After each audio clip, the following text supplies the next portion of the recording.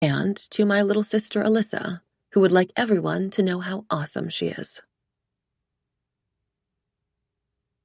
1. My parents only ever invite me out to eat for one of 3 reasons. 1, someone's dead, which, given the 90-something members in our family WeChat group alone, happens more often than you'd think. 2, it's someone's birthday. Or 3, they have a life-changing announcement to make.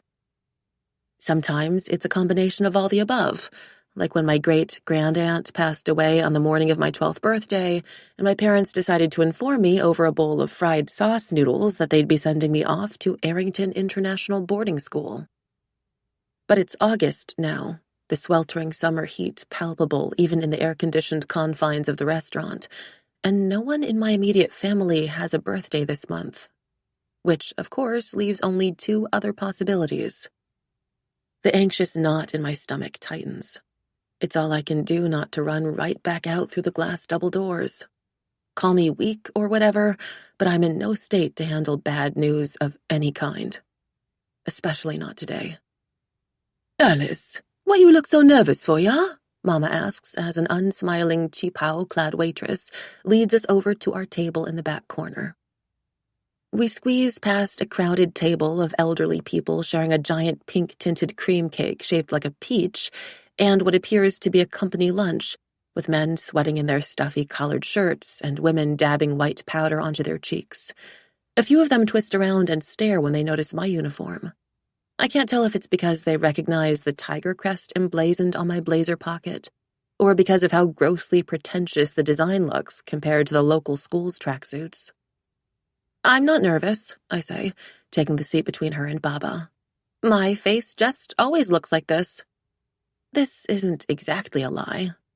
My aunt once joked that if I were ever found at a crime scene, I'd be the first one arrested based solely on my expression and body language. "Never seen anyone as jumpy as you," she'd said. "Must have been a mouse in your past life." I resented the comparison then, but I can't help feeling like a mouse now, one that's about to walk straight into a trap. Mama moves to pass me the laminated menu.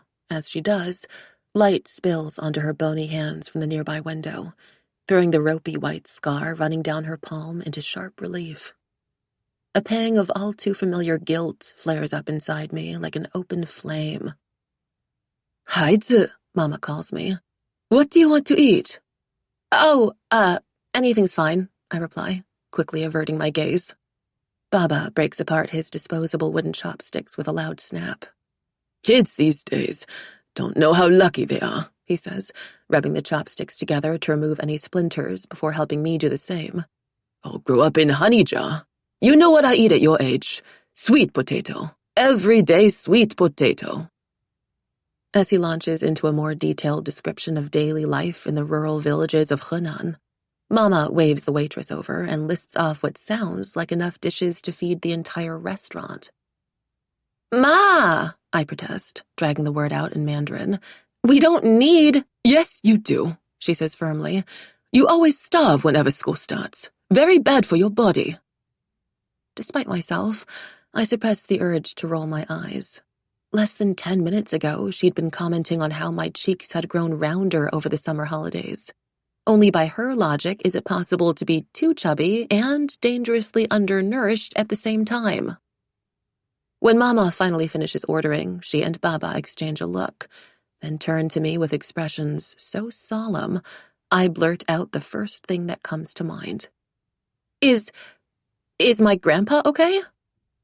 Mama's thin brows furrow, accentuating the stern features of her face. "Of course. Why you ask?" "Nothing.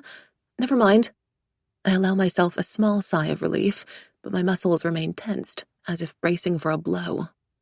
"Look, whatever the bad news is, can we get it over with quickly?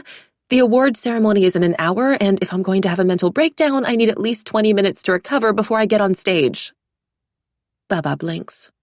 "Award ceremony? What ceremony?"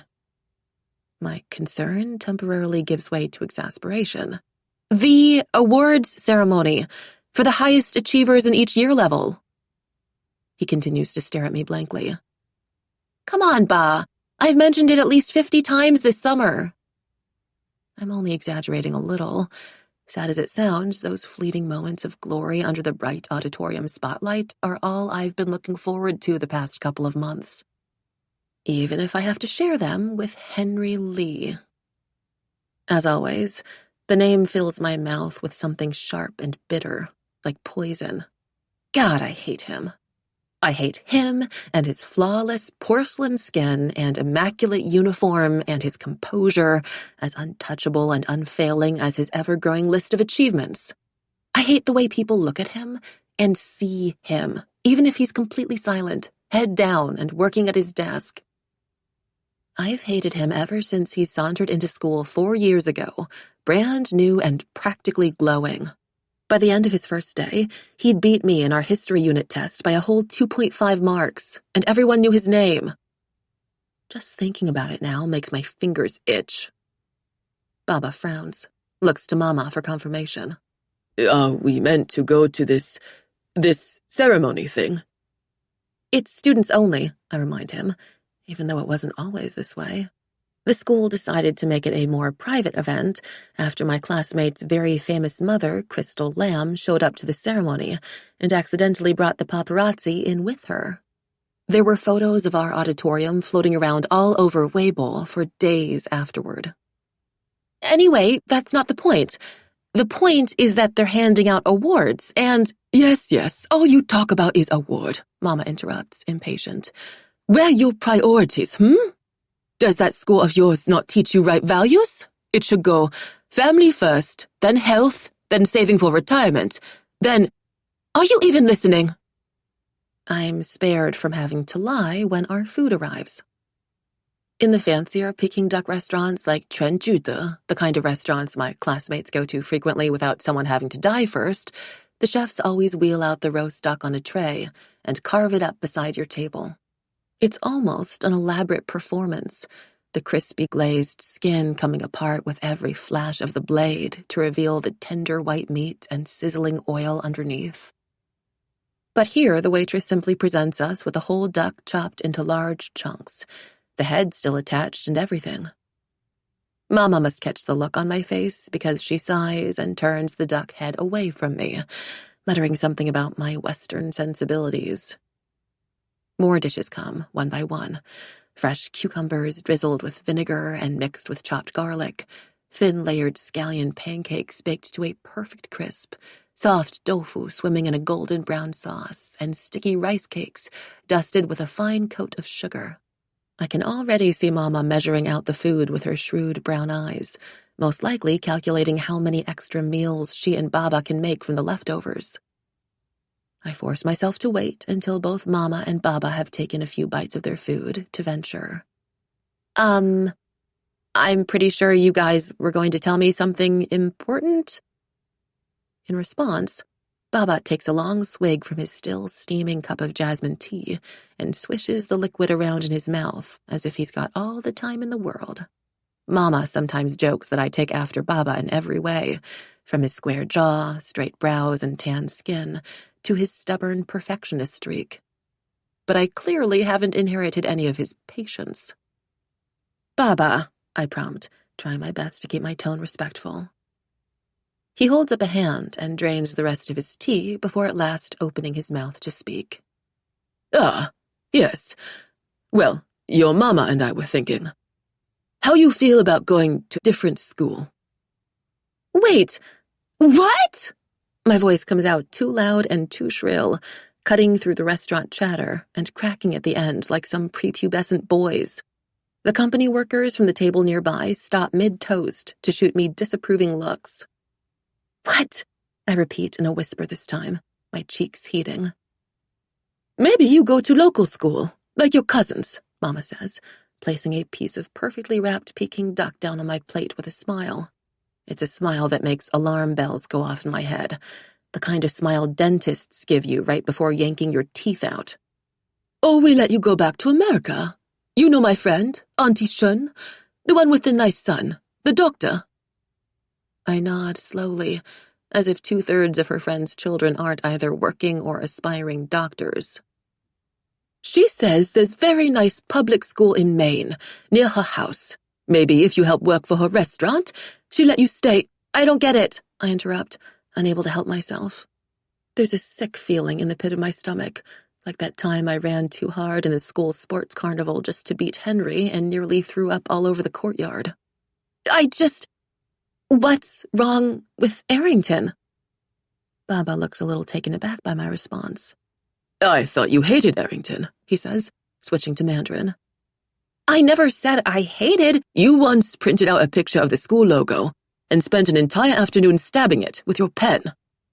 So I wasn't the biggest fan? In the beginning, I say, setting my chopsticks down on the plastic tablecloth. My fingers tremble slightly. But that was 5 years ago. People know who I am now. I have a reputation, a good one. And the teachers like me, really like me. And most of my classmates think I'm smart and they actually care what I have to say. But with every word that tumbles out of my mouth, my parents' expressions grow grimmer, and the sick feeling sharpens into ice-cold dread. Still, I plow on, desperate. And I have my scholarship, remember? The only one in the entire school. Wouldn't it be a waste if I just left? You have half scholarship, Mama corrects. Well, that's the most they're willing to offer. Then it hits me. It's so obvious I'm stunned by my own ignorance. Why else would my parents all of a sudden suggest taking me out of the school they spent years working tirelessly to get me into?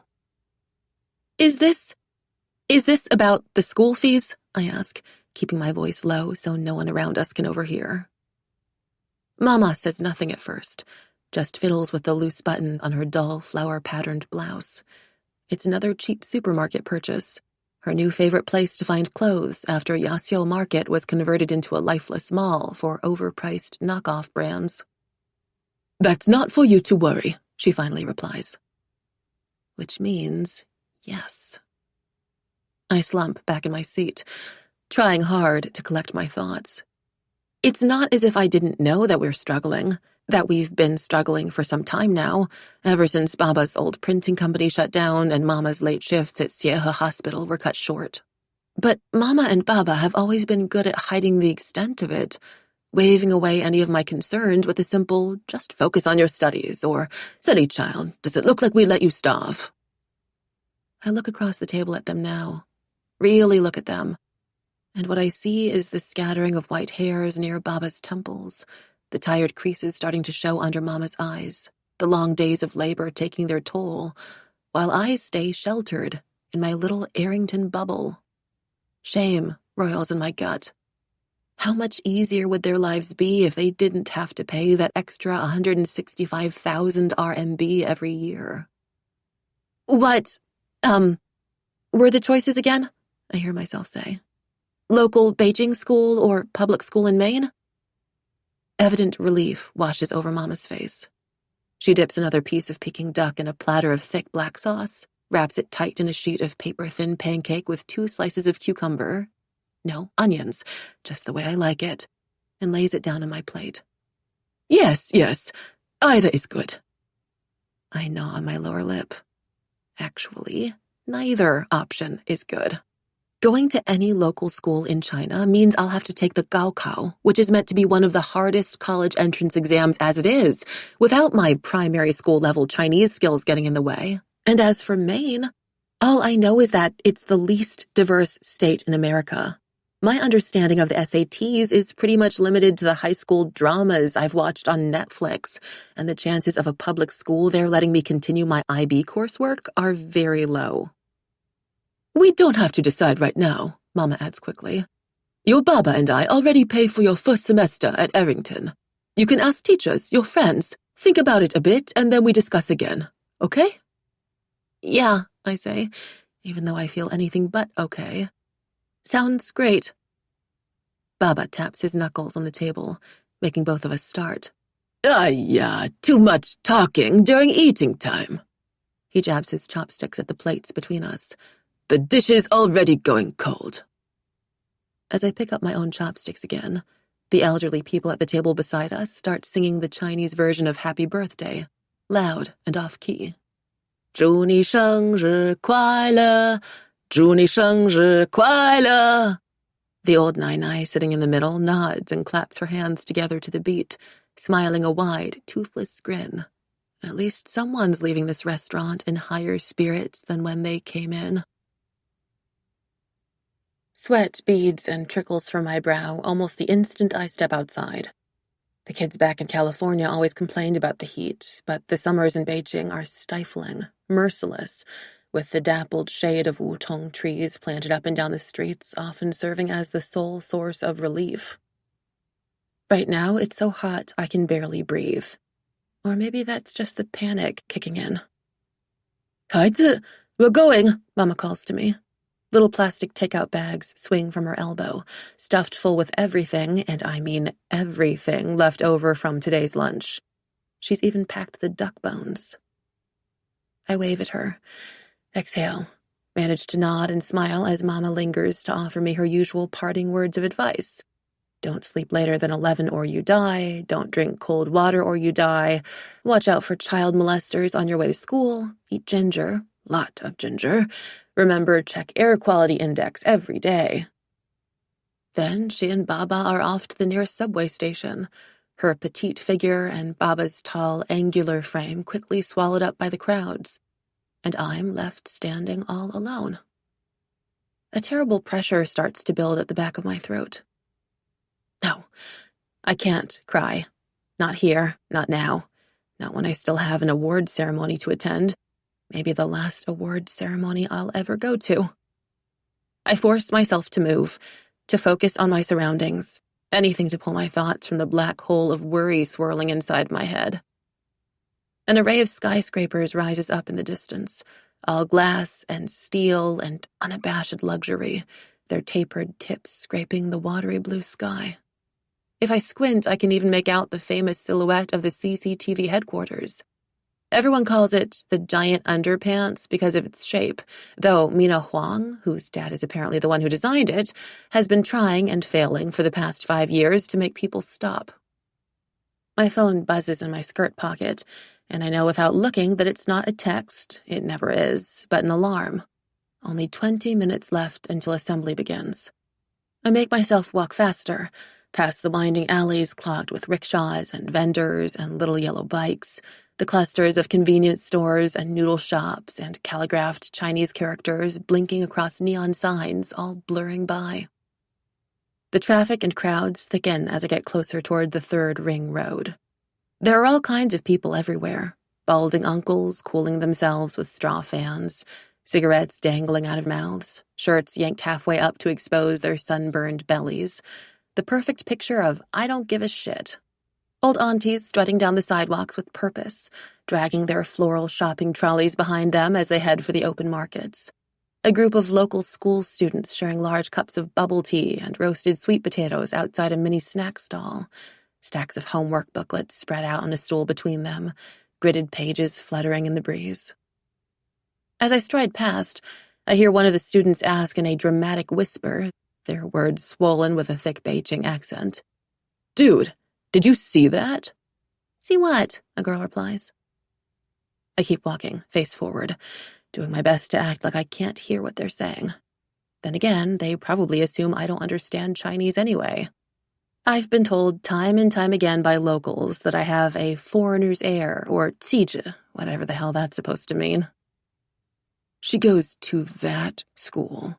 That's where that Hong Kong singer, what's her name again? Crystal Lamb sends her daughter, and the CEO of SYS as well. Wait, let me just Baidu it to check. 我靠, the girl swears a few seconds later. I can practically feel her gaping at the back of my head. My face burns. 330,000 RMB for just 1 year? What are they teaching? How to seduce royalty? Then she pauses. But isn't it an international school? I thought those were only for white people. What do you know? The first student scoffs. Most international students just have foreign passports. It's easy if you're rich enough to be born overseas. This isn't true at all. I was born right here in Beijing and didn't move to California with my parents until I was 7. And as for being rich, no. Whatever. It's not like I'm going to turn back and correct him. Besides, I've had to recount my entire life story to strangers enough times to know that sometimes it's easier to just let them assume what they want. Without waiting for the traffic lights to turn, no one here really follows them anyway, I cross the road, glad to put some distance between me and the rest of their conversation. Then I make a quick to-do list in my head. It's what works best whenever I'm overwhelmed or frustrated. Short-term goals, small hurdles, things within my control, like 1. Make it through entire awards ceremony without pushing Henry Lee off the stage. 2. Turn in Chinese essay early. Last chance to get in Wei Lao Shi's good graces. 3. Read history course syllabus before lunch. 4. Research main and closest public schools in Beijing and figure out which place offers highest probability of future success, if any, without breaking down and or hitting something. See? All completely doable. Are you sure you're a student here? The security guard furrows his bushy eyebrows and stares me down from the other side of the wrought iron school gates. I swallow my exasperation. We go through this every single time. Never mind that I'm wearing the school uniform or that I checked in only earlier this morning to move my stuff back into my dorm. Maybe it wouldn't bother me so much if I hadn't personally witnessed the guard waving Henry Lee inside with a broad grin. No questions asked. People like Henry probably don't even need to carry an ID around. His face and name alone are verification enough. Yes, I'm sure, I say, wiping at the sweat coating my forehead with my blazer sleeve. If you could please let me in, Shu. Name, he interrupts, now taking out some kind of expensive-looking tablet to record my details. Ever since our school decided to go completely paper-free a few years back, there's been no end to the amount of unnecessary technology they've brought in. Even the menus at our cafeteria are all digital now. Chinese name is Sun Yan. English name is Alice Sun. Year level? Year 12. Student ID? He must catch the look on my face, because his frown deepens. 小朋友, if you don't have your student ID... No, it's not that. Okay, look, I'm getting it, I grumble, fishing my card out and holding it up for him to see. We took our student ID photos during exam season last year, and as a result, I look like something that just crawled out of a gutter in mine. My usually sleek black ponytail is an oily mess from a week of skipping hair washing to revise. My face is covered with stress blemishes, and there are giant dark circles sagging under my eyes. I swear I see the security guard raise his eyebrows slightly at my photo, but at least the gates heave open a few moments later, creaking to a stop beside the 2 guardian stone lions facing the streets. Scooping up the last of my dignity, I thank him and hurry inside. Whoever designed the Arrington School campus clearly intended to create an artistic blend of Eastern and Western, old and modern architectural elements. It's why the main entrance is paved with flat, wide tiles like those in the Forbidden City, and farther down are artificial Chinese gardens with koi ponds and tiered pagodas with slanting vermilion roofs. But the actual school buildings are built with polished, floor-to-ceiling windows and glass bridges stretching over slices of green lawn. If I'm being honest, though, it looks more like someone started filming one of those ancient Chinese costume dramas here and forgot to clean up the set. It doesn't help that everything is so spread out. It takes me almost 10 minutes to run across the courtyard, around the science building, and into the auditorium, and by then, the vast, brightly lit space is already packed with students. Excited voices bounce off the walls like waves off a shore. The volume is even louder than usual as people launch into monologues on everything they did over the summer. I don't even need to listen to know the details. It was all over Instagram, from Rainy Lamb's bikini pics at some villa the Kardashians once stayed in, to Chanel Cao's many filtered selfies on her parents' new yacht. As the noise reaches a crescendo, I scan the auditorium for a place to sit, or, to be more accurate, people I can sit beside. I'm friendly enough with everybody, but the social divisions are still there, shaped by everything from your first language, English and Mandarin are most common, followed by Korean, Japanese, and Canto, to how many times you've achieved something impressive enough to be featured in the school's monthly newsletter. I guess it's the closest thing to a meritocracy you could expect to get in a place like this, except Henry Lee's been featured 15 times in his 4 years here. Not that I'm counting or anything. Alice! I glance up to see my roommate, Chanel, waving at me from the middle row. She's pretty in that Taobao model kind of way. Pointed chin, pale glass skin, air bangs kept deliberately messy, a waist the size of my thigh, and double eyelids that definitely weren't there 2 summers ago. Her mom, Coco Tao, actually is a model. She did a shoot with Vogue China just last year, and you could spot her face on pretty much every magazine stand in the city. And her dad owns a chain of upscale nightclubs all over Beijing and Shanghai. But that's more or less the extent of everything I know about her. When we first moved into our dorms at the start of year 7, part of me had hoped we'd grow to become best friends. And for a while, it seemed like we would. We went to the cafeteria together for breakfast every morning and waited for each other at our lockers after class. But then she started asking me to go out shopping with her and her rich Dai friends at places like Sanlitun and Guomao, where the designer bags sold probably cost more than my parents' entire flat. After I turned her down the 3rd time with some vague, stammered excuse, she simply stopped asking. Even so, it's not like we're on bad terms or anything, and there's an empty seat right beside her. I motioned toward it, hoping I don't look as awkward as I feel. Can I sit here? She blinks at me, clearly a little taken aback.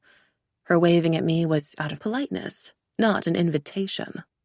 But then, to my relief, she smiles, her perfect porcelain veneer teeth almost glowing as the auditorium lights begin to dim. Yeah, sure.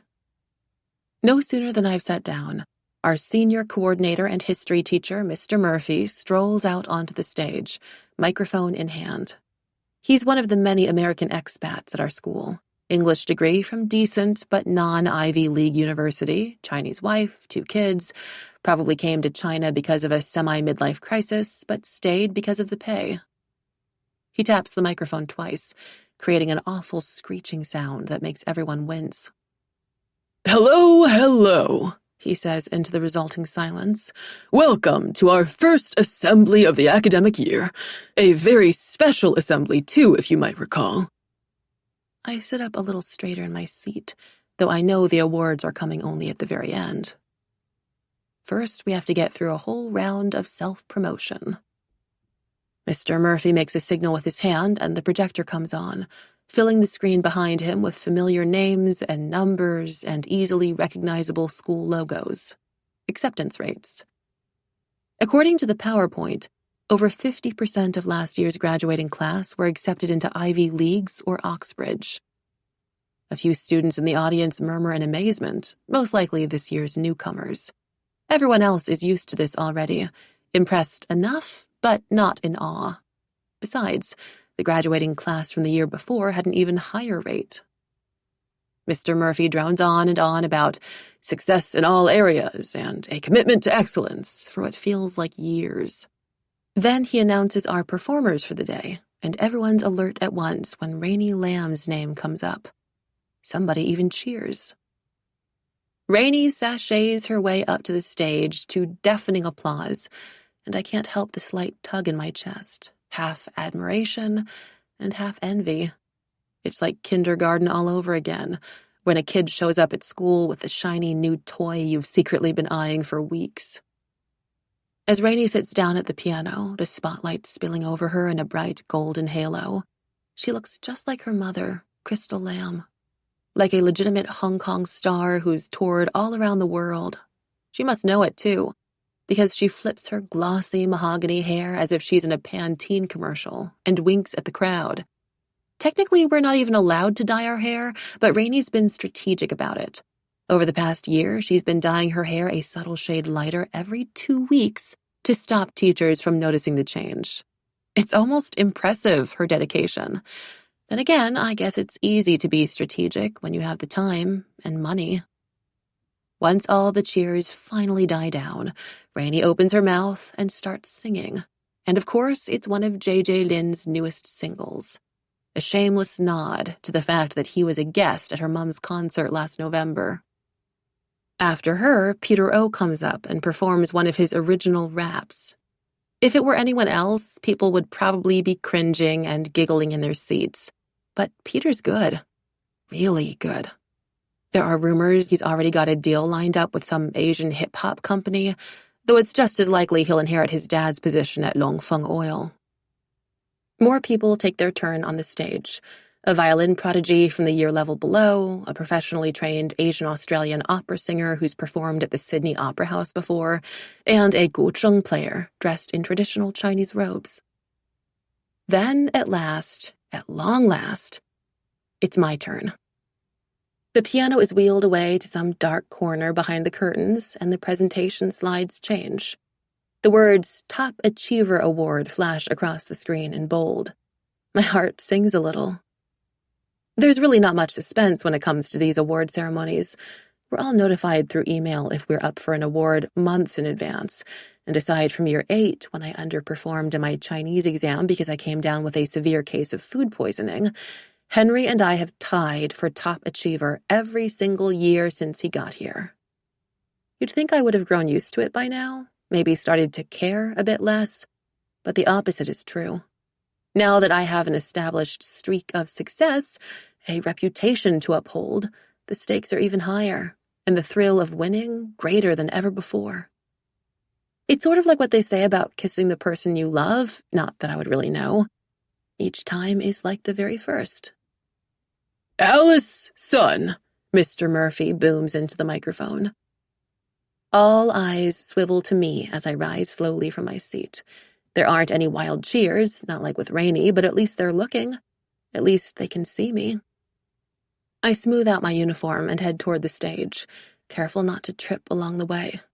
Then Mr. Murphy is in front of me, shaking my hand, guiding me into the spotlight, and people start clapping. See, I could shrivel up and die on the spot if I ever thought people were judging me or talking shit behind my back. But this kind of positive attention, with my full name on display as applause pounds through the room like a drum beat, I wouldn't mind bathing in this moment forever. But the moment barely lasts a few seconds, because then Mr. Murphy calls out Henry Lee's name, and just like that, everyone's attention shifts, refocuses. The applause grows noticeably, painfully, louder.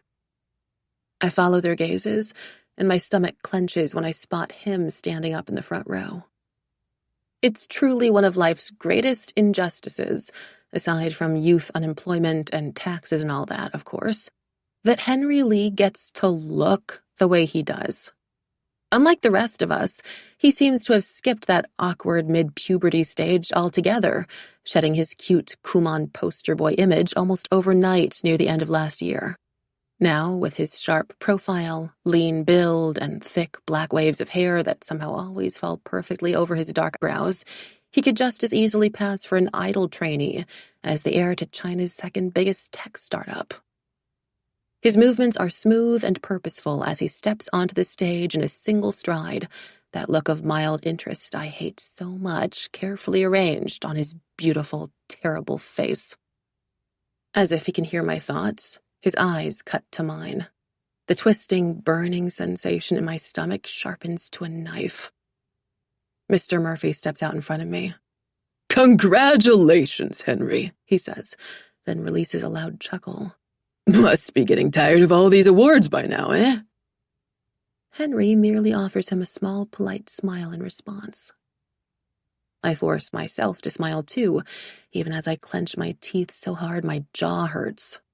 Even as Henry takes his place beside me, leaving only 2 terrible, maddening inches of space between us.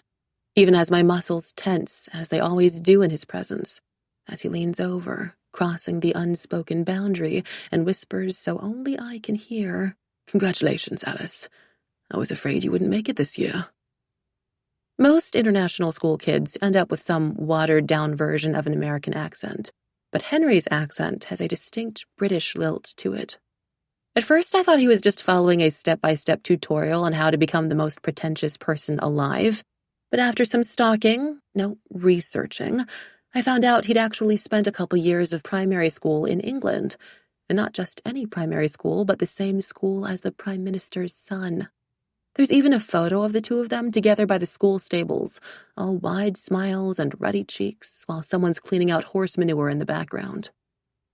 Henry's accent is so distracting, it takes me a full minute to register his insult. I know he's talking about our most recent chemistry finals. He'd gotten full marks, as usual, and I'd lost a mark just because I rushed through a particularly difficult redox equation. If not for the 2 extra credit questions I aced at the end, my whole rank would have slipped. For a moment, I can't decide which I hate more, redox equations or him. Then I see the smug smile now playing at the corners of his lips, and remember, with a new spike of resentment, the first time we stood on the stage together like this. I'd tried my best to be civil, had even complimented him on doing better than me in that history test, but he'd simply worn the exact same smug, infuriating expression on his face, shrugged a little, and said, "It was an easy test." I clenched my teeth harder. It's all I can do to remind myself of the goal I made earlier. Refrain from pushing Henry off the stage, even if it'd be very, very satisfying.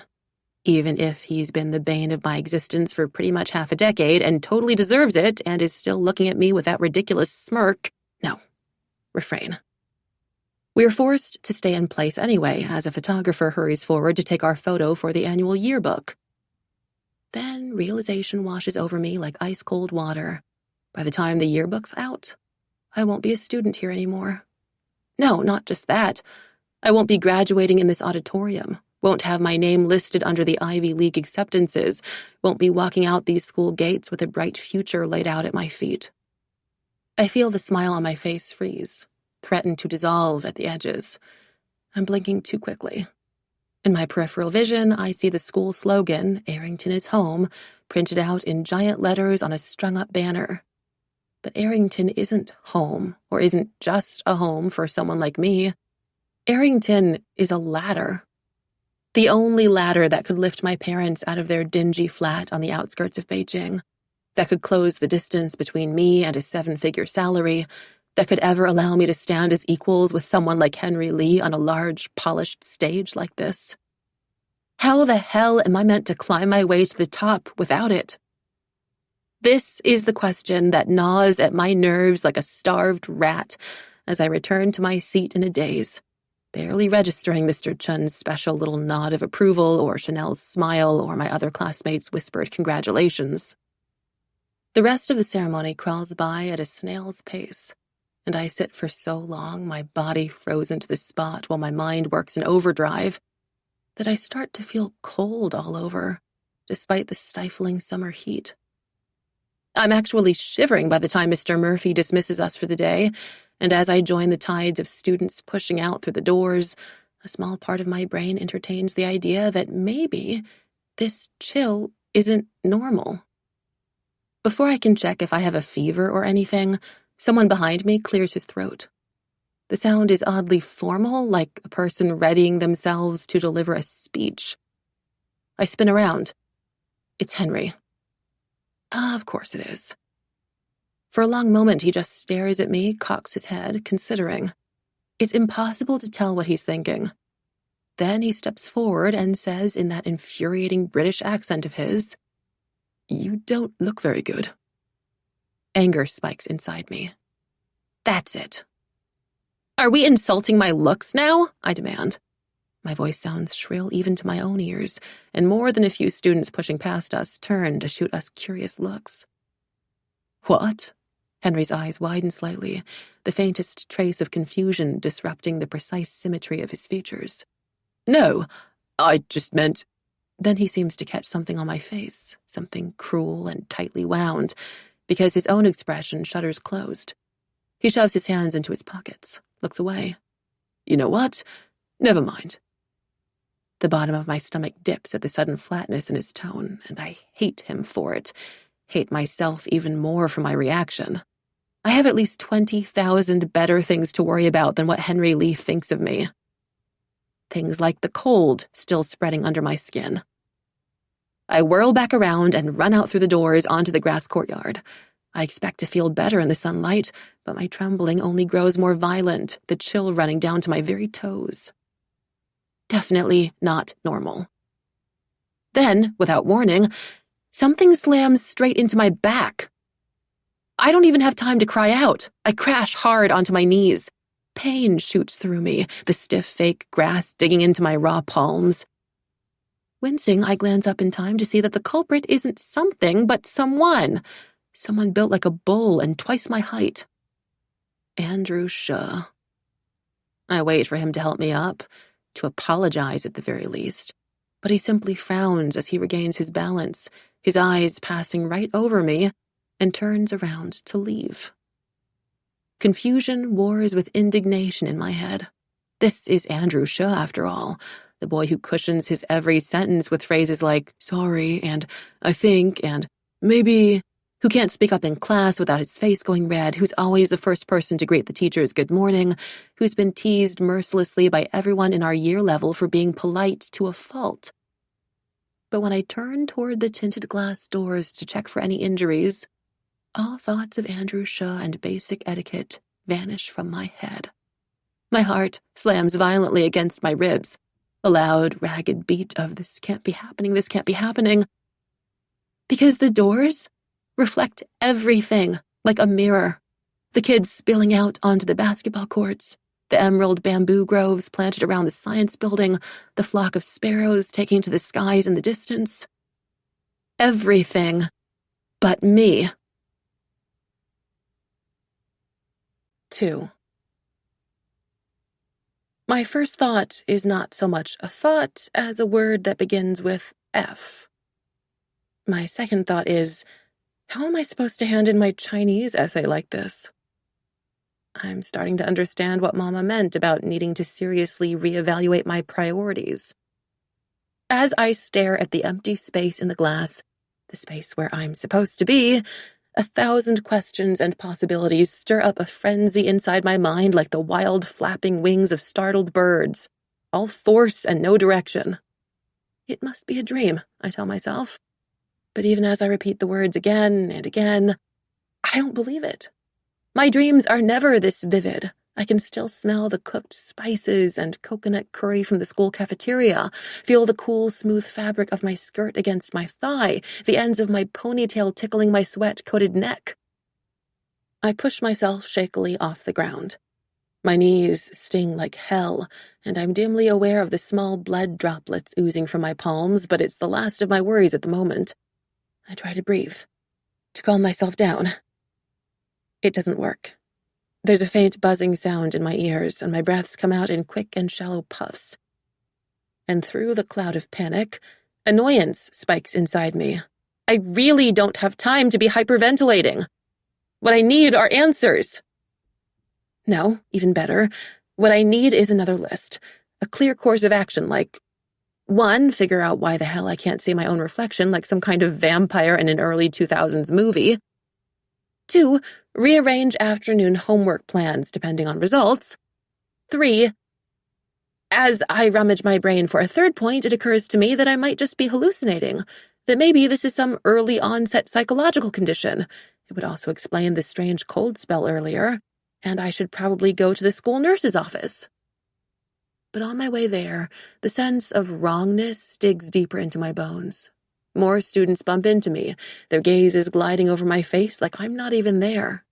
After the 5th kid steps on my foot and reacts only by sending the ground a quizzical look, a bizarre, terrible thought enters my head. Just to test it, I run up to the closest student in my line of view and wave a hand in front of his face. Nothing. Not even a blink. My heart pounds so hard I think it might fly out of my rib cage. I wave my hand again, hoping against hope that I'm somehow wrong about all of this, but he just stares straight ahead. Which means either the whole school has banded together and manipulated every surface on campus to play the most elaborate prank of all time, or I'm invisible. This is a slightly bigger inconvenience than I'd imagined. I twist out of the student's path before he can knock me over and move to stand in the shelter of a nearby oak tree, my mind reeling.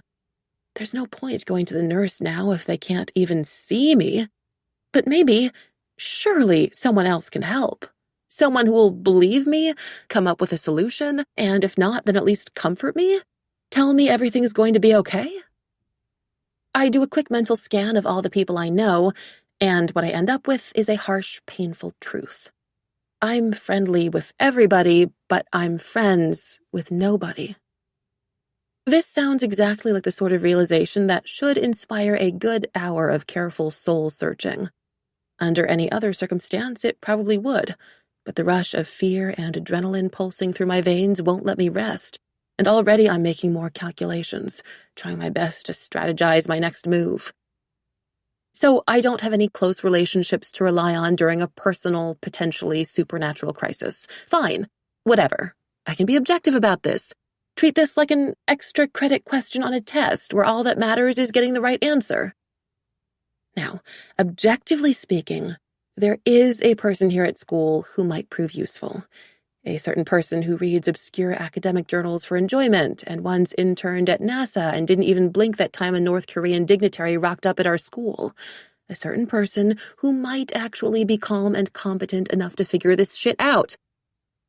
And if he doesn't have any idea what's happening to me, well, at least I'll have the satisfaction of knowing there's a puzzle Henry Lee can't solve.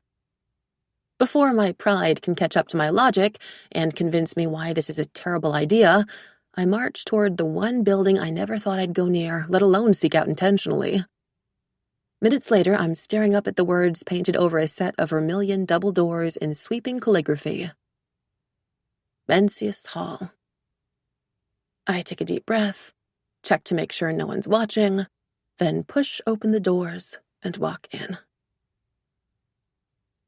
All 4 of the dorm buildings on campus are named after ancient Chinese philosophers: Confucius, Mencius, Lao Tzu, and Mo Tzu. It sounds pretty classy and everything until you stop and think about the number of horny teens who've hooked up in Confucius Hall. Mencius is by far the fanciest building of them all. The corridors are wide and spotless, as if swept clean by the school ayis at hourly intervals, and the walls are a rich shade of ocean blue, decorated with framed ink paintings of birds and sprawling mountains. If it weren't for the names printed over every door, the place could probably pass for a 5-star hotel. It doesn't take long to find Henry's room. His parents were the ones who donated this building, after all, so the school decided it was more than fair to assign him the only single room at the end of the hall. To my surprise, his door has been left half open. I'd always pegged him as the type to be super private about his personal space. I take a tentative step forward and pause in the doorway, overcome by a sudden, inexplicable urge to smooth out my hair. Then I remember why I'm here in the first place, and a bubble of hysterical laughter rises up inside me. Before I can lose my nerve or comprehend the true absurdity of what I'm about to do, I slip inside and freeze. I'm not sure what exactly I expected to see.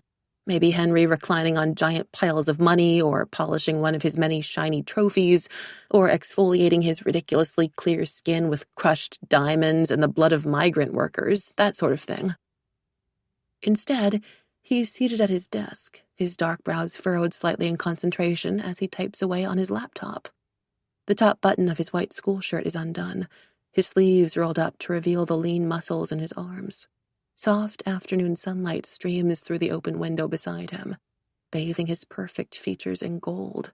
And, as if the whole scene isn't dramatic enough, a light breeze drifts in and runs its fingers through his hair like this is some goddamn K-pop music video. As I watch on with a mixture of fascination and disgust, Henry reaches for the jar of White Rabbit milk candy next to his laptop, peels off the white and blue wrapper with his slender fingers, pops it in his mouth, his eyes fluttering closed for an instant. Then, a small voice in the back of my head reminds me that I did not come all the way here to watch Henry Lee chew a piece of candy. Unsure how else to proceed, I clear my throat and say, "Henry?" He doesn't respond, doesn't even look up. Panic floods through my veins, and I'm starting to wonder if maybe people can't hear me either, as if being invisible wasn't already hard enough. when I notice he's got his AirPods in. I sneak a peek at his Spotify playlist, half certain it'll be all just white noise or classic orchestral music, only to find Taylor Swift's latest album playing instead.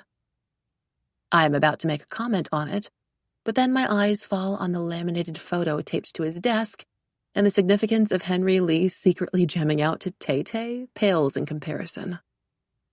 It's a photo of us. I remember it floating around in a couple of school advertisements.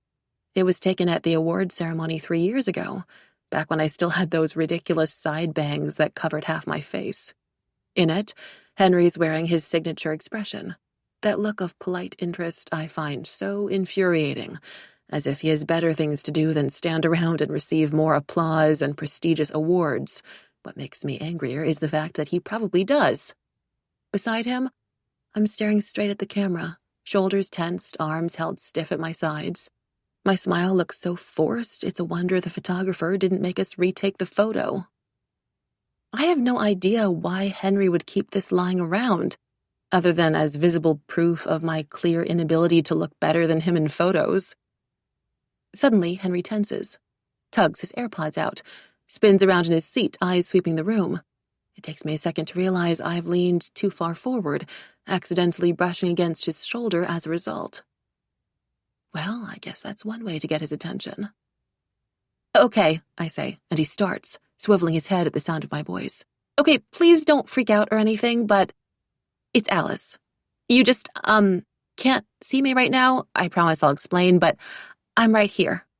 I pinch the fabric of his left sleeve between 2 fingers and pull it once, lightly, just to show what I mean. He goes completely, utterly still. Alice, he repeats, and I hate how much posher my name sounds on his tongue. How elegant. Is this a joke of some sort? In response, I tug at his sleeve harder and watch the series of emotions flicker over his face like shadows. Shock, uncertainty, fear, skepticism, even a hint of annoyance. A muscle spasms in his jaw. Then, unbelievably, his usual mask of calm falls back into place. How strange, he says after a long silence. I roll my eyes at this severe understatement, then remember that of course he can't see me. Great, now I can't even spite him properly. It's more than strange, I say aloud. This should be impossible. Henry takes a deep breath, shakes his head. His eyes search for me again, only to end up falling on some random spot above my collarbone. But I saw you less than half an hour ago. Heat spikes through me at the memory of our last exchange. I will it away. Well, a lot can change in half an hour. Right, he says, drawing the word out. Then he shakes his head again. So, how exactly did, he makes a motion in my general direction, happen? To be honest, I thought he'd give me a much harder time about this, at least demand to know why I came here out of all places.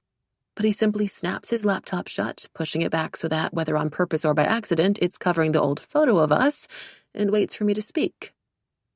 So I do.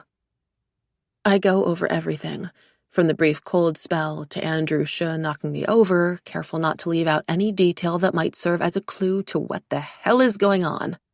Well, everything except for my little meeting with my parents before the assembly. No one at school really knows about my family's situation, and I intend to keep it that way. When I'm done, Henry suddenly leans forward, his hands clasped over his lap, dark eyes thoughtful. You know what? What? I say, trying not to sound too hopeful. I'm expecting something profound, scientific, maybe a reference to some recent social phenomenon I haven't read about yet, but what comes out of his mouth instead is... This is an awful lot like The Lord of the Rings. What? The part with the invisibility. Yeah, no, I got that, I splutter. But how? Why? Okay, wait a second. Since when were you into high fantasy? He straightens in his seat. In a few years, he begins, which sounds like a very long-winded way of answering a straightforward question. I'll be the CEO of the biggest tech startup in all of China. Second biggest, I correct automatically. Don't lie. The Wall Street Journal said so just a week ago. He shoots me an odd look, and it occurs to me a second too late that I definitely should not know this much about his father's company. As of now, yes, he says after a short pause. Then the corner of his mouth lifts up in an expression so smug I have to resist the urge to punch him.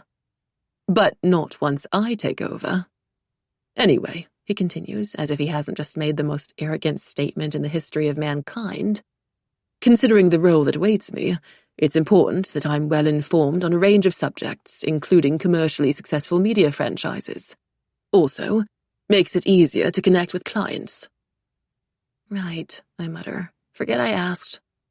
But back to your new power. It's not a power, I cut him off. It's an affliction, a difficulty, a very major inconvenience. Everything's a form of power, he says simply. Yeah, well, power implies some level of control, I protest, even though a small part of my brain, the part not clouded by panic and my 4-year grudge against him, agrees with the statement. In theory. And I can't control anything about my current situation. Really? He rests his cheek on one hand, cocks his head to the side, just as another lazy breeze flutters in and ruffles his hair. Have you tried? Of course Have you tried harder? There's something so patronizing about the question or the way he says it that the last thread of composure inside me, already pulled taut in his presence, snaps. I grab the back of his chair and pull him closer toward me in one abrupt movement, an all too familiar rage bubbling under my skin. To my immense satisfaction, his eyes widen slightly. Henry Lee, if you're suggesting this is about a lack of willpower, I swear to God, I was only asking. As if you could handle this shit any better. That's not what I'm saying. Just calm down. Do not tell me to calm. 2 sharp raps on the half-open door make the rest of my sentence freeze in my throat. Henry goes even quieter, his entire body motionless beside me, as if carved out of ice. Someone snorts on the other side of the door, and a second later, a lightly accented male voice drifts in through the gap. Dude, you got a girl in there or something? It takes me a moment to identify it as Jake Newens, star athlete, Harvard-bound, and, if the rumors are true, the cousin of a famous male porn star. I remember seeing his name a few doors down on my way here.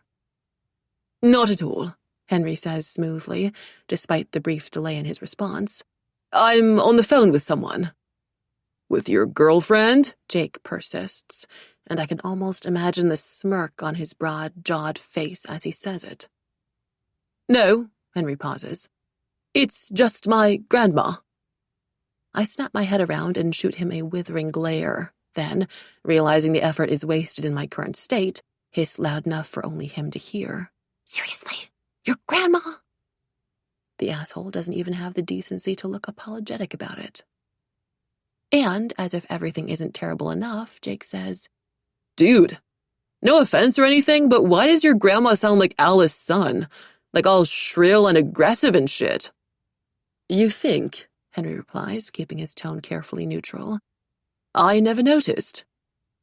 Jake laughs his usual hyena laugh, taps the door once more, then says, All right, my man, I'll leave you to it then. Oh, and if you ever do get a girl or two in your room, I assure you, the probability is quite low, Henry interrupts. But Jake doesn't even falter. Just feel free to invite me in, yeah?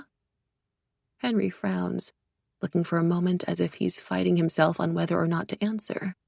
Then, with a sigh, he says, What about your girlfriend? What? Jake sounds genuinely confused. You know, Rainey Lamb. Oh, her, another loud laugh. Dude, where have you been? We broke up ages ago, like almost a whole last month ago. I'm super available now. Right, Henry mutters. Good to know. Please, just go, I beg Jake in my head. But the universe must really not be in a cooperative mood today because Jake continues. Wait a second. You're not asking because you're interested in Rainey, are you? I mean, I'd be totally cool with that. Hell, I'd even set you two up if you... No, Henry interrupts with surprising force. His gaze darts to some spot near my chin, as if he's looking for me. As if I'm suddenly an important part of this conversation. I have no interest whatsoever.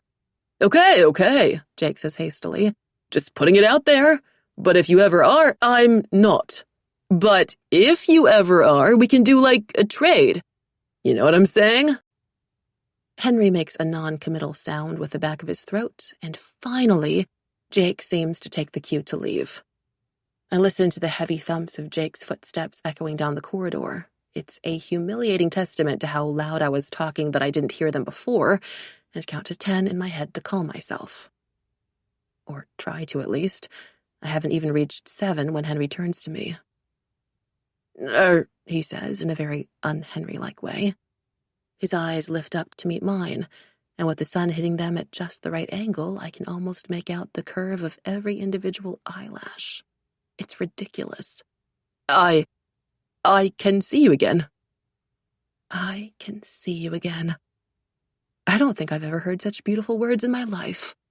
But my relief is quickly cut short by the realization that I'm standing far too close to him. I scramble backward, nearly banging my leg on the corner of his bed. He makes a movement as if to help me, then seems to think better of it. You all right? I straighten, fold my arms tight across my chest, trying to shake the feeling that I've just woken up from some disorientating dream. Yeah, perfect. There's an awkward silence. Now that the immediate issue of my invisibility is resolved, neither of us knows what to do next. After a few more seconds, Henry rakes a hand through his hair and says, Well, that was interesting. I focus on the pale expanse of sky stretching beyond his window, on anything but him, and nod. Mm-hmm. I'm sure it was a one-time event, he continues, now adopting that voice he always uses when answering a question in class, his accent coming in thicker and every word enunciated to make him sound smarter, more convincing. I doubt he's even aware it's something he does. An oddity. The equivalent of a freak storm, only made possible under a very specific set of circumstances, I'm sure, he says, with all the confidence of someone who's rarely ever contradicted, who has a place in this world and knows it. Everything will go back to normal after this. For what might be the first time in his life, Henry Lee is wrong, and I can't even gloat about it. Because despite all my prayers, everything most definitely does not go back to normal. I'm in Chinese class when it happens again, just 2 days after the award ceremony. Wei Laoshi is drinking from his giant thermos of hot tea at the front of the room, while everyone around me is groaning about the in-class essay we've just been assigned. 500 words on an animal of choice. From what I've heard, the advanced first language class, mostly for the mainland kids who attended local schools before coming here, have to dissect the Chinese equivalent of Shakespeare and write short stories on weirdly specific topics like a memorable pair of shoes. But my class is full of westernized Malaysians, Singaporeans, ABCs, and people like me, who can speak and understand Mandarin just fine, but don't know many idioms besides ren shan ren hai, people mountain, people sea. So what we get instead are essays about animals. Sometimes seasons, too, if the teacher is feeling particularly sentimental. I stared down at my gridded notebook, then up at the classroom walls, hoping they might offer some form of inspiration. There are the couplets we wrote up for Chinese New Year, the characters peace and fortune wobbling over the crimson banners, the intricate paper cuttings and fans pasted over the round windows, and a series of Polaroids from last year's Experiencing China trip, featuring what seems like way too many shots of Rainy and not nearly enough of the actual terracotta warriors, nor of any animals. Frustration bubbles up inside me. It's not as if the task itself is hard. I'm willing to bet most people will just pick the panda or one of the 12 zodiacs. But that means I need to do something different. Something better. I rub my temples, trying to ignore the sound of Wei Laoshi's tea sipping and Henry's furious scribbling 3 seats away. This is to be expected.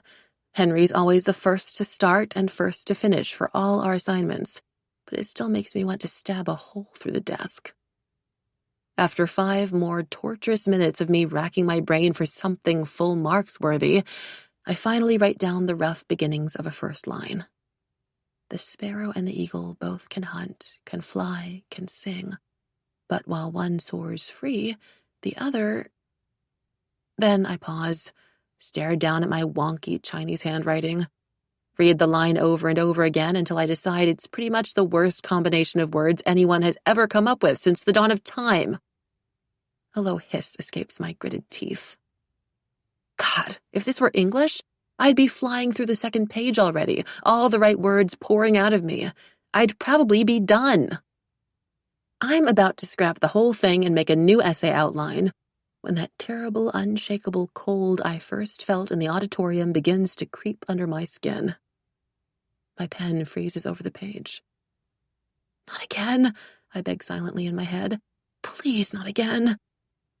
But the cold deepens, sharpens, pours into every pore of my body, as if my clothes have been soaked in freezing water, and through it all my brain registers the alarming fact that either I'm running a high fever, or I'm about to turn invisible before a class of 22 people. I stand up so abruptly that Weilausch jumps, almost spilling his tea.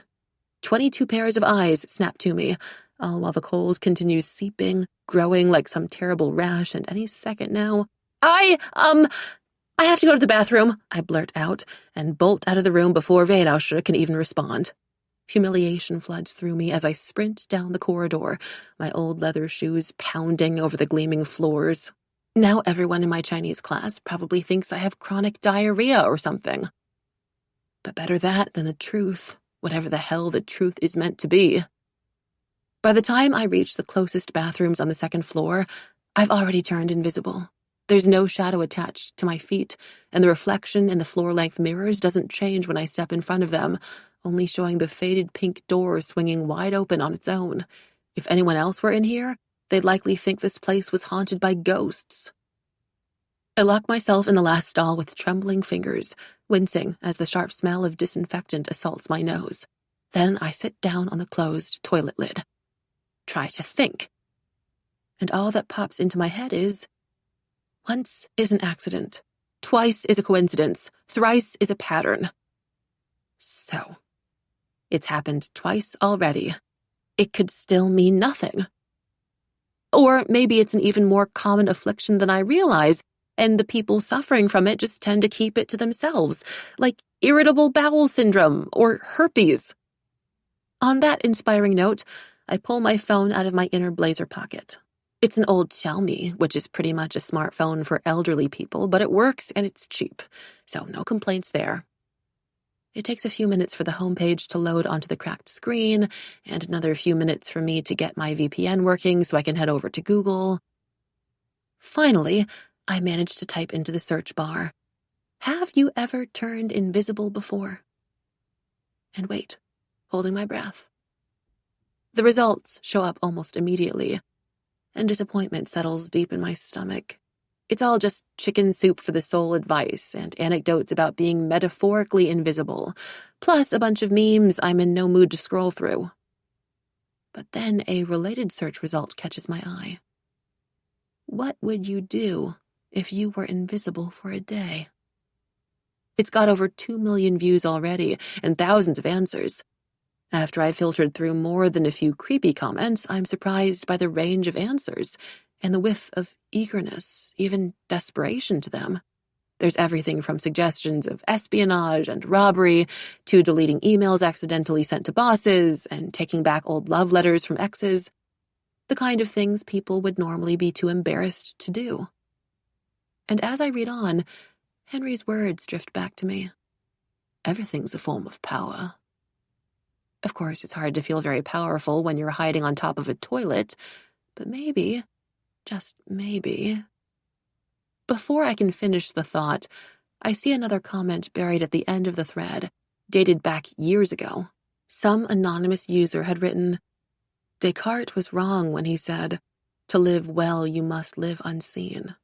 Trust me, actually being invisible isn't anywhere near as fun as y'all think." I stare down, unblinking at my cracked screen until my vision blurs, until the sentence begins to dance around in my head. Trust me, being invisible. Then I lean back against the toilet, my heart pounding. It should be a joke.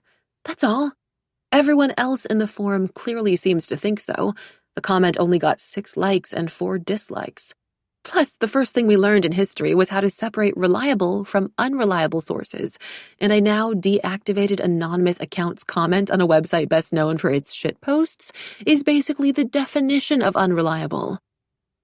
But if, hypothetically speaking, they meant every word, what would that mean for me?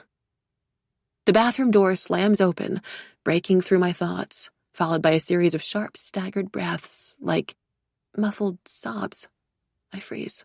There's a rustle of footsteps, the tap turning on, then a voice speaking over the steady rush of water, low and choked with tears. Just want to fucking kill him. This is just... It's so bad. It's so fucking bad, and once they get out... My mouth falls open. I almost don't recognize the voice at first. Rainey always sounds like she's gushing over some new sponsored hair product on Instagram, which, given her 500K followers, probably isn't too far from the truth. But there's still that distinct raspy quality to it, the very quality which made her mother rise to fame, so when she speaks again, I'm certain it's her. No, listen, I get that you're trying to comfort me, and I love you, but you don't understand. She draws a long, shaky breath. The taps squeak and the water pumps out louder. This is like a big fucking deal. If someone leaks it onto Weibo or some shit like that, it's going to be a witch hunt. It doesn't matter if it's technically illegal. They're all going to blame me anyway. You know they are. They always do, and... Oh, God, I'm such a fucking idiot. I don't even know what I was thinking, and now it's all over. Her voice cracks on the last word, and she's crying again, her sobs rising in pitch and intensity until they barely sound human anymore. More like some wounded animal's keening. Guilt stabs at my stomach. The last thing I want is to sit here and listen in on what are clearly some pretty serious private issues, but there's no way for me to step out now, not without giving Rainey a heart attack. I'm still trying to figure out what to do next, when I realize the bathroom has gone quiet again, save for the splash of water hitting the sink. Is someone there? Rainey calls out. My heart falters a beat. How could she know? Then I look down and see my own shadow spilling around my feet, black and firmly outlined against the light pink floor. My form must have returned some moments ago without me knowing. I grit my teeth. This whole invisibility thing seems about as predictable as Beijing's pollution. Here 1 second, gone the next. Hello? Rainey tries again. And it's clear I can't keep hiding in here any longer. Bracing myself, I unlock the toilet door and step out. The instant she sees me, Rainey's expression changes with unnerving speed, the crease between her long, defined brows smoothing out, the corners of her full lips lifting into an easy smile. If it weren't for the puffiness around her eyes and the faint red patches rising up to her cheeks, I might have thought I'd imagined her whole breakdown. Oh, hey, girl. Rainey and I haven't had a single proper conversation since she started school here in year 7, unless you count that time I helped her with her history homework, but from the way she's greeting me now, you'd think we were best friends. As I try to come up with an appropriate response, she slides her phone into her skirt pocket, then cranes her neck toward the stall I just came out from, frowns slightly. Were you in there long? I didn't see you when I came in. Yeah, no, I babble. I mean, yes, a relatively long while. She studies me for a beat. Then she grabs my wrist, her eyes wide with sympathy. Girl, do you have cramps or something? Before I can protest, she continues on. Because I just got the best scented heat pack to help with that. Like, I know they sponsored me, but I'd never recommend anything I haven't tried myself, you feel? Right, I, feel you? She smiles at me with such warmth, I almost return it. Okay, well, if you want, you can just go to the link in my bio. You follow me on Instagram, right? Right, I repeat. I don't add that she never followed me back. Now is not the time to be petty. Cool, she says, bouncing her head in beat with every word. There's also a little discount if you use my code, In the Rain. It's the same as my handle. Sorry, I interrupt, unable to help myself and my irrational need to care about people who very likely don't care much about me. But it's just earlier I couldn't help overhearing. Is everything okay? Rainey stills for a moment, her expression inscrutable. Then she tilts her lovely head back and laughs, long and loud and breathless. Oh my God, that? Girl, I was only practicing my lines for this role I'm auditioning for. My agent wants me to, branch out, give acting a shot. All the idols are doing it these days, and it's meant to be a secret, but... She leans in and drops her voice to a conspiratorial whisper. I hear Xiao Zhan is up for the male lead. She steps back, her grin widening. I mean, how great would that be? Oh, is all I can think to say, confusion and embarrassment swirling inside me. Could she be telling the truth? Yet her sobs earlier sounded so real, and what she said on the phone... Maybe Rainey sees the uncertainty flicker over my expression, because she gives my arm a squeeze and says with another laugh, Trust me, my life is not that dramatic. You're sweet for being concerned, though. I mean, now that I think of it, it's so weird we don't hang out more, I bet we'd have a great time. And suddenly I understand why everyone at our school loves Rainey Lamb so much. It's not just that she's gorgeous, since basically all the girls in my year level are pretty in one way or another. Mama always says there are no ugly women, only lazy women. But from what I've gathered, it's more like there are no ugly women, only broke women. It's how she makes you feel when you're around her, like you're someone who matters. Like you have a special bond with her, even if you've never exchanged more than a few sentences before. It's a rare talent, the kind you can't acquire through sheer determination and hard work. Jealousy wraps its cold claws around my throat and squeezes, hard. And I find myself wishing, not for the first time, that I wasn't always so acutely aware of the things I lack. Alice? Rainey peers at me. You okay? If Rainey is a convincing actress, then I'm a terrible one. My thoughts are probably written all over my face. Of course, I say, forcing myself to smile. The effort is close to painful. But anyway, yeah, that all sounds good, as long as it's great. I angle my body toward the door, more than ready to leave this strange conversation and the stench of disinfectant behind me. I should probably get back to class, though. Good luck with your auditions and everything. Thanks, girl. Rainey flashes me another one of her perfect Insta-model grins, then adds, almost as an afterthought. Oh, and don't tell anyone about the auditions, yeah?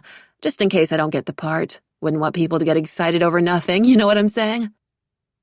Her voice is light and airy, but there's an odd tension simmering beneath her words, the slightest waver at the end of her sentence, like a news anchor trying to keep their cool while a volcano literally erupts behind them.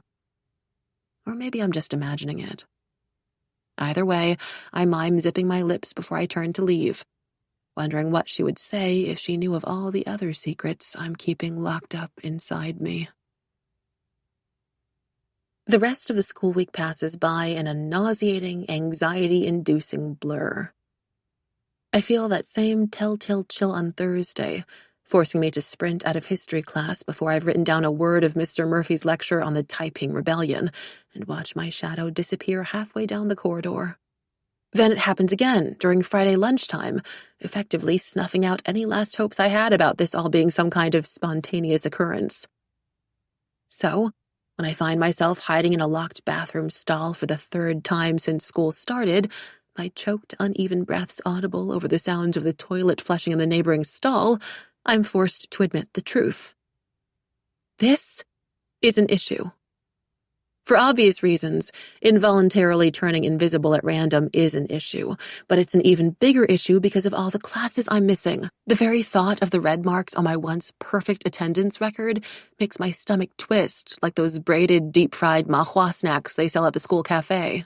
If this continues much longer, the teachers are surely going to start asking questions, maybe even start emailing the principal, and, oh God, what if they tell my parents? They'll probably think I've been worrying myself sick about the whole leaving Arrington situation. Then they'll be worried sick and want to have another talk about Maine and Chinese public schools and insufficient scholarships and my future. As a fresh tide of panic sweeps over me, my phone buzzes in my pocket. It's a WeChat message from my aunt. I click onto the app, expecting another one of those articles about treating excessive internal heat with herbs, but instead it's just one line of text, written in simplified Chinese. Is everything okay? I frown at the screen, my pulse quickening. It's not the first time my aunt has sent me a perfectly timed message out of the blue. Just last month, she wished me luck on a test I hadn't even told her about. I've always attributed it to one of those inexplicable sixth senses only adults develop, like how teachers somehow always manage to set important assignment deadlines on the exact same day without discussing it beforehand. But this time, it feels different somehow, like a sign. As an unwelcome chill snakes down my spine, I text back slowly, my fingers fumbling over the correct pinyin. Why wouldn't it be? She shoots back a message within seconds. I don't know, just had a bad feeling, and the thread on my handkerchief snapped earlier this morning, which is never a good omen in those palace dramas. You will tell me if something is wrong at school, won't you? My heart pounds faster, the bass-like beat rattling my skull. The rational part of me wants to dismiss her messages, to simply say everything's fine and tease her for taking her Chinese soap operas way too seriously. But instead, what I type is, can I visit you this weekend? 3. I'm greeted at my aunt's door by Buddha. Not the Buddha himself, though it certainly wouldn't be the strangest thing to happen to me this week, but a giant poster of him, half peeling at the corners and framed with gold. Around it, there are little yellowing stickers my aunt has clearly tried and failed to scrape off, some advertising cleaning services, and what may be a porn site, and others sporting nothing but a surname with a phone number printed underneath. Next to the Buddha's serene, smiling face, they look almost comically out of place. I shake my head. It should be the local Wu Ye's responsibility to get rid of all the spam, but in a small, run-down compound like this one, most tenants are left to fend for themselves. Yan Yan! Xiaoyi's voice drifts out to greet me before she does, and despite myself, I find my lips tugging upward at the familiar childhood nickname. It's hard for me to really feel at home anywhere with all the moving around I've done, but there's something about Xiaoyi and her little flat that always grounds me. Pulls me back to simpler times when everything felt safe and warm.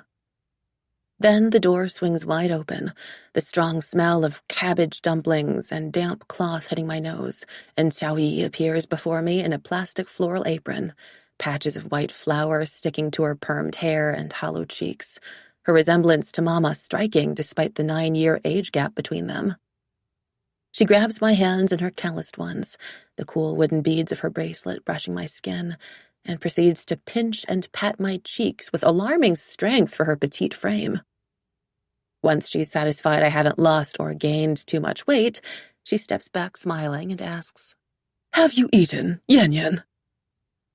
I say, even though I know she'll make me sit down and eat with her anyway, that she's probably spent half the day preparing my favorite food for me with fresh produce from the morning markets. Xiaoyi doesn't have any children, but she's always doted on me like I'm one of her own. Just as I predict, she starts ushering me into the cramped dining room, pausing only when she notices me bending down to untie my school shoes. No need to take your shoes off. Oh, it's fine, I say, as if we haven't had the same exact conversation every single time I visited. I don't want to dirty your floor. She speaks over me, flapping her hands in the air like wings. No, make yourself at home. Really, Xiaoyi, I tell her, louder. I insist. No, too inconvenient for you. It's not inconvenient. Just listen to me. No. 10 minutes later, I'm sliding into a pair of faded Mickey Mouse slippers while my aunt hurries into the kitchen. She yells something to me about tea, but her voice is drowned out by the roar of the range hood and the loud pop and sizzle of spices heated in oil. As I wait for her, I sit myself down on a wooden stool near the window, the only surface not littered with old jars and boxes Xiaoyi refuses to throw out. Maybe one of the reasons why Xiaoyi's flat is so comforting is that it always seems frozen in time. The fridge is still covered with photos of me as a baby, head unevenly shaved, Mama swears it's the secret to shiny, straight black hair, and dressed in baggy split pants that give no consideration to privacy. There are photos of me as a toddler, too, from those last days before we moved to America. Me making the V sign with 2 fingers from a crescent-shaped bridge in Beihai Park, willow trees swaying in the background, the Emerald River water flowing underneath. Me chewing happily on the end of a bingtang hulu at a Chinese New Year parade, the sugar-coated ha fruits glistening like jewels. But even the unsentimental objects in the room haven't moved an inch all these years. From the butter cookie tins filled with threads and needles and the pair of strange walnut-shaped balls meant to improve blood circulation, to the jar of paper origami stars and vials of green medicine oil perched on the windowsill. I'm distracted by the savory aroma of herbs and soy sauce wafting out of the kitchen. Seconds later, Xiaoyi emerges with 2 plates of steaming dumplings and a bottle of black vinegar balanced in her hands. "Yan Yan, quick! Eat before it gets cold. The dumplings will stick," she calls, disappearing back into the kitchen before I can even offer to help. Soon the small fold-out dining table has been weighed down by enough dishes to feed everyone in the building. Aside from the dumplings, Xiaoyi's also made fluffy white steamed buns with embedded red dates, sweet and sour pork ribs sprinkled with cut scallions, and a thick rice congee topped with delicate slices of century eggs. My mouth waters. The cafeteria food at Arrington is pretty impressive, with daily specials like xiaolongbao and fried dough sticks taken straight from the pan, but it's still nothing compared to this. I grab one of the buns and sink my teeth into it. The warm dates melt on my tongue like honey, and I lean back, a happy sigh escaping my lips. "Wow, Xiaoyi," I say, ripping out another chunk of the bun with my fingers. "You could start your own restaurant." She beams. This is the highest praise for anyone's cooking. Unless, of course, you're eating at a restaurant, in which case the highest praise is naturally to compare it to home-cooked meals.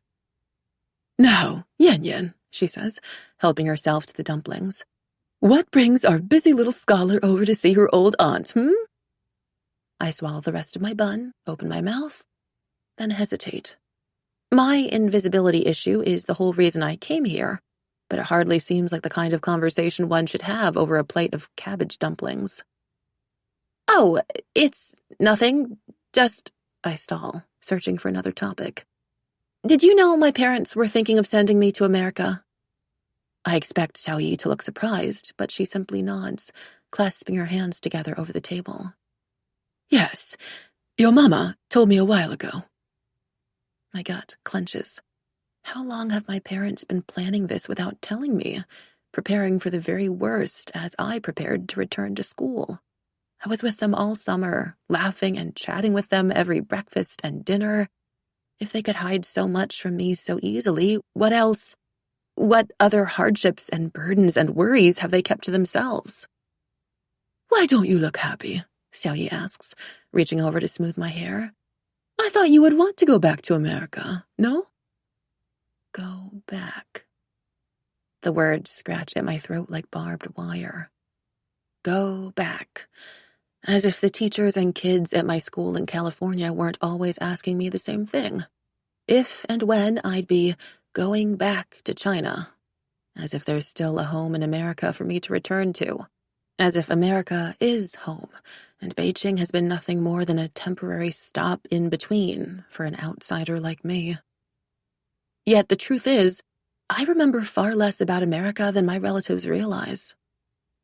The memories I do have come in bursts and flashes, like something from a dream sequence, the sun pressing down on my bare neck, a too blue sky stretching out overhead, cloud-kissed and endless, palm trees swaying on either side of a quiet suburban road, pale hills rising in the distance.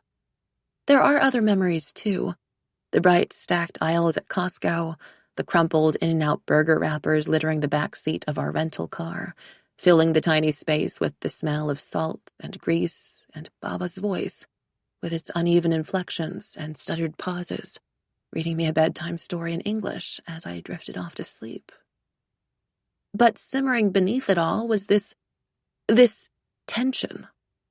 A tension that grew with every odd look and ill-concealed insult and racist joke tossed my way, so subtle I didn't even notice it building inside me day by day, the same way the teachers failed to notice Rainy Lamb's slowly changing hair color over the years.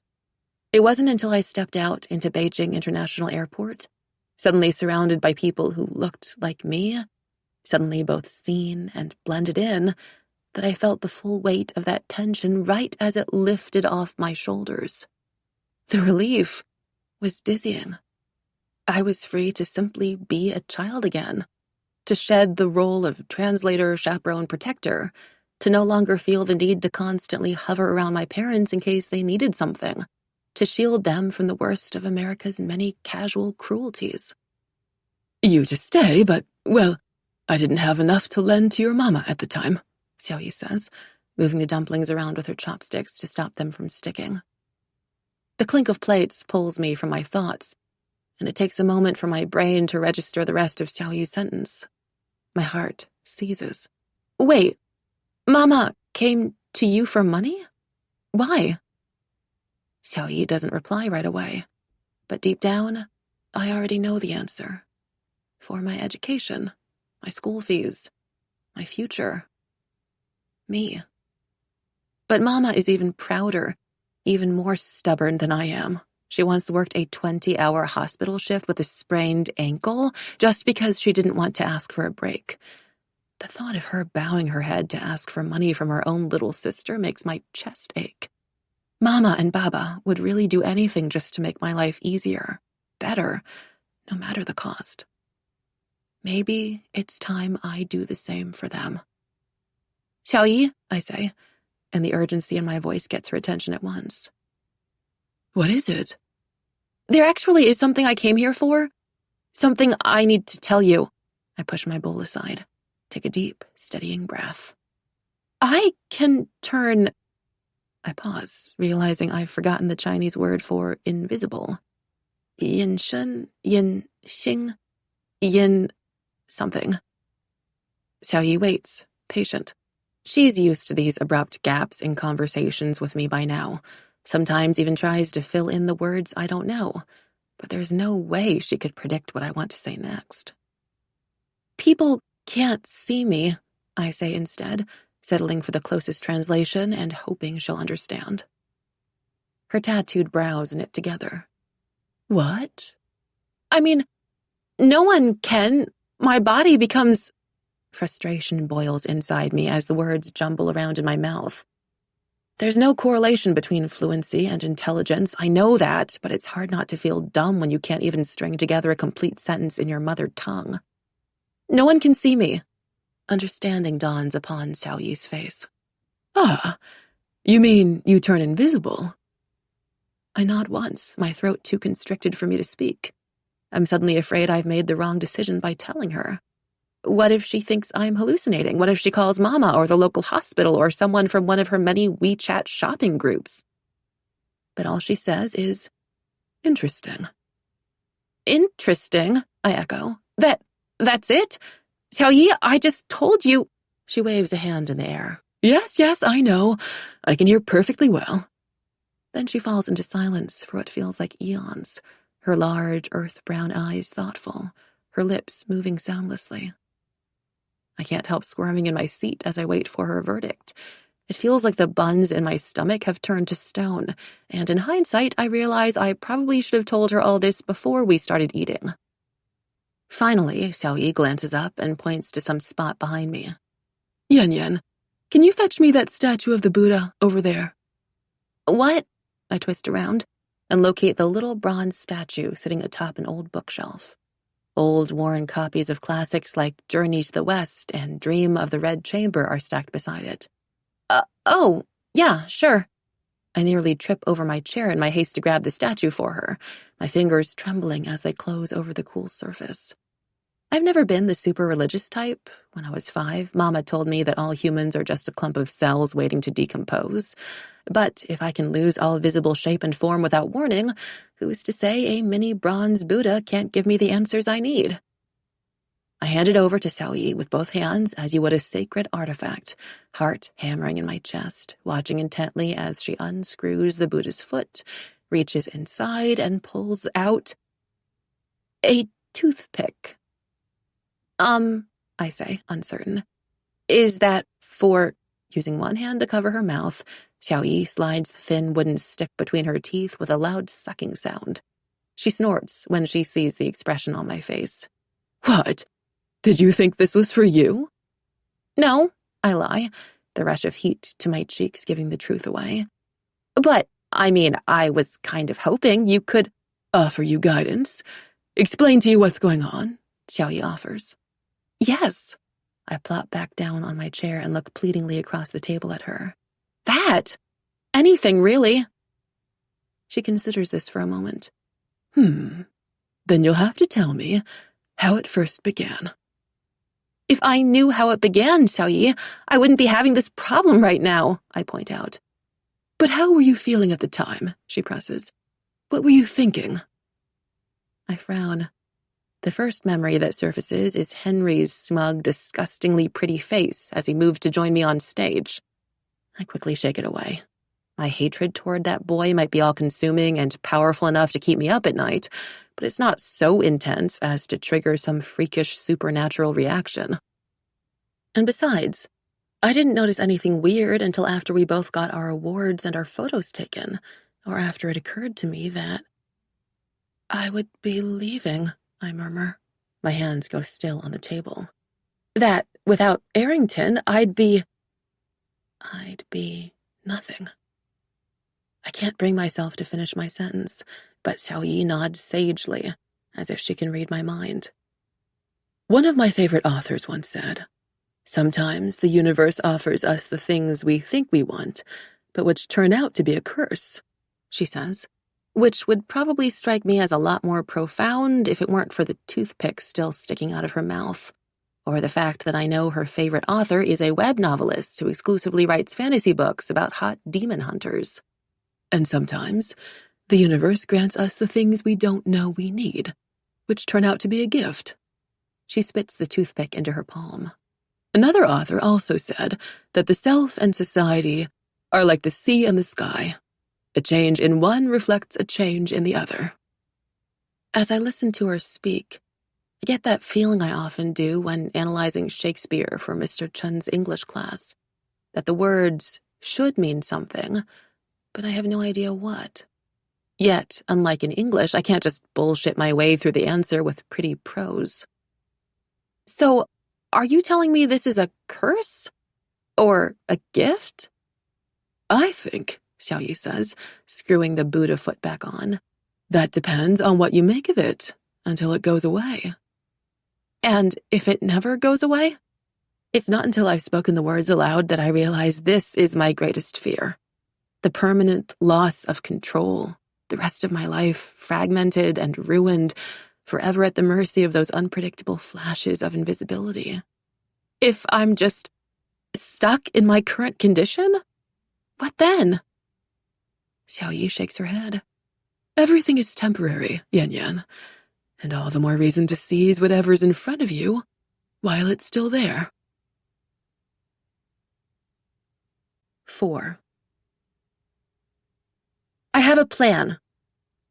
Henry jerks his head up at the sound of my voice, trying and failing to find me in the dim light of his dorm. Faint confusion touches the space between his brows as he sets the dumbbell in his hand down on the desk, still scanning the room for me. As he does, the clouds shift outside his window, and a stream of pure silvery moonlight spills in around him. Sweat drips from his midnight curls, darkening the collar of his tight-fitted tank. I feel a hot stab of irritation. Who the hell works out at 4 a.m? And who looks this good while doing it? Alice, he calls, his voice quiet, slightly uneven from exertion. You... It happened again, I say by way of explanation, as I step around his bed and stride toward him. pat his arm to let him know where I am. His skin is warm beneath mine, the muscles underneath tensing instantly at my touch. "Jesus Christ," he mutters. "Couldn't you at least knock before?" "The door was open," I speak over him. "Besides, this is important." I grab the mini notebook from my blazer, flip it open to the right page, and hesitate. Just for a moment, enough for me to feel the notebook's weight in my hands, to realize the significance of what I'm about to trust him with, the risk of it.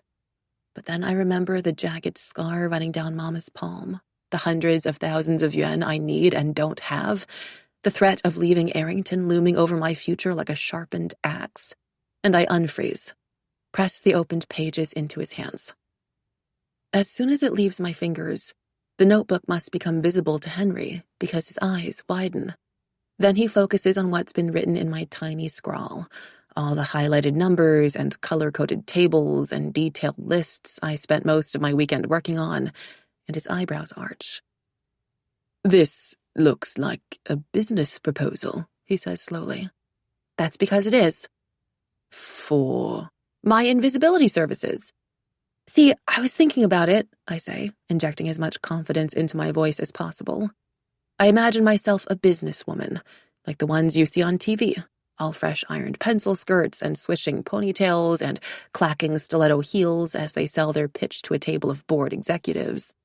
And it seems like a waste not to monetize what's otherwise a pretty shitty situation. Don't you agree?" He folds his arms over his chest. "I thought you said you couldn't control it." "I can't," I say, fighting back a small surge of annoyance as I recall our last conversation. "But I've been tracking the instances I turn invisible, and there's a sort of pattern to it. I always get the same strange cold sensation right before, almost like my body has an inbuilt warning system, which gives me about 2 to 3 minutes to run to a deserted area. It's not ideal, of course, but it'd be enough for me to work with when we get this business running." He glances down to study my notes again, his expression unreadable. "And this business would be you carrying out whatever tasks people at our school want from you while invisible?" He says it like a question, like he's not sure if I'm joking. "It wouldn't be any task," I tell him. "I'm not down to help some creep get his hands on his crush's underwear or set the school on fire or whatever. But imagine how much money people would be willing to pay just to, I don't know, see if their exes secretly still look through old photos of them, or if their best friend's been gossiping about them behind their back. We'd turn a profit in no time." "And where do I fit into all this?" "I need an app," I say, pacing before him. His gaze follows the soft shuffle of my footsteps. "Something that can allow people to send their requests easily, without getting caught. Or maybe a website, some sort of device. It's your call, you're the tech guy. But once we get our communication channels sorted, I'll be doing all the dirty work." I study his face carefully as I speak, watching for the telltale sign that he's lost interest. If you look close enough, you can always catch it. The second his eyes grow distant, cold, even as he continues smiling and nodding and saying all the right things in that polite but bored way of his. Years of careful observation have shown me that trying to hold Henry Lee's undivided attention is like trying to hold water in your hands. Which is why I'm so surprised to see the light in his eyes now. Feel the intensity of his gaze and focus on me, even if he can't see me, can only hear the words coming out of my mouth. When I'm finished, he nods once and says, slowly, "That does sound like a plan." "But what?" I say, catching his tone. "Well, what about the ethical implications?" "What about them?" I challenge. "So you think there aren't any?" he says, eyebrows raised, enough sarcasm dripping from his voice to form a pool at his feet. "According to you, everything about your plan screams perfectly moral. Everything. As in, if Jesus were here, he'd be completely on board." I roll my eyes. "Don't drag Jesus into this. You're not even religious." "But to capitalize on people's vulnerabilities, their darkest secrets, and our own classmates, no less, who you're going to have to sit next to and talk to every day." And despite myself, despite the carefully thought-out lists of pros and cons I've already made addressing these exact concerns, I do feel a jolt of guilt. But right now, my wants are bigger than my fears.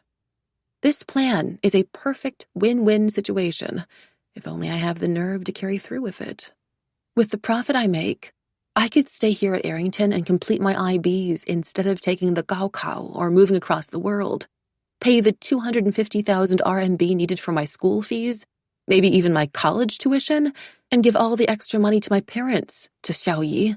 I could treat Baba and Mama to a real feast at a proper Peking duck restaurant where they carve the meat right in front of us, buy Mama expensive hand creams and lotions to undo the damage from all that scrubbing and soaking around in disinfectants at the hospital, get her and Baba a car so they never have to squeeze into the subway at peak hour again. I almost consider telling him this, justifying myself. But then I remember who I'm talking to. 250,000 RMB is just a number to Henry Lee, not the difference between 2 lives. He would never understand. You, of all people, shouldn't get to make a speech on ethics, I snap. SYS has enough money to basically stop global warming, but instead all you're doing is coming up with new algorithms to benefit your sponsors and contribute to the rising wealth gap. Our apps do their part to benefit society, he says smoothly, readily, standing up straighter all of a sudden. And I wonder for a second if I've just stepped into a company ad. And for your information, 43% of our daily active users are actually from 3rd and 4th tier cities, and over 30% identify as being from lower income families. Yeah, I know, I cut in, impatient, then realize my mistake. God, I really need to stop talking. Henry pauses, stares in my direction, long and hard. If his eyebrows shoot up any higher, they'll probably disappear. I'm sorry, do you secretly work for my father's company or something? I make a non-committal noise with my throat, though it sounds more like I'm choking, and scramble to get back to the point. Look, if you're so concerned about ethics, we can donate 10% of the profits to charity. That's not how, I snort. That's exactly how all the big corps work, and I'm not even doing it to dodge taxes. He opens his mouth to argue, then clamps it shut again. Most likely because he knows I'm right. A silence falls over us, broken only by the low rumble of snores from the neighboring rooms and the persistent chirp of cicadas outside. Then he says, "To be honest, I'm surprised you of all people would come up with something like this." Amusement curls the corners of his lips.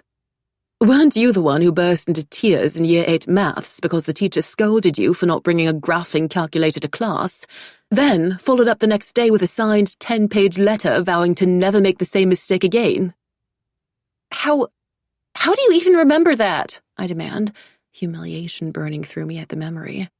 The truth is that I had brought a calculator with me that day, but it was one of those old second-hand ones Mama had found in a sketchy little store down the street. It had broken into pieces by the time I pulled it out from my bag at school, and after the teacher's scolding, I'd used up all my lunch money for the next month to buy myself the same calculator as my classmates.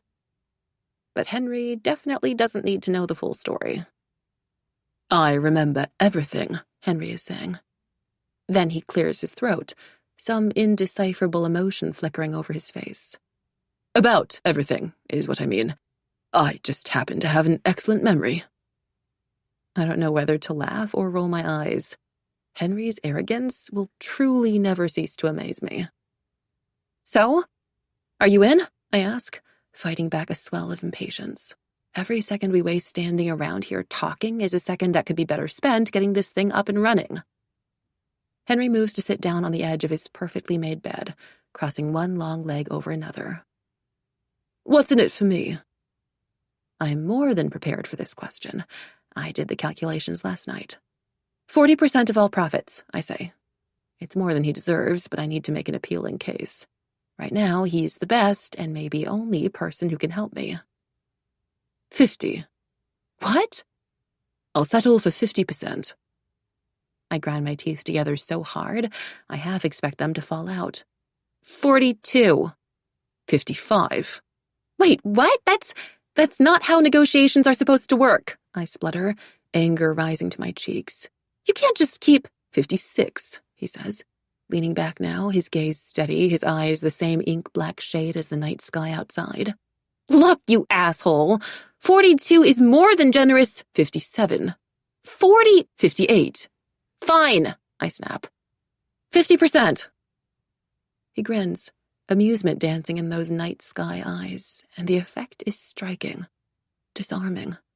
My stomach dips as if coming off the high of a roller coaster. Then he says, "You're a terrible negotiator, Alice." And I consider strangling him. I probably would, if it weren't for the fact that murder seems like a less than ideal way of starting a business partnership. "Do we have a deal then?" I press, hoping to walk away from this conversation with something concrete to hold on to plan around at the very least. But ever the experienced negotiator, all Henry says in response is, "I'll think about it." Henry and I don't speak a single word to each other for the next 3 days. Not for lack of trying on my end. Every time I try to make eye contact with him from across the classroom, he's distracted, a distant, faraway look on his face. Or he's busy working on something on his laptop, his long fingers flying over the keys. Then, as soon as the bell rings, he's gone, striding out the doors without even a glance back. If I didn't know any better, I'd think he was the one with the invisibility problem. Soon, I'm starting to regret everything. Seeking him out in his dorm, revealing the details of my plan, believing we might actually make some kind of partnership work between us. And with the regret comes a fast-brewing anger, like a gathering storm. This is my nightmare scenario. Henry Lee knowing he has something I want and having every right to withhold it from me. I imagine him mocking me in his head. "I can't believe what Alice Sutton asked me to do the other day." And resentment fills my mouth like spit. But then Thursday rolls around, and Henry hurries into our social ethics class 10 minutes late. This is unprecedented. Everyone turns to stare at him, whispers flying across the room as we take in his appearance. He looks, well, not disheveled exactly, since Henry at his very worst still looks better than every other guy at their most polished, but his normally immaculate school shirt is creased at the sides, the top 2 buttons undone, exposing his sharp collarbones. His hair falls in wild waves over his brows, rumpled and uncombed, and his perfect porcelain skin is a shade paler than usual, the area under his eyes stamped with dark circles. If he notices the stares, he doesn't show it. He simply takes off his fancy pollution mask, folds it into his blazer pocket, and makes his way over to the teacher's desk. "Sorry I'm late, Dr. Walsh," Henry says to our social ethics teacher. Her full name is Julie Marshall Walsh, and she insists on being addressed as Doctor, but everyone just calls her Julie behind her back. Julie purses her lips, her white blonde Anna Wintour bob bouncing past her ears as she shakes her head. "I must say, I expected better of you, Henry. You missed 10 minutes of a very important lecture." Someone makes an abrupt coughing sound that sounds suspiciously like a snort. The very important lecture in question is, in fact, a slideshow on poor kids in Asia. We've spent the entire class looking through high-resolution photos of matchstick-boned children covered in mud or eating scorpions, all while Julie sighs and gasps. At one point, I swear I see her pale blue eyes fill with tears and dramatically whispers things like, "Can you imagine?" And, "Oh, it really makes you realize how very lucky you are, doesn't it?" Henry's brows lift a fraction, but his voice sounds completely respectful, earnest when he says, "I won't let it happen again, Dr. Walsh." "I certainly hope not," Julie sniffs. "You can go to your seat now." As Henry turns around, his dark eyes search the room, then lock on mine. My mouth goes dry, a violent bolt of anger, and something else I can't quite name flashing through me. Now he's decided to acknowledge my presence. I glare at him with all the force I can muster, and, to my surprise, he holds my gaze, as if trying to convey something meaningful without moving his hands or his lips. Clearly, this boy has overestimated my ability to read minds. I jerk my shoulder in the universal "I have no idea what you're saying" gesture, and he frowns, drags a hand through his messy crow-black hair, opens his mouth. "Is something the matter over there?" Julie calls. It's a known fact around the school that the chirpier Julie Walsh's voice gets, the angrier she is. And she sounds very chirpy right now. Henry must hear it too, because he quickly slides into his usual seat at the opposite end of the room. I'm not even sure when that started happening. us sitting as far away from each other as possible in every classroom. If it was something intentional, or if perhaps we work like magnets with some kind of invisible field automatically pushing us apart wherever we go. But for the first time, I hate the distance between us. What was he trying to tell me? And why was he late? I can barely keep still for the rest of class. Even as the classroom lights dim and the projector flickers on again, more images of starving, unsmiling children flashing over the screen like phantoms, I can't stop peering over at where Henry is sitting, trying to search his face for clues. And, more than once, I catch him looking at me, too. The second the bell rings, Henry strides over to my desk. "Can we talk?" he asks. The dark circles under his eyes are even more prominent up close. Yet there's no trace of exhaustion in the way he's carrying himself, his chin lifted and his back straight as an arrow, or the crisp inflection of his tone. Right here?" The thing is, I want to talk. I'm dying to. But I'm all too aware of the kids around us slowing their footsteps, the curious glances they're sending our way. Everyone knows Henry and I are sworn enemies. And even if we weren't, Henry has never approached anyone in class before. He doesn't need to. People have a way of gravitating toward him. "Maybe somewhere more private," he concedes, seeming to realize the issue. He shoots a look at Bobby Yu, who's lurking around my desk, and Bobby quickly ducks his head and hurries away, textbooks tucked under his beanpole arms. Then, without another word, Henry spins around on his heel and heads out through the classroom door, leaving me no choice but to follow. Walking next to Henry through the crowded halls of Arrington is a deeply strange experience. More people, teachers included, stop and greet him in the short walk from our social ethics classroom to our lockers than the total number of people I've spoken to since school started. That's not an exaggeration either. I can almost feel the tides of power ebbing and flowing around us, how everyone's attention shifts to Henry and stays on him as if he's glowing. And I think, briefly, that this must have been what it felt like to walk beside the Emperor in the Forbidden City. If only the Emperor were me. At last, we reach a quiet, deserted spot nestled between the lockers and the IE's cleaning cabinets. We have a 20-minute morning break before next class, so most students are rushing off to the school cafe at this time. Henry stands with his back to the wall, scans the area twice to make sure no one's passing by, then says, "The app is ready." I blink. "What?"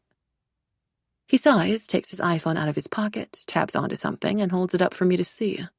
A little blue logo shaped like a cartoon ghost blinks at me from the center of the screen, positioned next to Douyin and some kind of stock market app.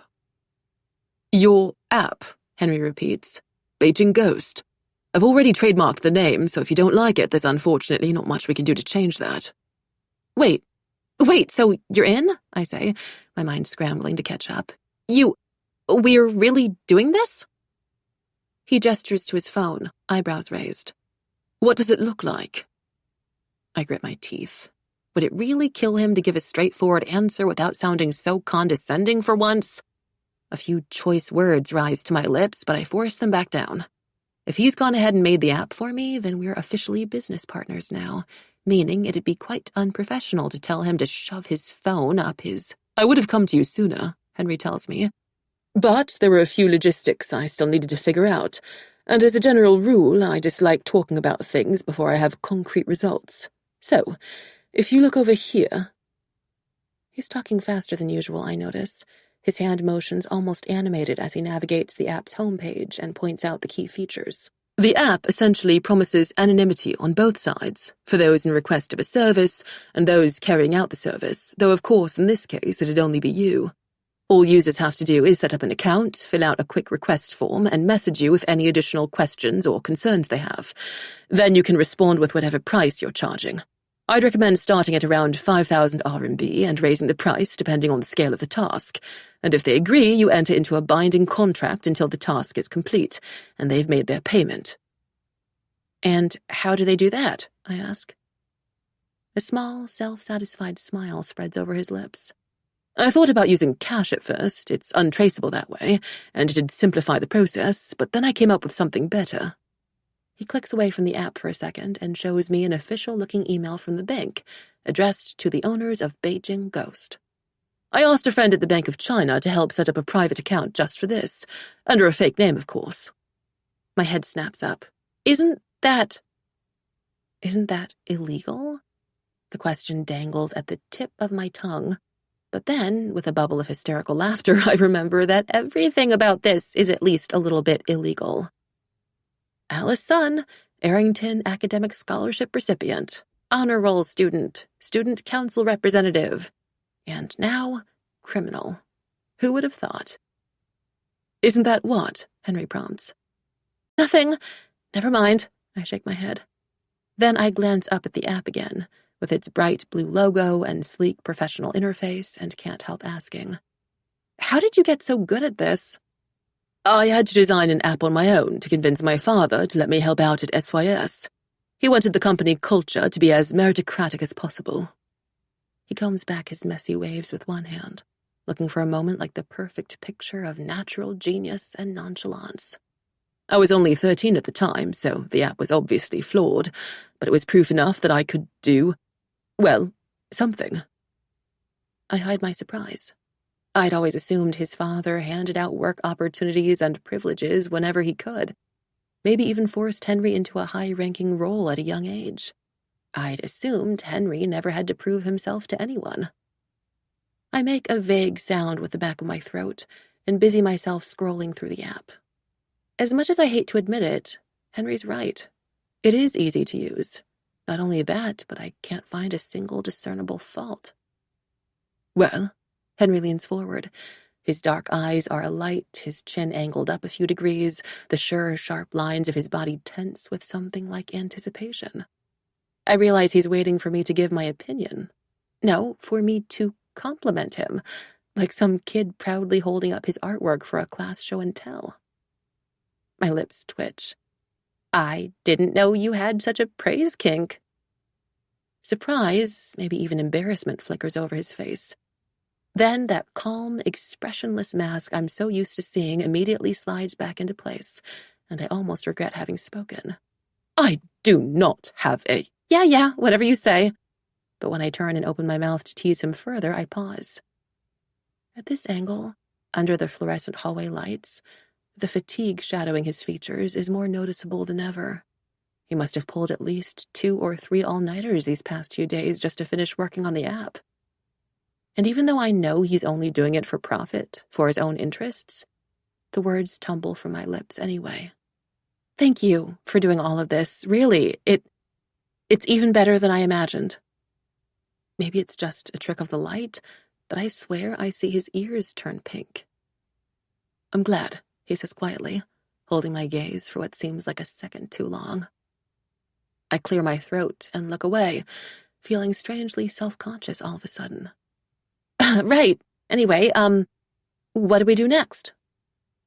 He responds by pulling another shiny new iPhone out from his pocket.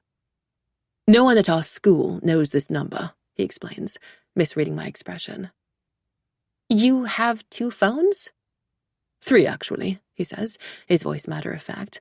1 for work, 1 for personal contacts, and 1 for myself. Whatever rush of gratitude I felt toward him just now immediately evaporates. My fingers curl into fists at my sides. I learned, not long after I first came to Arrington, that comparing myself to people like Henry will only make me miserable. But I still can't help thinking about the battered phone in my own pocket, how Mama had to work overtime during the spring festival just to save enough money to buy it. All we need now is to get the word out about the app, Henry's saying, opening up a few different social media apps with impressive speed. WeChat for the local kids, Facebook Messenger for ABCs, WhatsApp for Malaysians, Kakao for Koreans. They're not going to believe you if you just say there's someone who can turn invisible, I point out, especially if you're messaging them from an anonymous number. No, he agrees, which is why I'm leaving that part out completely. All that matters to them is what the app can help them do, not how it's done. Even though all of this is more or less my idea, now that it's really happening, I can't fight back the slow creep of doubt. What if everyone dismisses the app as a joke? What if they report it to the teacher? Or what if... Don't worry, Henry says without even glancing up, as if he can read my mind. I'm not worried, I grumble. I realize I've wrung my fingers into knots and quickly force them to still at my sides. How long do you think it'll take? He finishes typing out one last message on Kakao, then reaches for his other phone again. Give it a minute. I try to mimic his calm, his patience, start counting to 60 seconds in my head. I fight to keep my expression neutral, casual, to make it look like we're only going over some particularly difficult homework questions together, anything to ward off suspicions from passing students when this thing works. If this works. It's true that news has a way of getting around in a school like ours, but could it really be that easy? That fast? I only get to 45 seconds when Henry's phone buzzes. The blue ghost logo lights up, glowing in quick pulses as if in sync with my rapidly pounding heart. A notification flashes over the screen. One new message. Henry could not look any more pleased with himself. He nods at me to open it, and I do, trying to ignore the shaky feeling in my bones, the terrifying knowledge that there's no going back from this. Immediately, a message from user C207 pops up. Is this legit? I take a deep breath and reply, only one way to find out. 5. Coming here was a mistake. This is all I can think as the taxi screeches to a halt outside Solana Mall, narrowly missing a vendor selling shiny Xiangyang helium balloons from the back of his bike. Lit up against the backdrop of a starless night sky, the sprawling shopping complex looks far bigger and grander than it did in the images I found on Baidu. The trees and wide storefronts all decorated with twinkling fairy lights. There's even an inky river flowing past a row of Western cafes on one end, the still surface reflecting the glow of water fountains. Everything here seems clean, fancy, expensive, from the European architecture to the dressed-up girls in their 20s casually swinging designer bags over their thin white shoulders. It's a completely different world from the tiny supermarkets that always stink of raw fish and the rundown shops near my parents' flat. A world suited for people like Rainey or Henry, not me. I can't help feeling like a dog who's wandered into wolf territory, every muscle in my body tensed, prepared for something to pounce. That'll be 73 RMB, the taxi driver tells me. It takes me a second to understand what he's saying with his heavy regional accent, and when I do, I almost freak out. Solana isn't even that far from Arrington. All the time we spent stuck in traffic must have driven the price up. But then I remember that user C207 is covering my travel expenses for today, on top of the 20,000 RMB for when I do my job well. 20,000 RMB. The thought of that money filling up my brand new bank account is enough to force my fears aside. For now, at least. I quickly pay the driver through WeChat, then scramble out of the taxi. The warm night air wraps around me like a cloak, and I'm grateful I decided to go with a simple sleeveless black dress for tonight, the only dress I have. Wearing my school uniform was obviously out of the question. I can't risk drawing any attention to myself before I turn invisible. As I make my way toward the main entrance, sidestepping a young couple sharing lamb kebabs and a loud squad of international school kids, you can always just tell, I go over the to-do list in my head. 1. Find user C207's father. 2. Follow him for the rest of the night without getting caught, or until 3. You gather substantial evidence that he is or is not cheating on his wife. 4. Send evidence to user C207. Once I've reached the sliding glass doors, I pull out my phone and do another scan of the photos C207 messaged me yesterday, trying to commit the face in them to memory. This task would be a lot easier if their father didn't look like most wealthy men in their mid-50s, beer bellies straining against a crisp button-down shirt, short graying hairs, ruddy complexion from too many free company drinks, and a roundish nose set over an even rounder chin. Already I've seen 2 or 3 businessmen passing by that bear a strong resemblance to the person I'm searching for. A terrible thought grips me. What if I end up stalking the wrong guy? It'd be so easy for me to blow it. And what then? The whole night would be wasted. A night that could have been spent finishing my 10-page history research assignment for tomorrow or revising for next week's chemistry unit test. I'd have to tell Henry and user C207 that I messed up. Have to sit with the awful taste of failure I've spent my whole life trying very hard to avoid, and the whole plan would implode and, "Hey, you okay, kid?" I jerk my head up. A beautiful, kind-faced woman who looks young enough to still be in college has stopped to peer over at me, her thick, lashed eyes wide with concern. I realize I've been tapping my feet anxiously on the pavement like a scared rabbit, and I doubt my expression is too reassuring either. "Get your shit together, Alice," I scold myself, forcing my feet to still. There's no way I can run a successful criminal enterprise if I have nerves of watery tofu. "Oh, yeah, I'm fine. Great," I say, mustering as much enthusiasm as I can. Maybe a little too much enthusiasm. The woman takes a small step back, as if uncertain about my mental stability. "Okay then, just checking." There's a distinct southern lilt to her voice, as in southern China, not Texas, making her words flow like water down a stream. After a few beats of deliberation, she turns around to leave, but before I can even breathe a sigh of relief, she pauses and asks, "Are you here with anyone? Your parents?" God help me. I know I have the kind of face that could easily be confused for a 12 or 13-year-old's, but the very last thing I need right now is adult supervision. Time for me to put my lying skills to the test, I guess. "I am, actually," I say. My voice sounds a few octaves too high. My parents are waiting for me over there."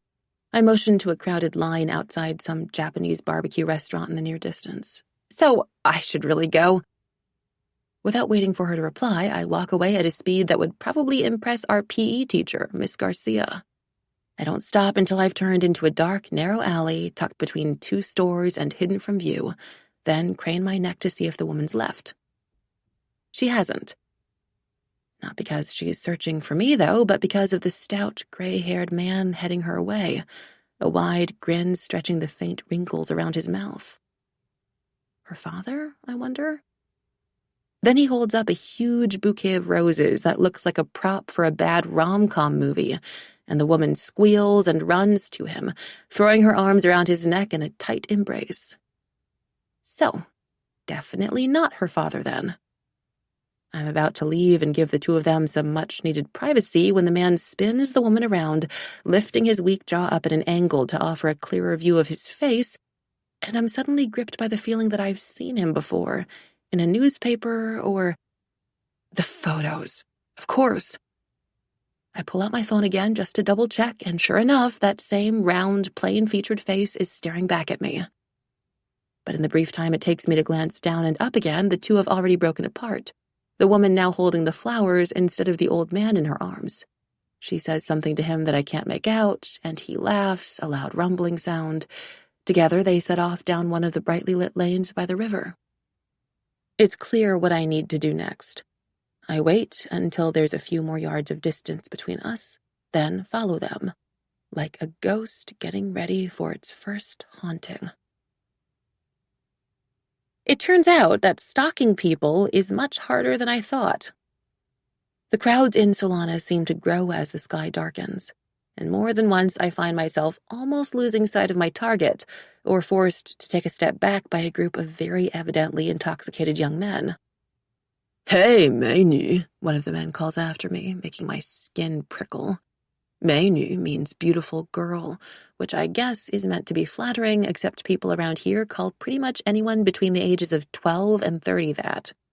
Even if that weren't the case, I'd rather fail a midterm than have some creepy guy comment on my looks.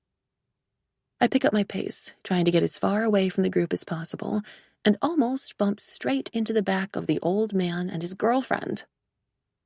Heart pounding, I quickly duck around the closest corner before they can see me. They've come to a stop outside what looks to be a fancy Chinese restaurant, the traditional kind, with crimson lanterns swaying from the painted overhanging eaves and images of coiled dragons carved into the front doors. A waitress dressed in shimmering black comes out to greet them. "Cao Xianceng," she says warmly. "Please follow me upstairs. We've already prepared your favorite dishes. And you'll be pleased to know the barramundi dish for today is..." The rest of her sentence is lost beneath an enthusiastic chorus of Huanying Guanglin and the clink of plates and champagne glasses as they move into the restaurant. I try to follow. Now would be a great time to turn invisible, but of course my new curse, power, affliction, whatever, isn't cooperating when I actually need it. Based on the detailed records I've kept in my notebook, the invisibility thing tends to happen once every 2 days or so, and only when I'm awake. And since I haven't transformed in the past 30 hours, the probability of it happening sometime tonight should be high. Should be. But I know all too well that the universe doesn't always work the way it should. Case in point, I've barely taken 2 steps forward when another waitress at the entrance holds up a hand to stop me. She's pretty in a mean-looking sort of way, her dark eyeliner-rimmed eyes narrowing as they take in my appearance. My gut clenches. Is it so obvious that I don't belong here? "Do you have a reservation?" she asks in a clipped, monotone voice, like she already knows the answer.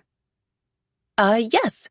Yes, I do," I bluff, my mind scrambling for purchase. "My family's waiting for me upstairs." "Upstairs is the VIP lounge," she interrupts. Her eyes narrow further, and I can almost imagine the conversation she's going to have with her coworkers the second I'm out of earshot. "Did you see that weird little girl trying to get into the restaurant just now? You think she was trying to steal food or something?" "I'm going to need evidence of membership." "Oh, sure thing." I make what I hope is a convincing show of searching my pockets for a card I most certainly don't have. "Hang on. Oh, no, I must have left it somewhere. Let me just, go get it." I'm rushing back out the door before she can think to call over a manager or security, cursing myself and my luck as I turn to hide behind the same corner as before. It's not like I should be expected to produce a VIP card out of thin air, but I have a feeling someone like Henry wouldn't run into the same problem.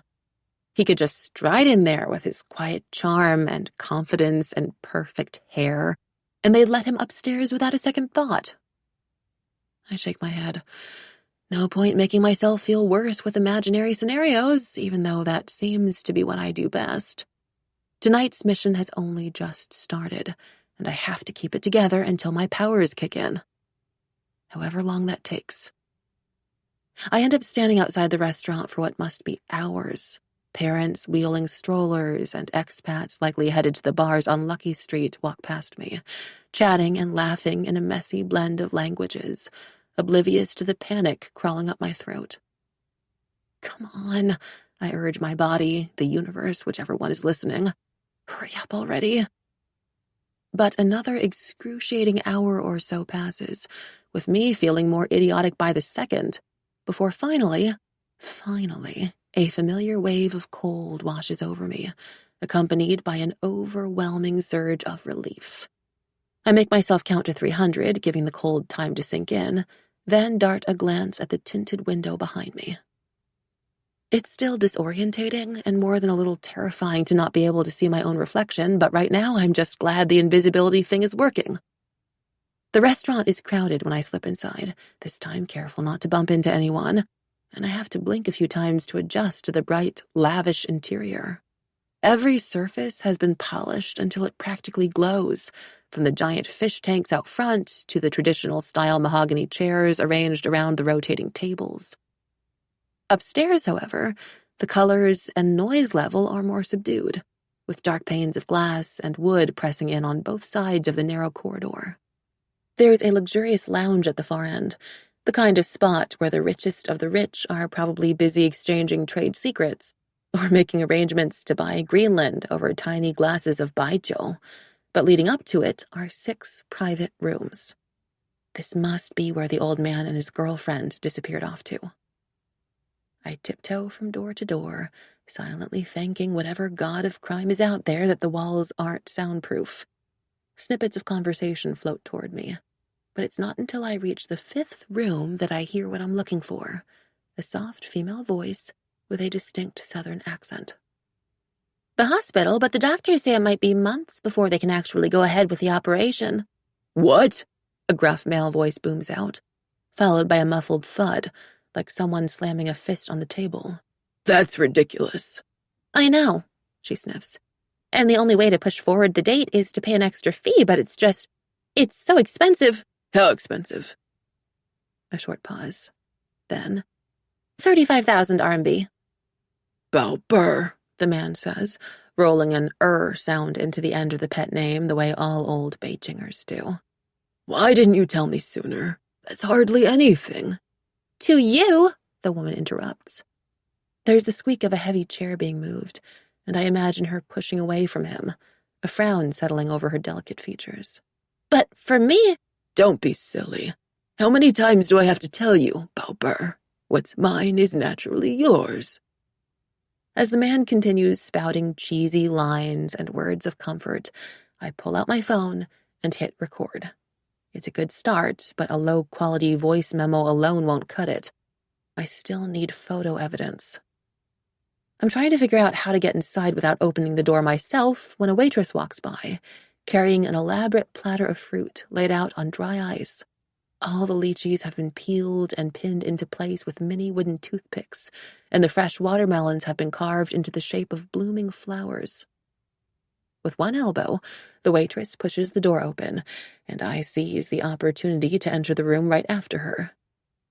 It becomes clear to me at once why the private rooms are reserved for VIP members only.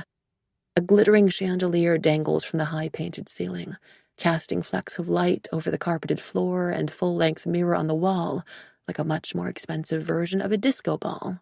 Beneath it, the old man and his girlfriend are seated around a table that looks big enough to fit 20 extra guests, the red tablecloth almost completely covered by an extravagant, mouth-watering spread of dishes. Most of them I've never even tasted before, only seen in ads or Chinese palace dramas. Braised sea cucumber and abalone simmering in 2 little clay pots, white bird's nest soup glistening in a hollowed-out papaya like just fallen snow. I do my best to ignore the sudden sharp pang of hunger in my stomach. I was so nervous before coming here that I skipped lunch entirely. A mistake, I'm realizing now. Sorry to disturb you, Cao Shencheng, the waitress says, dipping her head and extending the fruit platter toward him like an offering to a king. The manager asked me to bring you this complimentary fruit platter as a small token of his appreciation. We'll also be serving sweet red bean porridge at the end of your meal. Please enjoy.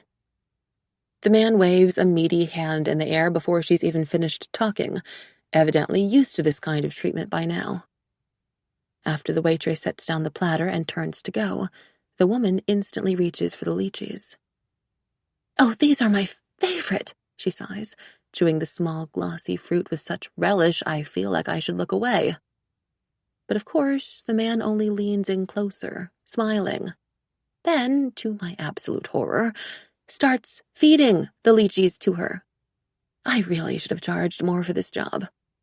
Resisting the urge to gag, I snap as many photos as I can on my phone, making sure to get a clear shot of both their faces even as something prickles at the edge of my conscience.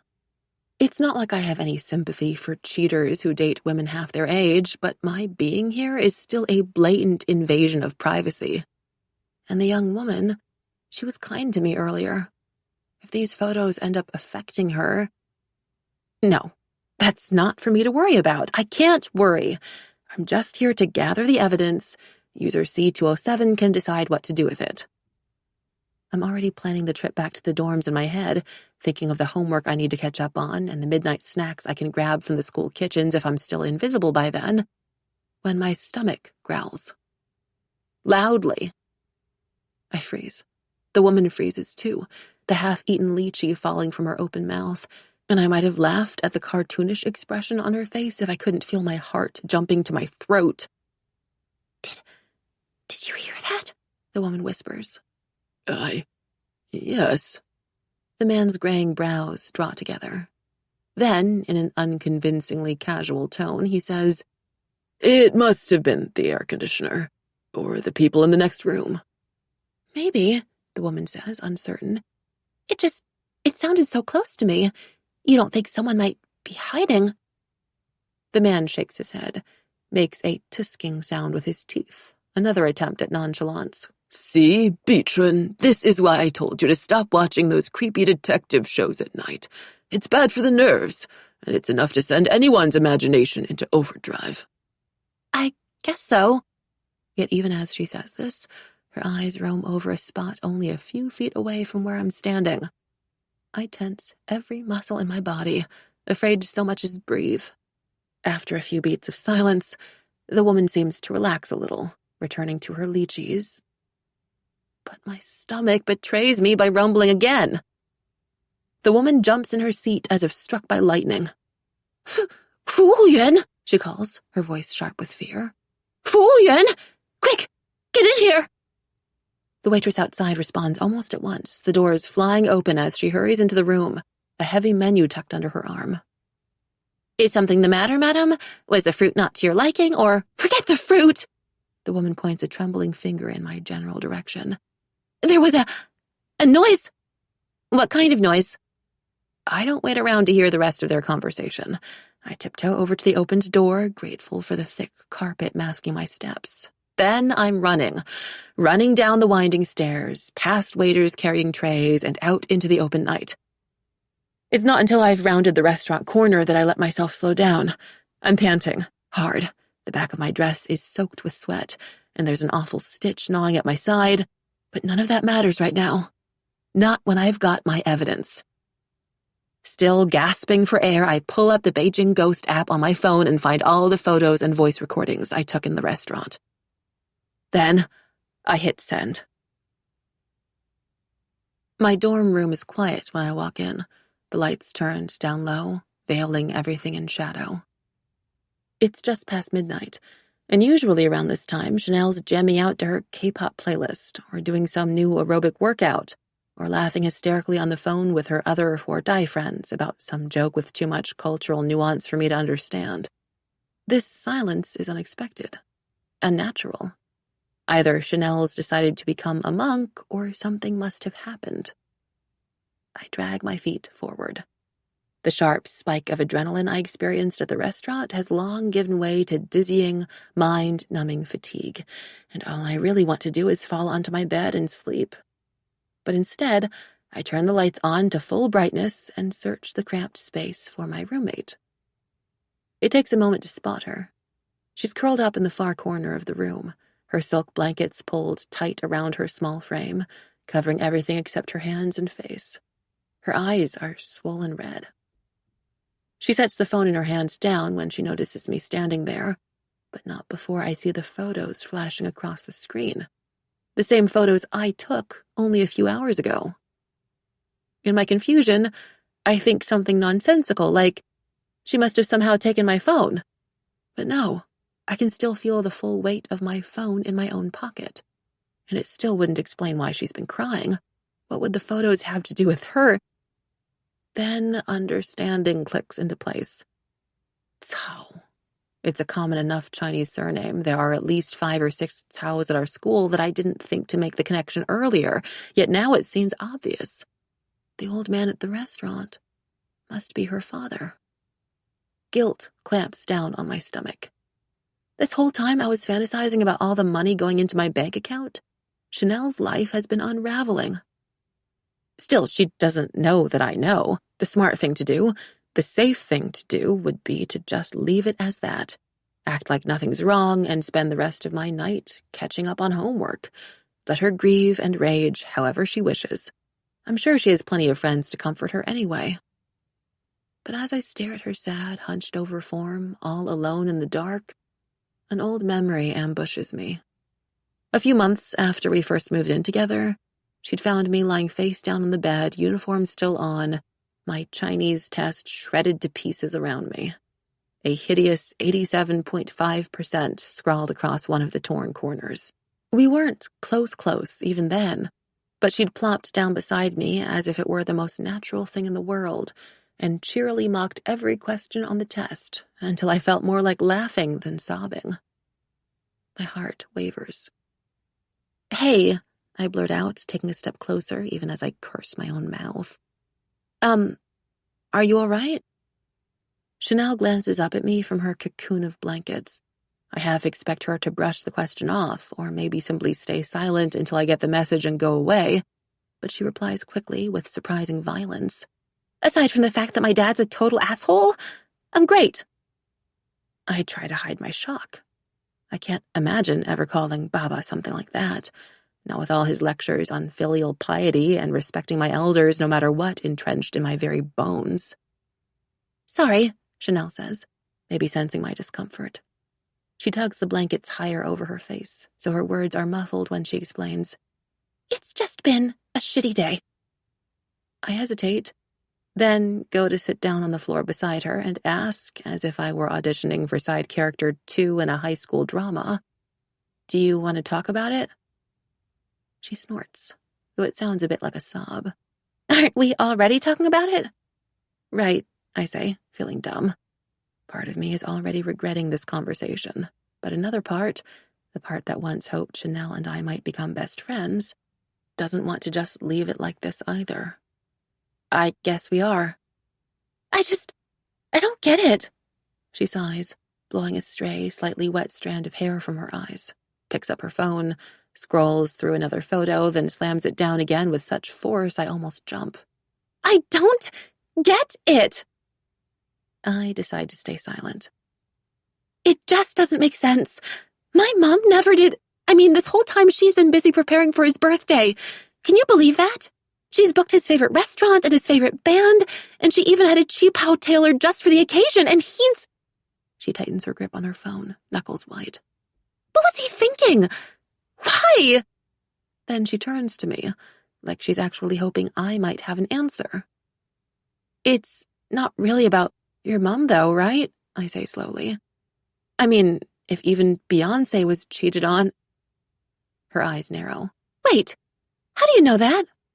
Know what? I say, half wondering in my sleep-deprived state if she's talking about Beyoncé. I didn't say anything about my dad cheating just now. How do you know? Shit. Panic seizes my throat. I choke out a vague, umming sound, my mind scrambling for some plausible explanation. Did Grace tell you? She presses.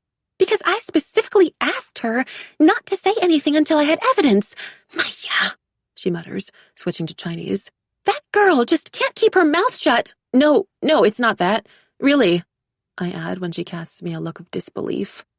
I realize that if there were an official report card for criminals, I'd be sitting on a low B or C right now. Any straight A criminal would go with the ready-made excuse, pin all the blame on Grace, and simply move on with their lives.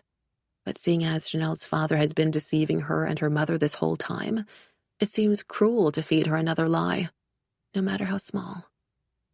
Besides, it might make things easier to have my roommate in on the plan, to turn invisible in the mornings without raising any alarm that I've disappeared. So, what? Chanel says, watching me closely. Who told you? No one. She frowns. Then how? Look, it's probably easier if I show you.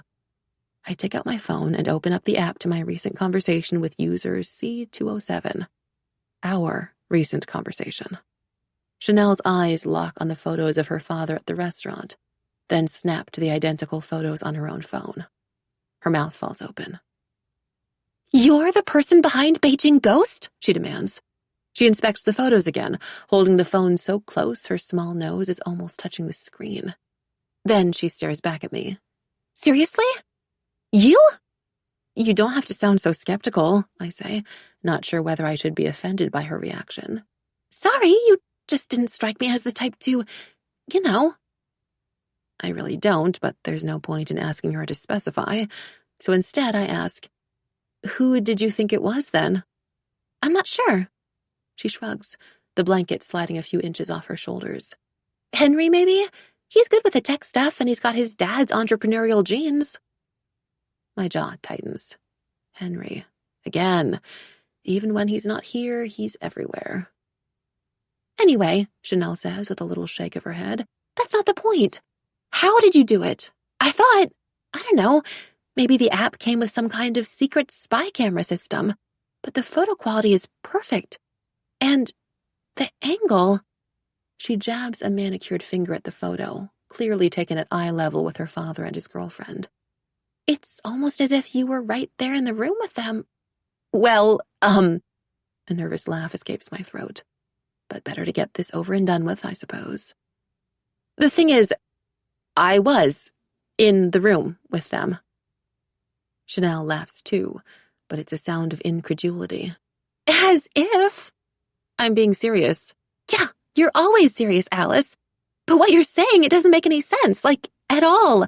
If you'd entered the room with my dad, he would have called security on you if he saw me, I interrupt. But he didn't. She stares at me, now looking a bit concerned for my sanity. Again, I'm hearing you. I am, but I honestly don't understand how that would work, unless you could camouflage or turn invisible or something. I know she's only joking, but I take the opportunity. Actually, you're right. About I can turn invisible. See? I quickly zoom in on the photo for proof before she can protest. That mirror in the background, if someone were standing there to take the photo, you should be able to see their reflection, right? Or at least a shadow, but here, there's nothing, she murmurs, finishing the sentence for me. Then her brows crinkle. You're sure you didn't just, Photoshop this? Because I've seen Grace's Instagram posts, and photos can be very deceiving. I wave aside whatever weird beef she has with this Grace girl and look her straight in the eye. Chanel, I swear I'm telling the truth. If I'm not... I pause, trying to come up with the best way to convince her that I mean every word. If I'm not, then let me get below average on every single test from now on. Let me end up rejected from all the Ivy Leagues I apply to. Let me... I swallow. Even though this is all hypothetical, it's still painful to say out loud. Let me do worse than Henry Lee in absolutely everything. Chanel's hand flies to her mouth, and I've never been so grateful for my competitive overachiever reputation in my life. No! No way! I nod grimly. Yes, that's how serious I am. I wait for realization to truly sink in this time. A long silence passes, and then... What's how? I mean, wow! Holy shit! Holy fuck! As Chanel makes her way through what seems like every single expletive in both the English and Chinese languages, some of which I don't even recognize, I'm struck by the ridiculousness of this situation. These kind of late-night, bear-all, I can't believe that happened conversations were exactly what 12-year-old me would have wanted, just never in these circumstances.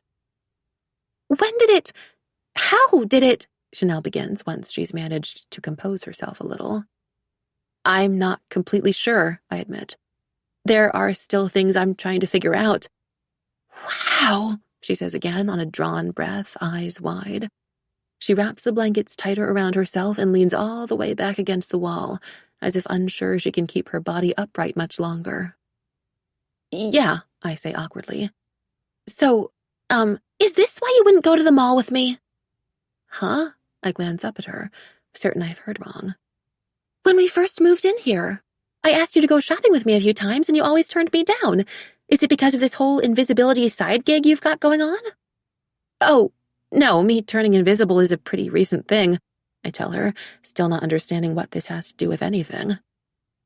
But then she offers me a brief, awkward sort of smile, sinks lower onto the floor, and it hits me that maybe she's drawn her own conclusion, the wrong conclusion about why I never agreed to hang out with her. Maybe this whole time I was worried about the shopping and the expensive clothes. She's been under the impression that I simply don't like her very much, which is wild. Everyone likes Chanel Cao. Even the year 13s who always march around the school as if they own the place sometimes invite her to go out clubbing with them. Then again, now that I really think about it, it's hard to say if that's because of her or all those nightclubs her dad owns. Hey, I say, about that. It's not that I didn't want to, you know. I really did. Shopping isn't really my thing. She lifts her head, her cheeks still damp with tears, scans my face for a beat. Are you being serious? I nod. Why didn't you just say so earlier? I don't know, I just didn't think... I trail off. I didn't think it mattered, I finish in my head. I didn't think anyone would care. But the very thought of saying those words aloud, of allowing myself to be vulnerable like that, makes me nauseated. Still, I force myself to add. Now's not too late though, right? If you ever want to talk or spend more time together, I'm here for you. I gesture to my bed on the other side of the room. Literally. Somehow, my vague, fumbled explanation and bad joke seems good enough for Chanel because she smiles. A real smile this time, despite her puffy eyes and chapped lips. Then she picks up her phone again and enters the Beijing Ghost homepage. "What are you doing?" I ask, cautious. "What else?" she says with a small sniff, wiping the wet specks of mascara from her face. "Leaving you a good review." 6. I wake to the loud buzzing of bees. No, not bees, I realize as I force my eyes open. It's my phone, vibrating against my bedside table, the screen lighting up again and again in rapid succession as more notifications come flooding in. I fumble to pick it up, my stomach already nodding with anxiety. The last time I received this many alerts at once was when I forgot to call Mama 3 days in a row during exam season, and she thought I'd been kidnapped or hospitalized or something. I'd felt so guilty afterward that I promised to message her at least once a day just to let her know I was safe. And even with everything going on, even on a night like last night, I've honored that promise. But if it's not Mama frantically checking that I'm still alive, my confusion lifts, then returned with double the intensity when I spot the little Beijing ghost icon beside what must be over 50 new notifications. Did someone manage to hack the app? Wide awake now, I untangle the cheap, thin sheets from my legs and jump down from the bed, yanking my phone free from its charger. Then I scroll through the messages, and a silent laugh of disbelief rises to my lips. I'd thought Chanel was only joking about the review last night, but it turns out she really went ahead with it. Not only that, but it must have been pretty convincing. Convincing enough to cause a 770% spike in user activity overnight. My pulse quickens as I read over the new requests. There's an odd fluttering sensation in the pit of my stomach, caught somewhere between nerves and excitement and impatience, like that feeling I sometimes get right before heading into an exam. I filter through the smaller requests, the ones that wouldn't make me much money and probably aren't worth my time, and a few troll messages asking about weird sex stuff. Then I come to the most recent work order and pause. The message is surprisingly detailed and long enough to be an essay, and even comes with its own non-disclosure agreement attached. But that's not what makes an alarm bell go off in my head. It's the request itself. The user wants me to remove a series of nudes from Jake Nguyen's phone before he can send them out. Everything I overheard from Rainey's conversation, or supposed audition in the bathroom, comes rushing back to me. It all seems like too much of a coincidence. Besides, almost everyone knows Rainey and Jake have been on and off since last year, and their most recent split was ugly. Apparently, Rainey burned 100,000 RMB worth of the gift bags Jake gave her in a fit of rage, and Jake responded by hitting every bar and club in Thailand over the summer break. But the nudes? That's definitely a new development.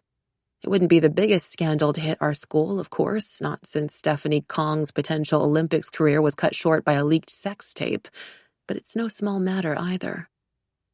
After some deliberation, I type in the private chat. "This counts as child pornography. You know that, right? Why don't you go to the school or the police?" My suspicions are confirmed when the user replies almost immediately. "It's complicated. I can't risk anyone finding out about this. Would do more harm than good, TBH. But you'll help me, right?" I haven't had a chance to form a response yet when new messages pour in. "Please?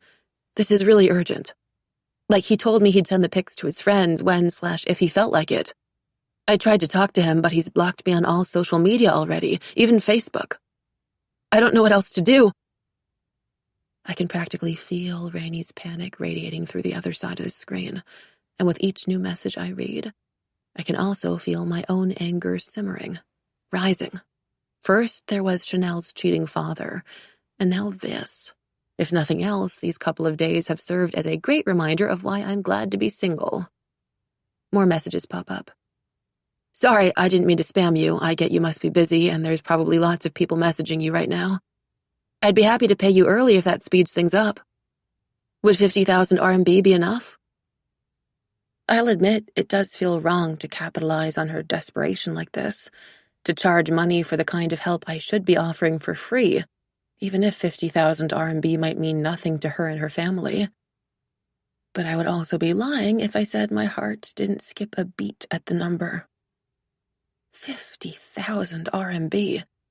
That's more than what Mama makes in a whole year.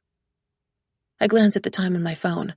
It's still 5:30 in the morning, giving me enough time to sign the NDA, revise for my Chinese Tingxie quiz, and, ideally, come up with a game plan before first period. I shoot back. Okay, I'll try my best.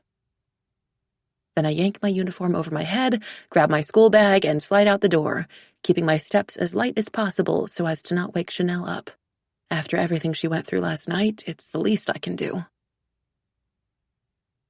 Henry and I are the first people to enter the English classroom. Well, technically that's a lie. Our teacher, Mr. Chen, is already seated behind his desk. He's busy shuffling around piles of marked papers when I walk in. A styrofoam coffee cup dangling from his mouth, his oil-black, shoulder-length hair combed back in a low ponytail.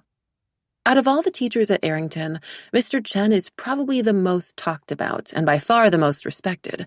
He's written for the New York Times, had lunch with the Obamas, published a poetry collection on the Asian diaspora experience which was later nominated for a Nobel Prize, and got his law degree from Harvard before he'd even turned 20. Then gave up a 6-figure job at a prestigious New York law firm on a whim to teach all around the globe. He is, in short, everything I want to be. Ah, Alice. Mr. Chen smiles widely when he sees me. He smiles a lot, Mr. Chen, despite the fact that there's very little to smile about at 8 o'clock on a Thursday morning.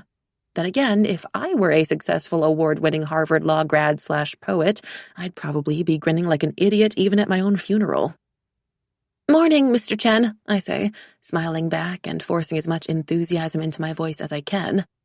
This is a strategic move on my part.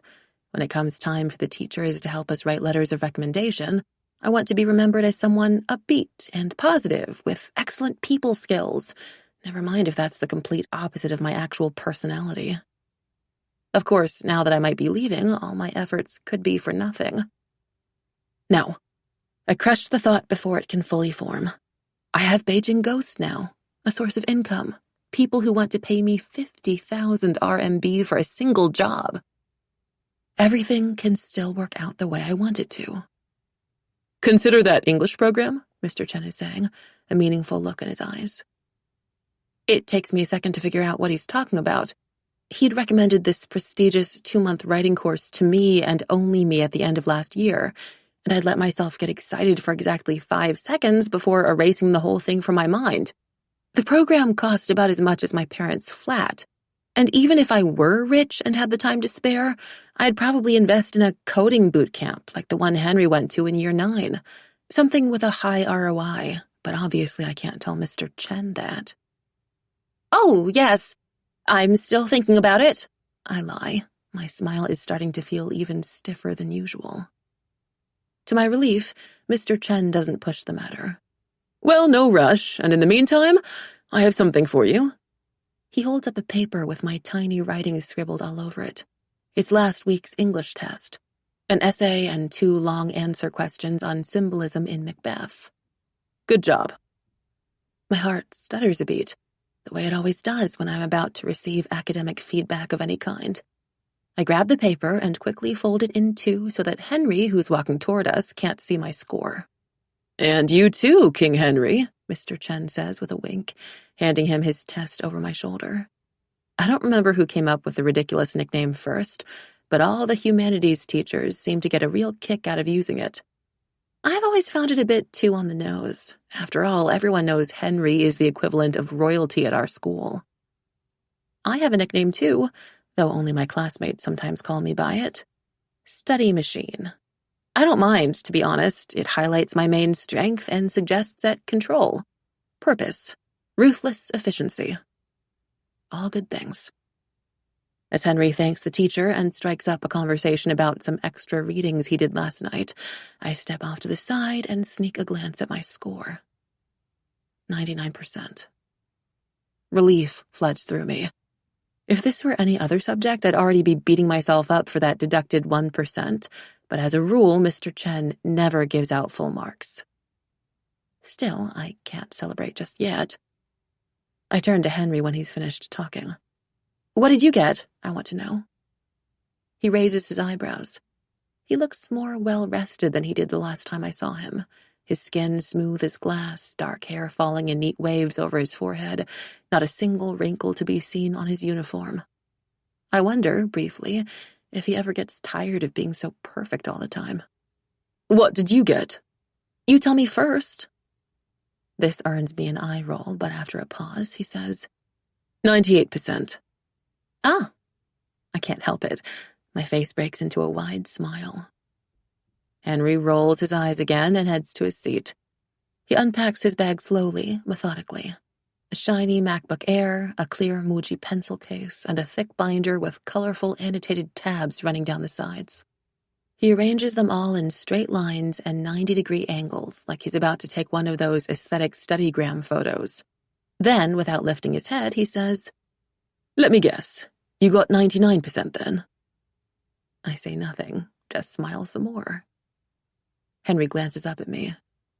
You realize it's rather sad that your sole source of joy comes from beating me by 1% in an English unit test. The smile slides off my face. I scowl at him. Don't flatter yourself. It's not my sole source of joy. Right. He sounds unconvinced. It's not. I wasn't disagreeing with you. Whatever. Despite the fact that there are literally a million other things I'd rather do, including walking barefoot over Lego bricks, I take the seat beside him. There's something kind of important I need to discuss with you. Henry's expression doesn't change when I sit down, but I can still sense his surprise. It's an unspoken yet universally acknowledged rule that the seat you take at the very start of the year is the seat you stick with. Which is why, when my usual desk mate and Arrington's top art student, Vanessa Liu, comes through the door a few seconds later, she freezes in her tracks. This might sound like an exaggeration, but it isn't. She goes completely still from head to toe, even as more students trickle in behind her. Then she marches over to me with a sort of betrayed, wounded look one would usually reserve for when they catch their boyfriend cheating on them with their best friend, or something worse. You're sitting here? She demands, her thin voice stretching into a whine. When I don't respond, just give her a small apologetic smile, she pouts and continues. You're leaving me at our table with Lucy Guo? What's wrong with Lucy? I say, even though part of me suspects I already know the answer. Lucy Guo is one of the rarities at our school, thoroughly lower middle class with white-collar parents working at small local companies. She's kind to everyone around her. She once baked the whole class personalized cookies for our end-of-year party, and she's always the first to run over when someone falls in PE class. But she's not an art prodigy like Vanessa, or a musician like Rainey, or particularly good at any of her subjects. And that's the problem. Here at Arrington, there are many different tickets to respect: talent, beauty, wealth, charm, family connections. But kindness is not one of them. Yeah, she's nice and everything, Vanessa is saying, fluffing her bangs with one charcoal-smeared hand. But when it comes to group work... She pauses, then leans forward like she's about to share a juicy secret, though her voice is still loud enough for the whole class to hear her next words. She's kind of useless. You know what I mean? Her sharp, cat-like eyes crinkle at the corners, and she's looking at me like she expects me to laugh or agree. I don't. I can't. Not when my stomach seizes up as if I'm the one she's bitching about. And maybe it's because I'm aware of Henry sitting close beside me, watching and no doubt judging this whole exchange, or because I'm still riding the power high of my test results, or because there's a chance everything might not work out and I'll be gone from Arrington in a semester. But I do something wildly out of character. I say exactly what I'm thinking. Really? Because I'm pretty sure she does more work than you do. Vanessa's eyes widen. I shrink back in my seat by instinct, suddenly scared she's going to punch me or something. Too late, I remember that in addition to all her prestigious art awards, Vanessa also won the national kickboxing championships last year. But all she does is let out a loud, high-pitched laugh. Damn! Wasn't prepared for a roast, Alice, she says, her light, teasing tone not quite matching the flash of anger in her eyes. Before I can backtrack, however, she marches to our usual table. Her table now, I guess. I have a feeling I won't be sitting next to her anytime soon. Wow, Henry says once Vanessa's out of earshot. Wow what? I demand, cheeks flushed, regret already twisting into my gut. There's a reason I never get confrontational with anyone at school, and it's not because I'm a coward. Well, not only because of that. With all the connections my classmates have, I can't burn a single bridge without burning 100 more bridges by association. For all I know, I might have just ruined any chance I had of one day working at Baidu or Google. Nothing, Henry says.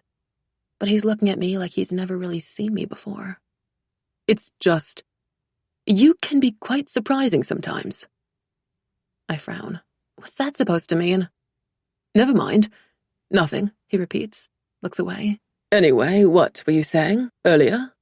Oh, right, about the next task. Wait. He opens up to a blank Pages document on his laptop and motions for me to write what I want to say on there. I type, seriously? We're passing notes like we're in year 6 now? To which he immediately responds, yes, unless you want everyone eavesdropping on us right now to know you're Beijing ghost. I look up just in time to catch 4 people staring our way with great interest. Point taken. So I spend the rest of class filling Henry in on Rainey's request and planning how to proceed via laptop, occasionally looking up at the board to pretend I'm taking class notes. It's not like I'm missing much anyway. Mr. Chen's handing back papers and going over the answers to our latest test, and most of the model answers he uses are either Henry's or mine. See, I'm almost tempted to tell Henry as my classmates copy down my answers word for word. Here's another source of joy. But when I play the sentence over in my head, I'm not sure if it makes me sound less pathetic or more. The period flies by with surprising speed. And when the bell rings, sending everyone else scrambling out of their seats, Henry and I are the last to leave. In theory, it shouldn't be difficult to delete a few photos from Jake Nguyen's phone, especially when I have the element of surprise on my side. In theory. But after observing Jake over the next few days and tailing him whenever I turn invisible, it becomes clear that the guy basically carries his phone everywhere with him.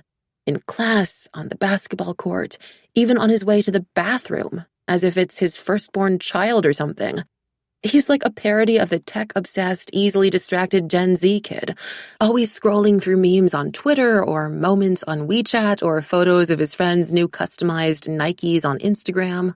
On numerous occasions, I'm tempted to just slap the phone right out of his hands and be done with it. Soon, 5 whole days have passed, and all I've gotten out of my invisible spying sessions is his iPhone passcode, which is literally just 1234, and the knowledge that Jake Nguyen secretly watches Sailor Moon in his spare time. To be honest, I'm not quite sure what to make of the latter.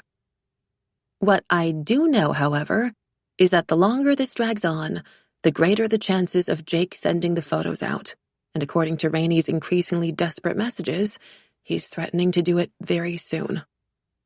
Then, early on Wednesday morning as I'm getting ready for school, Henry calls me. My hands freeze over my skirt zipper. I don't know what's weirder, the fact that he's calling me as if we're still in the early 2000s, or the fact that it's him. Hello? I say, tentative, lifting the phone to my ear with my free hand. Part of me is convinced his number has been stolen. Then his voice comes through the line, crisp and smooth as ever. Alice, you busy? No, well, I'm just getting dressed, I say without thinking. Oh. There's an awkward pause. Right. I quickly yank my zipper all the way up and sit down on the edge of my bed, my cheeks heating. Wait, never mind, forget I said that. Across the room from me, Chanel is snoring softly. I press the phone closer to my ear. So, what's up? Why are you calling? It's about the latest task. For some reason, the first feeling that pulls into my stomach is disappointment. But of course it's about the latest task. Why else would he be calling? Go on. Given how slow business has been, I've taken it upon myself to observe Jake's movements around Mencius Hall these past few days. Truly one of the lowest points in my life so far, I might add. And it seems there might be a small window of opportunity for you to delete those photos of his. I swallow my surprise. Out of courtesy, I've been keeping Henry updated on my progress, or, well, the lack thereof, ever since our first English class together. But I never expected him to go out of his way and gather information on his own. Part of me is grateful, obviously. Another part of me hates the fact that he's spotted an opportunity before I did. It makes it feel like he's winning, which is ridiculous. This isn't meant to be a competition. Still, I can't help the hot stab of irritation in my chest, nor the strange chill that follows it, like a winter draft blowing over me, except all the windows are closed. Oh. Henry continues talking, completely oblivious to what's happening. What's about to happen. See, the only time Jake leaves his phone in his dorm is when he's showering. So I was thinking, if I could wait in the halls near his room and pretend to accidentally spill something on him, something you'd have to wash off, like orange juice, you'd have around 8 or 9 minutes to— That sounds great, I cut in, suppressing a shiver as I push myself off the bed. My hands feel like ice. No, everything feels wrong, somehow. The walls of the dorm room swelling up around me like an open sore, and my heart speeding up with it. Just because I've experienced this shit before doesn't make it any less terrifying, any less unnatural. You think you'd be able to do that in like 10 minutes? I'm heading over. Right now? The cold has spread all the way down to my toes. I need to move, and quickly. Yeah, I manage. Right, well, there's a slight issue I was about to get to. You know Jake's roommate, Peter. He's still in the dorm, and from the sounds of it— He pauses. A door creaks, and somewhere in the background, I swear I hear beatboxing of all things. He's currently busy recording a new mixtape. Or perhaps it's another one of his political rants. If I'm honest, it can be quite hard to tell the difference. What do we do then? I cut in, urgency leaking into my every word. I mean, crap. I forgot about the roommate situation. I can probably help with that, someone says from behind me. I almost drop my phone. When I whirl around, Chanel is standing there in her silk pajamas, still a little bleary-eyed from sleep, but smiling. Chanel, I say, too stunned to form a complete sentence. This is for your Beijing ghost thing, right? She clarifies. Sorry, I couldn't help overhearing just now. Henry's voice cuts through the phone line. Wait, Chanel? Yes, hi, Henry, Chanel says into the phone, her grin widening. How do you feel about us working together again? Since when did you two work together? I demand, the same time Henry says, a trace of incredulity in his tone. You told her about Beijing Ghost. Yeah, Henry and I have known each other since we were kids, Chanel explains quickly, like it's not really worth mentioning. SYS collaborated with my father, for a second the corners of her lips turned down, on a few promotional campaigns for his nightclubs. Oh, I shouldn't be surprised. Sometimes it feels like all the Arrington students and their families belong to a single, intricate, complex web of power. One I can see but can never enter, not without getting trapped inside it like some pesky fly.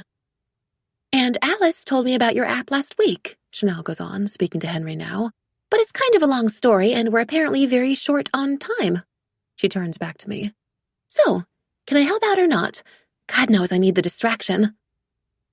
I'm aware that this kind of decision should warrant careful evaluation, a comprehensive risk assessment, and at least 2 long lists detailing all the pros and cons of getting a third person involved. But I'm also acutely aware of the cold spreading fast over my body. Okay, I say. You're in. 7. This feels so weird, Chanel mutters for at least the 10th time as we creep down Mencius Hall. She keeps glancing back in my direction, as if checking to see if I'm still there. I mean, I really can't see you. At all. Well, what did you expect? I whisper. My eyes scan the mostly empty corridor. It's early enough in the morning that most students haven't woken up yet. I guess they don't share my need to be productive before 6 a.m., and the ones who have are already off to breakfast. The good news is there won't be too many witnesses around in case things go wrong. The bad news is Chanel and Henry will look a lot more suspicious standing around here. To be honest, part of me thought, I don't even know what I thought, Chanel continues under her breath. But things like this don't just happen to— Shh, I hiss. A boy I've seen around campus a few times walks past us, but not before he shoots Chanel an odd look. He must think she's talking to herself. Sorry, Chanel tells me once he's gone, barely moving her lips this time. It's fine. I try and fail to slow my rapidly pounding heart. My nerves have been going into overdrive ever since we left our dorm. Let's just get this over with. To my immense relief, Henry is already standing in position outside Jake's dorm, just as we agreed earlier, a full cup of coffee in one hand and a history textbook in the other. As Chanel and I slow to a stop behind one of the many large decorative pot plants lining the corridor, Henry knocks on Jake's door, then takes a few steps backward. A long moment passes. Nothing happens. The knots in my stomach tighten. What if Jake's already left his room? Or what if he sensed something was wrong, that Henry's been acting weird and spying on him from afar? No, that couldn't be possible. Right?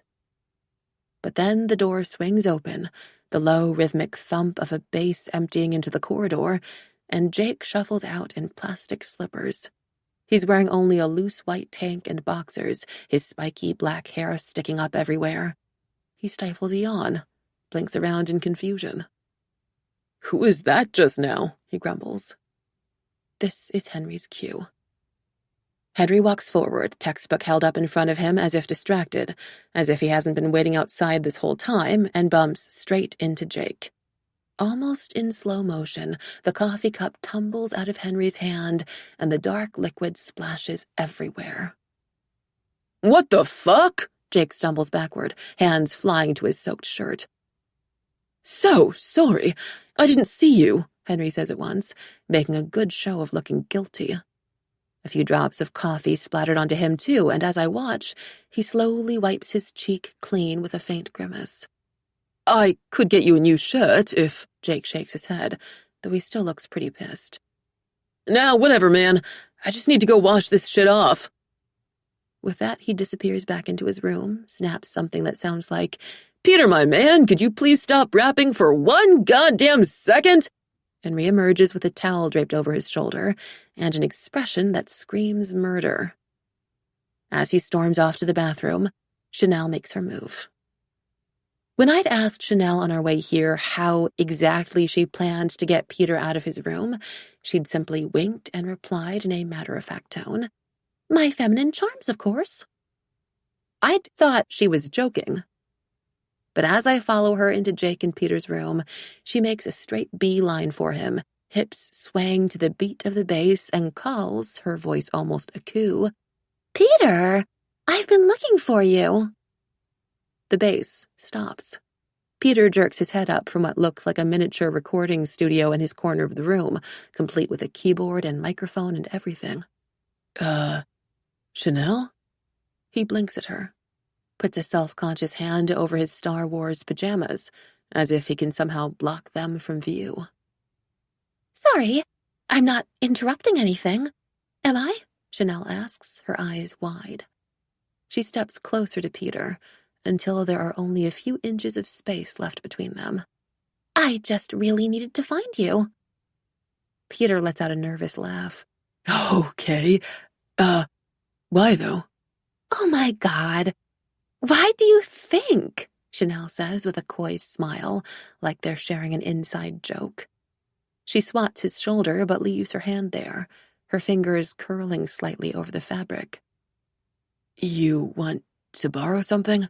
Peter attempts, his eyes darting back and forth between Chanel's hand and her face. And even though he's barely said anything of substance, Chanel breaks into giggles, as if he's just told the funniest joke in the world.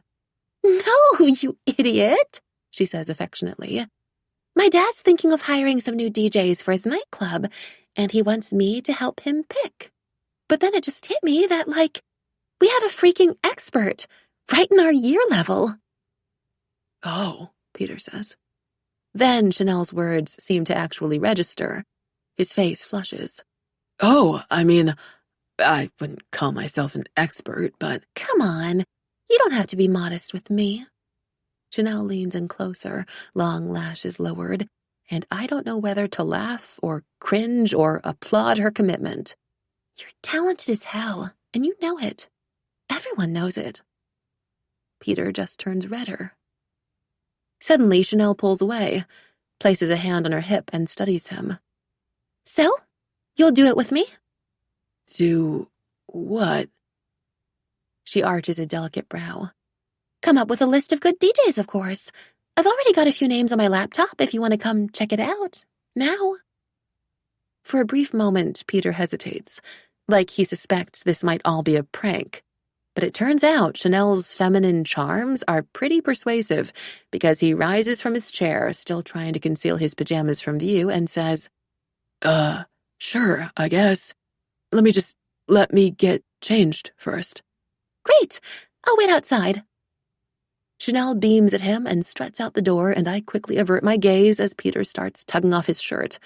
I listen to the squeak of the wardrobe door, the soft clatter of plastic hangers as he searches for something to wear, to his muttered curse, "Aish," when he bangs his leg against the corner of his bed.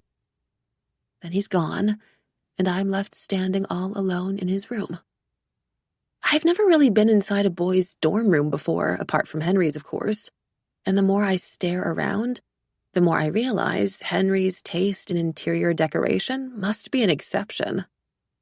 There are 3 giant computer monitors and headphones set up over the desk, rainbow lights flashing from the gaps between the keys, protein bar wrappers littered everywhere, 2 posters of some NBA star and that popular Chinese idol so many guys seem to love, Dilraba Dilmurat, plastered over the gray walls, socks and underwear strewn across the floor in crumpled balls.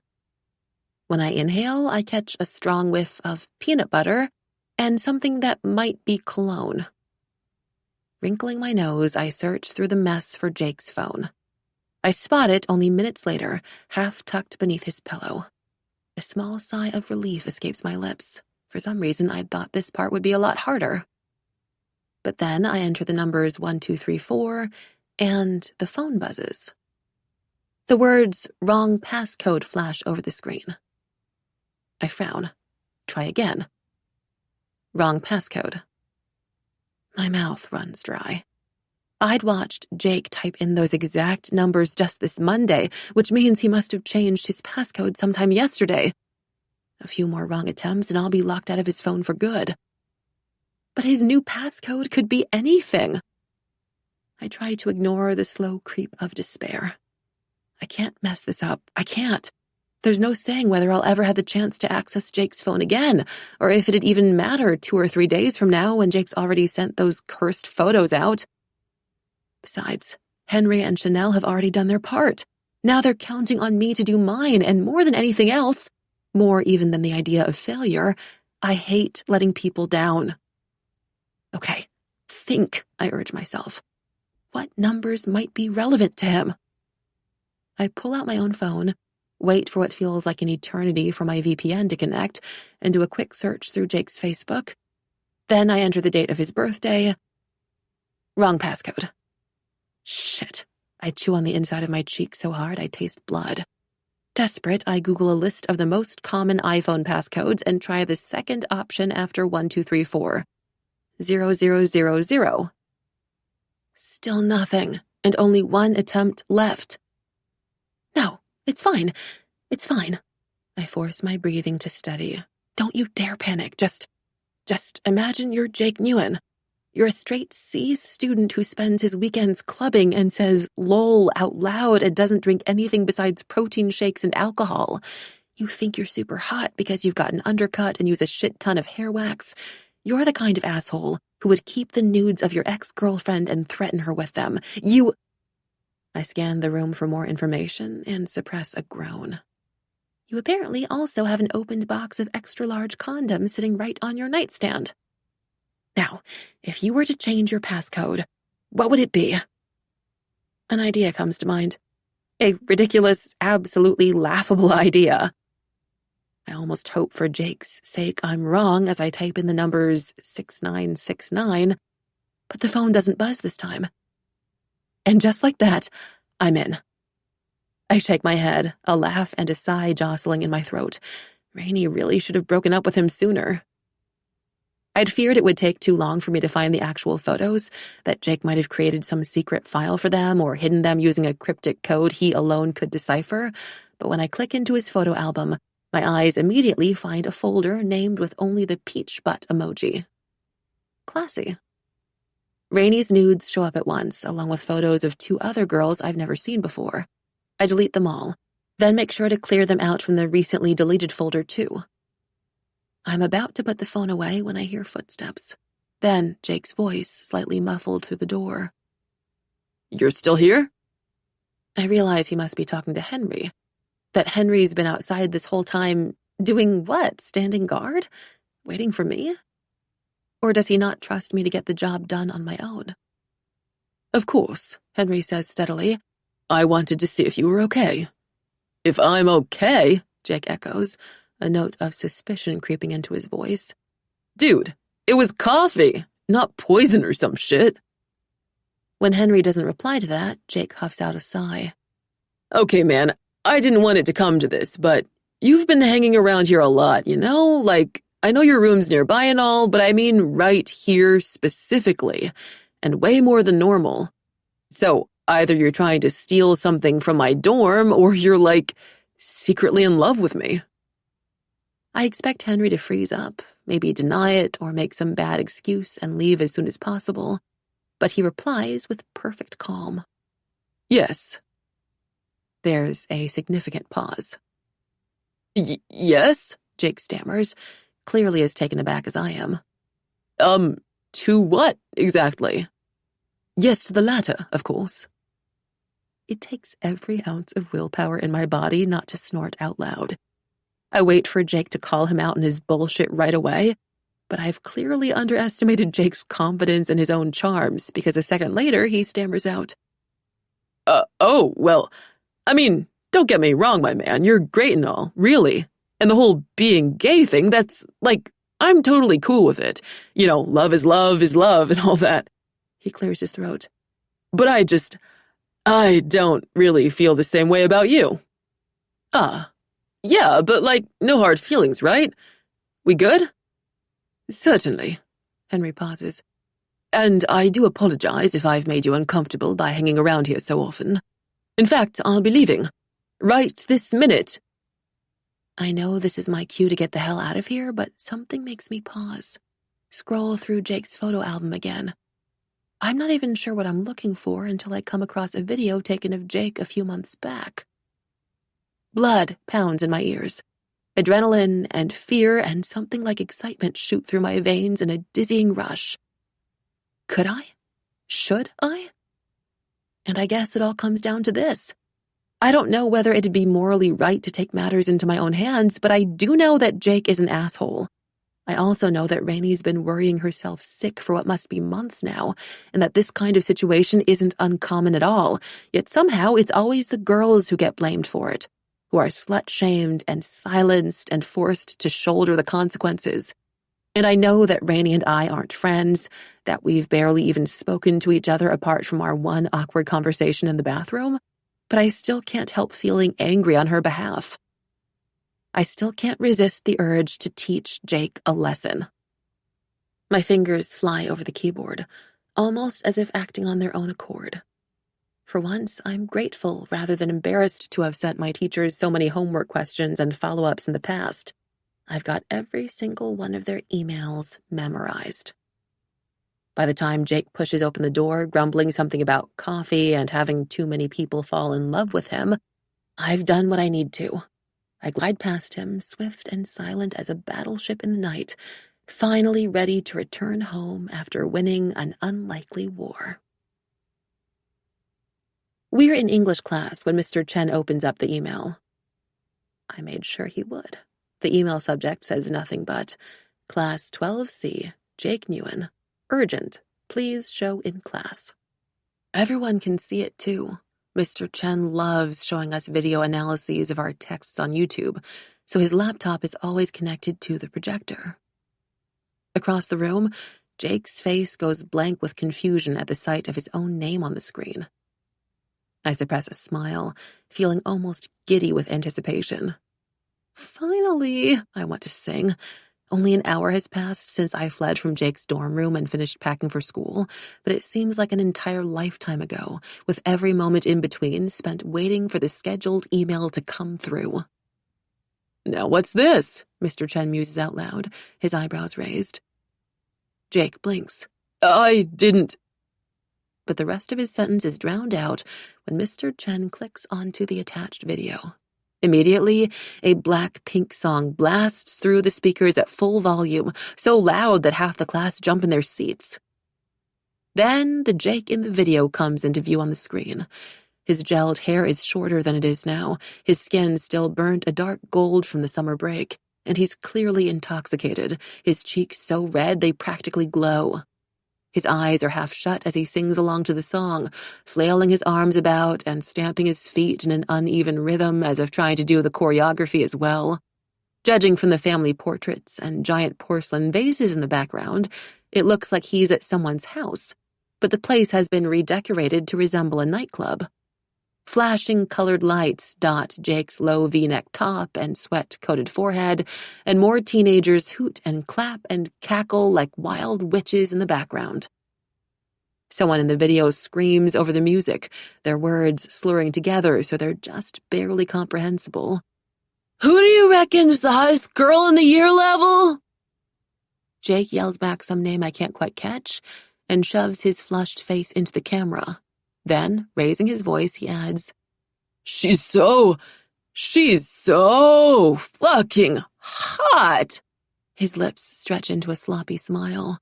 Like, dude, have you seen her ass? She could sit on my face and I'd... Mr. Chen quickly shuts his laptop, but the damage is already done. Jake, Mr. Chen says after a long pause. He stands up, the screech of his chair cutting through the silence, and even then I don't think I've ever heard the class this quiet before. A word outside, please. Jake's face looks almost as red as it did in the video. Stuffing his hands in his pockets, his head bowed at an angle, he shuffles after the teacher into the corridor. The door has barely closed behind them when the class erupts into chaos. Loud whispers and notes of laughter swirl around the room, friends leaning far over their desks and jumping out of their seats with wide eyes to discuss what they just saw. Oh my God! I can't believe... What the hell was he thinking? Did someone hack his phone? The secondhand embarrassment is real. Like, I'm literally cringing so hard right now. Did you see Mr. Chen's face? He looked like he was ready to resign. I always knew Jake Nguyen was a fuckboy. You can just tell by the hair. No wonder Rainey dumped his sorry ass. Seriously. Ugh, I can't believe I used to have a crush on him in year 7. Someone kill me now. As my classmates continue talking over each other, Henry peers at me silently from the seat next to mine, and I read the question in his dark eyes. Was this your doing? I say nothing, just shrug and pretend to focus on my Macbeth notes, underlining the words revenge and desire and guilt.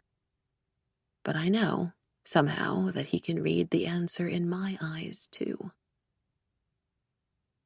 I heard Jake Nguyen has detention every day for the rest of the month, Henry tells me on our way to class the next day, for deliberately distributing inappropriate content and, he makes air quotations with his fingers, behaving in a way that doesn't represent Errington's school values.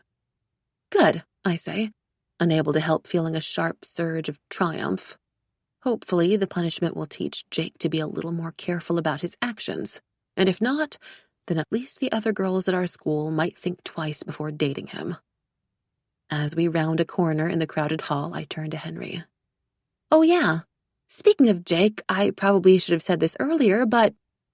I pause. the words I've prepared since yesterday burning in my throat. Why is it so hard to be nice to him? What is it about the words thank you that makes me feel so disgustingly vulnerable? But just say it, I command myself. Looking away and resisting the overwhelming urge to cringe, I tell him, I just wanted to thank you for that little performance you pulled the other day. Guess you're a pretty decent actor, or whatever. Great. Even when I'm trying to be nice, it sounds like I'm mocking him. But Henry's lips tug up at the corners, as if I've just paid him the biggest compliment in the world, and says, Well, of course I'm a great actor. It's one of my many strengths. Is humility one of them too? I say dryly. Naturally. I roll my eyes so far back in my head I almost see stars. But as we exit the building and walk past a group of tiny year 7s who stare after us as if we've just stepped out of a magazine cover, one of them saying in an odd, breathless kind of voice, Damn, I didn't know Henry Lee and Alice Sun were friends. My faint annoyance is pushed aside by pleasure. It's nice being noticed. Really nice. You know, I muse out loud, if it weren't for the fact that we hated each other's guts, we'd probably make an impressive power duo. I expect Henry to raise his eyebrows at me as usual or make a cutting remark, but his footsteps suddenly slow beside me. Wait, we hate each other? He says this as if it's actually news to him, as if we haven't spent the past 4 years exchanging little snide remarks and glares across opposite ends of every room. As if I didn't drag myself to last semester's optional chemistry revision sessions with a 39-degree fever just so he wouldn't beat me on the final exam. I whirl around to face him, squinting into the sunlight, and for the briefest moment I catch something almost like hurt flicker across his features. No, I must be imagining it. There are few things in this world that have the power to hurt Henry Lee. Things like a sudden drop in SYS's stocks, or his name coming last on the Forbes 30 under 30 list. Certainly not me. What did you think this was? I demand, motioning to the space between us. Well, I'm not entirely sure. He stares at me a beat, slides his hands into his back pockets. A fun competition. Fun, I repeat in disbelief. But then again, of course he sees our 4-year rivalry as a fun competition. For someone like Henry, who will always have his father's business, his family's wealth as a safety net, everything is just a game. There are no true consequences, no real threats. He could fail 1,000 times in life and still sleep easy, knowing there will be food waiting for him at home, medical insurance for his parents, more than enough money in the bank. Henry and I might share similar goals and grades, but at the end of the day, we will never be the same. Do you seriously hate me? Henry says, a strange, unreadable expression on his face. And maybe it's just the angle from where I'm standing, but his eyes look suddenly lighter in the sun, more gold than their usual coffee black, softer somehow. Well? I cross my arms over my chest, weighing out my response. Yes, is the obvious answer. I do hate you. I hate everything about you. I hate you so much that whenever I'm around you, I can barely think straight. I can barely even breathe. But when I open my mouth, none of that comes out. What I say instead is, Don't you hate me too? Immediately, I regret it. What a ridiculous question to ask. He's obviously going to laugh at me and say yes, the way that I should have just now, and whatever sense of camaraderie we've built over these past couple of weeks will collapse, which will then affect our efficiency in completing Beijing ghost tasks. But it's not just that. For some reason, the thought of him telling me he hates me right here out loud in plain English feels like a punch to the chest, which is even more ridiculous because... No. I blink. Huh? No, Alice. The faintest movement in his throat. I still have no idea what his expression means, why his voice sounds so strained. I don't hate you. Oh. My mind goes blank. Well, that's something, for sure. That was not a legitimate sentence, Alice, I scold myself. A very good thing to know, I try again. Glad we spoke of it. Neither was that. Thankfully, I'm saved from what's shaping up to be one of the most awkward exchanges of my life by a new phone notification. I turn around and open up my Beijing ghost messages. To my surprise, it's from Rainey again. I don't know how you did it, but thank you. You're my hero. I stare and stare at the message, read it 3 times over, and feel my heart lighten. Because this gives me a spark of hope. To know that I can live in a world where Rainey Lamb would voluntarily call me a hero, even if she doesn't know Beijing Ghost is me. To think that even the richest and most influential of Arrington's elite would thank me, need me, however briefly, and that my powers, my strange, inexplicable, unreliable powers, have actually been able to help somebody. I hold the phone to my chest and inhale deeply. Never before has the summer air tasted so sweet. 8. I move through the requests quickly after that. As I do, my life changes shape, fits into the mold of a new, bizarre routine. I spend my mornings going through new Beijing ghost messages and choosing the most feasible tasks, lunchtimes developing a plan of action with Henry, and sometimes Chanel, and classes only half paying attention to the teacher as I wait anxiously to turn invisible. And on the days when I do turn invisible and make that same mad dash out the classroom door, I always make sure to come back with a stolen, forged note from the nurse's office, explaining a fictional chronic health condition I have that unfortunately makes me puke my guts out from time to time. It's enough to get the teachers off my back about my sudden spontaneous absences. That and the fact that I haven't fallen behind on any schoolwork. Because when all my Beijing ghost tasks are finally done for the day, I trudge back to my dorm, exhausted, and study, cramming lecture notes and slides and graphs into my brain until 5 or 6 in the morning, just in time to watch the watery sunrise through the window. Only then do I allow myself to be human and nap for about an hour. 2 hours max. By the time November rolls around, I can't remember the last time I woke up without bloodshot eyes and a terrible pounding headache, like someone has taken to squeezing my skull for fun. The trick to working through the pain, I've discovered, is by forcing myself to conjure up worst-case scenarios, to picture a future where I don't make enough money and have to leave Arrington. It's like the reverse of guided meditation. You're walking into the classroom of your new local school. You're sweating visibly, a heavy bag of books you haven't read gripped to your chest. All the students and teachers stare at you. The bell rings, and you take your first pop quiz, 25 pages of tiny Chinese characters you can hardly understand, much less answer. You feel sick.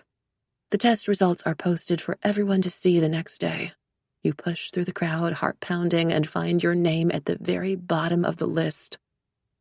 Compared to that, staying up all night feels almost like a luxury. But despite everything, I'd be lying if I said some part of me didn't enjoy the constant stream of tasks, the new notifications lighting up my phone. No, maybe enjoy is the wrong word. It's not about happiness. It's about power. It's the thrill of being needed, of knowing things other people don't. In the space of 2 months, I've learned more about my classmates than I have in my 5 years here. Like how Even, daughter of a billionaire, has been stealing entire plates of cupcakes from the cafe before school every day. How Sujin, another billionaire's daughter, runs her own karaoke bar and spends all her money funding global warming research. How Stephen from year 10 and Julian from year 11 have actually been making out behind the koi ponds when everyone thinks they're busy taking photos for the yearbook. Or how Andrew She and Peter O's parents are running for the same global director position at Longfeng Oil, and in fear of their latest campaign ideas being stolen, have advised their children to stay far away from each other. Secrets, I'm realizing, are their own kind of currency. But even better is earning real currency, the satisfaction of seeing the numbers in my new bank account rise. 70,000 RMB. 100,000 RMB, 120,000 RMB. More money than I've ever seen in my life. But even then, I know I could still earn more. I have to earn more. I still need another 130,000 RMB if I want to stay at Arrington until I graduate. 10 more tasks, I tell myself, and I'll be able to make that much.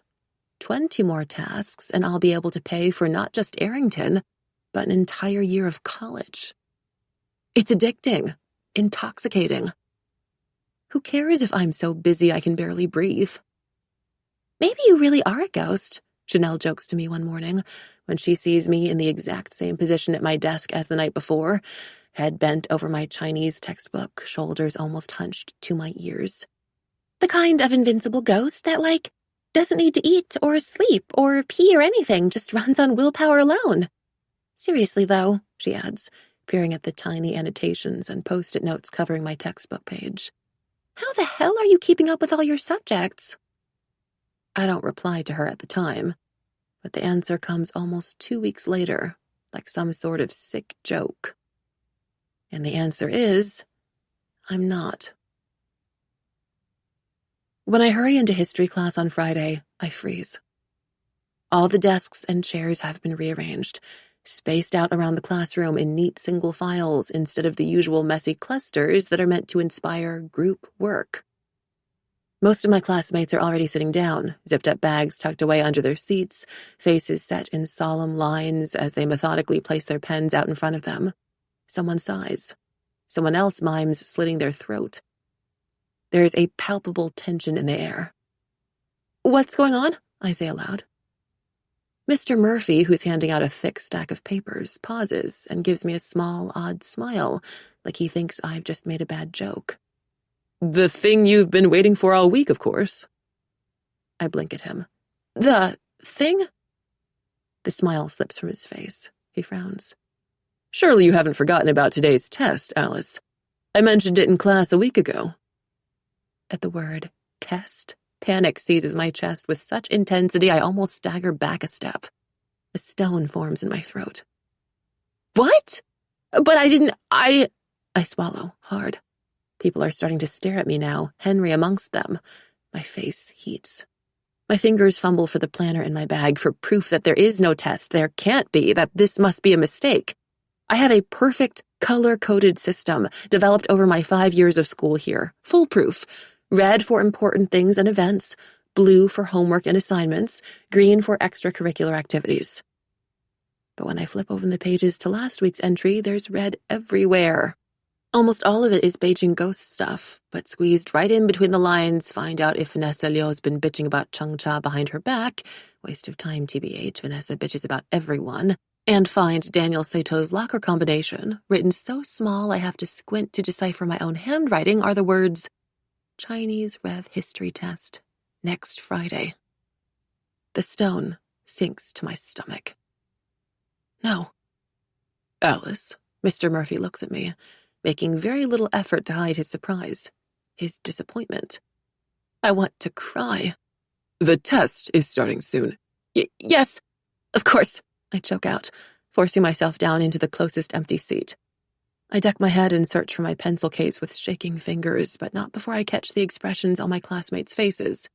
Variations of pity, amusement, smugness, and most pronounced of all, shock. A few summers back, some director at LinkedIn was invited to our school to talk about the importance of personal branding in the 21st century, and I've devoted the past 5 years to developing and strengthening mine.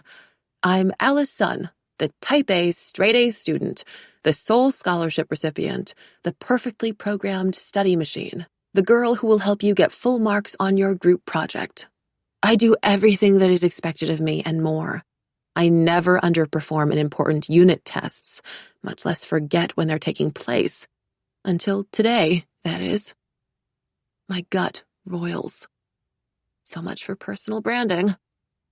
Just when I think I couldn't possibly feel any worse, Mr. Murphy comes around to my desk, hands me a blank test paper, and says very quietly, "Even if you forgot about the test, Alice, you're a smart girl. I'm sure you'll still do well." He's wrong. Because even though I'm smart, I'm not that smart. Not the kind of prodigy-level smart you would expect to find at Harvard, the kind that would allow me to skip all my classes and still rank first in every test, that would make everything come easily.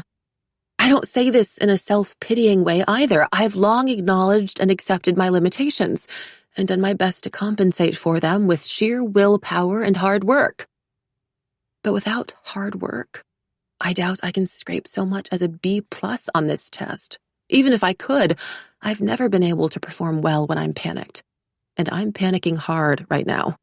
My heart feels like it's about to explode in my chest, my fingers shaking so badly I almost dropped my pen. No. Focus, I urge myself. I look up at the ticking clock. 7 minutes have passed already, and my test paper is still blank. Normally, by this point, I'd have written enough to cover 2 entire pages. I attempt to answer the first question. To what extent did the warlord era prove a turning point in the development of the revolution in China? But all that's running through my head is, fuck, I'm so fucked, in a maddening, highly unhelpful loop. When I check the time again, another minute has already passed.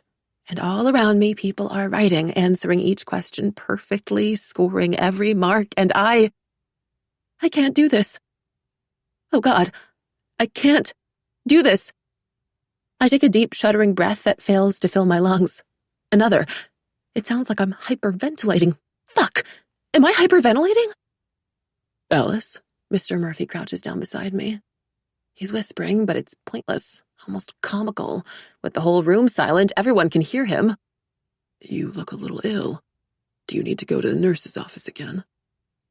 More eyes turn to me, pin me down in place. All while I'm trying to remember how to breathe like a normal person. I don't trust myself to speak. I'm not sure I'm even allowed to under test conditions, so I just shake my head, force myself to write a few sentences, slowly, shakily over the printed lines. It's complete bullshit, of course. I have no dates memorized, no key events that I can recall. I'd turned invisible for half our class on the warlord era and must have missed the important points. After a few seconds of excruciating silence in which Mr. Murphy seems to confirm that I'm not going to faint or throw up at his feet, he stands up and returns to the front of the room. Meanwhile, the clock ticks on like a bomb. Please put your pens down. I glance up from my test paper, where my writing crawls over the page like spiders, nearly illegible in my frenzy. Evie, Wu, and I are the only people left in the class. The test was short enough that everyone else turned it in early. Henry left the classroom before half an hour had even passed, his stride confident, his face calm. Evie's face, on the other hand, must look a lot like mine, bright red and shiny with sweat, as if she's just finished running a marathon. When she hands her test to Mr. Murphy, I notice that the entire back page is empty, save for 1 or 2 hastily scribbled words. Thank you very much, Evie, Mr. Murphy says, then pauses. I hope you didn't find this test too difficult. I'd hate to have to give your mother another call. Again, he's whispering, and again it serves absolutely no purpose when I'm sitting less than 5 feet away, close enough to catch every word. Evie's eyes dart to me, clearly mortified, and I feel a swell of sympathy. Evie is the only student at Arrington who's had to repeat a year. But it's not her fault. Even though she has a Canadian passport, she was never actually taught any English growing up. Once I caught a glance of Evie's history textbook and saw Chinese translations and annotations written in the margins for almost every word, little question marks drawn over certain phrases, entire blocks of text highlighted to mark out parts she didn't understand. I could almost feel the frustration pulsing out of those carefully marked lines. The worst part is that Evie's a genius, and not just in math and physics, but languages too. She's in the most advanced Chinese class, and Wei Laoshi always gushes over her poems and essays and suggests, not so delicately, how he'd be happy if we could write with a tiny fraction of her skill, even goes so far as to compare her to Lu Xun, one of the most famous writers in modern China. So really, it's only the English that's the issue. Maybe that's why Mr. Murphy is whispering so loudly now, why he's speaking at half his usual speed, enunciating every syllable. He used to speak to me like that, too, When I first came to Arrington, despite my insistence that English was my first language, only after I aced 5 tests in a row did he seem to believe me. Evie mumbles something back that I can't quite hear, rises from her chair, and quickly gathers up her things. Once she's left, Mr. Murphy turns to me. Can I have your test, Alice? I realize I've been gripping the paper to my chest like a lifeline, my knuckles almost white. I drop it. The pages flutter out like wings. Yes, of course, I say, pushing it across the desk. I know the wise thing to do would be to just leave it at that, scrape up the little dignity and self-esteem I have, and walk away. But instead, I blurt out, I'm sorry. I'm so sorry. It's really bad. I know it is, but I swear I don't usually... I'd never... Don't stress about it, Mr. Murphy interrupts with a little chuckle. Besides, I've taught you for almost 5 years now, Alice. Your definition of bad is rather different from that of your peers. But rather than reassure me, the kindness in his voice, so sincere and so unearned, only makes something inside me fissure. To my absolute horror, a pressure begins to build in my chest, climb up to my throat. My eyes blur. Mr. Murphy looks alarmed. Hey! It's as if someone's turned on a switch. When I start crying, I can't seem to stop. Short, violent breaths rock my entire body, a disgusting amount of tears and snot flowing down my face even as I try, desperate, to wipe them away. I cry so hard, my chest physically hurts. My head feels light. I sound unhinged, like an inconsolable child, a tortured animal. I sound like I'm about to die. Hey, Mr. Murphy says again, lifting a hand as if to pat my shoulder, then thinks better of it. Fear creases his bushy brows, and I wonder, dimly, if he's scared I'll sue him for psychological damage or something. 2 years ago, a student in year 13 did just that when he failed a major chemistry test. His parents were both lawyers. The student won in the end. It's okay. I managed to suppress my sobs long enough to stammer out, Sorry, I wasn't... I hiccup. I wasn't even planning to cry, or I'd... I hiccup again.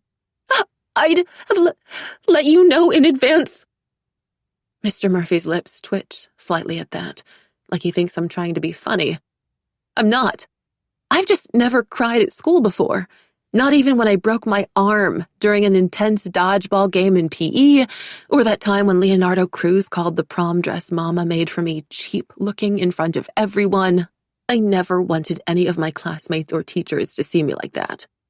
Distressed, discomposed, weak. But I guess today is a day of firsts for everything. You know, in all my years of teaching, Mr. Murphy says, when my sobs have quietened a little, I can't remember the last time anyone reacted so violently to a bad test experience. He's not smiling anymore. Is there something going on, Alice? Issues at home, relationship drama, friendship troubles? His expression grows more uncomfortable with every question. Because, you know, there are resources at Arrington for that. When I look at him, confused, he clarifies, We have excellent school counselors who'd be more than happy to... The unspoken word lodges in my throat. I shake my head instead, violently, to get my point across. I don't need someone to recommend meditation apps and listen to all my problems. I need to get my shit together. Pull my grades up. Make more money. I need to get out of here. I think I'm fine now, I say on a shaky breath. And I have to get to class, so My voice threatens to crack again, and I gesture to the door.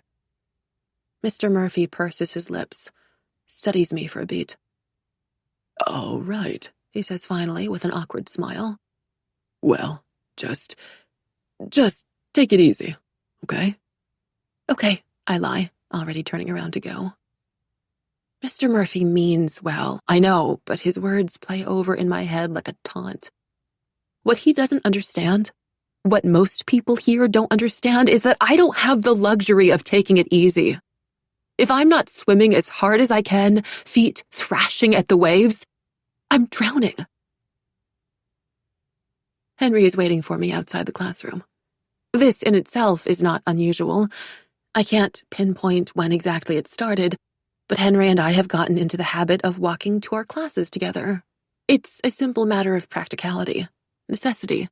We share the same classes for almost every subject, after all, a fact I used to deeply resent, and we always put those extra 4 or 5 minutes to good use, strategizing and fine-tuning and outlining the next Beijing ghost tasks under our breaths as we walk. Sometimes I'll even pull out my planner or a clipboard. But something's different today. I notice it in the way Henry looks at me when I walk out, the way he flinches as I draw near. It's such an odd sight, I'm almost convinced I've imagined it. I don't think I've ever seen Henry Lee flinch before. Yet even odder is the expression that settles over his features like a shadow. Concern. Concern for me. Because I was hyperventilating during our test just now? Because it's clear I've been crying? Because he overheard my conversation with Mr. Murphy? There are so many possibilities. All of them make me want to run far away in the opposite direction. But before I can turn around, he steps toward me. "You forgot about the test," he says. Not, "Are you okay?" or "How did it go?" or "Do you want to talk about it?" Maybe he isn't that concerned after all.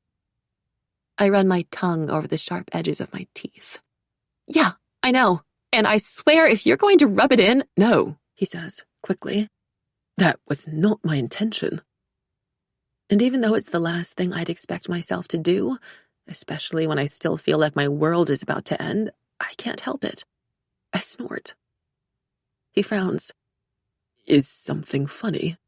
No, nothing," I say, shaking my head, then stop abruptly when the motion makes pain spike through my skull. At this rate, I can't even tell if the migraine is from sleep deprivation or from bawling my eyes out. Henry says nothing, but his frown deepens. "Okay, fine. You really want to know? It's just, you just sound so posh all the time. Oh my God." I straighten my posture to match his and mimic him with an exaggerated British accent. "That was not my intention." "I do not sound like that," he says, affronted. "You're right. You sound even posher. Why are you still here anyway?" I ask, looking over his shoulder to scan the emptying hall. "Shouldn't we be getting to class, or—" "English is cancelled for the day. Mr. Chen was invited to deliver a lecture at Peking University." He hesitates. "The email came a few minutes ago, when you were—" When I was having a mental breakdown. "Ah," I say, suddenly far too aware of the damp patches on my blazer from when I used it to wipe my face, the puffiness in my lips and cheeks, the dry, uncomfortable ache in my eyes. I turn my head, feigning interest in the glass display to my left. Glossy certificates catch the artificial light of the hall, the golden italicized text gleaming like magic. Rachel Kim, first place in IGCSE history. Patricia Chow, Best All-Rounder Award. Isabella Lee, perfect score in IB Geography. All legends, all names that continue to adorn our halls, remind us of their greatness long after the students themselves have graduated. The sound of crinkling paper pulls me from my thoughts. I glance back to see Henry reaching for something in his bag. "Do you want—" "Oh, it's fine. I can just get some from the bathroom," I say, assuming he's about to offer me a tissue. But then he's holding up one of those white rabbit milk candies I saw him eating in his dorm, the creamy white wrapper smooth, almost the same shade as his outstretched palm. Confusion flickers over his features when he hears the end of my sentence. We both pause, catch our mistake.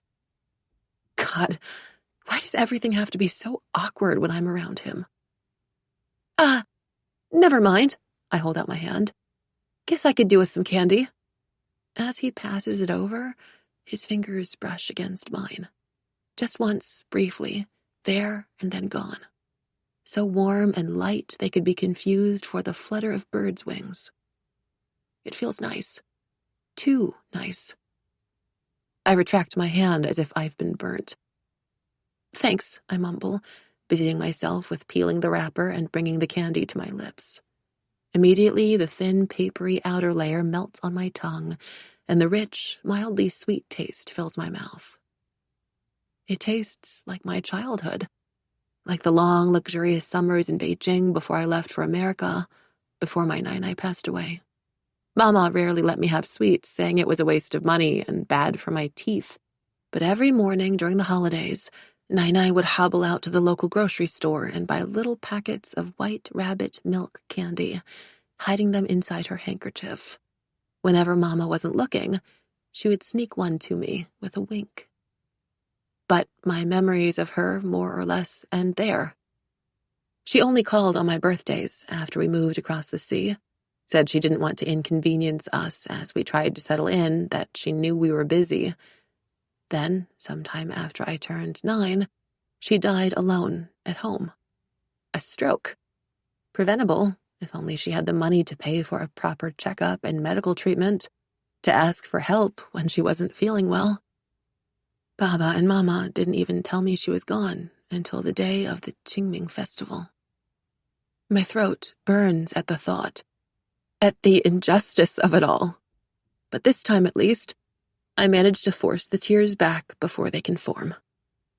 I don't know why I'm so emotional today. I sneak a quick glance at Henry to see if he's noticed, but he seems suddenly fascinated by the awards display, too. It's been ages since I last had one of these, I say, more to break the awkward silence than anything. They were my favorite childhood treat. He turns to face me, his expression impassive. Mine, too.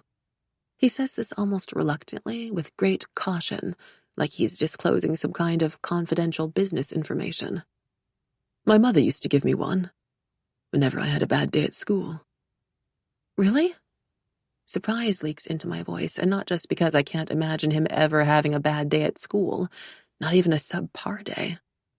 I thought you'd have grown up eating all that fancy, expensive stuff. His eyebrows arch.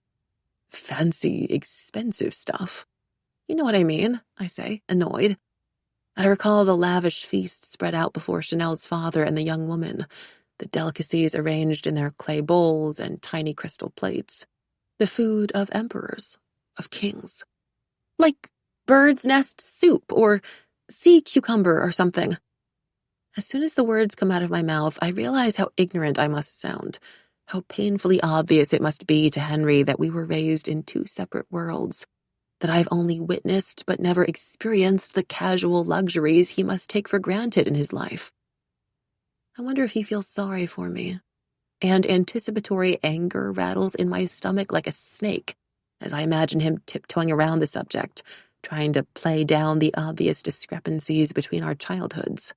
They weren't that expensive, or we only had those once a week. But in reality, he just shrugs one shoulder and says, I never really liked sea cucumber, actually. They used to creep me out when I was a kid. Yeah, well, they do look a bit like slugs, I mutter, and he laughs. I stare at him, taken aback by how his entire demeanor seems to change, the sharp, regal lines of his face softening, white teeth flashing, his shoulders slipping forward from their usual stiff posture. He's so closed off all the time that I didn't even think Henry was capable of laughing. For a moment, I wonder what we might look like from an outsider's perspective. Just 2 teenagers joking around and sharing candy and chatting together after class. Friends, maybe. The thought startles me. Then Henry catches me staring, registers the visible shock on my face, and sobers up at once, like he's been caught doing something he shouldn't. The curve of his ears turn pink slightly. Well, anyway. He slides his hands into his blazer pockets. I should probably go. Study. Our midterms are soon. Oh, okay. But he makes no immediate move to leave. Will you be all right after? He trails off, once again leaving it to me to fill out the rest of his sentence. Either way, it's not as if a bad grade would bring your average down so much, right? So long as you do well in the midterms, you could still be ranked second in the class. I bristle, the remnants of that brief, tender moment we shared earlier vanishing like smoke. We are not friends, I remind myself. We are competitors, enemies. only one of us can win in the end. I don't want to be ranked second. I surge forward until I'm standing right in front of him, hating that I have to crane my neck just so we're at eye level. If I'm not first, I'm nothing. He merely looks amused. Is there really such a substantial difference? I doubt your report card. It's not just about how my report card looks, I interrupt. It's about losing my winning streak with the academic award next year. It's about what people will think of me. It doesn't matter what people think. Bullshit, I say hotly. That's bullshit and you know it. Perception is everything. Money would just be colored paper if we didn't all think it was important. Cotton, actually. What? Contrary to popular belief, money is mostly made out of cotton, he says, as if this is life-changing information. Just thought you'd want to know, but do go on. The idea of murdering him flits through my mind. My point is, I say through gritted teeth, when a large enough number of people collectively care enough about something, no matter how superficial or arbitrary or inherently worthless it is, it starts to carry value. It's like when people say it doesn't matter where you get your education, but watch how fast they change their attitude, their tone, when you tell them you go to Arrington. I second a breath, curl my trembling hands into fists. Even just now, Mr. Murphy was already looking at me differently because I swallow. Because I fucked up on that one test. Surprise flashes across Henry's face. I don't think anyone at Arrington has ever heard me swear out loud before. It's kind of liberating, really. Cathartic.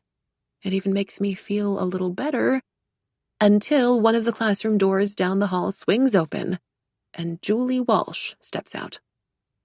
Her narrowed eyes instantly land on me, and she comes marching straight over, thin heels clacking, sleek blonde hair bobbing with every step, her lips pressed into a tight line. As she draws closer, the strong, sickly, sweet scent of her perfume hits my nose. I try not to choke. Such foul language, she hisses, shaking her head.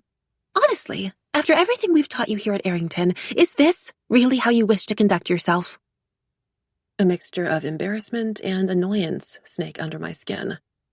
I'm tempted to tell her about the number of Chinese and Korean swear words students have used right in front of her face in the past week alone, but because I still have somewhat of a will to live, and because I'd never throw the other kids under the bus like that, I decide against it. Sorry, I catch myself just in time. Dr. Walsh. You certainly should be, she sniffs. Don't let me catch you swearing again, Vanessa Liu, or there will be consequences. I look up at her, stunned. Like Mr. Murphy, she's been teaching me for 5 years. Surely she must know who I am. My name, at least? Besides, Vanessa and I don't even look remotely alike. Her face is sharp and long, whereas mine is wide, her nose petite while mine is round, and her skin is at least 5 shades paler thanks to all her Korean skincare products. Anyone with eyes should be able to tell the difference between us. I wait for Julie to realize her mistake, to correct herself. She doesn't. Just stares me down with those cold blue eyes like she expects me to apologize again. But instead, all I say is, "It's Alice." Her face goes blank with confusion. What? I said my name is Alice, not Vanessa. Is it now? She finally says, unconvinced, looking for a second as if she actually believes I might have mixed up my own name. When I nod, she gives me a tight-lipped smile that isn't much friendlier than a glare. Well, pardon me, Alice, but my earlier point still stands, of course. Of course, I echo. Satisfied, she spins around on her noisy heels and leaves. As soon as she's out of earshot, Henry mutters, "Charming, isn't she?"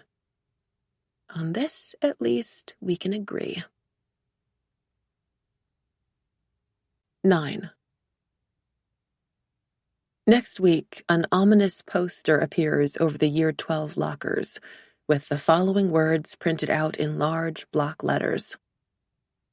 15 days left. It takes everyone a while to figure out what the poster is referring to. Maybe it means 15 days left until my will to live runs out, Vanessa Liu suggests as she crams a mountain of textbooks into her overhead locker, slamming it shut with a roundhouse kick that makes the walls tremble. Someone behind me snorts, Sounds about right.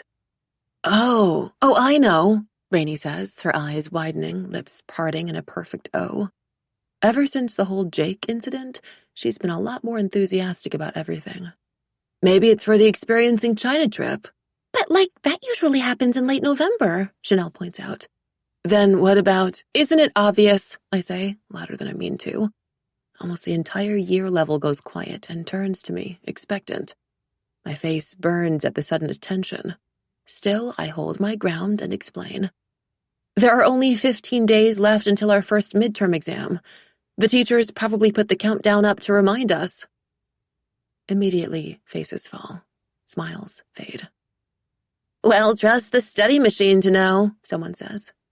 It isn't the first time I've heard this sort of joke, but there's an awkward pause after the familiar words, and I know the people from my history class are still remembering what happened in our last test. My face grows hotter with embarrassment, shame. Who knows how long it'll take me to build up my reputation again. As people finish cramming books and laptops into lockers and start heading outside for lunch, most of their conversations turning to revision and how far behind they are and how they haven't even really read Macbeth yet for English, just the Spark Notes summaries, my phone buzzes. Another Beijing ghost notification. I've already lost track of the number of requests I've gotten, but my heart still stutters in my chest as I find a dark, empty corner in the hall, turn with my back against the wall so that no one can see my screen, and read over the latest message. Okay to call? Surprise flutters inside me. This is definitely new. It can be done, though. Henry's been fine-tuning the app for weeks in his spare time, claiming it's a great way to put the skills he's learned at SYS into practice, and now there's a call option that distorts the voices on both ends to ensure anonymity. I've only used it once before in a brief test run with Henry and Chanel. Though I wasn't a huge fan of how the feature made me sound like Darth Vader, everything else worked pretty well. So I message back. Sure. And almost instantly the call comes in. I do a quick scan of the locker area before I pick up. The place is empty. Good. Hello? I say, wedging the phone between my ear and shoulder. Way? The voice distortion feature works so well I can't even tell if it's a boy or girl speaking, but I can hear the slight hitch in their breathing, the nervousness in their tone when, in slow, carefully enunciated Mandarin, the person asks, Do you speak Chinese? Oh, yeah, no problem, I say, switching to Mandarin too. A sigh of relief.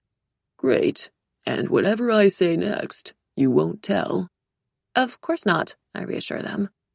It's what most users ask when they first start using the app.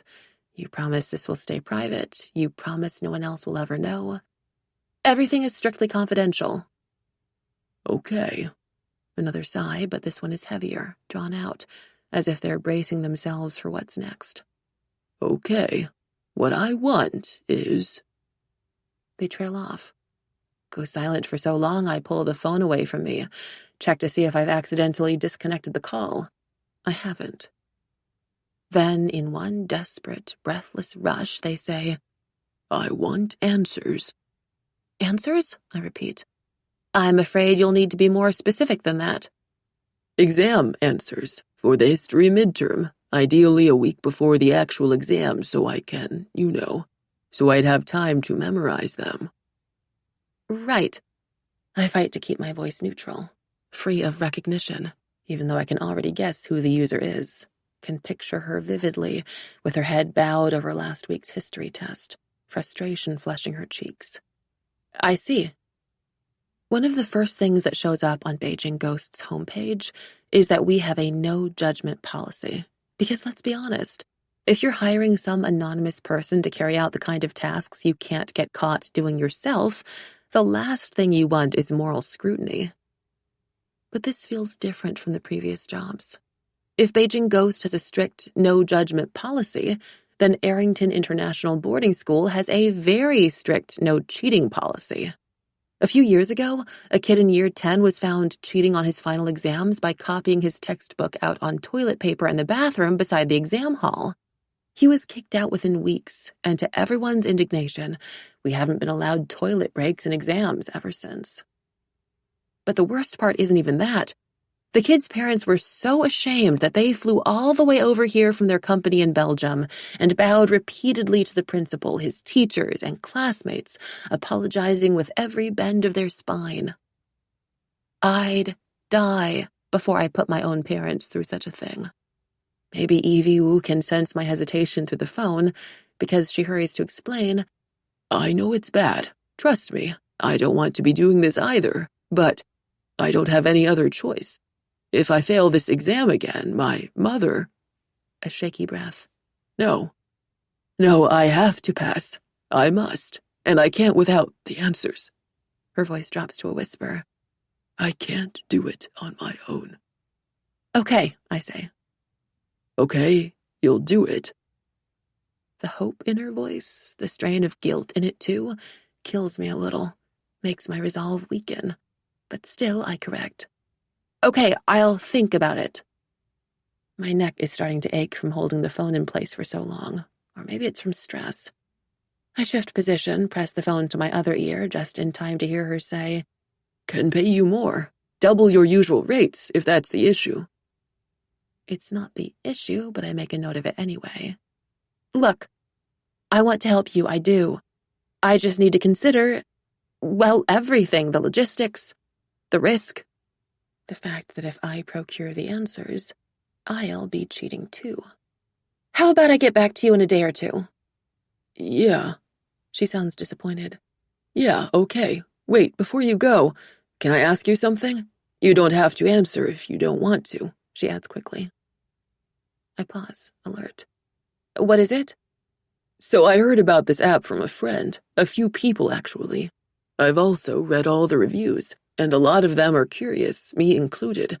How do you manage to do it? All of these tasks without being seen? You're not. She breaks off for a second, laughs, the sound quiet and nervous. It makes me feel intimidating in a way I never imagined I could be before. You're not actually a ghost, are you? She says this like a joke, but there's a trace of genuine fear in her voice.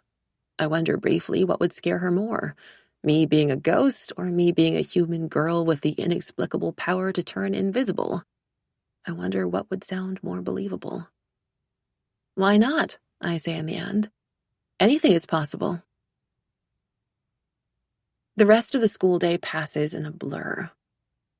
I drift from class to class, bump into people in the halls, do the in-class history exercises robotically, hand them in early. And even though I haven't made my mind up yet about the request, I linger once everyone's gone. Mr. Murphy starts at the sight of me, blinks rapidly like he's scared I might start crying again. Alice, he folds his hands over his desk. What's up? I was just wondering, I begin, going over the lines I've rehearsed for the past hour in my head. Since I know I didn't do that well for the last test— I haven't marked those papers yet. Still, I insist. I have a pretty good idea of how I did, and I'm not going to lie, I feel horrible about it, which is why it's more important than ever that I perform well in our midterms. I make myself look right at him and pray that my expression is earnest rather than terrified. And so I was wondering if you've already written the midterms, and if you've got a revision guide ready like you did last year. I mean, I obviously don't want to rush you or anything, but— Oh, no. Don't worry, Mr. Murphy says with a light chuckle, evidently relieved I'm back in control of my emotions again. I just finished writing your midterms yesterday. Would have gotten it done earlier, honestly, if it weren't for my kids. He makes a you-know-the-struggle kind of face, and I nod just to speed things along, even though I obviously don't. The revision guide should be ready soon, too. I'll send the class an email once I've got it printed out for next class. How about that? That'd be perfect, I say, offering him my best straight-A student smile. He smiles back, not suspecting a thing. I'm still Alice's son, after all. Even if I messed up on my last test, there's no way I'd ever dare cheat. You know what's so great about you, Alice? Mr. Murphy says as he stuffs today's worksheets into an already overflowing see-through folder. Even though Arrington keeps making grand statements about being a completely paper-free school, he's one of those teachers who's always preferred physical copies. You're so driven, so determined. No matter what happens, you just have a plan and you do it. And you do it well, too. Normally, this kind of praise would make me giddy with joy, but my chest only tightens. You'll go far with that mindset of yours, Mr. Murphy continues, gazing out into the empty classroom as if he can see some glorious vision of my future shining right there before us. I'm certain of it. It's too much. I feel so guilty that I barely manage to stutter out a thanks, just grab my books and go. When I get back to the dorms, Chanel is in a bad mood. I know this because she's lying on our bedroom floor in her BTS pajamas and feasting on 3 giant bags of spicy strips at 11 p.m., breaking the intermittent fasting thing she's been practicing religiously since the start of the school year. "Want a latte?" she asks when she notices me, holding up one of the bags. Her fingers are red with chili oil. No thank you." I walk closer, careful not to step on her hair. "Is everything okay here?" "Yeah, of course," she says. But she's an even worse liar than I am, and terrible at holding things in. After only a few beats of silence, she throws up her hands like I've got her at gunpoint. Okay, fine. But you're going to think it's ridiculous." "I won't," I promise quickly. "You're going to think I'm ridiculous." I blink at her, confused. She heaves a loud sigh, props herself up on one elbow, and says, "I failed my chem test." "Oh." I don't know why I assumed it'd be something a lot more dramatic, less normal. Maybe I've come to think of people like Chanel as living on a whole separate plane of existence, elevated from mundane struggles and concerns like getting a bad grade. "See?" she says, groaning and falling back on the floor with a significant thud. "You're judging me. I can feel it." "I'm not," I say, trying to collect my thoughts. "And it's not like, grades don't matter that much anyway." I wince. The words ring awfully false and hypocritical to my own ears. "Sorry. That was so obnoxious." Chanel snorts. "It was, a little. So, okay, I do get why you'd be upset about it. It sucks. But also, if it helps, I genuinely don't consider our academic records to be like the ultimate indicator of human value or whatever." She looks up at me. "You really think that?" I nod. "Then why do you kill yourself studying all the time?" "Well, it's different from me." I immediately cringe again and hurry to explain.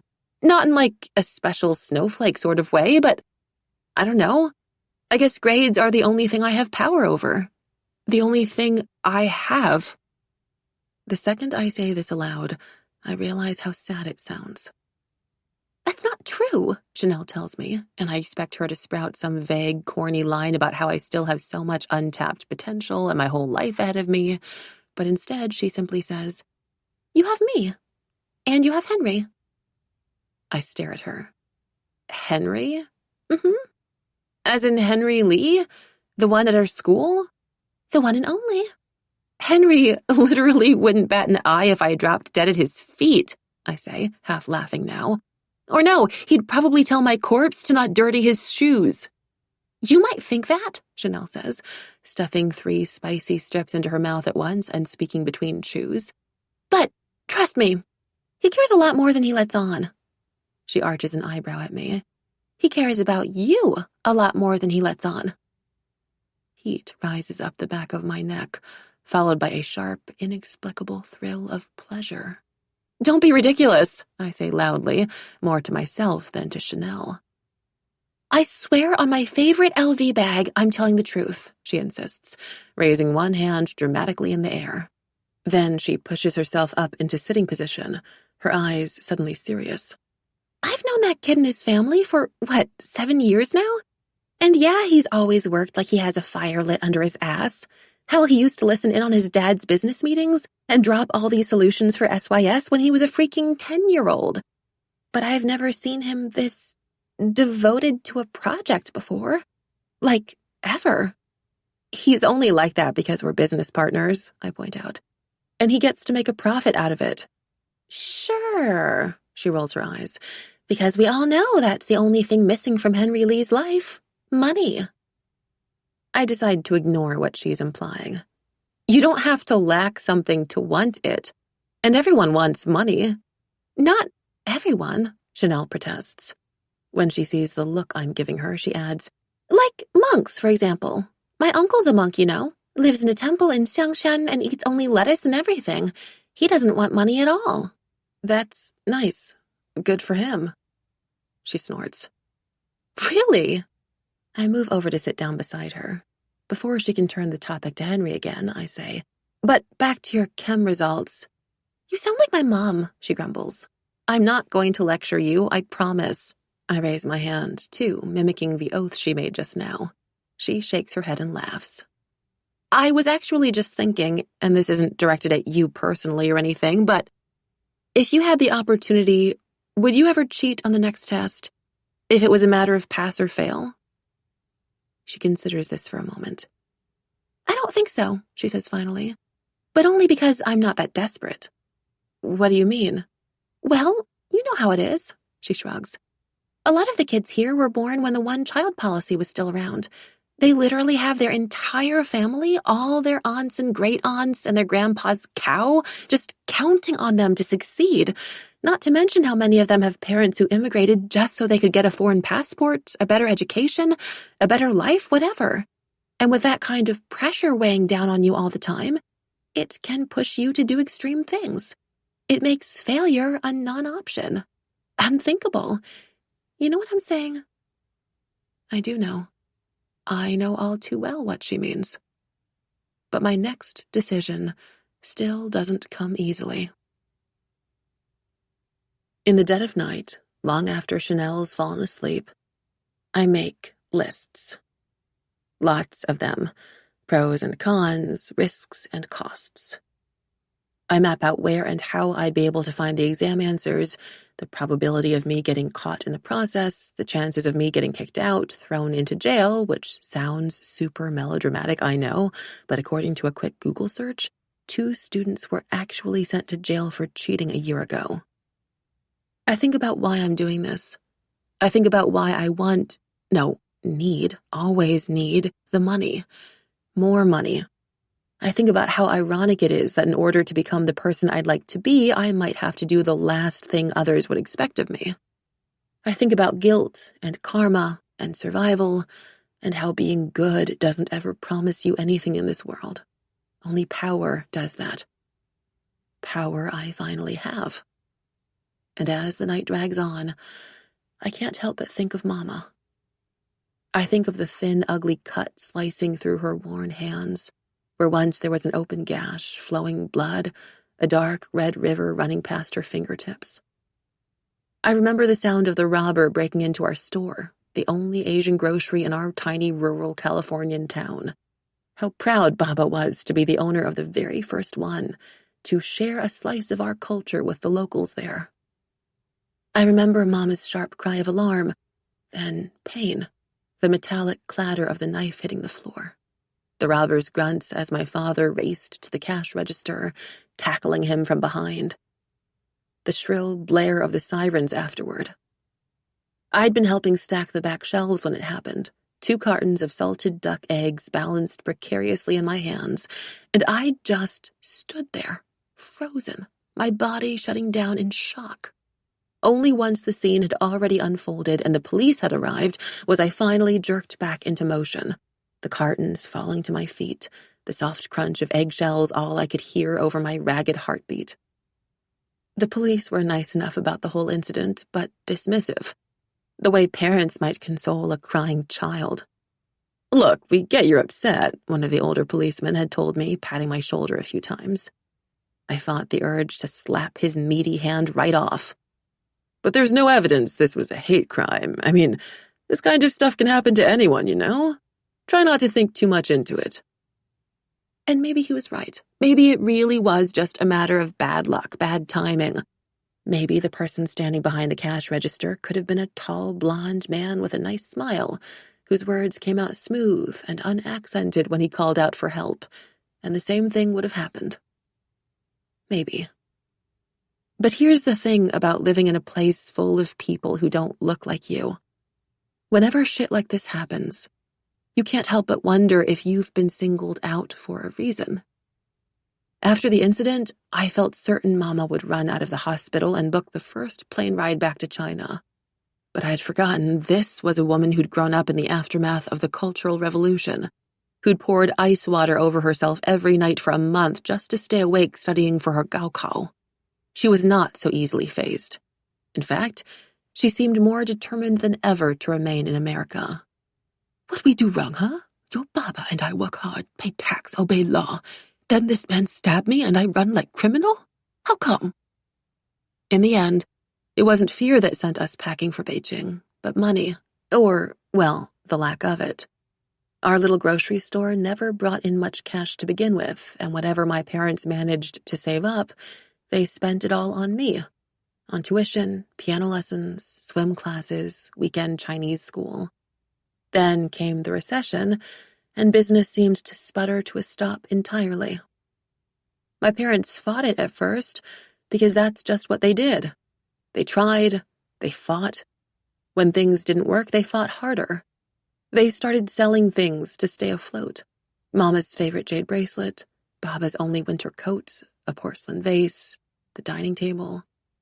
Mama found a job as a janitor at the nearest hospital, the closest thing she could get to her old nursing career in China, and Baba made a few extra coins every day by collecting and recycling used plastic bottles. But even then it wasn't enough. Nowhere close. The breaking point came on Chinese New Year. We celebrated it alone in our dark, rented home, sitting around the plastic tablecloth that now served as the table, passing around a plate of those frozen store-bought dumplings we'd heated in the microwave. Mama had taken one bite of the dumpling and gone very still. "What is it?" Baba asked in Mandarin, peering over at her with concern. "Does it taste that bad?" She said nothing.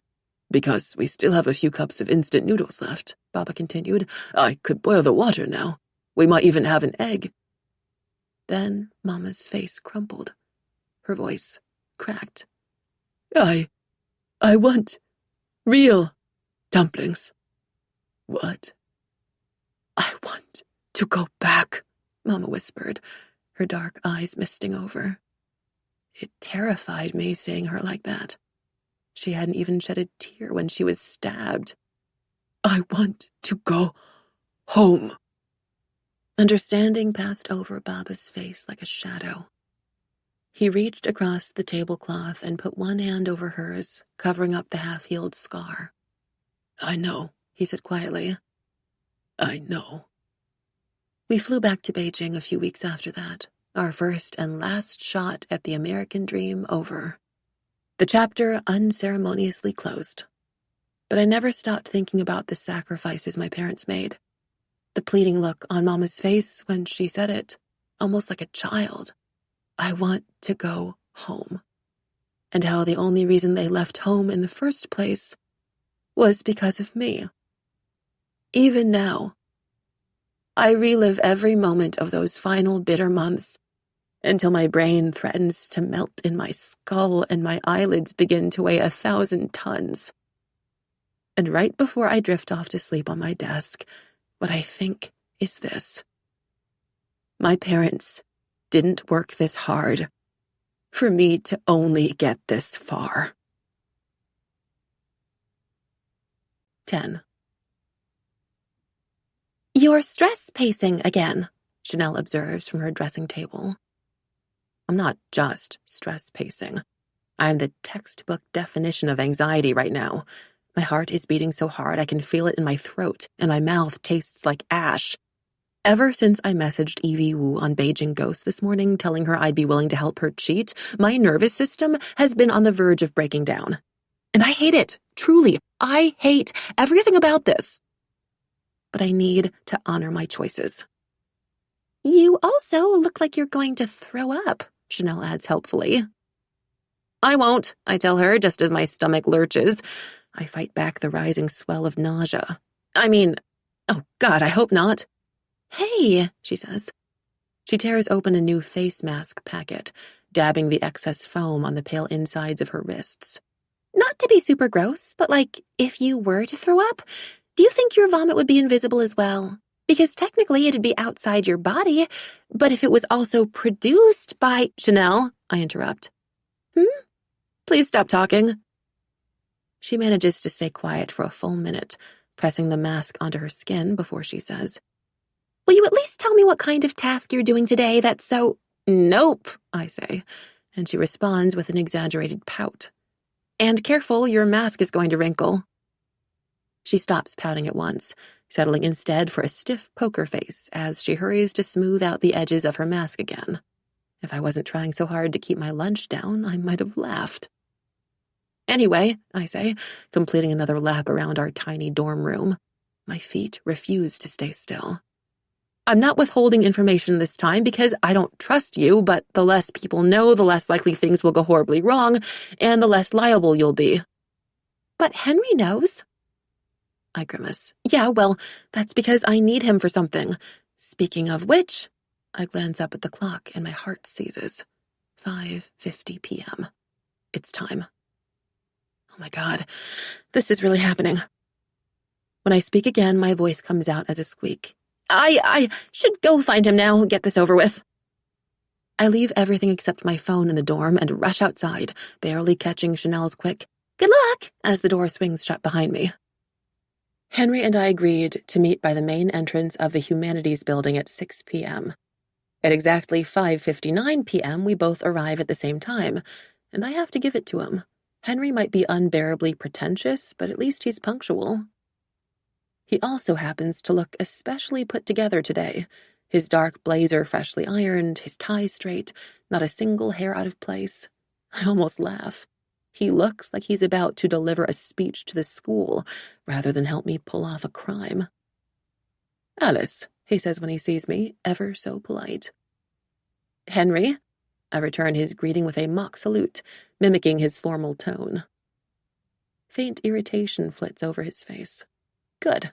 If Henry is in the mood to bicker with me, then at least I'll have something to keep me distracted from my nerves. "Are you nervous?" he asks. Or not. "Why would you think I'm nervous?" I snap, reaching over his shoulder to yank open the door. "Well, you appear to be shaking." I follow his gaze and hastily hide my trembling hands in my pockets, pushing past him into the building. "It's cold," I mutter. "It's 22 degrees right now." My jaw clenches. "What are you, the weatherman?" "Really? The weatherman?" His voice is light, amused. "Not your best insult, Alice." I try to stab him to death with my eyes. Unfortunately, it doesn't work. I keep walking. The corridor is almost completely empty, as it should be. No student wants to stay behind after class, especially when our dorms are only a courtyard away or when they can take a DD to the village or Solana. But for the teachers, it's a different story. Most of them bike to school and like to hang back in the classrooms until after dark, when the streets outside aren't as crowded and the probability of being run over by a car is significantly lower. Mr. Murphy is one of them. Sure enough, the lights in the history classroom are still on. Through the small window in the door, I can make out his figure hunched over the teacher's desk, stacks of papers laid out before him. It looks like he'll be busy marking them for a while. Perfect. Now I just need to turn invisible. "Sometime soon would be good," Henry murmurs from close behind me, as if reading my mind. I scowl, but don't reply right away, gesturing for him to follow me into one of the narrow adjoining corridors, far enough so that Mr. Murphy can't hear us.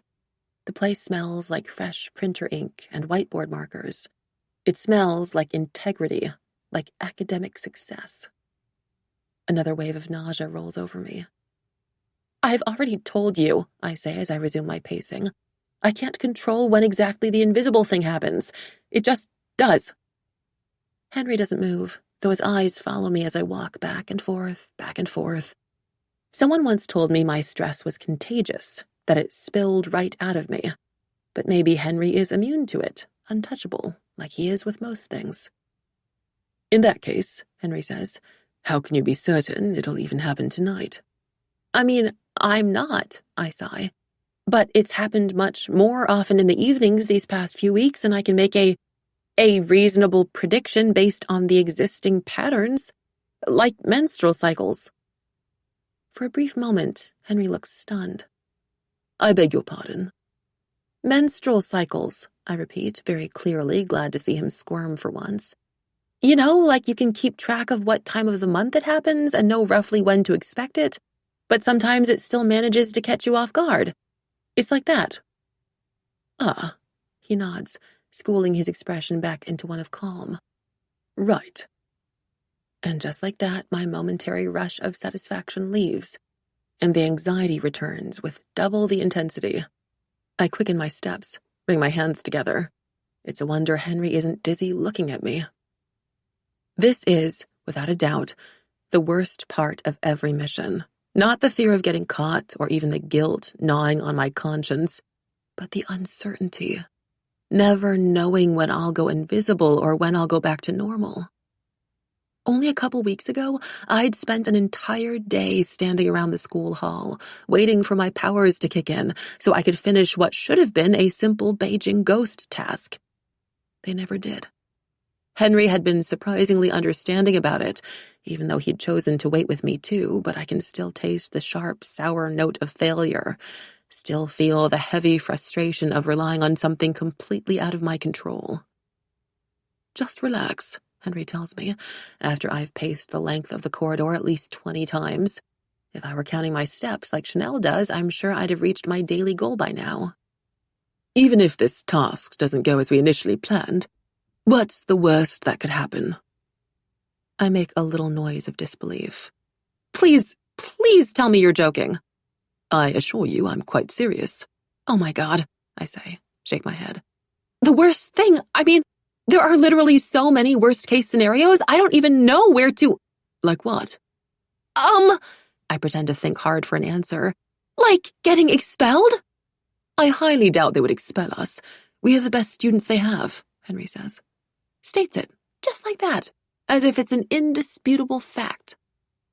My heart snags on the we, the casual compliment in those words, but I push on. No, they could also involve the police, throw us into jail. A few of my dad's friends are lawyers, he says breezily. Amongst the best in the country. Even if the evidence was stacked up against us, we'd still win the case. I twist around so fast my shoes squeak against the polished floor. See, this is why I can't stand people like you, I seethe, jabbing a finger in his direction. You think that just because you're all smart and wealthy and attractive, you can just do whatever the hell you want? Wait. Something shifts in the black depths of his eyes. You think I'm attractive?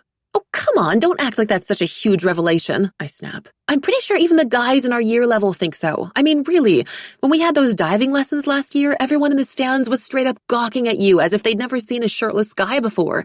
And later, when you did that photo shoot for the school magazine and they made you wear that ridiculous suit, I couldn't even...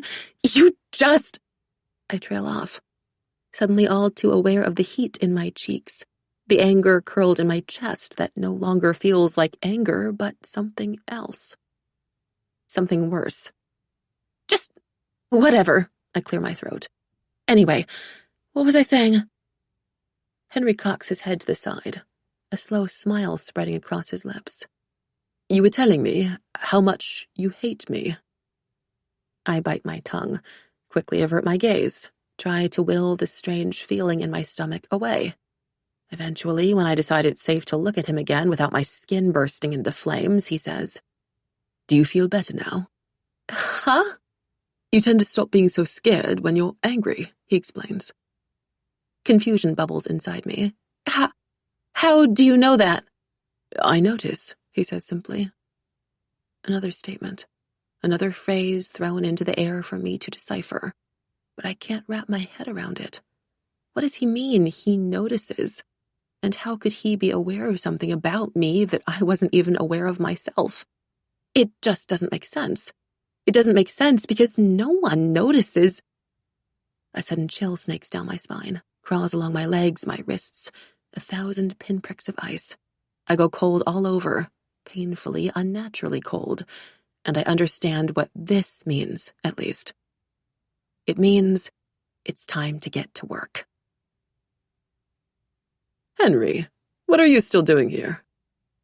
Mr. Murphy looks up from his desk as Henry and I walk in, his eyes sweeping right over me.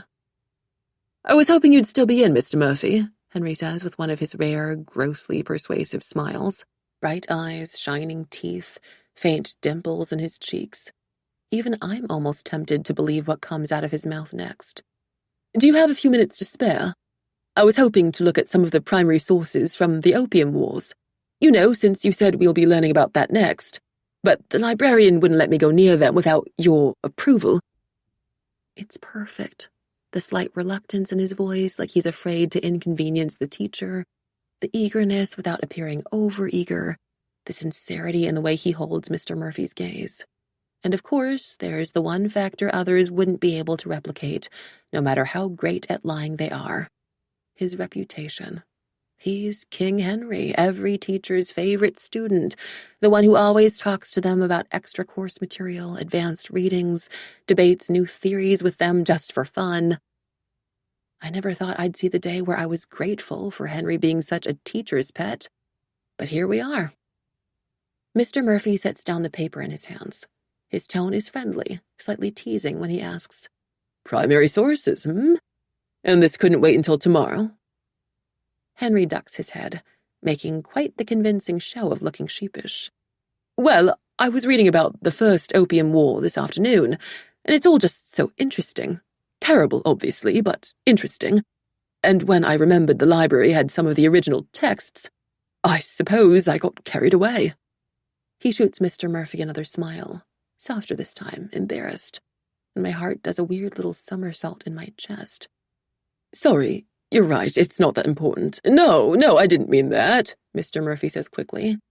He stands up, his chair rolling back a few feet and hitting the wall with a dull thud. It's great that you're so passionate about your subjects, Henry. And I'm more than happy to go with you right now, in fact. As he says this, he tucks his laptop under his arm and makes a motion for Henry to lead the way. But Henry hesitates, his eyes falling on the laptop. For the first time, I sense a fissure in his mask of calm. You don't have to bring that with you. It'll be really quick. I swallow the lump of fear in my throat and step closer, studying Mr. Murphy's reaction carefully, searching for any signs of suspicion, of confusion. But he just sighs and shakes his head. I know, but I think it's for the best. I've heard a few funny reports lately. My stomach lurches. What reports? Henry asks, tensing too. Oh, well, nothing to be overly concerned about, I'm sure, Mr. Murphy says with a wave of his free hand. Just stories of things disappearing here and there from lockers, phones and laptops being hacked, stuff like that. He nods toward the door. You good to go? Henry straightens, but not before his gaze darts in my general direction. Yes, of course. He doesn't ask Mr. Murphy about his laptop again or persuade him to leave it behind, and I don't blame him. If Mr. Murphy's already on guard and vaguely aware of what's been going on, it wouldn't take much for him to suspect something was off.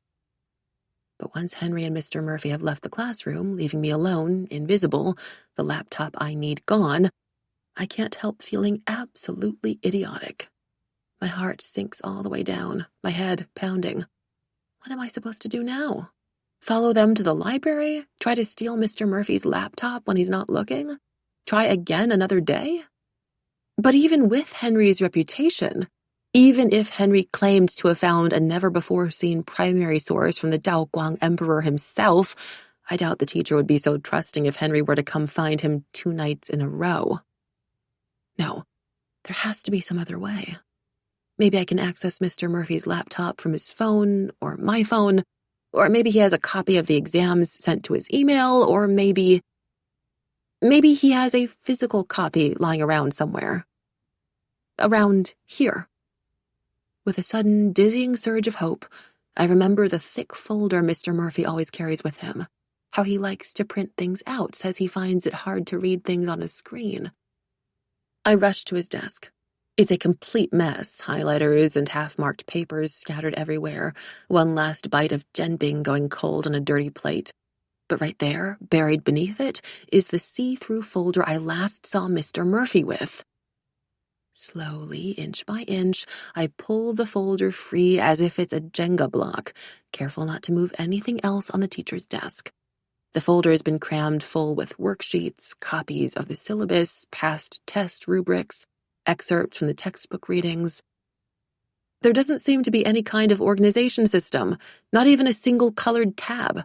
All I can do is flip page after page as the folder grows unbearably heavy in my clammy hands, my heart racing, terribly conscious of the ticking clock and how many minutes have passed since Mr. Murphy and Henry left. My senses seem to have sharpened too, like a rabbit's when it fears it's being hunted. Every rustle of movement in the corridors outside startles me. Every creak of the door or tap of the branches against the windows makes me freeze. I can smell the leftover food from the staff's office upstairs, seafood and something sour, and feel the sweat forming on my skin in cool, perfect beads. And still I force myself to keep rifling through the giant folder, keep searching, scanning the blur of text for the words Year 12 midterm or history exam until... Finally, there it is! Adrenaline floods my veins as I take out the exam and answer booklet with shaking fingers, holding them up under the fluorescent classroom lights. For a second, I'm so stunned by what I'm about to do, I almost drop them. But I steady myself, grab my phone and snap a photo of the first page, then the second, the third. I'm close to finishing when I hear it. Voices. Difficult to believe the Emperor really was so ignorant. If you read between the lines of that letter, it seemed more like one last, desperate attempt to avoid trouble, Henry's saying, his slow footsteps falling behind Mr. Murphy's quick, noisy ones. He's speaking louder than usual, no doubt to warn me they're about to come in. No, not yet. I'm on the very last page now, but my shadow keeps blocking the words. Then realization hits me like a boulder, almost knocking the breath out of me. My shadow. If I have a shadow, then I must have turned visible again, and if I'm visible when Mr. Murphy walks in here, if Mr. Murphy sees me... Shit! Panic invades every cell in my body. I twist the paper around in the light and snap a photo, then stuff it back into the folder and shove everything under the dirty plate again in one rapid, frenzied movement. I don't know if it's in the exact same position as before, but there's no time to check. The doorknob creaks. Turns. Mr. Murphy opens the door just as I throw myself onto the ground, squeezing into the gap under his desk. The space is tiny. I have to tuck my knees under my chin like a fetus, wrap my arms tight around myself like a vice. My heart is pounding so hard, I think I might die. Thanks again for everything, Mr. Murphy, Henry says. He sounds less than 10 feet away. I know how busy you must be.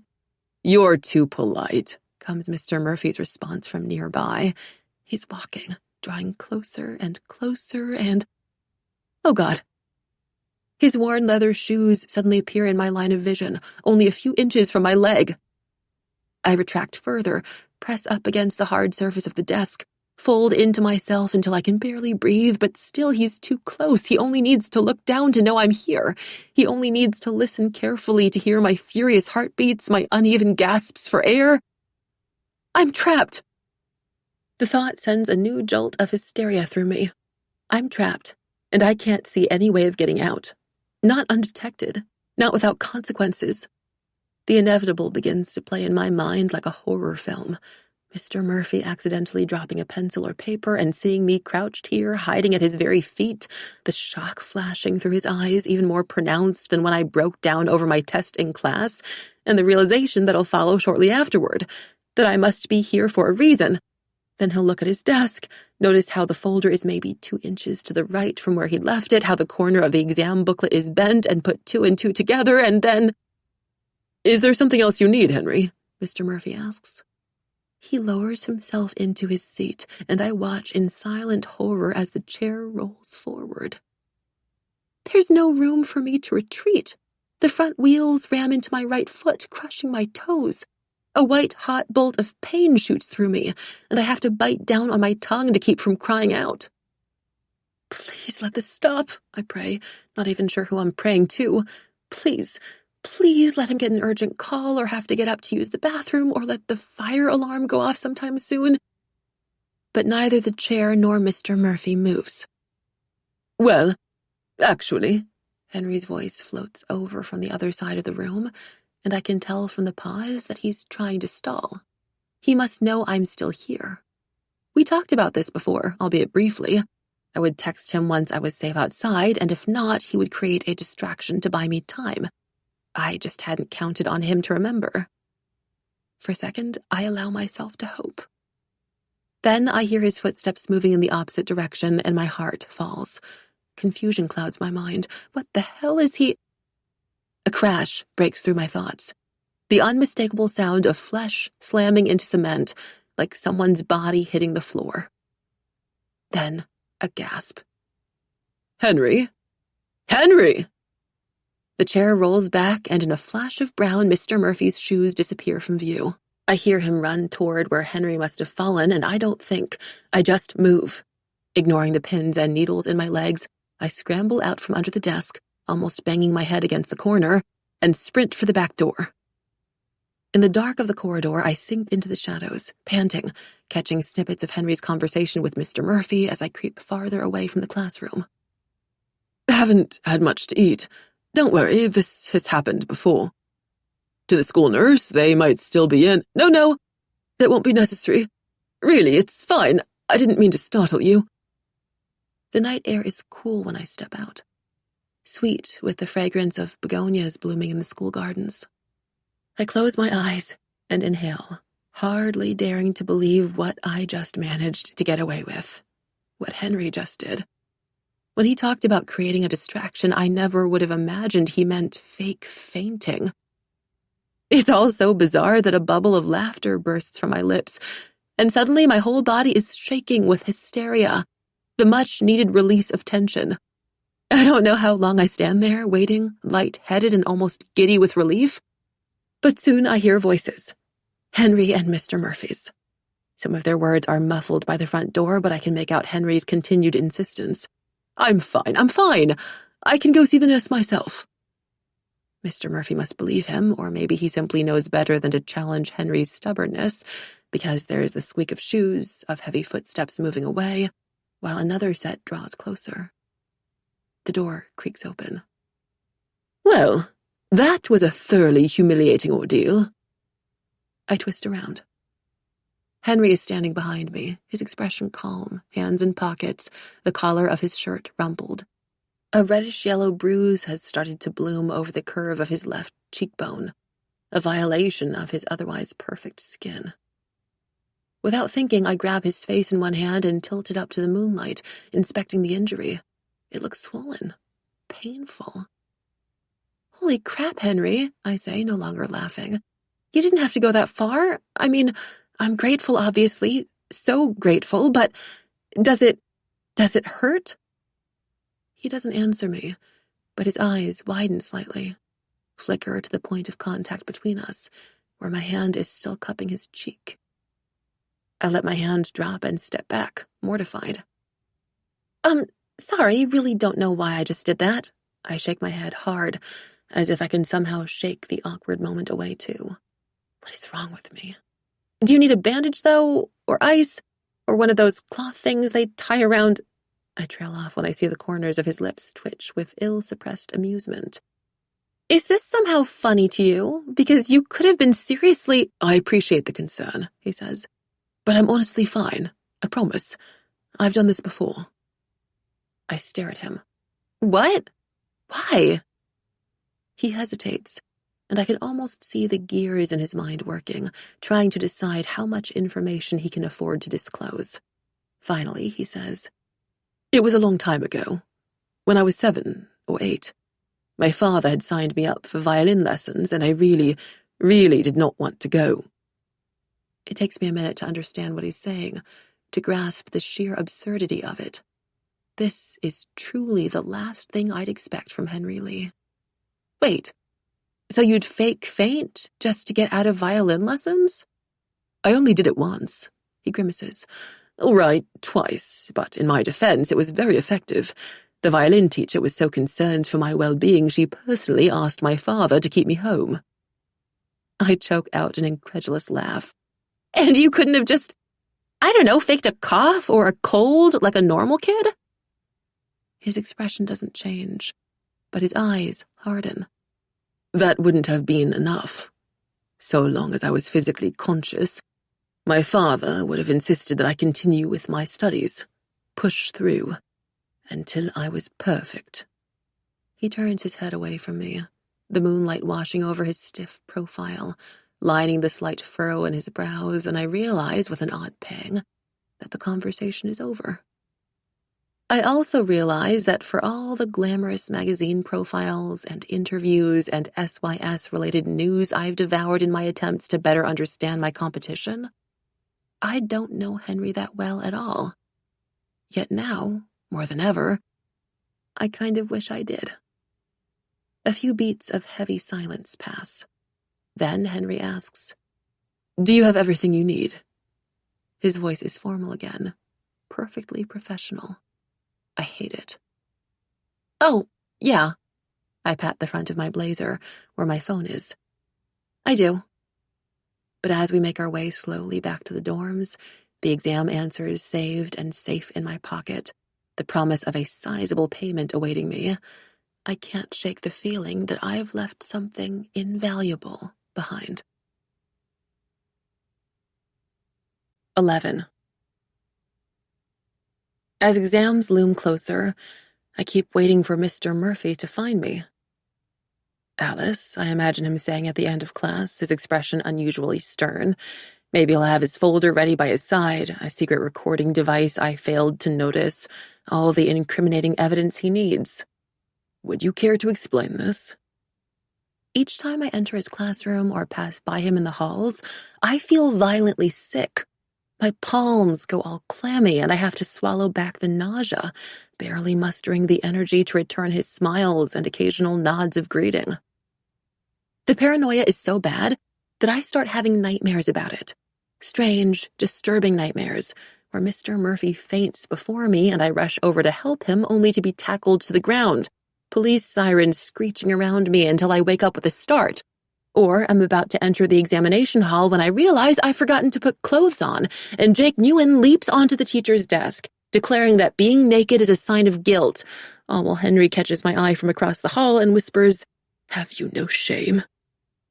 Needless to say, my sleep quality hasn't been great. "I feel like Lady Macbeth," I mutter to Chanel the morning before our first exams. You know, like after a bunch of people die and she starts hallucinating about all the blood on her hands because it's a super not subtle manifestation of her guilt. Alice, Chanel interrupts, putting a hand on my shoulder. First, it's really bold of you to assume I have any idea what you're talking about because I haven't read Macbeth yet, But the English exam's tomorrow. Exactly, she says. That gives me a whole 24 hours to get the gist of it. I think you're severely underestimating the complexity of Shakespeare's work. She ignores me. Second of all, I still don't know what your little mission with Henry was since someone won't tell me, but I'm sure it's going to be fine. You haven't been caught a single time so far, have you? No, I admit. But still, I have a bad feeling. You always have a bad feeling, she says with a wave of her hand. Your body, functions on bad feelings. In fact, I'd be very concerned if you weren't high-key stressed about something right now. I guess, I say, not entirely convinced. But then exams come and pass in a blur of late nights and last-minute revision and adrenaline, and nothing out of the ordinary happens. Mr. Murphy thanks us all for our hard work with a round of Kahoot on ancient Chinese history. It gets a little intense. Pencils are thrown, angry fingers are pointed, and Henry and I end up tying for the lead, and promises he'll mark our exams within the next week. The teachers start handing us forms and brochures for our upcoming experiencing China trip to Suzhou, and soon it's all that anyone can talk about. The leaves on the school's wutong trees turn gold, then a withered brown, falling and scattering over the courtyard like shredded notes. And such a pervasive cold creeps in by mid-November that even the Year 13 guys stop playing basketball outside during lunchtimes. hogging the limited space in the school cafe instead. And through it all, the Beijing ghost tasks keep coming. More pregnancy scares and sex scandals and embarrassing photos taken drunk at an exclusive party in Beijing. More instances of unrequited love and friendship worries and panic attacks and crumbling families. More messages detailing stories of exes and vigorous competitions and bribery and secret insecurities. This is the unexpected side effect of the app. The tasks feel like more than business opportunities now. They feel like confessions. Of course, I've always known that my classmates at Arrington lead completely different lives from mine, but I've never looked beneath the shiny, polished surface of their $1,000,000 condos and private drivers and wild shopping sprees. Never considered that the people I've bumped into countless times in the corridors, made vague small talk with about upcoming tests, are people I might have actually been friends with, exchanged secrets with, reached out and comforted. Instead, I've spent my 5 years here completely oblivious to everything outside my own studies. Henry, on the other hand, doesn't seem surprised by anything. Is all he says when I show him the latest request at the end of our social ethics class. I repeat, incredulous. Did you even read it? His eyes shift from the phone to my face, a gel pen twirling around and around between his long, slender fingers. Yes, of course, in its entirety. And you knew about this? No, he says calmly, voice low enough for just the two of us to hear. Everyone else is busy pretending to jot down Julie Walsh's board notes on discrimination in developing countries, their hands already reaching for their bags and laptop cases, ready to run out of here the second the bell rings. But I find it rather plausible. Her artistic statement for her final project last year doesn't align at all with her coursework this semester. Either she underwent a drastic change in world views over the summer, or those views weren't hers to begin with. I shake my head in disbelief. Even by the usual Beijing ghost standards, the anonymous message currently loaded up on my phone is, well, shocking. Apparently, Arrington's favorite art prodigy, Vanessa Liu, has been buying all her art ideas and designs from some older university student. The source wants me to follow her to Shimao Tianjie, or simply The Place, tomorrow, one of those high-end inner-city places I never visit, where she's meant to be meeting up with a student for another little exchange. But I've seen her draw, I insist, keeping my voice down too. She's talented. I don't understand why. Talent isn't the same as genius, Henry replies, with all the secure, unaffected ease of someone who spent his life in the latter category and knows it. A familiar thorn of envy, of want, digs into my side. I set the phone down. Well, I guess I'll find out tomorrow night. Henry glances up, and for the first time since I brought up this subject, he looks interested. When he speaks again, he seems to choose his words with care. Would you, perhaps, like some company? From who? I say, confused. The whole point of Beijing Ghost is that I'm meant to operate alone, undetected, unseen. He raises his brows. Waits. What? You? I say it like a joke, but his expression remains completely serious. Why not? He holds up the pen he's been spinning. Exams are over. We've both got some extra time on our hands, and I go to the place all the time. I could be of some help. But if someone sees you, we can go there early, he says readily, shrugging. I'll show you around a bit, then head back on my own when you find her. But The pen stills in his grip. He cocks his head a few degrees, his gaze steady on me, sharp and assessing and intensely black beneath the classroom lights. What? And I don't know what. Only that the idea of meeting him alone outside school at night makes my stomach dip as though I've just tumbled from a great height. I mean, sure, we've been walking to class together and I've even been inside his dorm room, but this, with only the two of us, this is...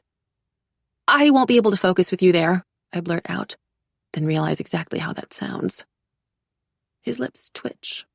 It's the same half-suppressed smile he wears when he's making his grand closing statement in a debate tournament, or when he knows the answer to a particularly hard question in class, or when he's making an impressive business pitch. It's the smile he wears when he's about to get what he wants. Are you saying you find my presence distracting, Alice? No, that's not at all what I clear my throat just as the bell rings, drowning out the rest of my half-formed protests. When the loud buzzing finally stops, Henry speaks up before I can. I'll see you tomorrow night, then. For some reason, he sounds weirdly excited. The place looks like something straight out of a movie, the high-budget kind. It's an absolute behemoth of a road, with multi-level luxury brand stores and futuristic glow-in-the-dark signs and rooftop restaurants crowded together along the sides, and a massive outdoor screen stretching from one end of the road all the way to the other, blocking out the hazy evening sky above it. A clip of a dragon swimming through pools of gold is playing on the overhead screen when Henry and I step out from his driver's car. The light is so bright, it casts a golden sheen over everything, from the smooth pavement tiles to the rich midnight fabric of Henry's button-down coat and the knife-edged angles of his face. He's dressed even better than usual today. His hair is all soft and freshly combed and falling just above his eyes, and he has on a crisp white shirt underneath, the collar strategically undone, the sleeves peeking out every time he moves his arms around. Maybe he's heading off to a big event after this, a tech convention or something. Then again, everyone here looks awfully stylish. Half the girls we pass on our way down the road could very well be models, with their velvet thigh-high boots and designer belts and bouncy curled hair. I run a self-conscious hand over my own plain shirt and leggings, then shake the thought away. I'm not here to walk a runway. I'm here to complete a task and get my money. Besides, if all goes according to plan, I'll be invisible soon anyway. So, where do you want to go? Henry asks, his steps falling in line with mine.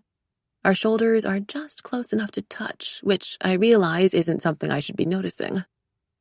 I shoot him a strange look. Wherever Vanessa is. Where else would we go? We could grab dinner first, maybe walk around a bit, and possibly miss out on our target? My voice rises an octave with incredulity. Henry's always been annoyingly cavalier about all the Beijing ghost tasks, but even for him, this seems a frivolous suggestion. Or risk bumping into her before we gather our evidence, all for a meal? I don't think so. Plus, I ate a granola bar before coming here. I'm good. He makes a small, exasperated noise with the back of his throat. Stops walking so abruptly I almost trip. Alice. What? But whatever he's about to say is lost to the swell of orchestral music in the background. The screen above us flickers, and the brilliant wash of gold light is replaced by vivid hues of red and pink. Projected roses bloom over the giant screen's corners, magnified to the size of the outdoor dining table we've stopped beside, and images start flashing over the center.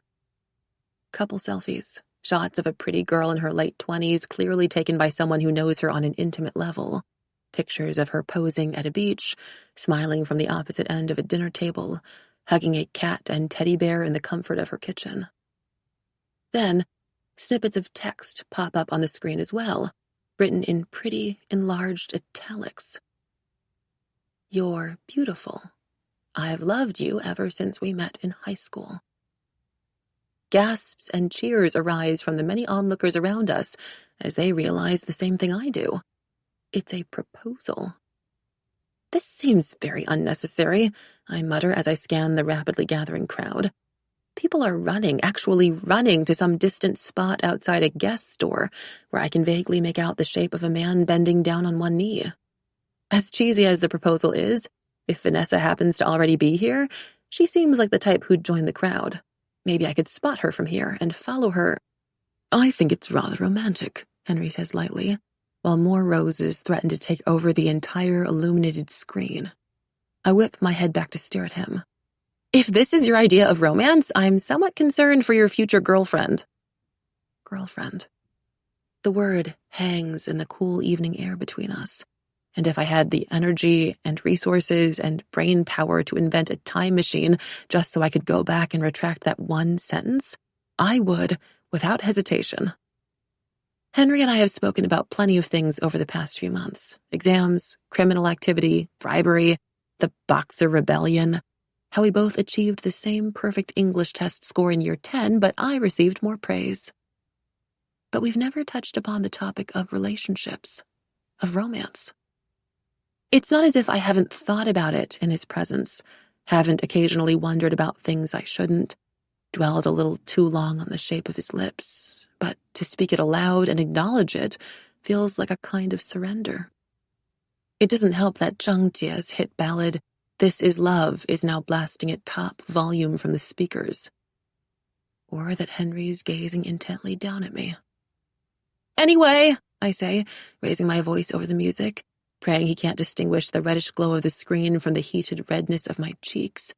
"I'm happy for the couple and all, but we should really focus on finding Vanessa." To both my disappointment and relief, Henry doesn't say anything else as he follows me down toward the crowd. The girl must have accepted the proposal because people are clapping wildly and wolf whistling, and off to the side of all the commotion is, "Shit," I hiss under my breath, grabbing Henry by the sleeve and dragging him behind a nearby pillar with me. "What?" he starts to say, but I clamp my hand over his mouth, forcing him farther back against the stone, out of view, my own body pressed up to his. Close enough to feel the heat of his skin, the warm tickle of his breath on my cheek. My heart thuds louder in my ears. Vanessa was there. Is there. Carefully, one hand still pinning Henry in place, I sneak a quick glance out at the crowd again. Vanessa doesn't seem to have spotted me. She's standing next to a tall, wiry guy, maybe a few years older than she is, someone I've never seen before. The university student. It must be him. The two of them linger a few beats longer before turning into the French-style bakery cafe on their left, their figures soon obscured by the colorful display windows. I release a small sigh. All I have to do now is turn invisible and follow them inside. I'll need close-up evidence, photos of the exchange taking place, pictures of the university student's face, and the artwork involved. Alice. Henry's voice comes out muffled through my palm, and only then do I realize how close we still are, how easy it would be in our current position to stand on tiptoe and tilt my head just so, and I lurch back. "Sorry," I apologize hastily, bringing my hand back down. "I was scared she'd see us." "No worries." His tone is equally dismissive, nonchalant, but the tips of his ears are a deep pink. Or maybe in his case, it really is just the effect of the glowing screen. "I should turn invisible now," I say out loud, more to fill the silence than anything. "Indeed." An awkward beat passes, then another. Nothing happens. I keep waiting for the familiar chill to descend over my body, wash over me like a bucket of ice water, for the hair on my arms to rise, but all I feel is warm, whole, flushed from my proximity to Henry, from the way he's looking at me, his lips red in the places I pressed my fingers to, from the ballad still playing in the background, the soft piano notes tangling together, the vocalist singing throatily about love and loss and want, and how it feels to be truly seen. And I'm just standing here, as blatantly visible as ever, my shadow falling firm over the pavement at my feet. "Perhaps you can try again later," Henry suggests after about 15 minutes of this. "Take a break and whatnot." "I can't." I shake my head fast. "There's not enough time. For all we know, she's probably already taken the art." "Then let her." I gape up at him, uncomprehending. "But that means then I'll fail the task. I can't just fail." "Well, it seems like this isn't something you can control at present." He's right. He's right, and it's horrible. My powers have never been the most reliable, I know that. But to have them abandon me at a time like this, when Vanessa is right there in that cafe, and I've traveled all the way here, feels like the worst possible betrayal. "Come on," Henry waves a hand. "Even if you do turn invisible in time, we might as well walk around while we wait." But I don't turn invisible that night. What I end up doing instead is following Henry down the length of the crowded road, watching the screen glow and change scenes every few seconds, from a vast stretch of ocean to an ancient Chinese palace to a phoenix unfurling its fiery wings. He buys this inflated disc-like toy thing from one of the vendor carts parked outside a busy Zara shop, and even though I'm half convinced he only wants to see me fumble with it and laugh at me, I try throwing it up in the air. It flies much farther than I thought, carried along by a mild breeze. We take turns with the disc afterward, until it inevitably becomes a ridiculous, intense competition to see how far we can throw, and soon I'm yelling at him to mark out the exact spot the disc hit the ground because I swore I won that last round. And I almost forget about Vanessa and the art scandal and turning invisible at all.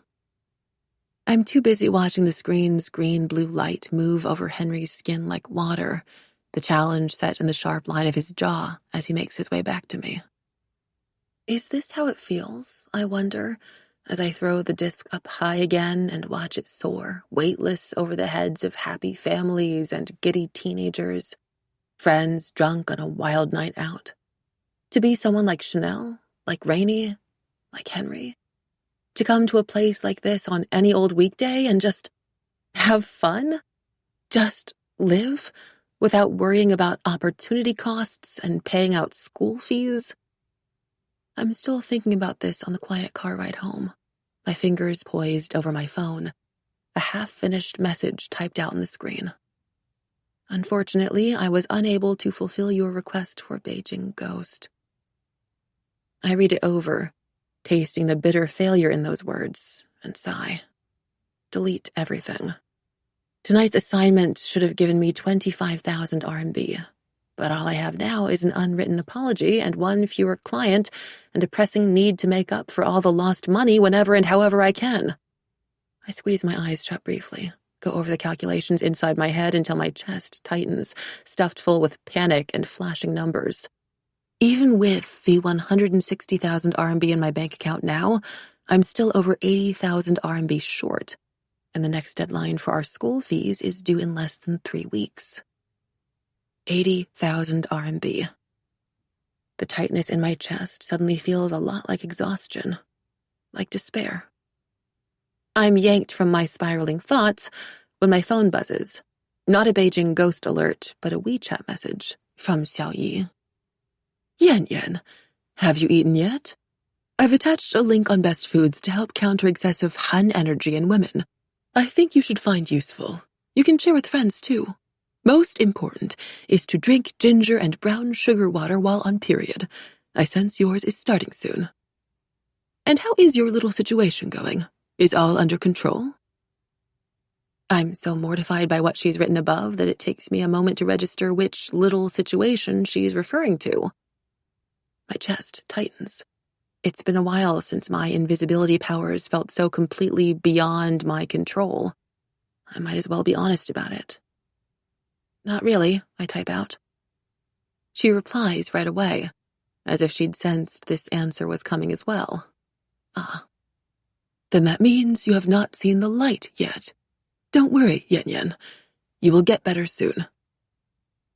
I stare at the message for a long, long time and decide that I have absolutely no idea what she means.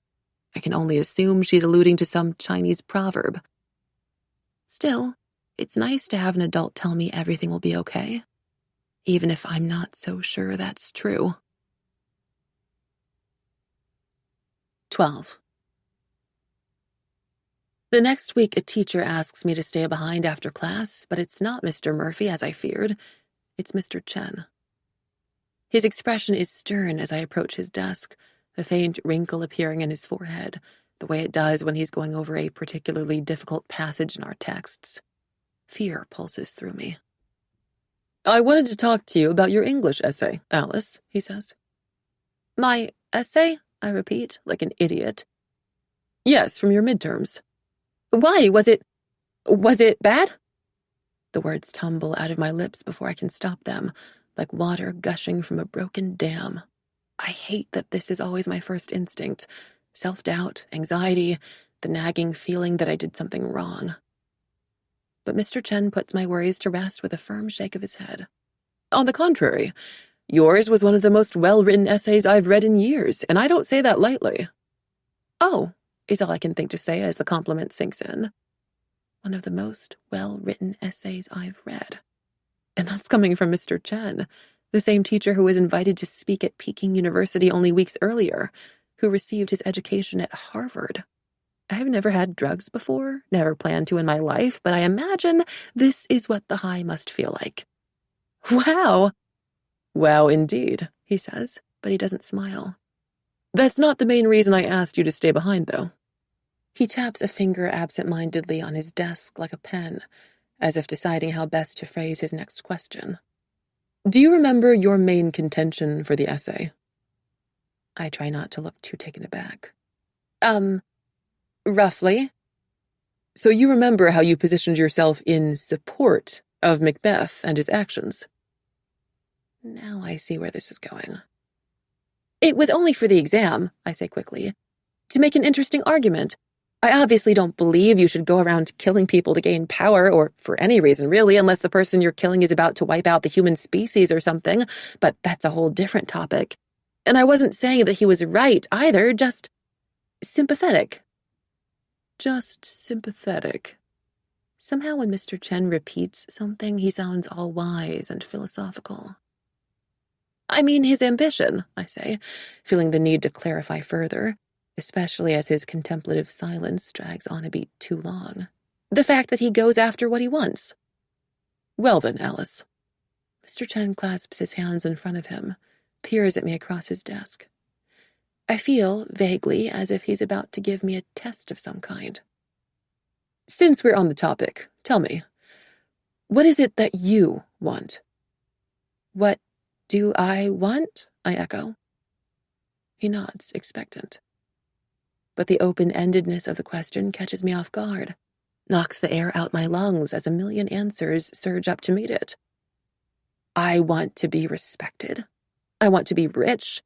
I want to become an acclaimed civil rights attorney or a business director at a Fortune 500 company or a Pulitzer Prize-winning journalist.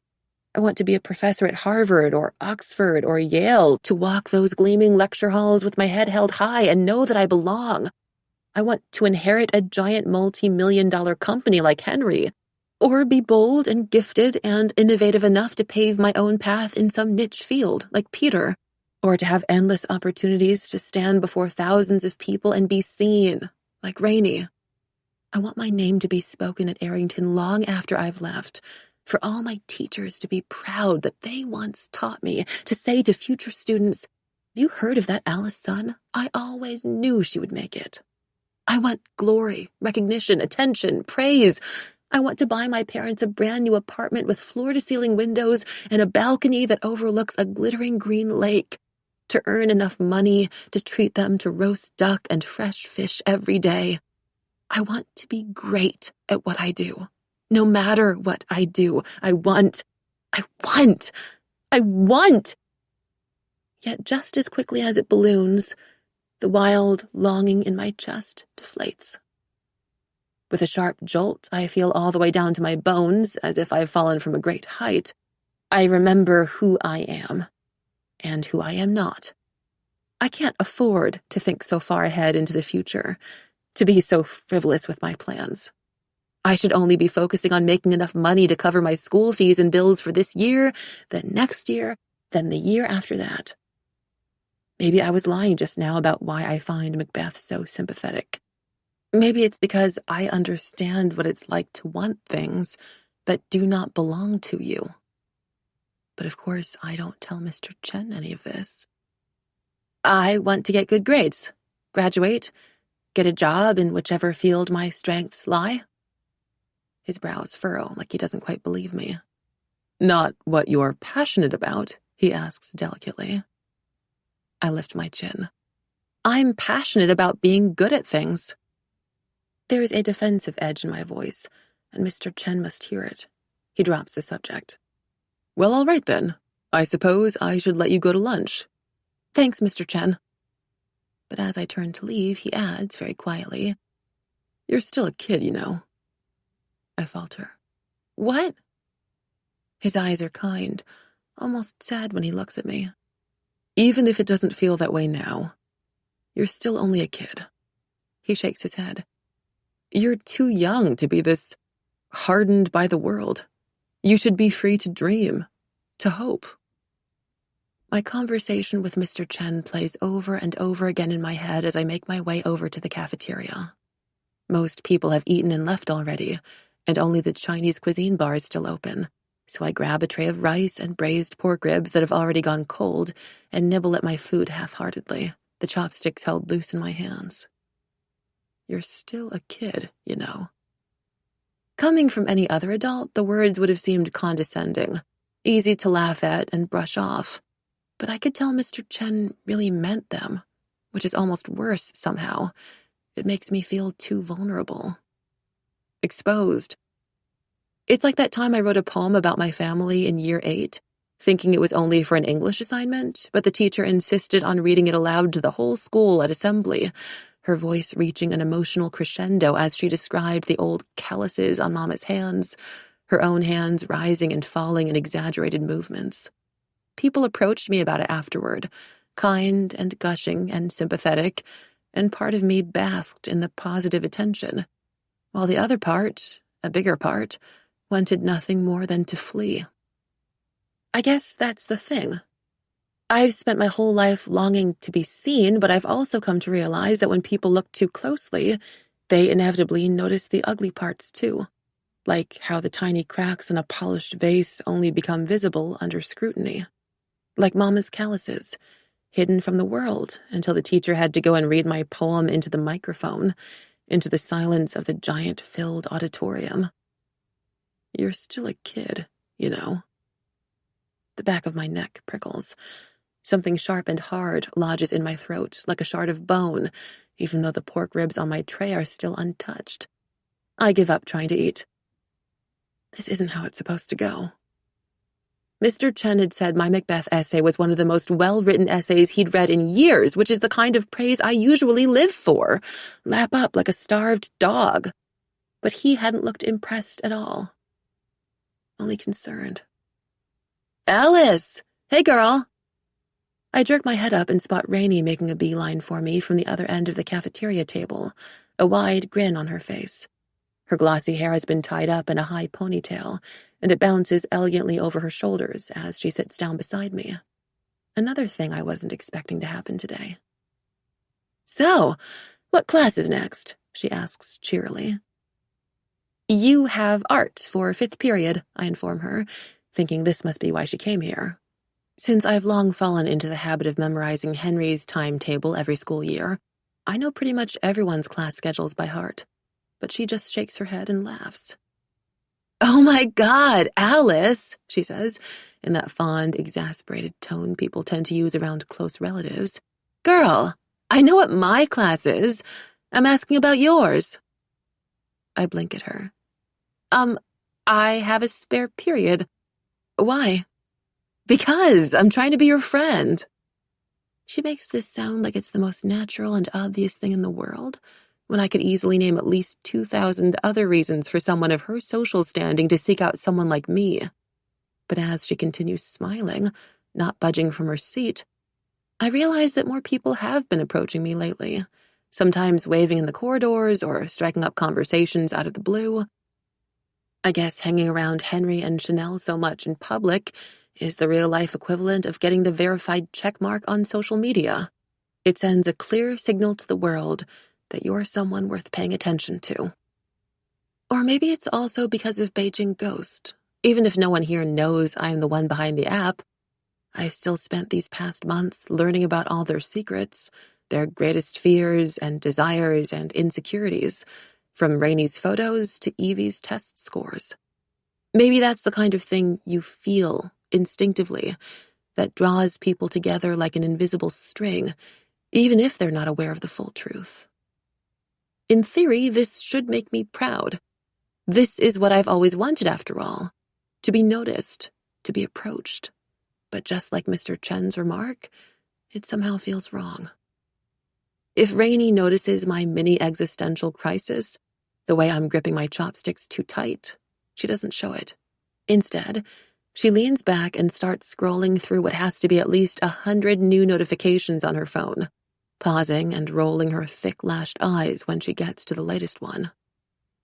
"Still can't believe they're raising the prices again," she says with a snort. The sheer nerve. My heart seizes.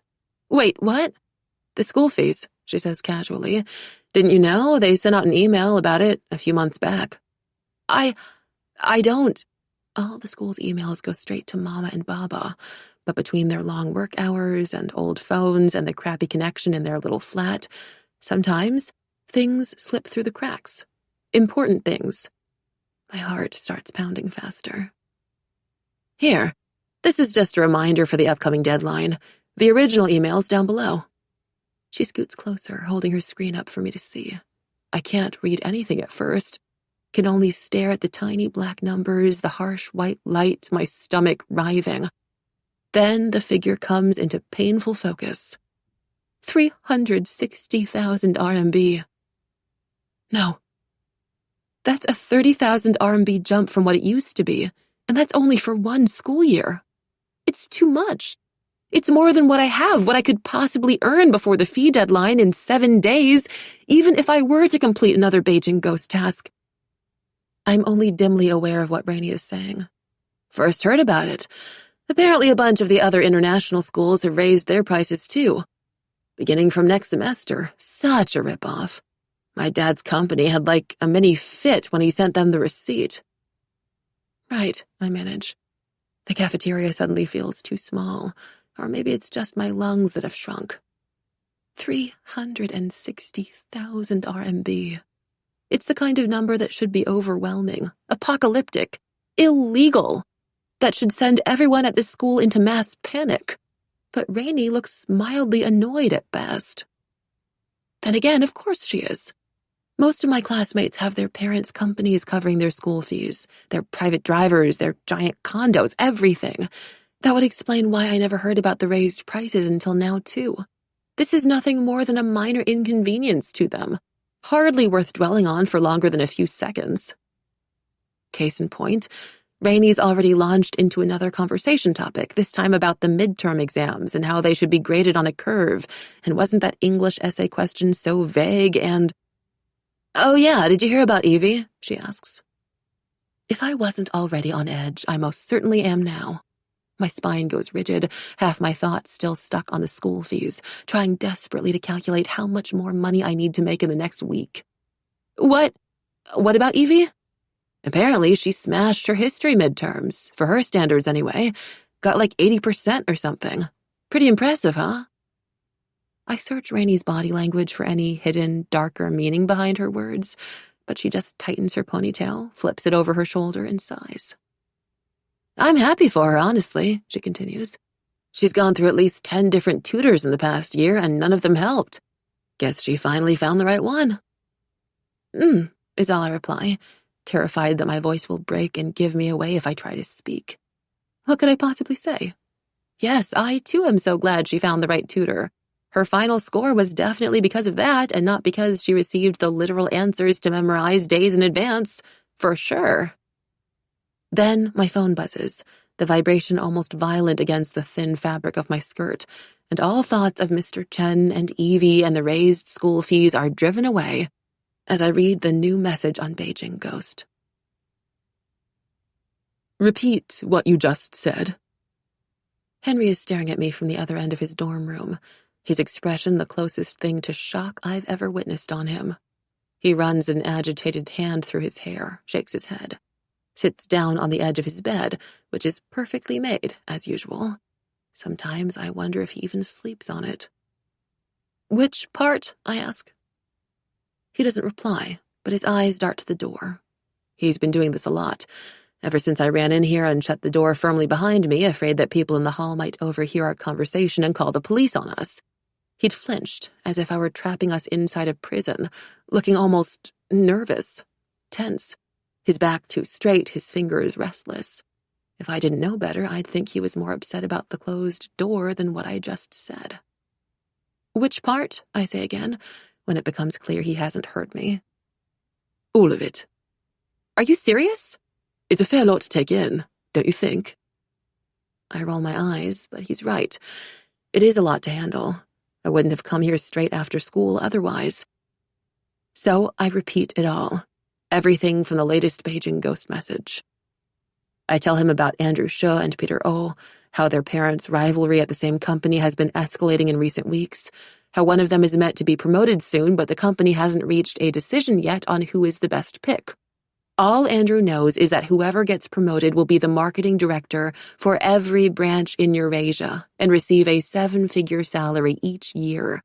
And it's everything his father has been working for since his early 20s. But his father isn't so confident about his chances at winning. In fact, his father is so uncertain about his chances that he's willing to use other methods. Simpler, crueler methods that are sure to produce results. Like kidnapping the other guy's son. The experiencing China trip will be the perfect opportunity, Andrew She had written.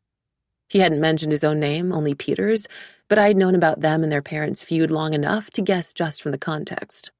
We'll all be staying at the Autumn Dragon Hotel for 4 nights in a row. And you know how these trips go. The teachers will have trouble supervising us all at night. The whole process should be smooth. Easy for someone like you.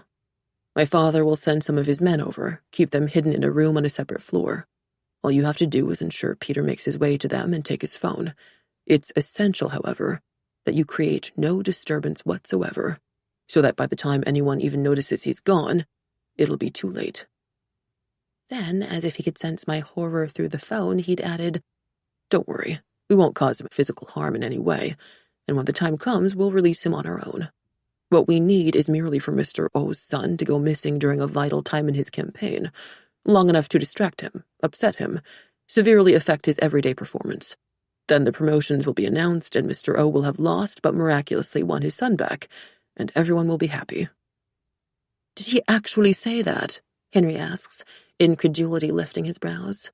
That everyone will be happy? I nod. Good God, he says in a drawn breath. He's silent for a while, processing, though his eyes still flicker to the door every few seconds. Was there anything else? No, nothing, I lie quickly. What I don't tell him is that by some awful coincidence, or maybe some twisted sign from the universe, Mama had messaged me right after Andrew did. She'd received Arrington's reminder email about the change in prices too, having missed the first one. Have you made your decision yet? She'd asked, then attached 3 brochures for cheap, low-tier local schools near our compound, as well as one for a school in Maine. If not, it's time to start thinking about next step. Arrington's fee deadline is in 1 week. After that, you'll automatically be unenrolled from school. In other words, I need to somehow make over 100,000 RMB in the next 7 days, or accept that I'm screwed and start cleaning out my school lockers. But where am I supposed to get that sort of money? Where else, if not from Andrew? As I fight off another wave of panic, Henry's voice breaks through my thoughts. You know, I always figured Andrew She was a bit of a snake. I frowned at him. Really? But the guy's so nice and scared of everything all the time. He looked close to wetting himself when Mr. Chen called on him in class the other day. Henry just nods as if I'm helping him prove a point. Makes sense. It's usually the cowards who resort to such crude, extreme tactics. Or the desperate, I add in my head, but don't say. Well, coward or not, he's definitely not messing around. I walk over to his bed and show him the last message Andrew sent me. He's offering us 1 million RMB for this task alone. When I first saw it, the number didn't even seem real. It still doesn't. 1 million. Wait. Henry turns his full attention to me, and I can't help but shift under the weight of it. You're not really considering this, are you? The plan is absurd, and we both know Andrew isn't very bright. But he's rich, which is what matters. I mean, I'm not saying I'd be thrilled to get involved in a toxic decade-long intercompany rivalry and kidnap a minor. That's a really great way to start a sentence, Henry says dryly. I glare at him and continue. But if you think about it, this one large crime pays the same amount as 10 or 11 medium-sized crimes. So we're actually just maximizing profit and minimizing sin.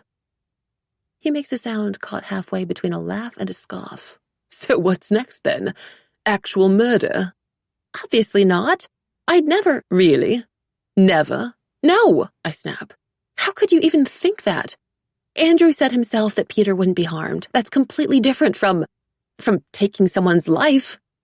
I don't know, Alice, he says, his dark gaze unreadable, pinning me in place. A few months ago, I wouldn't have thought it possible for you to consider kidnapping your classmate either. Anger surges up inside me, hot and sharp and sudden, cutting my words into blades. Oh my God, Henry, don't be such a hypocrite. You didn't say anything when I told you about the exam mission. Well, it was clear you'd already made up your mind. Then it's all my fault. Is that it? No. His voice is infuriatingly calm. It makes my skin itch. No, that's obviously not what I'm saying. Or do you regret it? Regret what? This! I point to him, to me. Because I made it pretty clear from the beginning that this wasn't going to be a fun charity project. If my memory serves me correctly, I signed up for an app, not a criminal organization. Then quit! The words come out harsher than I intended, and my mouth goes dry as they shoot forth to meet their target. It's too late to retract them. A muscle strains in Henry's jaw, a rare sign of emotion. Do you not know me at all? He says after a long pause. I never quit anything.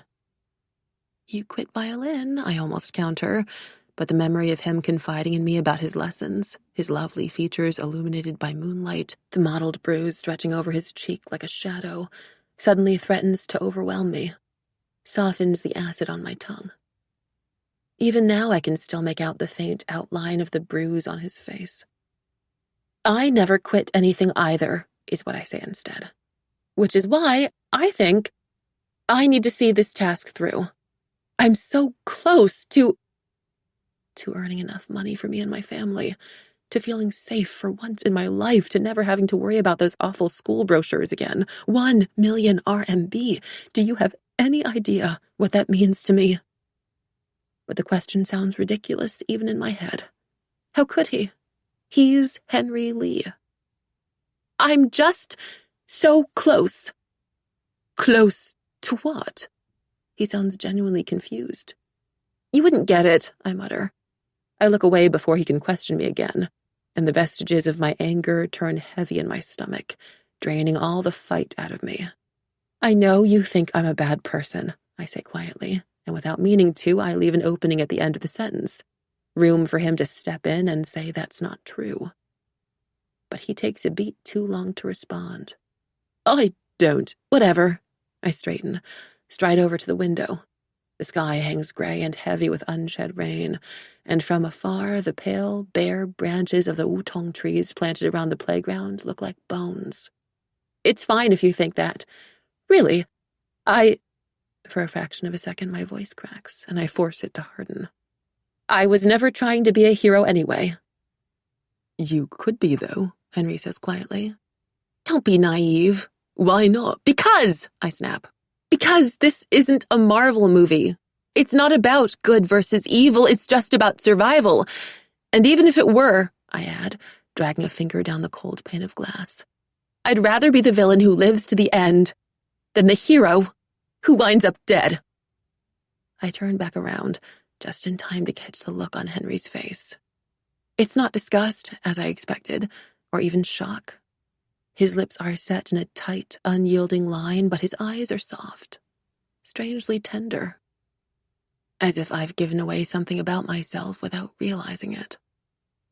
Look, I don't need your approval, Henry, I say, determined to ignore that expression, the way it makes my chest ache like a pressed bruise.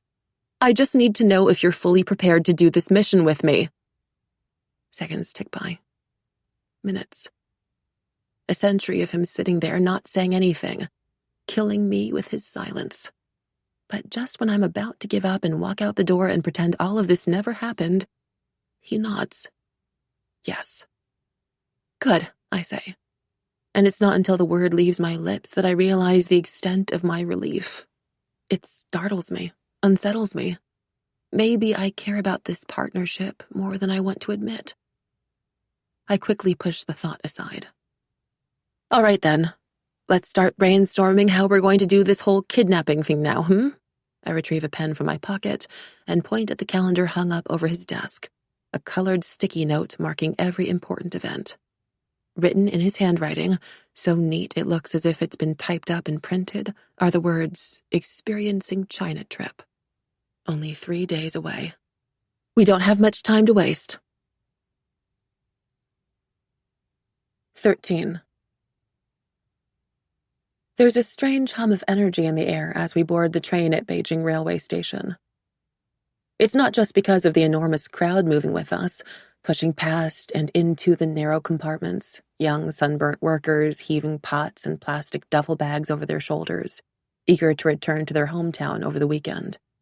Mothers clutching their purses tight to their chests, yelling and gesturing wildly for their children to follow. Gray-haired businessmen negotiating deals on the phone at the top of their voices as they fumble around for a charger. It's excitement, anticipation, wholly unique to Arrington students alone. Everyone knows that experiencing China trips are where things happen. After all, the combination of long train and bus rides, luxurious hotels in a foreign place, and non-school-related activities completed in close proximity of one another seems almost intended to create drama. Friendship circles are broken and rearranged, longtime couples split, and exes hook up again. Secrets are revealed, scandals are made. Like when Vanessa Liu lost her virginity behind a Buddhist shrine on our Year 9 trip to Guilin. Or when Jake Nguyen managed to sneak his way into the hotel bar during our Year 10 trip and got so drunk, he launched into an hour-long monologue about how he felt inferior to his brother, while Rainey, who was still his girlfriend at the time, stroked his hair and fed him sips of water.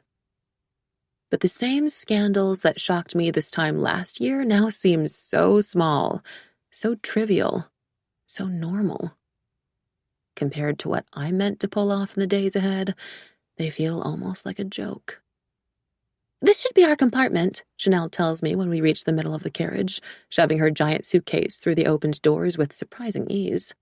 "I travel alone a lot," she explains, catching the look on my face, and without another word, helps me roll my suitcase inside as well.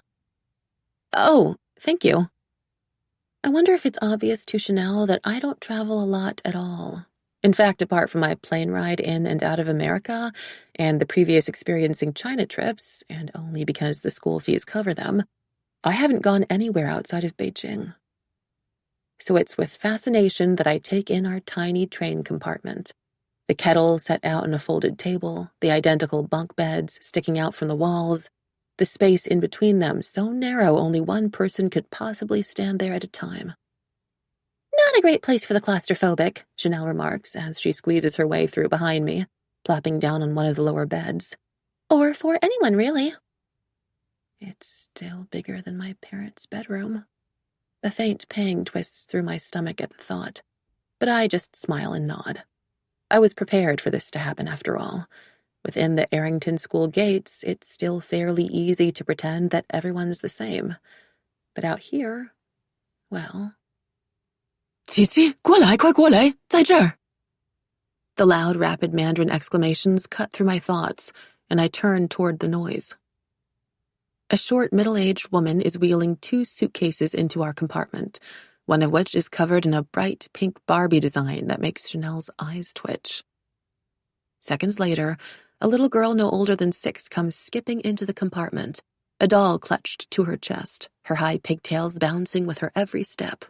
This, I assume, is the Chi-Chi the woman was yelling for. "Oh!" The little girl stops short at the sight of me and Chanel. Then she breaks into a wide grin, pointing at us with her free hand. 姐姐，大姐姐! The woman glances in our direction for the first time and pauses too. I wait for the flash of surprise that usually arises when strangers see our uniforms. But then I remember we're in casual clothes. Chanel wearing a lacy blouse that rises just above her pale, flat midriff, and me in a faded sweater and jeans Mama bought at Yashio Market a few years ago. Instead of surprise, a crinkle appears between the woman's drawn-on brows, like she's not sure if Chanel and I are traveling together or not.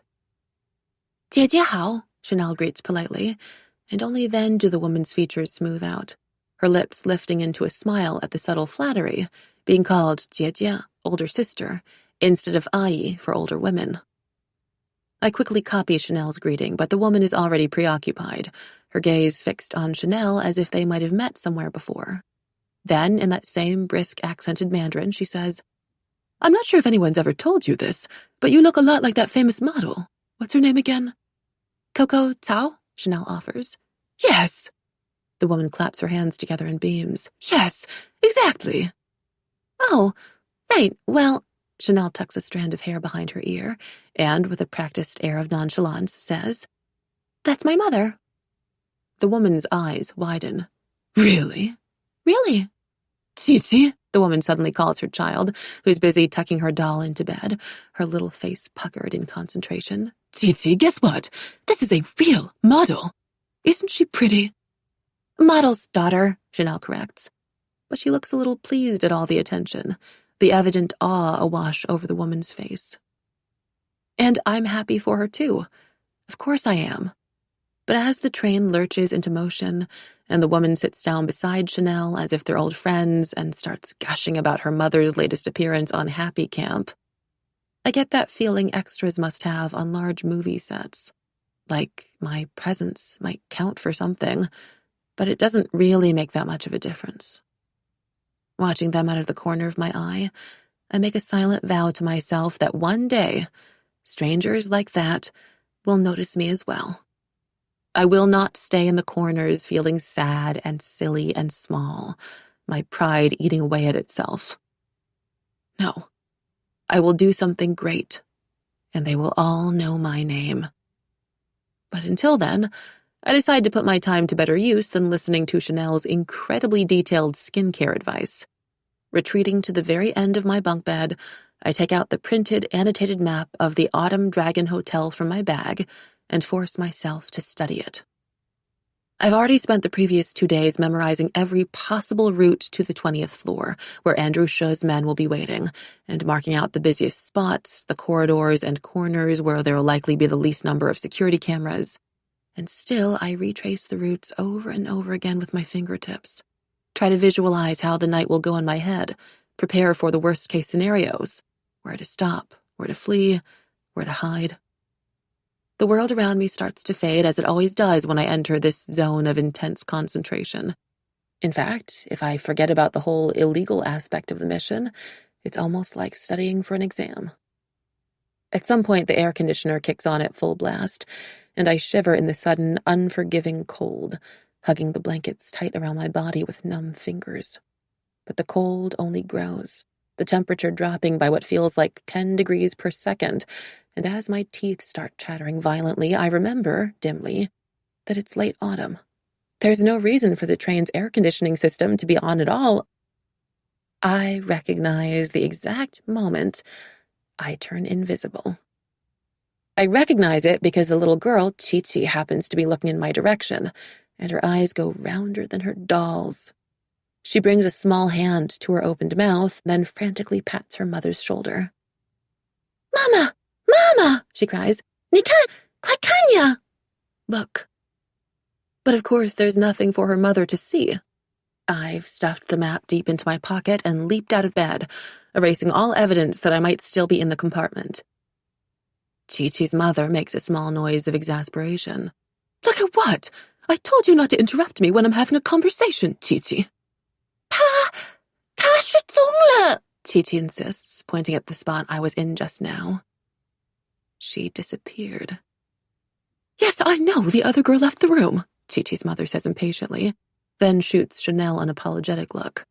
Sorry, my daughter likes to talk a lot when she's bored, says all sorts of nonsense.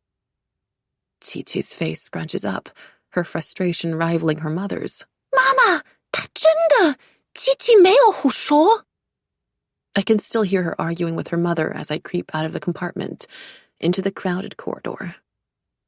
Passengers are pacing back and forth, grabbing packets of instant noodles and chocolate pie from the train vendors or filling up their water kettles. After a woman trips over my foot and nearly spills boiling water all over me, it becomes quite apparent that I can't just hang around here until my invisibility turns off again.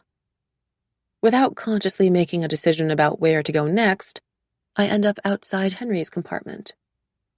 To save the teacher's time and energy, our train compartments and hotel roommates have been arranged based on our dorms, which means Henry is in there alone. The thought scares me a little. But when another passenger barges right into me from behind, swearing and yanking at my hair with excruciating force as they try to regain their balance, my nerves quickly still. I slide the door wide open and step in. I was wrong in a way. Henry is the only Arrington student here, but he isn't alone. There are 2 businessmen snoring on the upper bunks, one using their suit as a blanket, the other half propped up against the wall, his head lolling back and forth every time the train jolts. Beneath them, Henry is sitting upright, hands folded in his lap, gaze fixed on the opposite wall.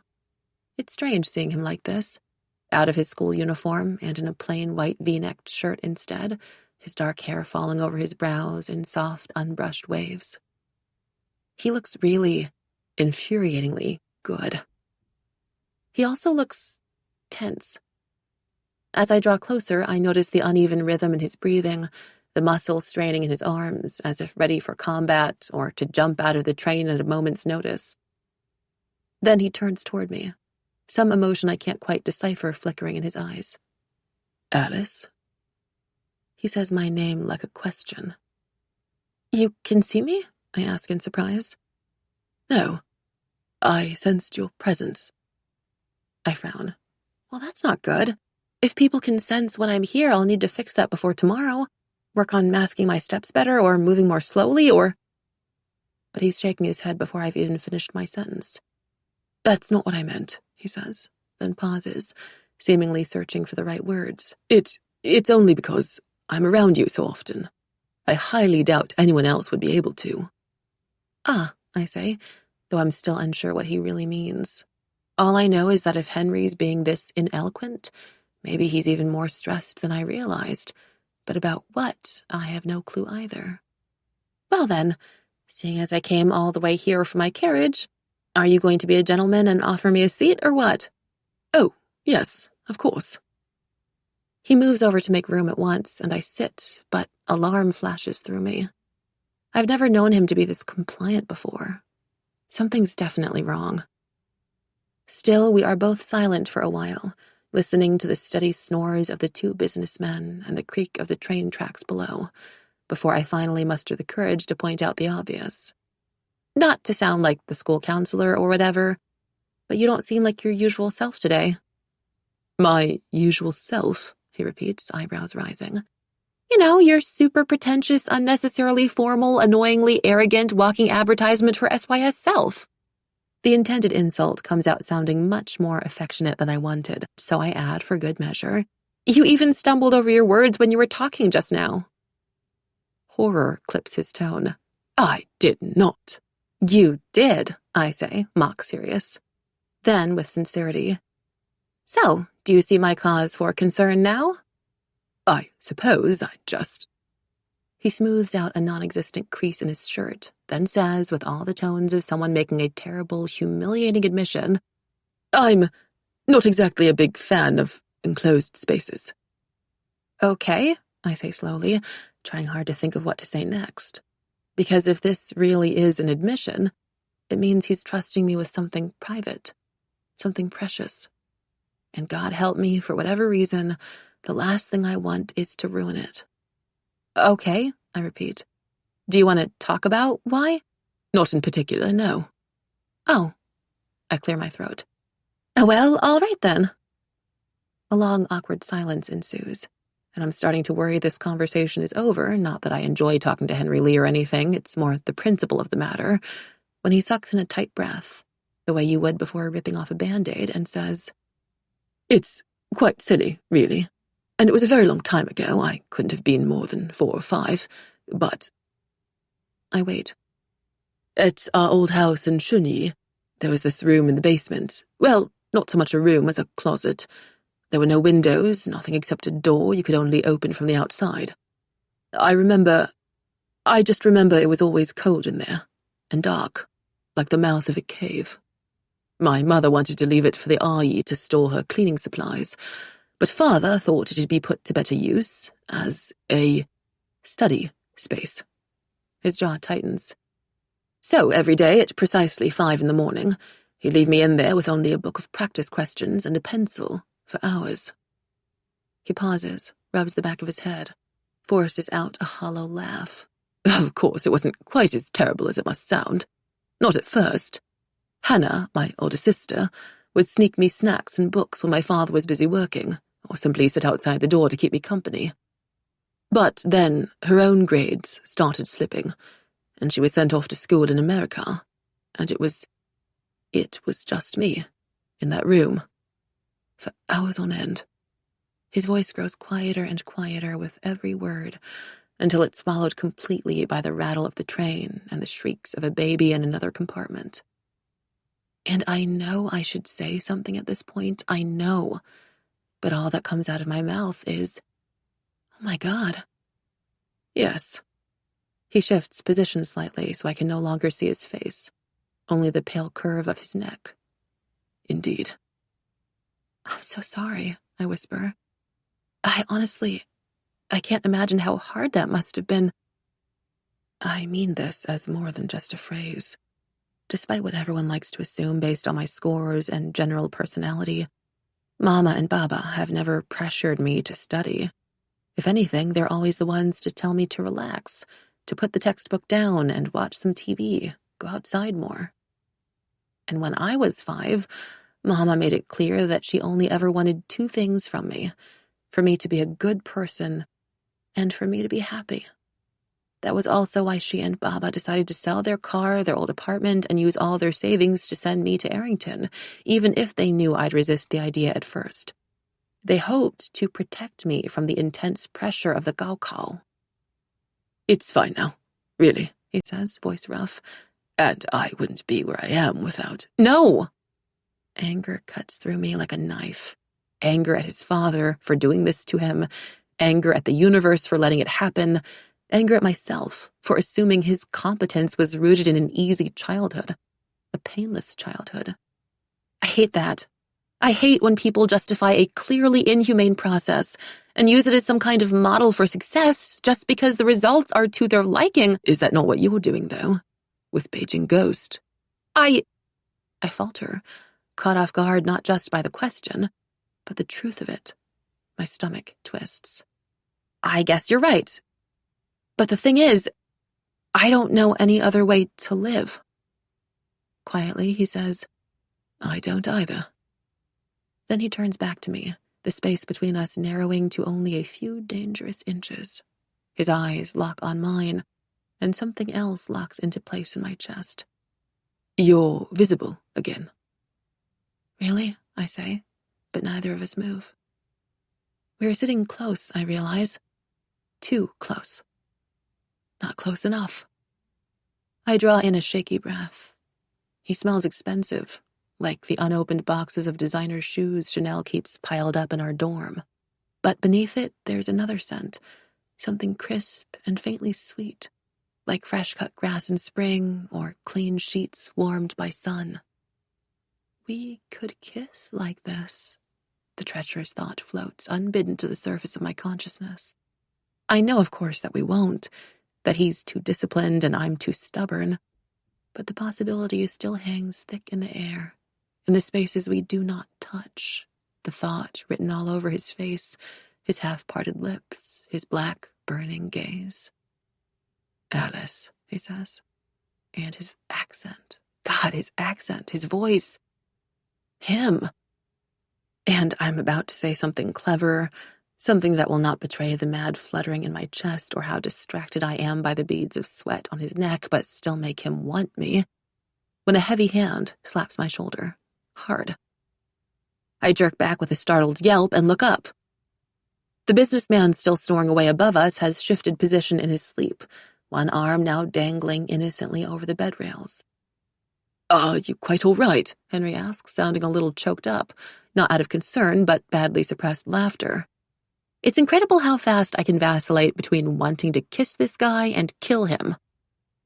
I shoot him a withering glare, rubbing the sore spot in my shoulder. "Could you maybe act a little more concerned? I could have gotten hit in the head. I could have been concussed. Fine. I'm sorry, he says, though the corners of his lips continue to twitch upward. Let me rephrase. Would you like me to fetch some ice for your potentially mortal wound? Perhaps some painkillers? Give you a massage? Shut up, I grumble. He grins at me then, and despite my annoyance, despite my throbbing shoulder, I am relieved. I would rather spend the rest of this train ride fighting with him than let him be trapped alone with his thoughts and fears again. 14. After we arrive in Suzhou, sleep-deprived and starving from the long train ride, the first thing the teachers do is take us out to eat. It's warmer here in the south, humid, like the inside of a sauna, and most of us are sweating by the time our rented bus pulls up outside some fancy restaurant that ranked first on Dazhong Dianping. As the only teacher here who can speak Chinese, Wei Laoshi quickly assumes the role of tour guide. We watch through the tinted windows as he approaches the waitress out front, gesturing to his school ID and then to us. A few students in the front seats wave. The waitress frowns. Then the waitress and Wei Laoshi seem to get into a heated argument, both of them shaking their heads and fanning their faces, and even though we can't hear a single word they're saying, the message is clear. There aren't enough tables in the restaurant for all of us. Well, fuck me, Jake Nguyen grumbles from the row behind me. I'm starving. Language, Mr. Nguyen, Julie Walsh says sharply. Shit, my bad, Jake says. Language! Right. Got it, Mrs. Walsh. It's Dr. Walsh. Yeah, whatever, he mutters. Someone snorts.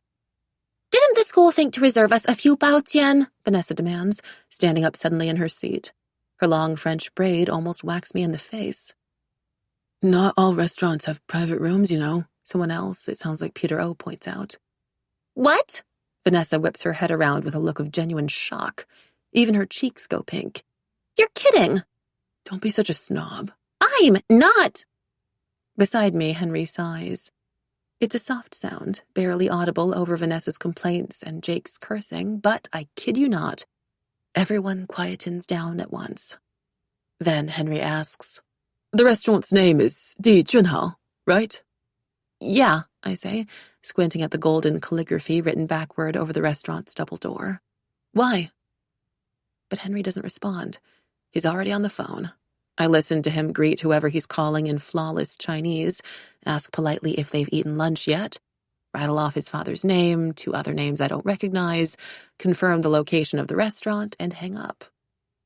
A few minutes later, the manager himself comes out to greet us with a smile so wide it looks physically painful. Of course there's space for you. You're our most honored guests, he says, when Wei Laoshi questions the sudden change. He shoots the waitress a pointed look, and the waitress scurries off as if her life depends on it, returning with menus and 5 more waitresses who ask to help carry our bags. We're given the best tables with the fancy chopstick holders and red tablecloth and stunning window view of the lakes outside, and offered free jasmine tea, hand-picked from the mountains, the manager tells us, and prawn crackers, and even the teachers are looking at Henry in open-mouthed awe, like he's glowing. I wonder how that feels, I murmur when Henry comes over to sit down beside me and Chanel. Pardon, Henry says.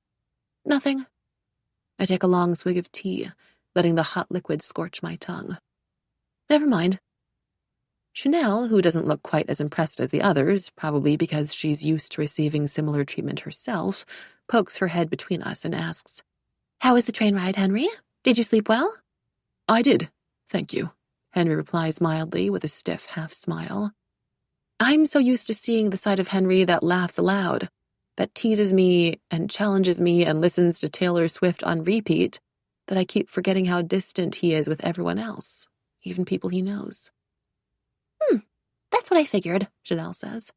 There's a glint in her eyes. Since Alice never returned to our compartment. I almost choke on my tea. I wasn't, I splutter, so loud that the conversation at the neighboring table stalls, and the waiters stop setting down dishes to look at me. I flush and continue in a whisper, We were only going over business details. Seriously. Chanel just winks at me, while Henry stares down with extreme focus at the single sesame bun on his plate, the tips of his ears pink.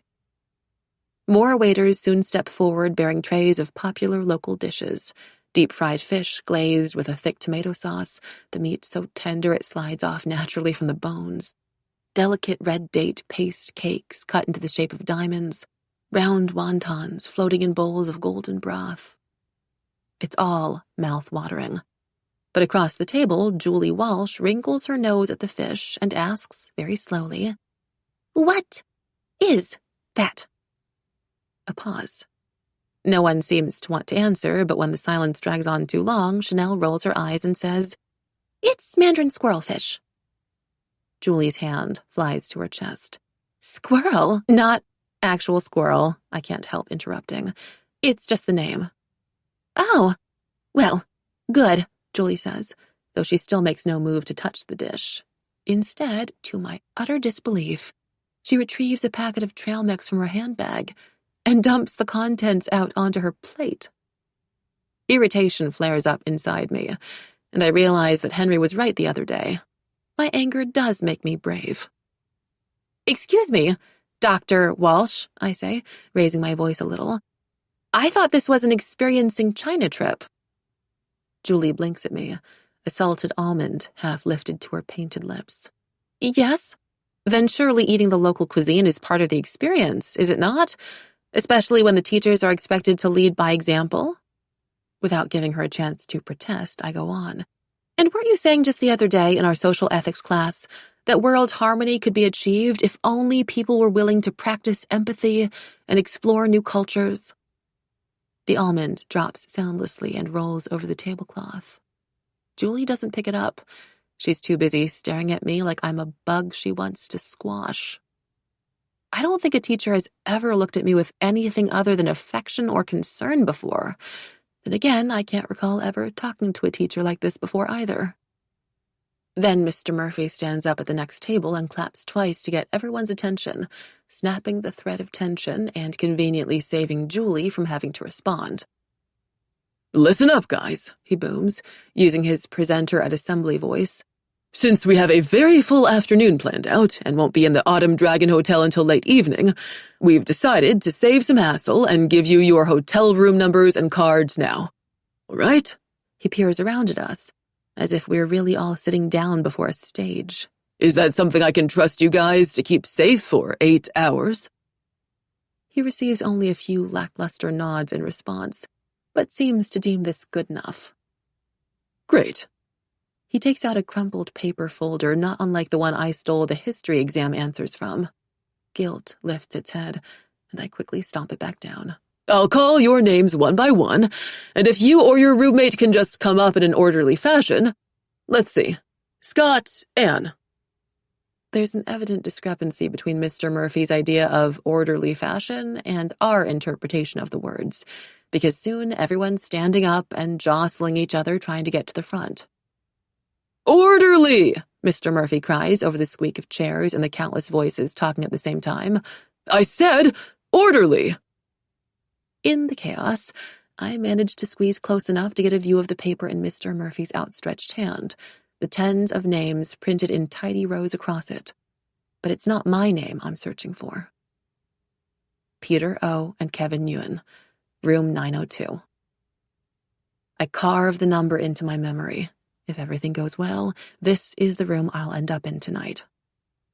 Once we're all back in our seats and our plates are scraped clean, Veloche takes over, leading us out to the bus again. I think he's really starting to embrace his tourist guide role, because he puts on a red bucket hat, waves a little flag with the school logo on it high over his head, and says with sincere enthusiasm, "Now, who's ready for some sightseeing?" The old districts of Suzhou are beautiful, like a magical secret kept safe and hidden from the outside world. A soft, milky fog spills across the winding waterways, the crooked, crowded alleys and faded white houses, blurring the lines between land and sky. There are women wringing out their laundry by the banks, leathery-skinned men hauling nets of fish from the murky green canals, college-aged girls posing and snapping photos by the willow trees, Pretty oil paper umbrellas rested over their shoulders. Oh, it's like the Chinese version of Venice, Julie Walsh gasps when we step out of the bus, her high heels clacking against the century-old pavement. But the place doesn't look like Venice to me. It doesn't look like anywhere else in the world. We start walking down the side of a canal, with Wei Laoshi leading the way. Every now and then he stops to point at things. A statue of a solemn-looking official, a slanted inn, a boat drifting atop the waters, and call out random facts, saying how the Qianlong Emperor once stayed in Suzhou for 10 days and couldn't bear to leave, even reciting a few lines of the emperor's poetry.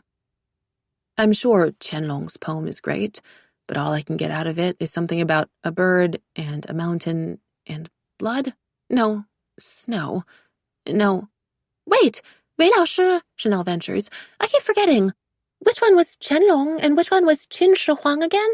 Like, who is the dude that buried scholars alive?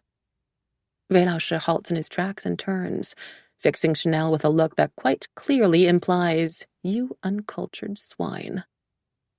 What? Chanel says, defensive. I used to go to school in Australia.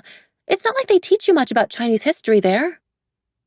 Wei Laoshi just sighs and casts his eyes heavenward, like he might be apologizing to the spirit of the Qianlong Emperor himself. The bus ride took twice as long as the teachers predicted, thanks to peak time traffic, and soon everyone's hungry again. Wei Laoshi's tour is cut short as a result, and with another long-suffering look, he abandons his lecture on the history of paper umbrellas to take us all on a spontaneous trip to the night market. The market teems with life, and everything feels sharper here, brighter. Children chase each other over the steep steps and arched bridges, skirt around the canal edge, flirting with the danger and thrill of it all while their parents yell at them to be careful. A woman lifts the lid off a giant wok, white steam rising from the braised meats and sizzling fried buns. Neon lights flicker over endless displays of food, some laid out in bamboo baskets and others in deep, sauce-filled trays. Grilled lamb and quail egg skewers, green sticky rice cakes stuffed with sweet bean paste, and glazed flaky mooncakes stamped with red characters. Little discount labels and QR codes are printed beneath them, likely for people using WeChat Pay. "Peter, what are you doing?" Wei Laoshi's voice cuts through the vendor's calls and the distant splash of oars in water. I whirl around. A beggar who looks at least 70 years old has latched onto Peter O, her wrinkled hands seizing the fabric of his new Supreme hoodie. I would have expected Peter to shake her off. Baba's always warning me about how some beggars are really just scammers hiding iPhones under their rags. But to my surprise, he's holding out a crisp 100 RMB note. I search his expression. There's no trace of mockery or malice in his eyes, only sincerity, even a hint of shyness. The old woman's eyes widen like she can't believe what she's seeing either. It makes my heart hurt. But before she can take the money from him, Wei Laoshi steps in between them and drags Peter away by the sleeve, ignoring his spluttered protests. "Don't be so naive," Wei Laoshi scolds, grabbing the shiny pink note and tucking it firmly into Peter's pocket. "It's not naive," Vanessa says as she paces forward suddenly, matching her steps to Peter's. Somehow, that girl manages to appear everywhere. Or maybe I've just been noticing her a lot more ever since the art scandal. "He was just being nice, right, Peter?" I don't stick around to hear the rest of their conversation.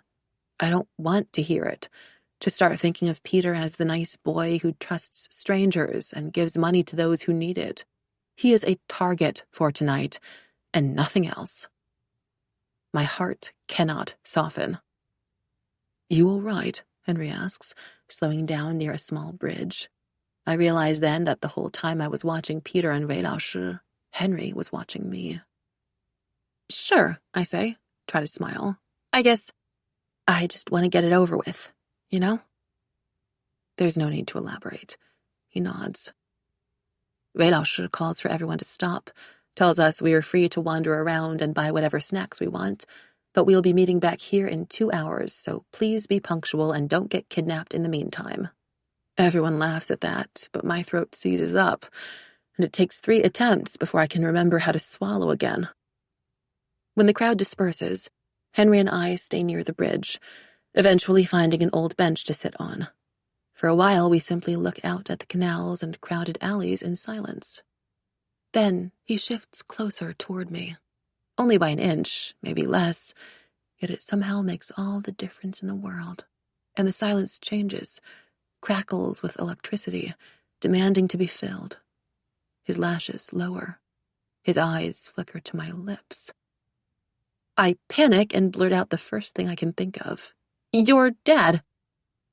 He pulls back with a frown. "I beg your pardon?" "Your dad," I repeat slowly. Too late to go back now. You never finished your story on the train about how things turned out with him." Even as I'm saying the words, I want to kick myself. What kind of person ruins a potentially romantic moment by bringing up childhood trauma? But Henry looks more surprised than offended. "You really want to know?" "Yeah," I tell him. And even though this isn't the conversation I expected to have with him tonight, I mean it. He doesn't reply at first. His gaze travels to a rowboat gliding out from under the bridge, a family of 4 huddled together on the seats, the youngest child squealing every time they bounce over a small wave. Then he sighs, says, "I told you about how things were when I was around 5, but shortly after I turned 10, during another long study session, I sort of..."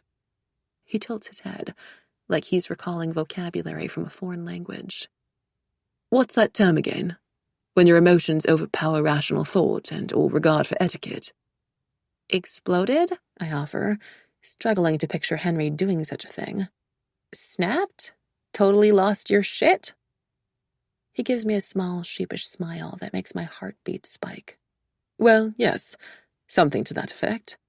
My father was shocked, of course, but he actually ended up apologizing.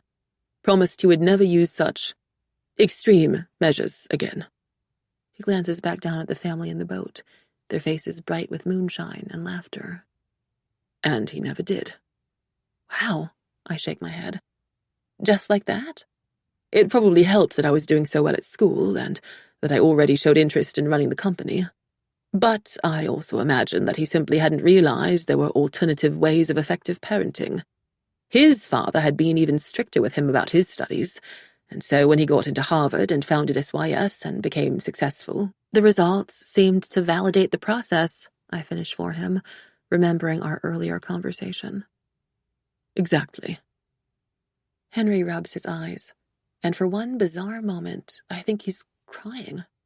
But then he lets his hands fall back down in his lap, the lantern light from the shops around us throwing his features into sharp relief, and the truth dawns on me so simple I almost laugh. He's tired. He had been lying today when Chanel asked him if he'd slept well. Neither of us had slept at all on the train. We'd stayed up finalizing our plans, then the backup plans, and then one of us, I can't remember who, got sidetracked, and we just talked. About school, about his brief time in England, about the games his sister used to invent when they were kids, the Shanghainese dishes his mother made him whenever he was sick. About everything and nothing all at once. Laughter and half-coherent thoughts spilling out of my lips before I could stop them.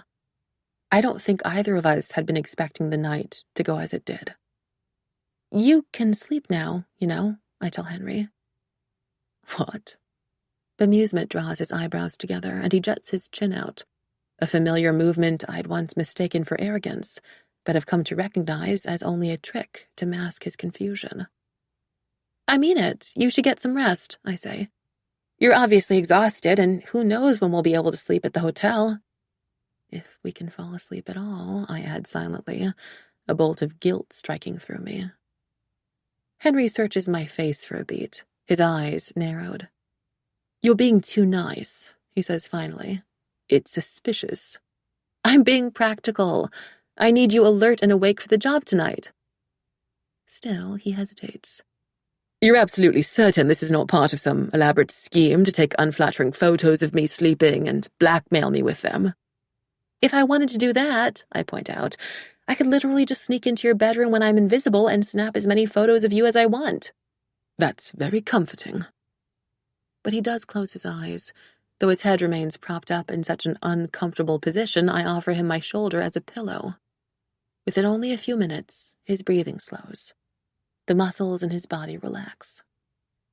I smile and look up. Streaks of dark, wet pink and glistening blue seep through the sky like spilled watercolor, while floating lanterns rise gently over the horizon like ghosts. A soft breeze drifts over my skin, carrying with it the fragrance of chrysanthemums and fresh-baked pastries from the snack stalls below. Then, there's Henry. Henry, whose head is resting against my shoulder, the soft curls of his hair brushing my cheek, his features smooth and unguarded in sleep. And everything about this moment is so lovely and so fragile in its loveliness that I'm almost afraid to hold it, afraid that the spell will break. If not for the kidnapping, I think to myself, today might have been a perfect day. 15. We reached the hotel by 10:30 p.m. By 10:48 p.m., I've unpacked all my luggage and told Chanel I'll be going over to Henry's. She winks at me and makes a not-so-subtle remark about protection. I let her believe what she likes. Besides, in the worst-case scenario, at least I'll have a decent alibi. By 11 p.m., I visited both the 20th and 9th floor, taking the stairs to double-check for any hidden security cameras and measuring precisely how long it takes to get from one place to the other. By 11:15 p.m., I've sought out Henry's room, still fully visible, and slipped through the door when no one's around. By 11:21 p.m., I've officially started panicking. "Am I invisible yet?" I demand as I pace in front of Henry, even though I know it's unlikely. I haven't suffered through that telltale rush of cold yet, and if anything, I feel too hot, my skin burning, the room stuffy and suffocating despite its vast size. "You are most decidedly not," Henry says, crossing his legs over the plush bedside sofa, the gesture so casual I want to scream. How does he manage to maintain such calm in a time like this? "What about now?" "No." "Now?"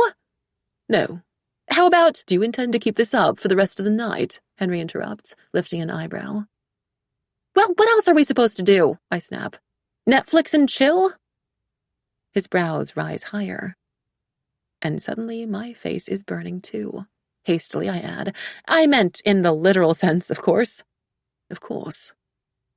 The conversation settles into silence for a moment, save for my frantic footsteps on the carpeted floor and the low, persistent hum of the mini-fridge. Then... "Okay, fine. That's it." I press a hand to my throbbing temples.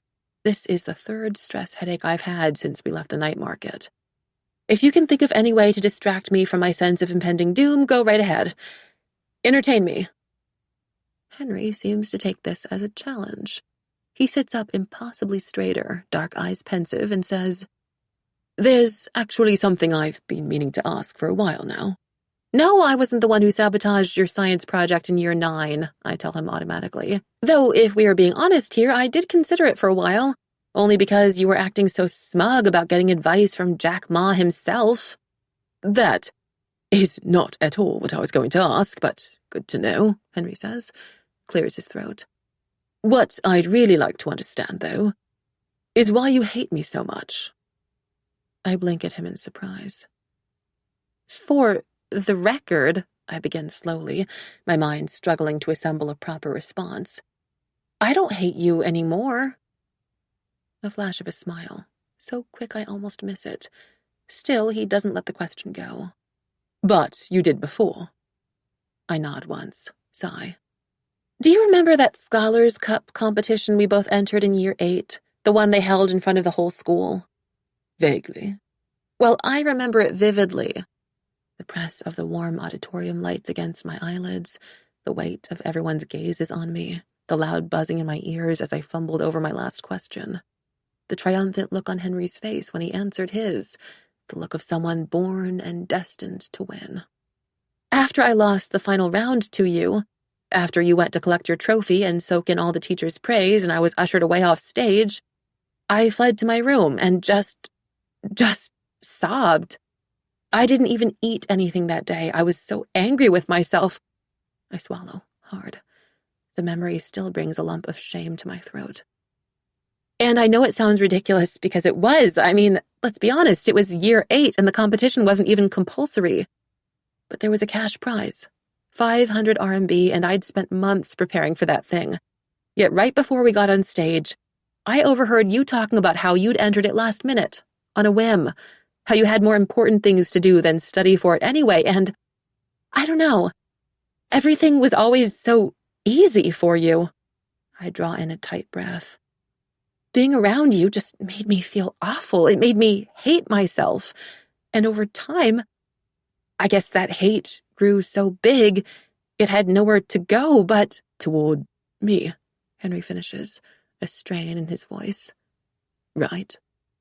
But I don't feel that way anymore, I say, feeling an inexplicable, overwhelming need to make this very clear.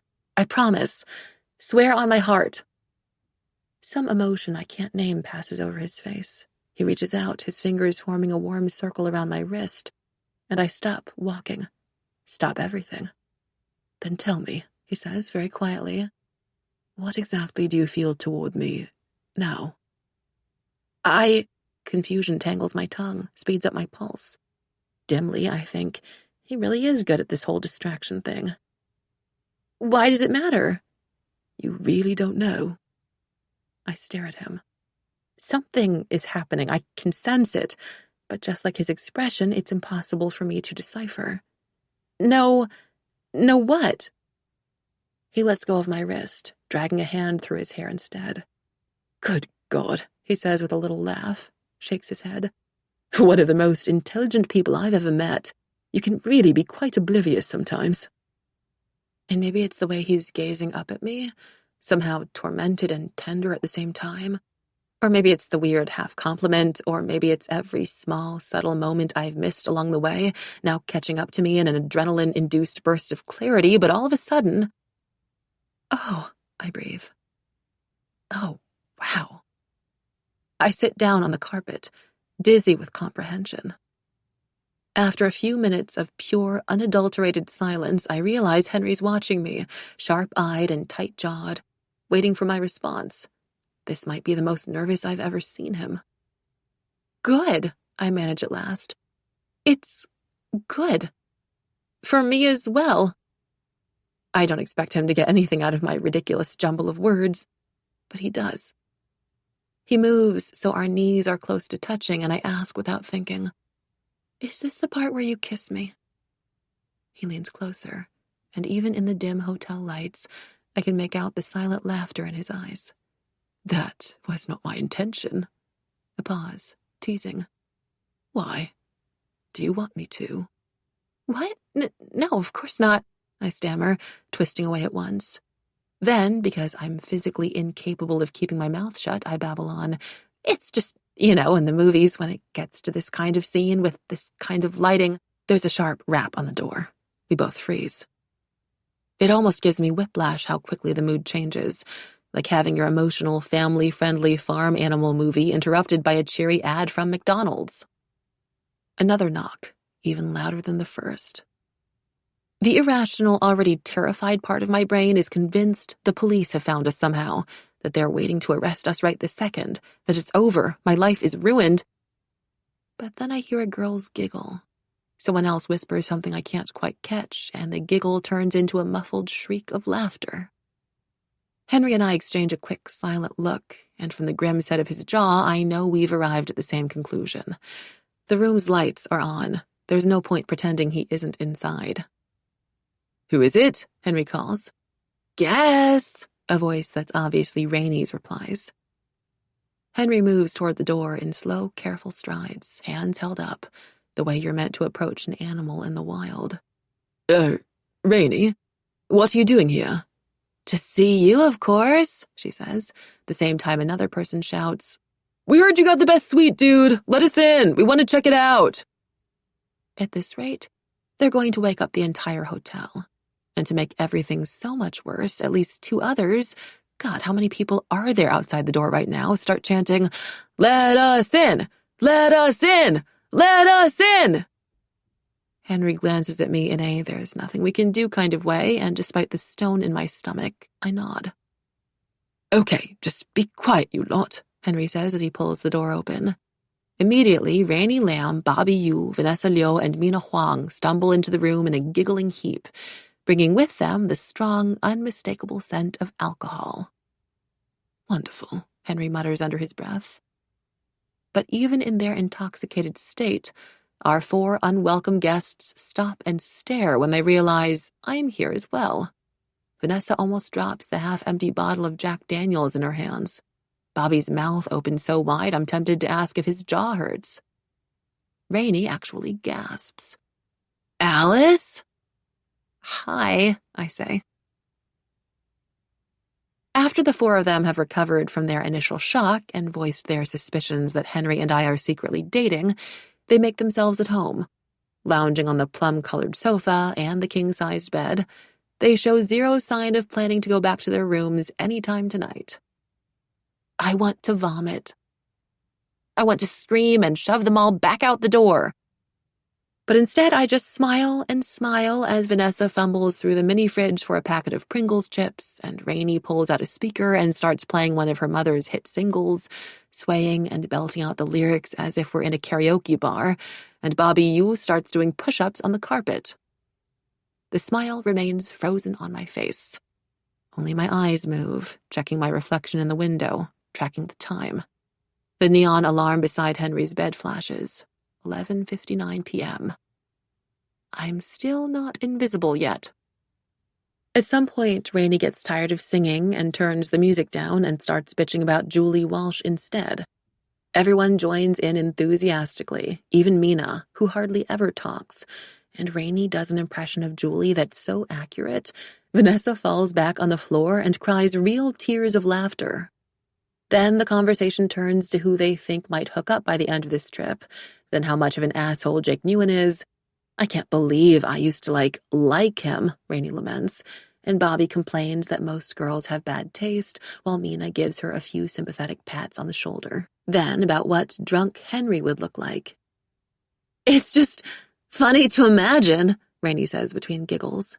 She points to Henry, who's been standing stiffly in the corner of the room beside me this whole time. Because you're so, what's the word? Aloof, Vanessa suggests. Composed, Mina offers.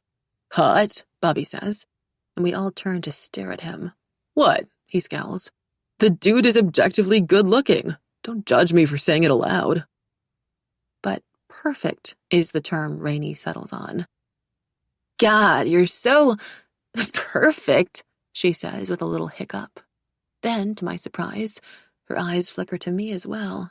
And you, Alice, both of you, King Henry and the study machine, are perfect model students. I force myself to laugh along with them, but everything sounds off.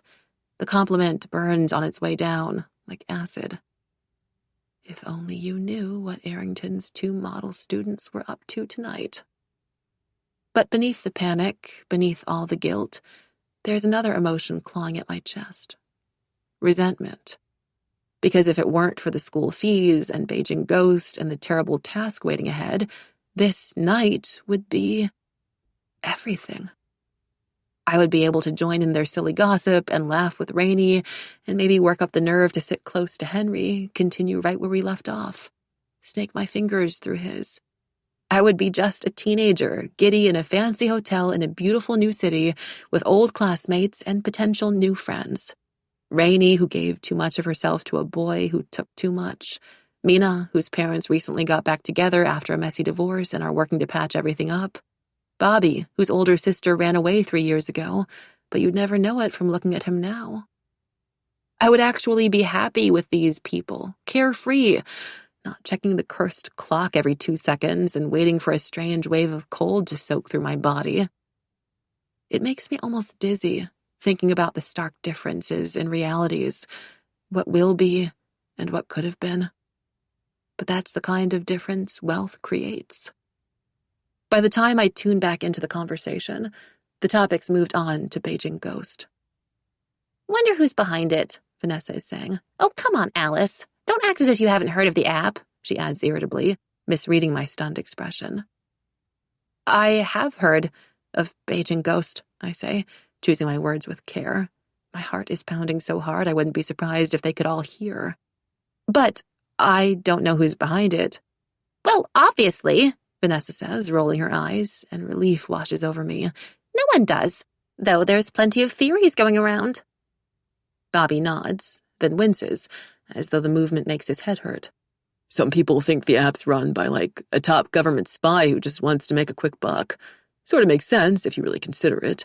They'd have all the right connections and the technology to make it work. Bobby, Rainey says, with the air of an adult speaking to a very naive child. Top government spies don't need to build their own illegal school app to get rich quick. That's what bribery is for. Who do you reckon it is, then? Bobby challenges. I don't know, Rainey says, grabbing the whiskey bottle from Vanessa and gulping down the rest of the brown liquid in one go. Then she wipes her mouth roughly with the back of her sleeve. But whoever it is, they're a hero. Hero. Another compliment, and from Rainey Lamb out of all people, but the word only chafes my conscience. I can't bring myself to meet her gaze. I'm going to do it, Vanessa says abruptly, pushing herself onto her feet with surprising steadiness. Even though she's had more alcohol than the rest of the bunch, she also seems the most sober, which, considering the fact that Bobby is now balancing the room service menu on his head like a hat, isn't saying much. Do what? Mina asks. Confess, Vanessa says. And maybe she's drunker than I think she is, because I have no idea what she means. Rainey does, though. Let her go, she tells all of us as Vanessa staggers toward the door, fumbling twice to turn the knob. She's been crushing hard on this guy for ages. The menu slides off Bobby's head with a loud flapping sound as he turns, eyes wide. Who? But whatever the answer is, I don't hear it. A chill has started creeping up my spine, and before I'm forced to prove Bobby's government conspiracy theory incorrect firsthand, I leap up, mumble something about checking to see if Vanessa's okay, and run. 16. I knock once on Peter's door and try to steady my erratic breathing. Taking the lift was too risky. There are always security cameras on those things, and it'd be impossible to explain a button lighting up on its own if someone else were inside. So I ran all the way up the stairs instead. The entire back of my shirt is soaked through with sweat, but it's hard to tell if that's because of the physical exertion or the worry chewing a hole through my stomach. After what feels like a lifetime, I hear the metallic click of the lock and the door swings open. Jake Nguyen squints into the hallway light, his hair a mess, one of those white hotel bathrobes draped over his bare shoulders like a villain's cape. The room behind him is dark, the curtains drawn. Beside the empty single bed by the window, I can make out Peter O's sleeping figure. What the hell? Jake grumbles, staring straight through me. He scratches his head. Is anyone there? He waits a full 2 seconds before moving to close the door again, and I duck inside just in time. But as I fumble my way further into the room, I trip over something hard, Jake's foot. He tenses, the faint bathroom light outlining the crease between his brows. My heart stops. Who was that? Peter grumbles, his voice thick with sleep and muffled by the pillow. Jake glances over again at the spot where I tripped, then shakes his head. No one. Probably the cleaning lady or some dude who got the wrong door. I stay completely still as he shuffles back to bed in his slippers, falling onto the covers with a loud yawn.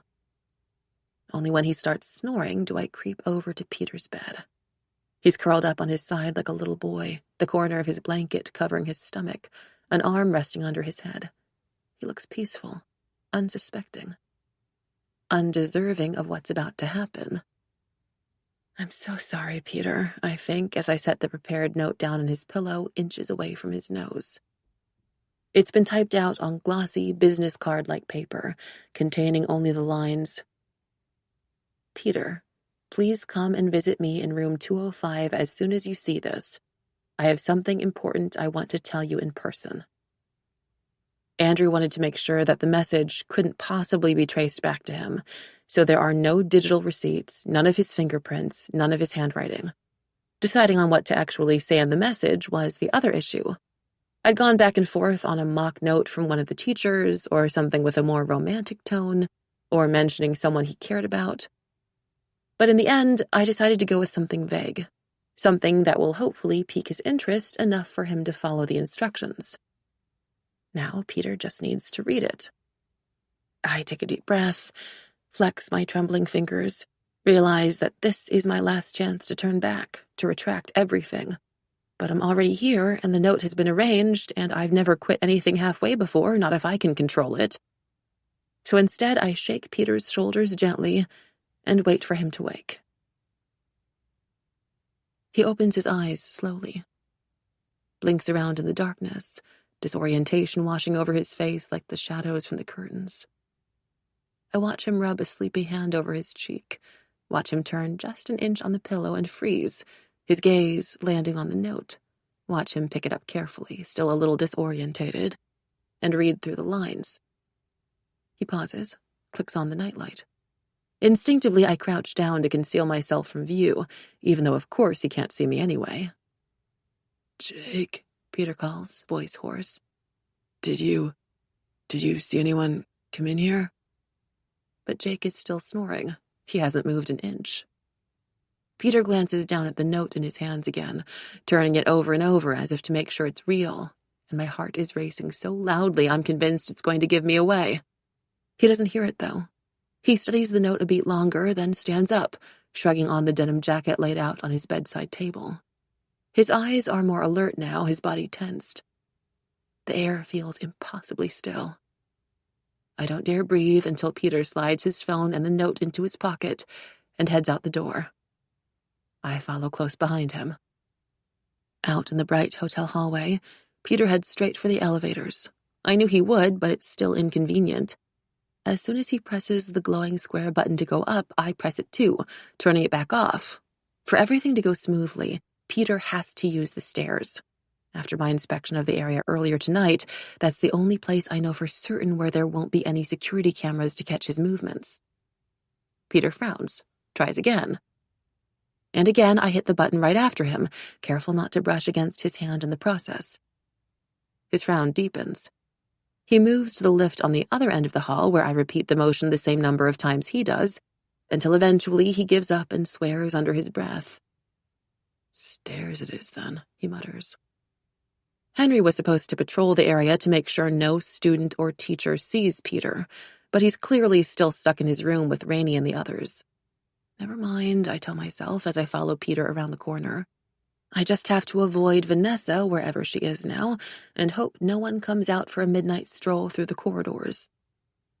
Though the rest of the hotel is all spotless marble surfaces, elaborate flower decorations, and well-lit carpeted halls, the stairs are dark and steep and slightly uneven, everything coated in a thin layer of dust.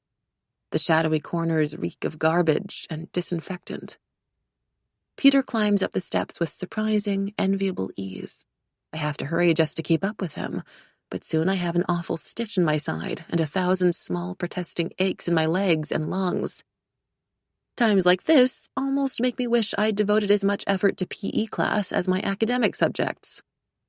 Then again, I doubt any number of burpees and torturous basketball warm-up exercises could have prepared me for a covert kidnapping operation in one of Suzhou's tallest hotels. By the time we've reached the 20th floor, an obscene amount of sweat has dripped down my back, plastering my shirt to my skin, and I can't quite tell if it's from the sheer physical exertion of the climb or my nerves. We are so very close now. The door is just up ahead of us, down the first corridor. I can see it, and Peter doesn't have the faintest clue what's about to happen. No. I give myself a mental shake. This isn't so different from a prank, just a higher stakes version, with corporate executives involved. Besides, Andrew Shah's men aren't actually going to lock him up forever or abuse and murder him. Andrew even promised me Peter would be well fed and cared for until the promotions were announced, which should be in less than a week from now. It'll be fine. Peter will be fine. I'm doing the right thing. Right? Peter's stopped outside the room now, the numbers 2005 gleaming bright gold in the light, like some kind of sign, an invitation. Andrew Shu's men are waiting for him on the other side of the door. And 1 million RMB is waiting for me. A future at Arrington. A better future, period. All I have to do is see Peter through it. He clears his throat softly, adjusts the collar of his jacket, and I wonder if he can sense that something's wrong. If he's thinking about turning around, running away to the safety of his own hotel room. I don't realize just how much I want him to do exactly that until he raps the door once, shoulders braced. And everything happens very quickly. Too quickly, so quick that it's almost anticlimactic. The door swings open, and I think I catch a glimpse of a gloved hand reaching out, pulling him in, and I manage to grab Peter's phone from his pocket just in time for the door to slam shut again, with Peter trapped behind it. There's a rustling sound from inside, a series of thuds, and Peter's voice, more confused than afraid. "What are you?" Then it cuts off into silence, just like that. It isn't violent. It isn't anything. If I weren't gripping Peter's phone so tight my knuckles bled white, I'd think he was never here at all. I stare at the door for a long time, as though in a dream, a nightmare, until a small voice in the back of my head urges, "Leave. Get out of here. Your job is done." I tear my eyes away and move, but the second I turn the corner, my legs give way beneath me. I sink straight to the floor as if someone's removed all the bones from my body.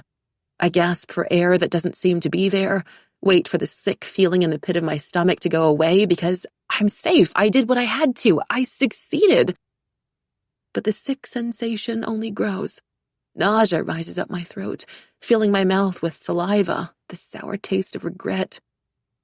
God, I must be the worst criminal in the world. I should be celebrating. I should be thinking about all the money that'll be added to my bank account. 1 million RMB. Enough for me to never have to stress about being sent off to Maine or a local school again. I won't even have to stress about college. But instead, all I can focus on is whatever's happening on the other side of that door. Peter had stopped talking mid-sentence. Does that mean they'd gagged him? Hit him? Surely I would have heard it if they did. Peter's phone beeps. I almost jump out of my skin. My hands are shaking as I hold up the screen, expecting to see some kind of criminal alert or imposter warning or a message from the police. But it's none of that. It's worse. It's a Kakao message from his mom. "Are you having a good time in Suzhou? You must already be sleeping. If not, go to bed right now. Your body's still growing. But your father and I miss you very much. He wanted to call you earlier, but you know how busy work has been for him. It'll all be worth it when he wins the campaign. Oh, we made some yummy fish today. Here's a pic." There's a somewhat blurry photo of a half-eaten grilled fish dish below, a pair of chopsticks lying casually beside the plate, and the hunched-over silhouette of a man in the background. Peter's father, most likely. My chest tightens, until I can't breathe. The back of my eyes burn. But more messages are coming in. "It's a new recipe, and your father says it's very good. I'll make some for you as soon as you get home, and your favorite black bean noodles, too. Take care, my son. Make sure you eat well and stay safe and wear a lot of warm clothes. I checked the weather and it says it's going to be cold in Suzhou tomorrow. Remember, your health matters more than fashion. Your father is scolding me for nagging you now, so I will stop here. We love you, always. Give us a call when you can." I turn the screen down, my stomach in knots. I should throw Peter's phone away. Now, crush it and destroy all the evidence. Make sure no one can track him or contact him, just like I was told to do. This is the last stage of our plan. Once I'm rid of his phone, I'll be able to go back to my room and forget about this whole task for good.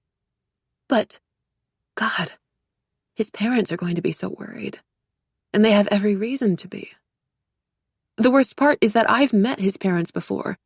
They'd volunteered to help out at the Global Community Day Festival a year ago. His father had bragged to everyone who came within a 5-foot radius of him about his genius, hard-working son. Beaming so wide the entire time it must have hurt his face. And his mother, with her sharp tongue and small frame, The way she'd scolded Peter for not wearing a warm enough jacket had reminded me of Mama. And if someone were to call Mama up in the middle of the night to tell her I'd disappeared in a city far away from home? No. Stop it. It's too late. I just have to get up, move, put as much distance between me and this place, this memory as possible.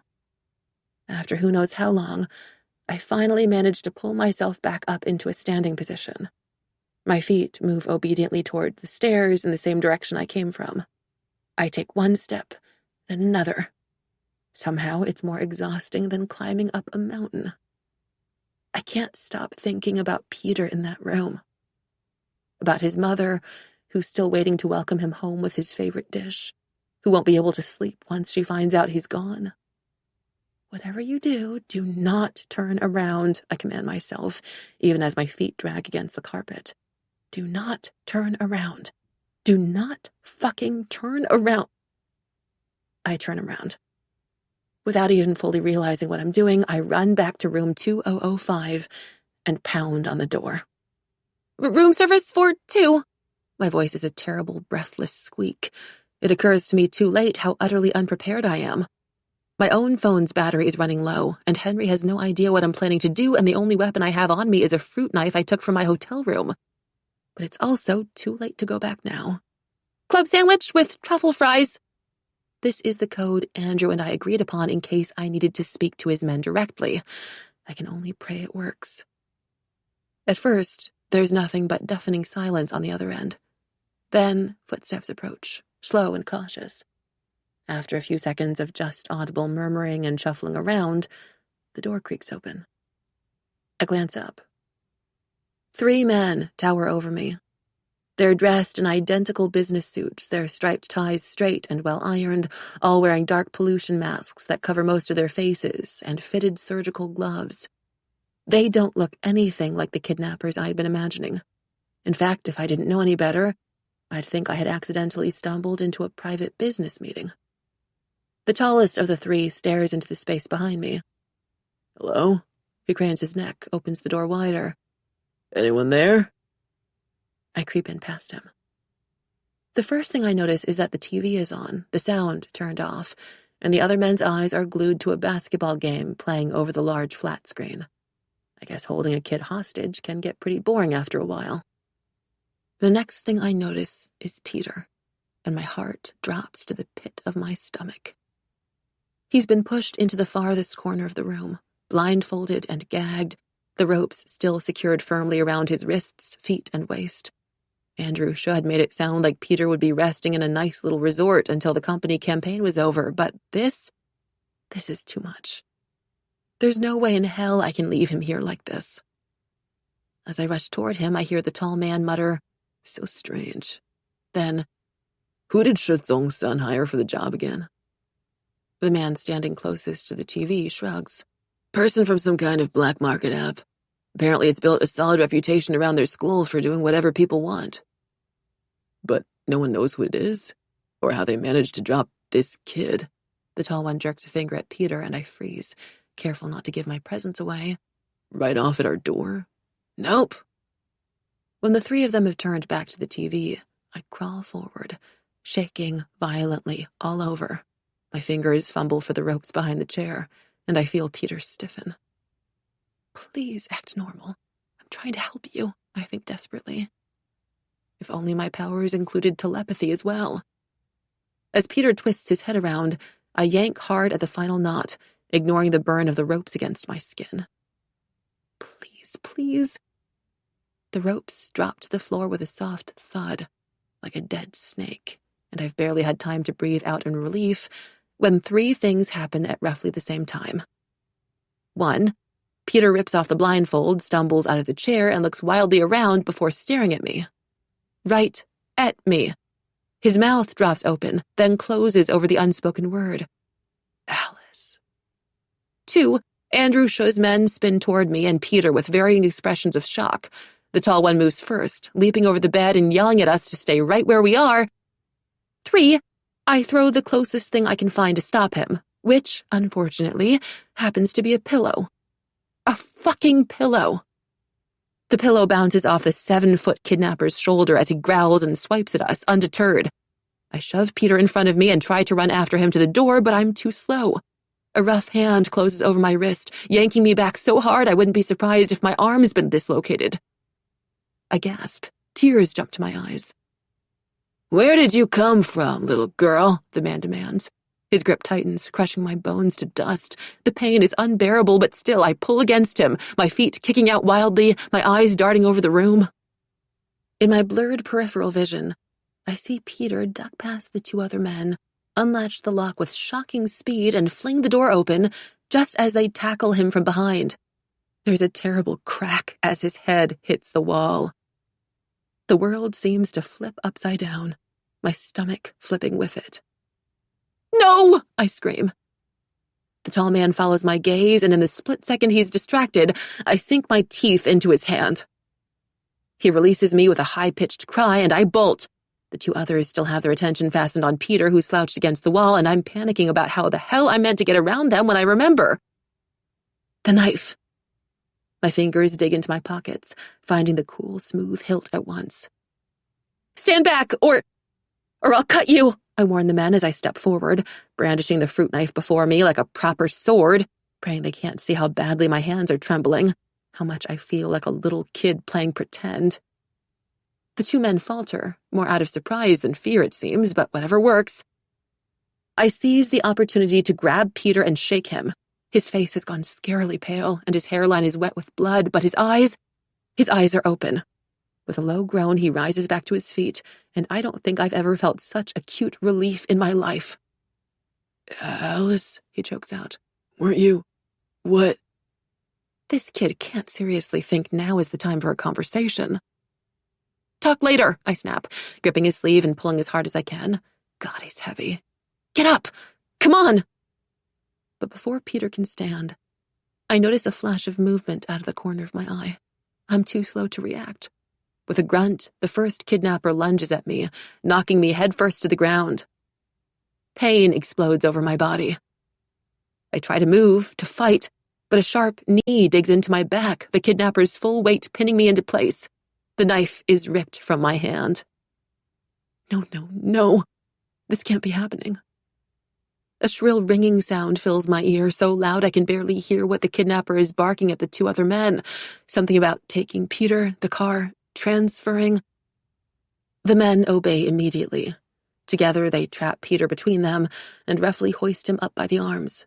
Peter doesn't even resist. He seems to have gone into shock, his eyes wide and his jaw hanging open as they drag him toward the door. This cannot be happening. This can't be. But it is. All I can do is watch in horror, the hotel carpet scratching the side of my cheek. And just when I think things couldn't possibly get any worse, the first kidnapper starts to tie up my hands, with the same kind of rope he must have used to tie Peter up earlier. Fuck, how much rope do these people have? He's fumbling with the ends, he probably knows he doesn't have much time left, and he's distracted, but he's also strong. I feel him wrap the rope once, twice, pulling it hard enough to cut my circulation off. My arms go numb. Then the pressure eases off my back, and the kidnapper's leaving. He's leaving with the 2 masked men and Peter, who's bleeding, and I'm still here on the floor with my hands tied, and everything hurts, and I can't believe I landed myself in this situation. I count the kidnapper's footsteps as they get farther and farther away from me. 1, 2, 3. The door winds open, then shuts, leaving me alone in total darkness. There's no time to panic. As soon as the kidnappers are gone, I am half rolling, half wriggling across the floor until I bump into something hard, a desk corner maybe. Good enough. I turn around awkwardly, blindly, so that my bound hands are pressed tight against whatever the sharp edge is. Then I begin to move them back and forth like a saw, praying for the ropes to snag. "Come on," I mutter, and the sound of my own voice, low and much steadier than I feel inside, helps ground me a little. Come on. It's working. I think, I hope. Already it feels like the ropes aren't digging into my skin as much as before. Maybe if I just apply more pressure here and twist my wrists this way. Yes! The ropes come loose after the 9th try, some combination of finding the right angle, the disgusting amount of sweat slicking my hands, and the lucky fact that the kidnapper didn't have time to double knot. I toss the ropes aside and scramble toward the door, ignoring the weakness in my knees, the tingling in my fingers, the tightness in my lungs. Save Peter. That's all that matters right now. As I flip the lock and burst through the doorway, squinting into the sudden light, I try to figure out where the kidnappers would go. It seems unlikely they'd hang around an area where Peter could easily be recognized, and they'd mentioned something about transferring Peter, about a car. The parking lot. But not just any parking lot, a secluded spot connected to the stairs instead of the lift, a place without security cameras to catch suspicious activity. I run down the stairs, taking 2 steps at a time, my mind reeling. I've spent so long committing the map of the hotel to memory that I can see it as clearly as if someone's holding it in front of me. All the labels marking out cameras and exits, the lines intersecting at corridors and staircases, and the diagram of the abandoned lot 2 levels underground. That's where they're taking Peter. It must be. Now I just have to find them before they leave. I move faster. My feet slam over the concrete, my heart beating so hard I'm scared it'll explode. I wish I were an athlete. I wish I had been quicker to unfasten the ropes or to escape with Peter when I had the chance. I wish I'd never agreed to kidnap Peter in the first place. Numbers flash by me as I make my way down flight after flight of stairs. Level 15, level 12, 10, 7. Alice! I stumble to a stop, whip my head around, half certain I'm hallucinating. But there's Henry, standing only a few steps above me, the neon exit sign casting a red glow over his features. His eyes are dark with concern. I was looking everywhere for you, he says, coming down toward me, his footsteps light and swift. I managed to get away from Rainey and... He pauses, his gaze raking over my face. What happened? Did they hurt you? I shake my head, too winded to speak at first. My lungs and legs feel like lead, and there's an awful knife-sharp stitch in my side. It takes everything I have not to double over. They took Peter, I finally manage, my voice a dry croak. We have to save him. I wait for the barrage of questions, the moment of disbelief, but Henry doesn't even look surprised at this dramatic turn of events. He simply rolls up his sleeves and says, Okay, let's go. I can't believe I ever wanted to push this boy off a stage. Somehow, with Henry by my side, it's a little easier to run down the remaining stairs. And by easier, I mean it doesn't feel quite like I'm dying a slow, excruciating death. Still, white dots have started to dance over my vision by the time we reach the entrance to the parking lot.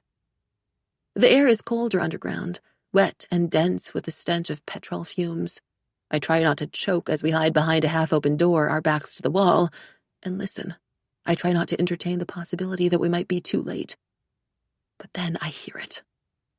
The angry squeak of shoes, of rubber against concrete, male voices bouncing off the walls, amplified by the open space, the loud slam of a car trunk. Henry and I exchange a quick look. We've pulled off enough Beijing ghost tasks together to know what needs to happen next. I watch as Henry adjusts his posture, straightening so that he looks even taller than usual, fixes his shirt collar, and smooths his hair with one hand. In an instant, he's no longer just Henry, but Henry Lee, son of a self-made billionaire, someone who wears their privileged upbringing and powerful connections like a badge, someone untouchable. But that doesn't stop my stomach from nodding over and over with worry when he strides out the door. Hey, he calls in flawless Mandarin. Even his voice sounds deeper, older, which is good. If the kidnappers don't take him seriously, we're pretty much screwed. His appearance is met with abrupt silence. The tension makes my skin itch. I hold my breath and count to 14 before someone grunts. Who are you? They sound closer than I expected, no more than 20 feet away from the door. I should be asking you that, comes Henry's smooth reply. What are you wearing masks for? None of your business.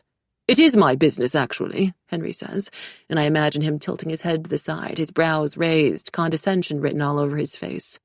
My father owns this hotel, see, and I'm sure he'd like to know why there are 3 strange, masked men sneaking around our unused parking lot in the middle of the night. If you don't want to tell me, Maybe I can invite him or the hotel manager over to— Fine, the man snaps. If you must know, we are headed to a nightclub. That's all. Didn't want our wives catching us. Despite myself, I almost roll my eyes. Even their excuses make them sound like complete assholes. Can we go now? Another one of the kidnappers demands. No, you cannot, Henry says. Since your car is here, you need to pay for parking. But payment is non-negotiable. Of course, you can use WeChat Pay if you'd prefer, or scan this QR code on my phone, or get a discount by signing into your hotel account, then registering through one of our 5 affiliates. While Henry rambles on about hotel policies and bank sponsors and viable memberships, I sneak out through the door. The scene that greets me looks like something out of a low-budget action film. The parking lot is empty, save for an old dust-covered van rotting away in the far corner and a sleek black vehicle that's surrounded by 3 men. All of them have their backs toward me, their attention on Henry. Henry, who's positioned his body directly in front of the car, has rested both hands on the hood, so they'd have to run over him just to drive away. It's a good strategy, I reason with myself, fighting the strong compulsion to push Henry out of the way to protect him. They wouldn't want to, wouldn't dare kill the son of the hotel owner. It'd get far too messy. I just have to rescue Peter before the kidnappers lose their patience and their ability to think rationally. Careful not to make a sound, I duck my head and creep closer to the car trunk, heart pounding in my throat. Then I get a good look at the license plate, N150Q4, sear it into my brain. Henry is still talking. Bank of China is actually offering a limited-time promotion on the app. Wait! The man at the front interrupts, and the shift in his tone, from annoyance to something else, something like suspicion, leaves my mouth dry. I glance up. Henry doesn't move, though his eyes are wary. What? I think I recognize you, the man says, and everything seems to freeze, blur at the edges. The lights overhead flicker, and the low parking lot ceiling threatens to collapse on me. You were in that magazine article, and that China Insider interview. You're the son of the SYS founder, aren't you?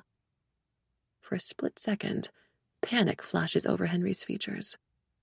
Only a second, but it's enough. Who sent you? The kidnapper growls, stepping around the car's blazing headlights, his shadow stretching out menacingly over the concrete. He advances on Henry. Who? Before I can react, Henry raises a fist and swings it into the man's face. Hard. I swear I hear the crack of bone as the man hisses and stumbles backward, hands covering his nose, and all my thoughts fracture. Henry punched somebody. Henry punched somebody. Henry Lee just punched somebody.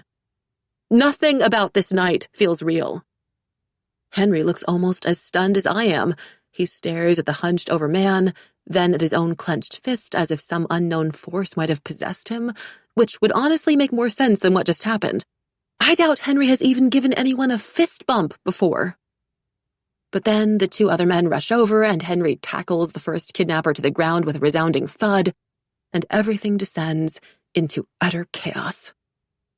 I can't see what's going on from where I'm hiding, can only hear the muffled grunts of pain and repeated collision of limbs, of bodies pushed onto the floor, and Henry's voice when he yells, "Catch!" Something small and silver flies through the air in a perfect arc. I don't even think, I just spring up and reach for it, my fingers closing over the metallic object. Car keys. Of course. Pulse speeding, I unlock the car and yank open the car door. Peter's curled up in the back seat, next to an opened pack of bottled water. Horror and relief crash through my chest at the sight of him. He's alive. He's alive and awake and staring at me like I might be a ghost as I free his arms, help pull him out. His knees wobble violently, but he manages to stand. Ahead of us, the sounds of the struggle intensify. Henry. "Go inside," I order Peter. "Wait for us by the door." He doesn't protest. While he hurries off, I seize one of the water bottles from the trunk and hold it like a baton, feeling its weight in my hand. It's not heavy enough to kill someone, I decide, which is all I need to know before stalking forward. The men don't notice me. They're too busy forming a kind of human sandwich. Henry's got 2 of the kidnappers pinned under him, but he's been held down by the tallest one. the same one who tied me up. I'm more pissed off than terrified now, and I let my anger guide my aim. The plastic bottle smashes into the back of the man's head with a satisfying thunk. As the man lurches sideways, I bend down and grab Henry's hand. His knuckles are dark red, a thin, bloody cut running down his thumb. My heart twists, but I know it's not the time to apologize or to thank him or to voice the million other things I'm feeling in this moment. "Run," is all Henry says as he jumps to his feet. And we do. We sprint through the narrow exit where Peter's waiting and bolt the door behind us, then race up the stairs in a mad blur of pounding hearts and feet. Henry reaches his floor first, and then it's just Peter and me, my hand secured around his wrist to keep him from falling. We keep going. We have to keep going. I don't know if Andrew's men have found their way inside or alerted someone else or if we'll ever make it out of this mess okay. All I can do is urge my legs to move faster, faster still, mouth parched and knees sore, my lungs aching, dying for air as I cut the corner, pull Peter into the open hall of the 9th floor, and crash straight into Mr. Murphy. 17. For the first time in 40 years of Arrington school history, our experiencing China trip is cut short. All because of me. Well, technically speaking, Vanessa Liu is responsible for the abrupt change in schedule too. Of all the guys in our year level, it turns out she'd been harboring a secret crush on Peter. So when she'd gone to his room to confess, only to find Jake half asleep and Peter's bed empty, she'd feared the worst and notified Mr. Murphy. The timing couldn't have been worse, really. If Vanessa hadn't been so drunk, she would never have stumbled into Peter's room after I'd already kidnapped him, nor would Mr. Murphy have shown up in a bathrobe to search for him the exact moment Peter and I hurtled up the stairs. Everything unraveled pretty quickly after that.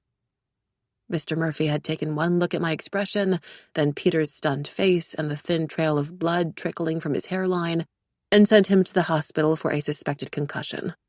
Then he'd informed Peter's parents, who'd screamed so loud into the phone I could hear the whole conversation from 6 feet away. After they finished threatening to sue the school and the hotel for gross negligence, they'd sent out a private jet to bring Peter home, presumably to be treated at a better hospital.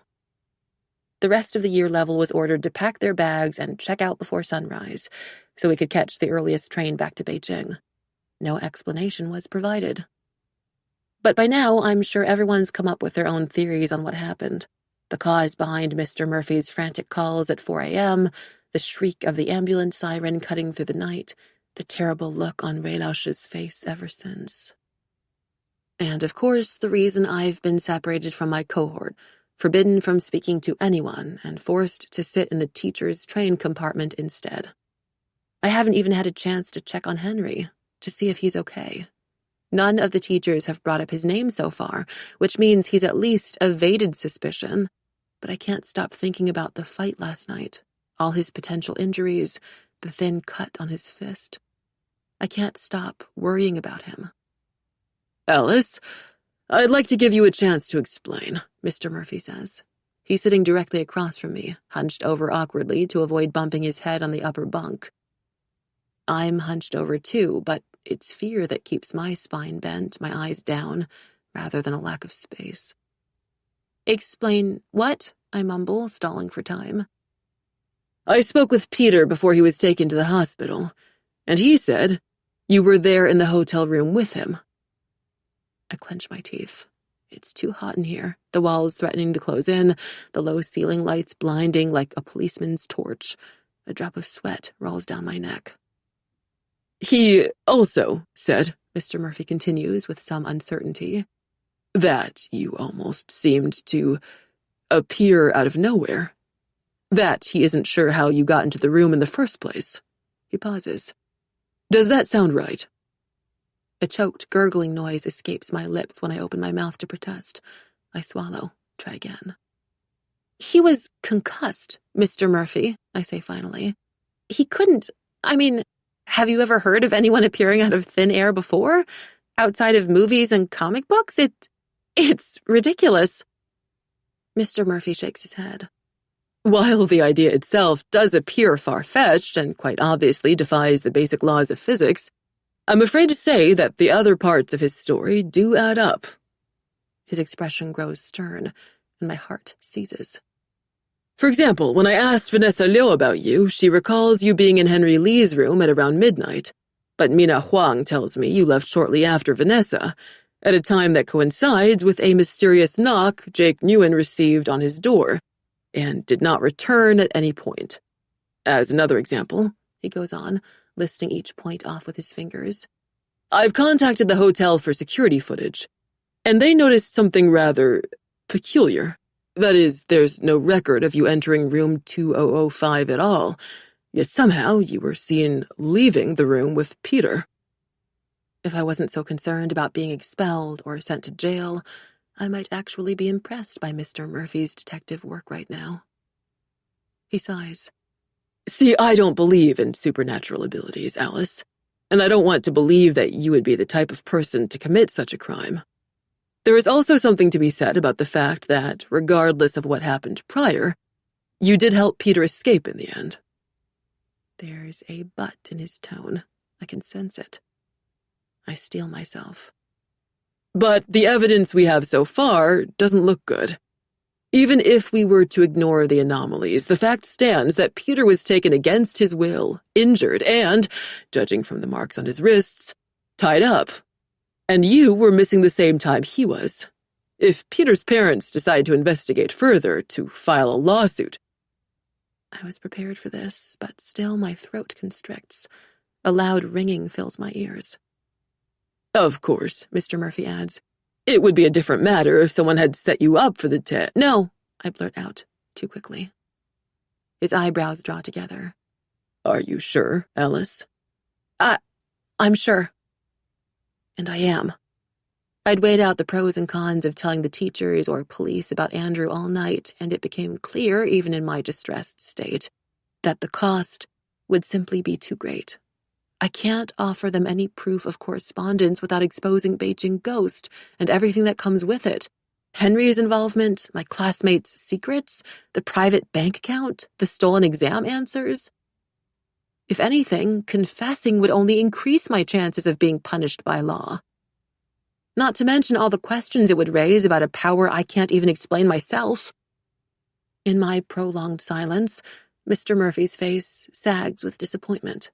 He seems to sink deeper in his seat. Very well, he says, rubbing a weary hand over his eyes. I suppose we'll discuss this in more depth when I meet your parents. Wait, my parents? He stares at me like I've missed something obvious. Yes, I called them as soon as I got off the phone with Peter's father. I told them to wait for us in my office. And just like that, all the air leaves my lungs. Whatever semblance of composure I've managed to maintain cracks down the middle like an egg, my anxiety spilling out in an uncontrollable, ugly mess. You called... My voice cracks too, and I have trouble finishing my sentence. You called... I had to, Alice, Mr. Murphy says. Another sigh. It's important that they know. You're only a kid, after all. The words sound oddly familiar, and it takes me a moment to recall the last time I heard them. Mr. Chen, after praising my English exam, telling me with such sincerity that I deserved to dream, to carve out a future of my own. Now, the memory feels 1,000,000 years old. Apart from orientation and my scholarship interview, my parents have never set foot on school campus before. They always say it's because the public transport is too inconvenient, which is true. Most students have private drivers, so the school has never bothered to invest in anything more accessible. But I suspect it's really because they're afraid of embarrassing me. Because they don't want to stand out for all the wrong reasons when they appear beside the typical Arrington parental crowd of company owners, IT executives, and national stars. Whatever the reason, I can't imagine them navigating their way through the 5 floors of the humanities building to the tiny office at the very end of the hall, having never even come close to the place before. So when I race out of the bus, past the other students taking their time to unload their bags in the courtyard and waiting for their drivers to pick them up and into Mr. Murphy's office, I'm not entirely surprised to find it empty. But that doesn't stop me from panicking. They must have gotten lost, I babbled to Mr. Murphy, my chest tightening at the thought of my parents wandering around campus in a daze looking for me. I have to go find them. They don't know English that well. God, it's like America all over again. They're grown adults, Alice, Mr. Murphy says with a confused look, like I'm overreacting for no reason. He doesn't understand. I'm sure they don't need a tour guide just to find. Someone knocks on the door, and I whip around. My mouth goes dry. A senior student I recognize but have never spoken to before is leaning against the doorframe. My parents standing close behind him, their expressions equally pinched and closed off. With a pang, I notice that Baba's wearing his blue work overalls, that Mom is wearing the same faded floral shirt I last saw her in at the restaurant. Both of them look older than I remember, frailer. Found these folks walking around the primary school? Say they're looking for a Sun Yen in Mr. Murphy's office, the boy tells us, shooting me a glance that's at once pitying and curious. Great. Thanks for bringing them here, Chen. Mr. Murphy smiles. No probs. The boy glances at me one last time before disappearing behind the door. The second we're alone, Baba stalks over. I'm still holding on to one last straw of hope that he and Mama won't react as badly as I feared, not without hearing my side of the story first at least. But then I see the fury in his eyes. What were you thinking? Baba shouts, spittle flying from his lips, a dark vein bulging at his temple. He's shaking, he's so mad. I've never seen him this angry before, not even that time I accidentally spilled water over the laptop he'd spent years saving up for. His voice is deafening in the closed space, and I know from the sudden hush that falls over the courtyard outside that everyone must be listening, that all my classmates and teachers can hear every single word. Chanel, Mr. Chen, Rainey, Vanessa, Henry. For the first time, I find myself praying that I can turn invisible permanently. Disappear right this instant, sink into a void deep beneath the hideous office carpet, and never resurface again. Are you trying to rebel? Baba continues, his voice getting louder and louder. How could you even? Your mama and I don't believe it at first when the school call us. Not for a ward, but say you're a criminal.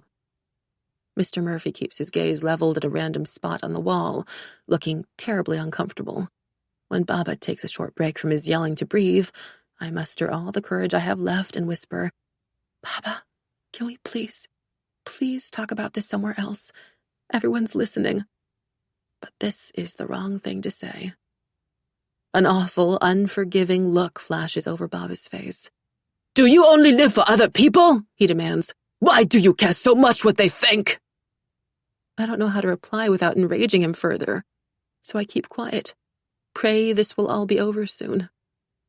Sun Yen, I'm talking to you. Then he reaches down for his shoe and I recoil, certain it's going to come flying my way, but Mama quickly intervenes. Lao Gong, now's probably not the best time for this, she murmurs to Baba in Mandarin, with a pointed look at Mr. Murphy. Fine. Baba grabs my wrist, not hard enough to leave a mark, but hard enough to hurt. Let's go. I dig my heels in, wrenching my arm away with difficulty. Where are you taking me? I blurt out. There's a low buzz building in my ears, a painful pressure rising up my chest and throat like bile. I still have class, Baba barks out a laugh. Class? Without warning, he slams his hand down on the desk with a hard thud. Everyone jumps, including Mr. Murphy. Then Baba switches abruptly to English, and his already disjointed words jumble together further in his rage. Do you know what education for, huh? Why school charge 350,000 RMB? Mr. Murphy clears his throat. Well, actually, it's 360,000 RMB now. A reasonable price if you consider our new state-of-the-art facilities. Baba ignores him. It help you grow, form connection, see the world, one day give back to society, not worship money. What your mama always say, if you not good person, you're nothing. Nothing! Heavy silence falls in the wake of his words like the drop of an axe. I'm trembling uncontrollably, my teeth chattering in a loud staccato. I think I'm going to die, or throw up, or both. Then Baba shakes his head, eyes fluttering closed, heaves a sigh. When he looks back up at me, He seems to have aged 10 years in the span of 10 seconds. It's in Mandarin that he says, "No matter what happened, your mama and I always felt so proud to have raised a daughter like you. But now," he trails off. My skin burns with shame.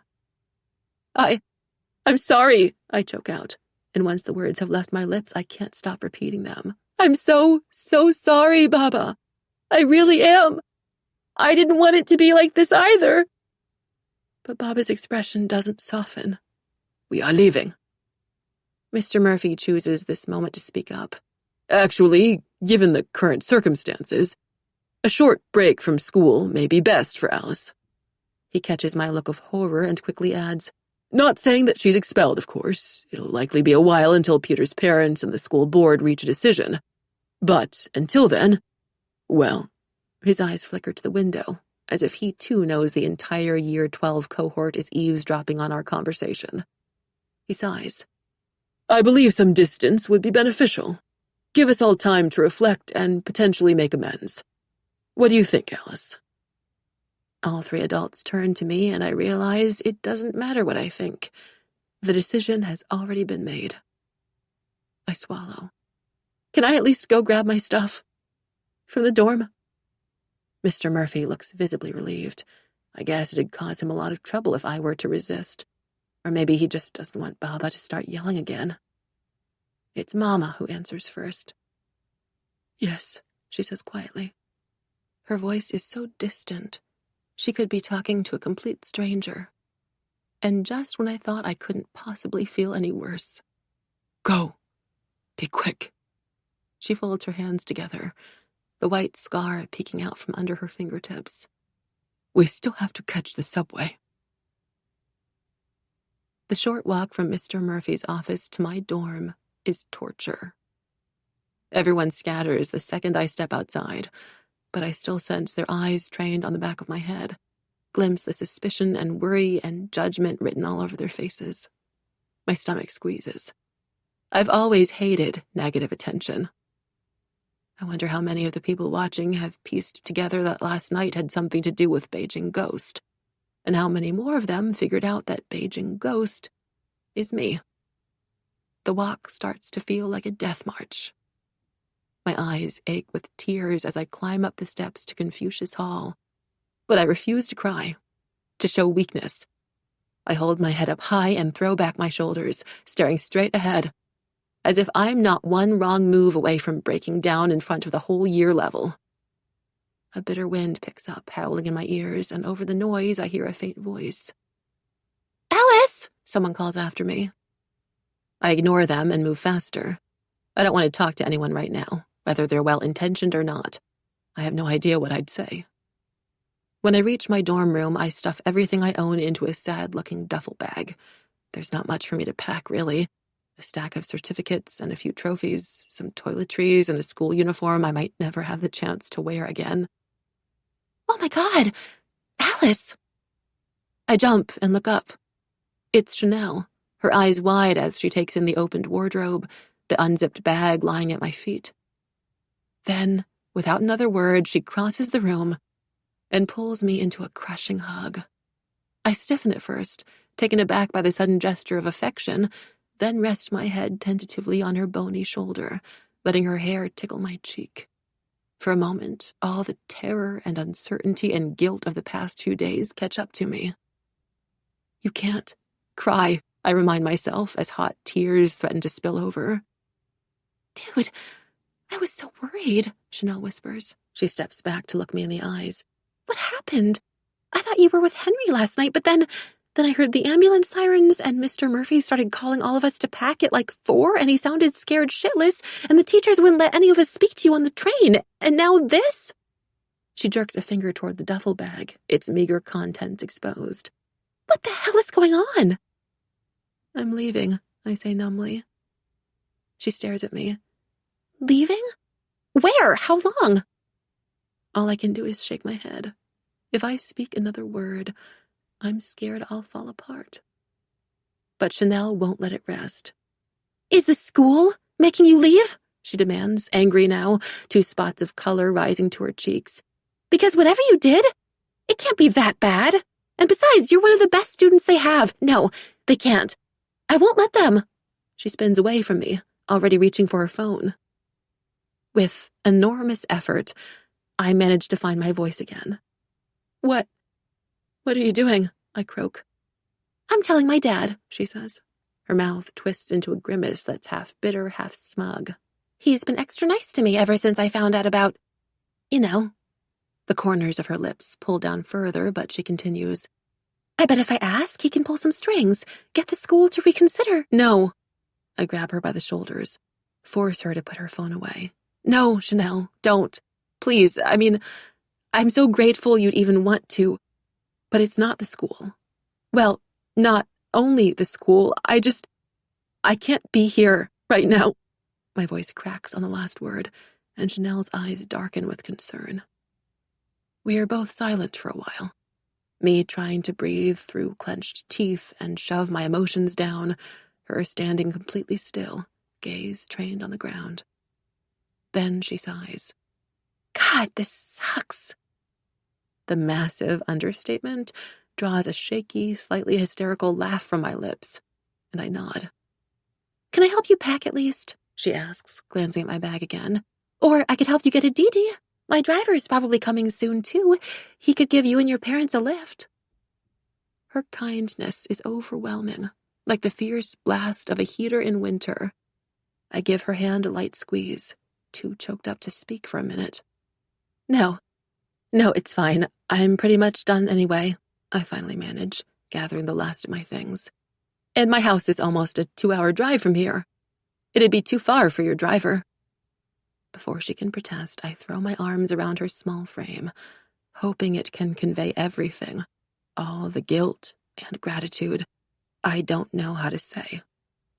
Then I turn and walk out the door, pushing aside the awful thought that this may be the last time I'll ever see these halls. Mama and Baba do not speak a single word to me the whole subway ride home.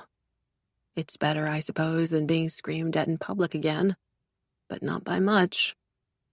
When we finally reach their flat, our flat, I keep reminding myself, it's even smaller than I remember. The ceilings scrape Baba's head. The walls are stained yellow. There's barely enough room for all of us to stand in the living room without bumping into the dinner table or the cabinets.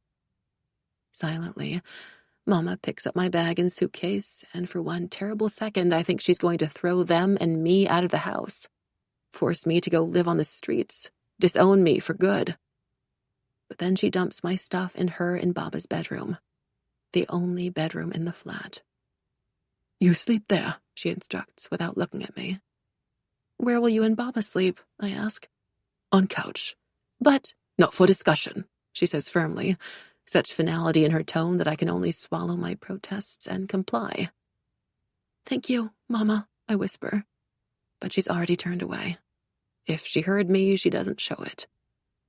I swallow the lump in my throat. All I want is for her to hug me, reassure me the way she did when I was a child. But I know that's impossible. For now, at least.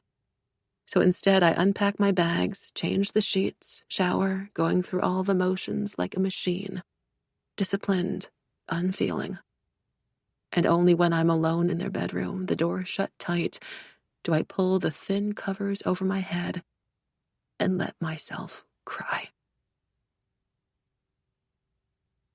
18. The next morning, I wake up with a pounding headache and the pattern of my pillow pressed into my cheek. For a few short, blissful seconds, I forget I'm back at home. I forget why my throat feels so dry, like I haven't drunk any water in days, why my eyes are almost swollen shut. Then I hear the clatter of pots, the click-click-click of the stove turning on in the kitchen, and everything comes flooding back to me in one sweeping, nauseating wave. Fuck. My lungs seize up as I'm assaulted by memory after painful memory, forced to relive every second of yesterday's meeting. The look of profound disappointment on Baba's face, the way Mama kept her lips pursed on the long subway ride home, as if she was trying to hold back tears. I can't remember the last time I messed up on such a catastrophic scale. I've never even been grounded before. Whenever I did something wrong as a child, like accidentally scribble on the walls or shatter a plate, I'd be so harsh on myself that Mama and Baba would end up comforting me instead of handing down punishments. But this is different. What I did was completely undeniably wrong on every conceivable level. You can always fix or replace a broken plate, but when you hurt people, there's no going back from that. And that's not even considering the legal implications. If Peter's family decides to sue, which let's face it, they probably will because he's their only child and I'm powerless and they're used to having their way, if the school decides to expel me, put criminal activity into my permanent academic records, or worse, if this ends up going to court, I'm not even sure how much lawyers cost, but I do know they're expensive, 1,000 times more expensive than we could ever afford, and if any of the court dramas I've watched are grounded in truth, a legal case like this could drag on for years. But what would the alternatives even be? Prison? Would they force my parents into jail in my place because I'm underage?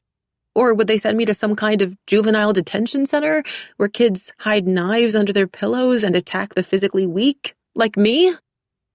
A terrible wheezing sound fills the room, like that of a dying animal caught in a snare, and it takes me a moment to realize it's coming from me. I'm curled up on the bed in a fetal position, panic threatening to crush my very bones. I don't know how much time I spend like this, trying and failing to remember how to breathe and hating myself, hating everything. Then, Mama's voice cuts through the closed bedroom door. "Sun-Yin, come eat." My heart stutters a beat. I cling onto the tone of her voice, try to dissect her every word. Mama only ever calls me by my full Chinese name when she's angry, but at least she's still willing to feed me, to speak to me. Maybe I haven't been disowned just yet. I rub the sleep from my eyes, take a deep breath, and tiptoe out into the tiny living room, feeling like a criminal in my own house. I half expect to find a lawyer or the police or maybe one of Peter's parents' assistants sitting on our worn sofa, ready to take me away at a moment's notice. But the room is empty, except for me and Mama. Mama doesn't look up from her seat at the dining table when I move to join her, just pushes my breakfast closer toward me. It's the sort of food she used to make me when I was in primary school. A bowl of steaming soybean milk, not that silky, super sweet stuff you can buy in cartons at the supermarket, but the homemade kind you need to filter through a sieve. An already peeled hard-boiled egg, 2 platters of laoganma chili sauce and pickled vegetables, and half a chunk of white mantou. Though I don't have much of an appetite, hunger pinches my stomach. I realize I haven't eaten anything in the past 24 hours.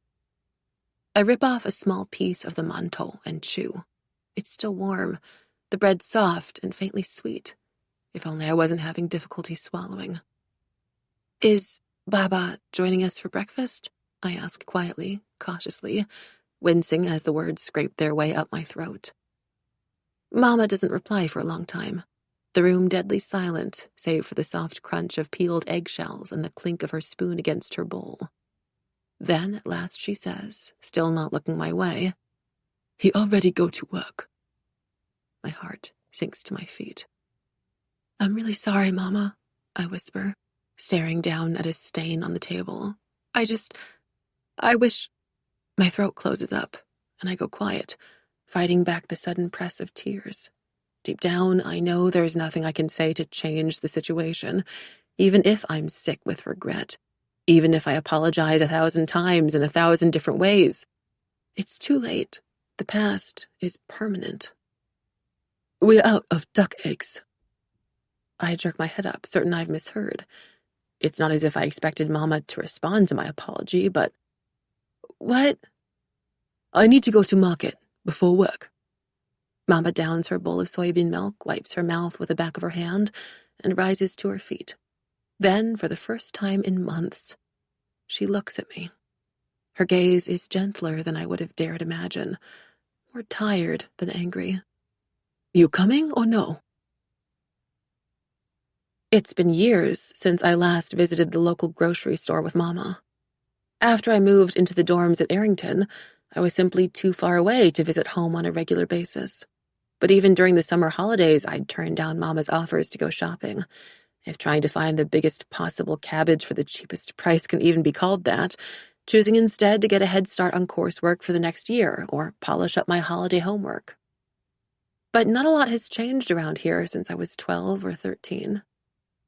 There are still the same clustered shelves of ripe fruit, round nashi pears wrapped in white foam netting, sliced watermelon quarters and whole dragon fruits, the same overflowing trays of recognizable candy usually distributed at weddings, sticky peanut sweets wrapped in shiny red foil, tiny plastic cups of translucent jelly, thick marshmallows with strawberry swirls, the same glass displays at the Asian bakery, showcasing the freshly made sausage rolls and glazed egg tarts and purple taro buns stuffed with whipped cream. Even the people seem the same. The little girl staring longingly at the row of fruitcakes, the old nai-nais squinting at the different brands of soy sauce. And as I drift from aisle to aisle like a fish in fresh water, trailing behind Mama as she slaps a watermelon to check if it's sweet, weighs out a bag of roasted sunflower seeds with expert precision, a strange feeling washes over me. Peace. Because it hasn't just been years since I last visited the grocery store. It's been years since I did anything that wasn't for school, or, more recently, for Beijing Ghost. Years since I wasn't so busy, always hustling, always striving to get further, do better, I could barely breathe. The sudden freedom is dizzying.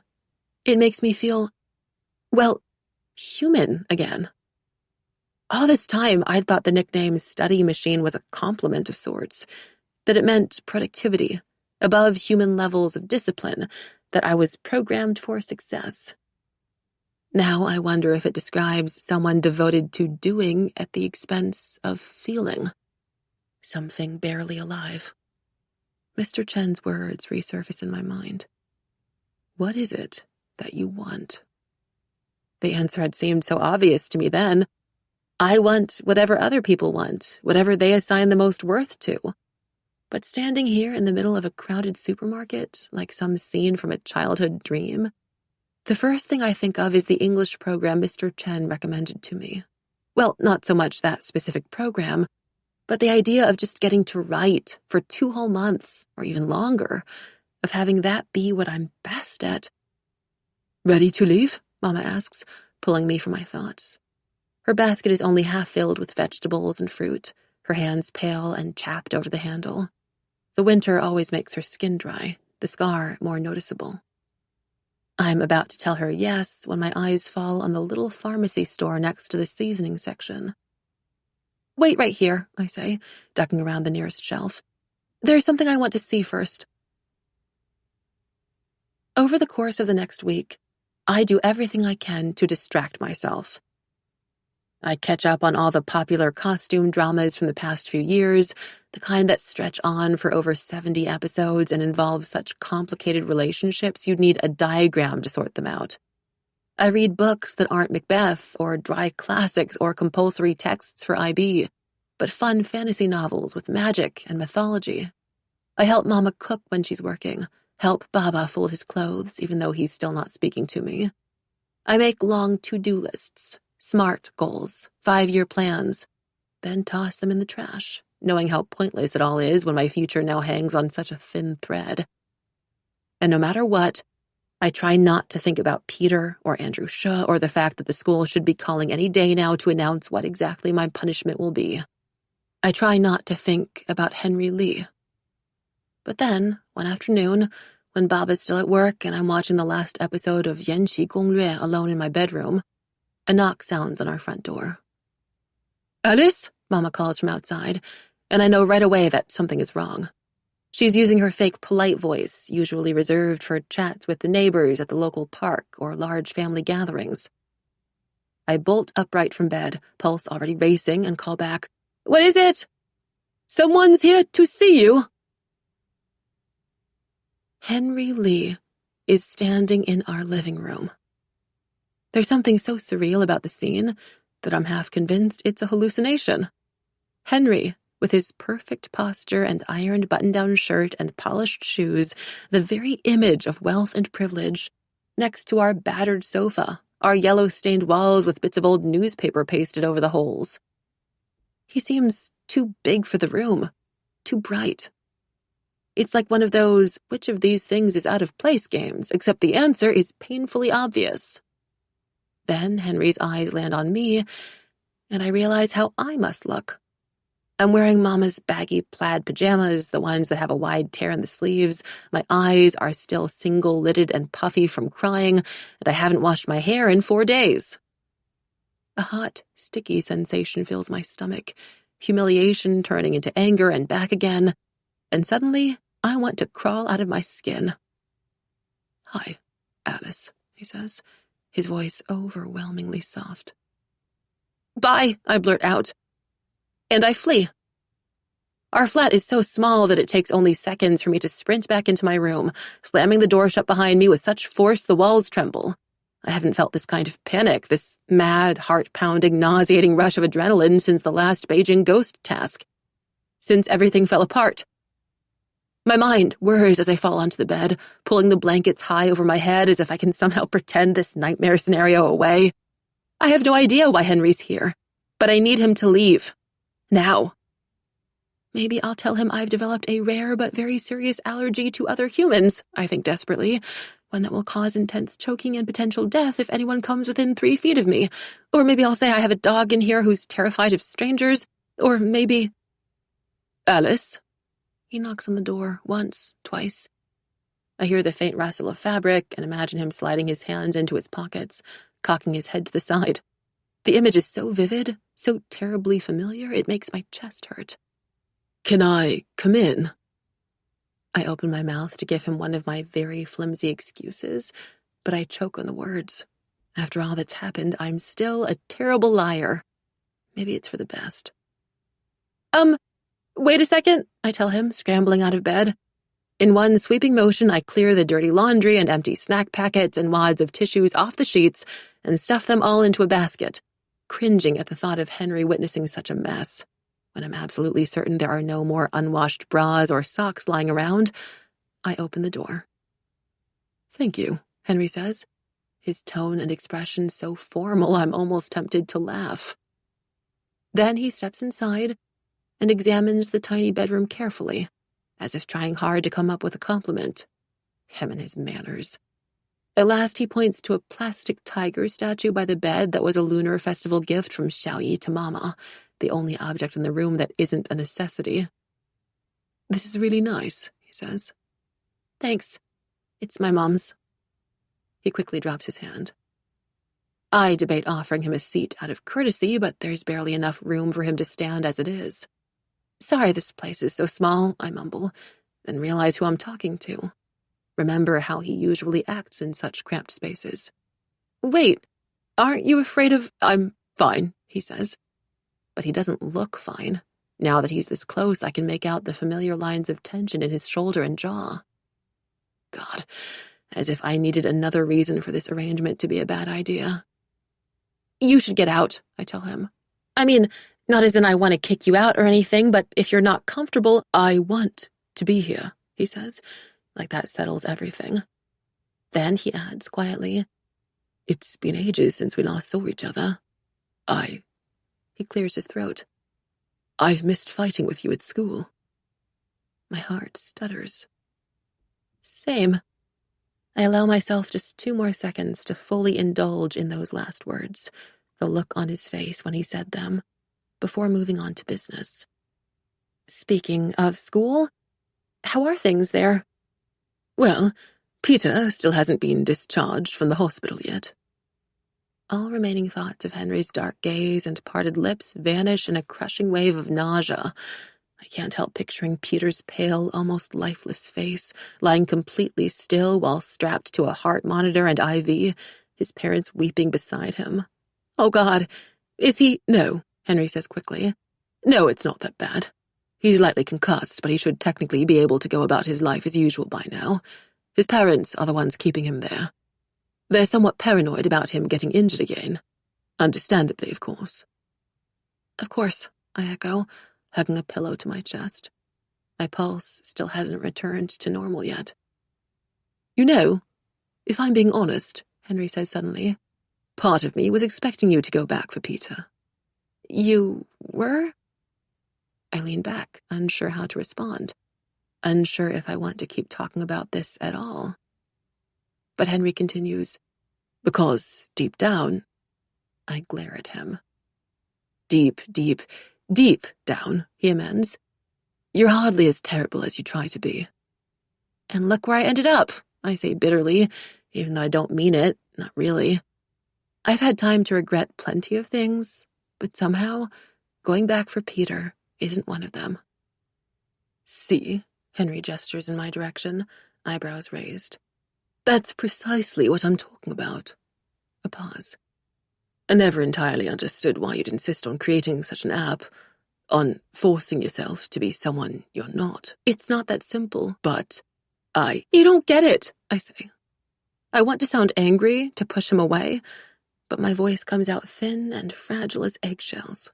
You and all the kids at Arrington, all you have is light and glory and power and the whole world laid out for you, just waiting for you to take whatever you like. I draw in a shaky breath, wrap my arms tighter around myself, bury my chin into the pillow. Is it really too much to ask for people like me to want a bit of that light for ourselves? He's silent for a long time. I watch the faint movement in his throat, the tension bunching in his shoulders. His eyes lock on mine. no, He says softly. of course not. Then why? My voice trembles. I inhale, try again. Why do I feel so fucking tired all the time? He opens his mouth, closes it. And despite myself, I choke out a laugh. I've never seen you so lost for words before. Yes, well, He looks away. I'll admit, I really don't know what to say. Look, you don't have to say anything. But I do. He shifts position slightly, his attention going to the plastic tiger again, then back to me. His expression is pained. I wasn't even aware that your family was living like this. I mean, I suspected, but... Yeah, I mutter, forcing down that same awful, itchy feeling from earlier. The desire to run, to hide, to turn into someone else, anyone else but me. The desire grows even stronger when Henry asks, with the air of one who's just grasped something incredibly obvious and can't believe it's taken them this long. Is that why you came up with the idea for Beijing Ghost? To pay bills? No point denying it now, I guess. Not bills. I dig my nails deeper into the pillow. At this rate, I'm probably going to tear a hole through the fabric. Just school fees and stuff. If I'd known. Alice, you realize I don't care about my cut of the profits, right? It was never really about the money for me. Well, good, because you're definitely not getting any of it now, I tell him, only half joking. It's just not fair, Henry says after a pause, and I'm surprised by the burr of anger in his voice. You're indisputably the smartest person in our entire year level. No, the entire school. You shouldn't have to resort to monetizing your supernatural powers just to stay at Arrington with the rest of us. It's honestly... He rakes an agitated hand through his hair. It's ridiculous, that's what it is. You deserve to be there more than people like Andrew Scher. You deserve to be there more than I do. I stare at him. Henry, did you just admit that I'm smarter than you? He shoots me a half-exasperated, half-affectionate look. Don't make me say it again. I feel the corners of my lips twitch, and the tension between us seems to thaw a little.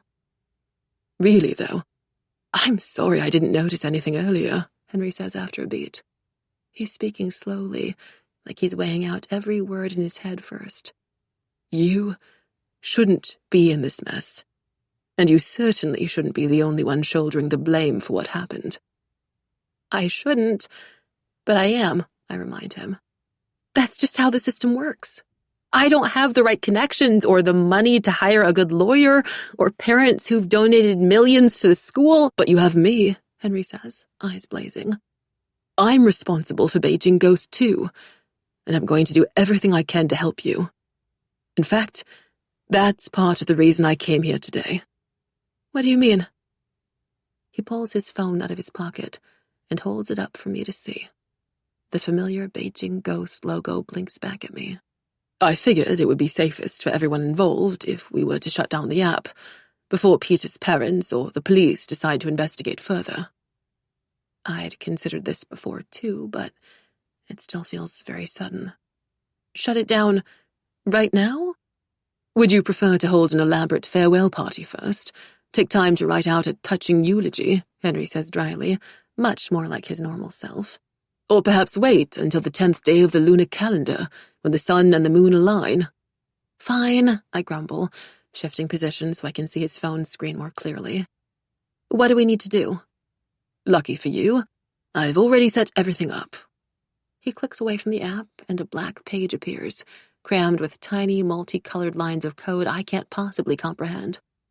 All I need is your permission, and the app will be gone. Erased. Forever. Permanently Okay, I get it, I snap. I know Henry was kidding about the farewell party and that the app's caused me more pain than anything these past few months, but I still feel a small jolt of grief.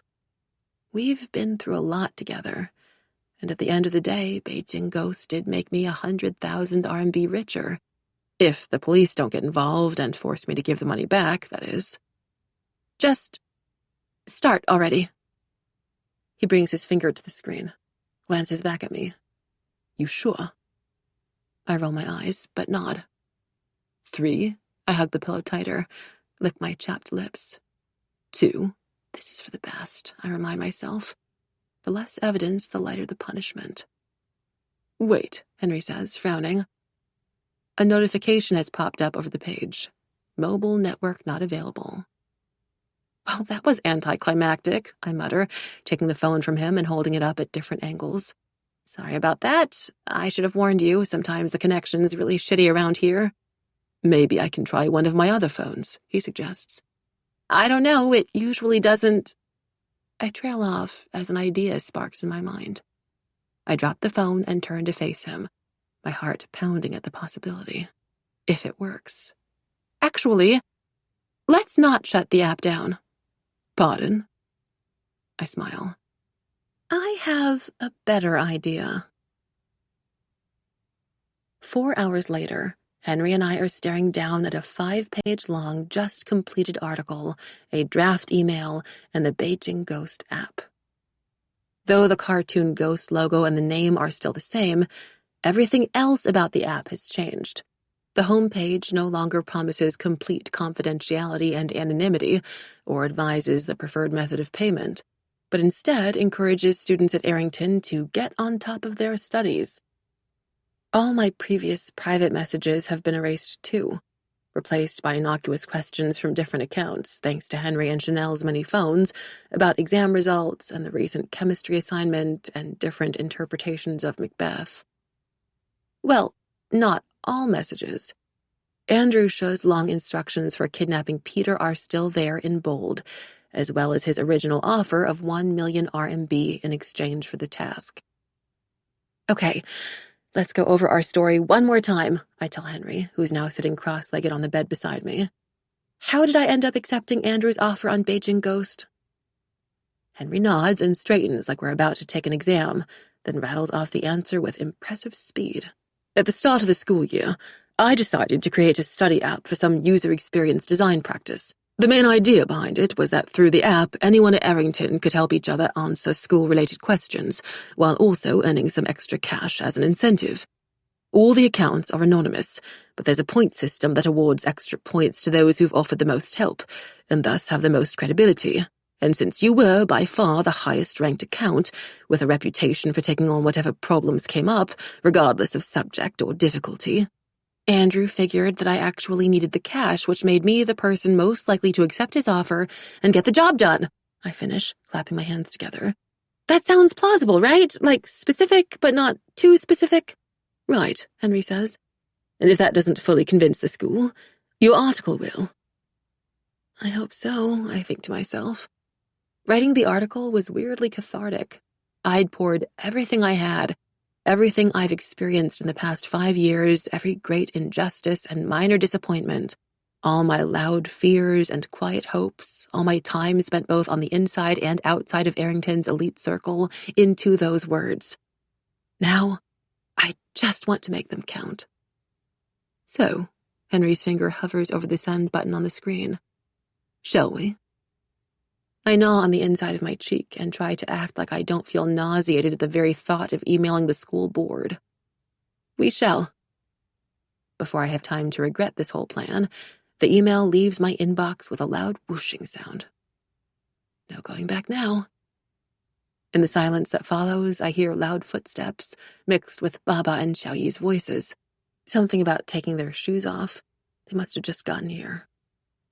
Henry hears them too. He quickly combs his hair with both hands, as if it doesn't already look perfect, adjusts his shirt collar and springs to his feet. Then he catches me staring. What? Where exactly do you think you're going? I splutter.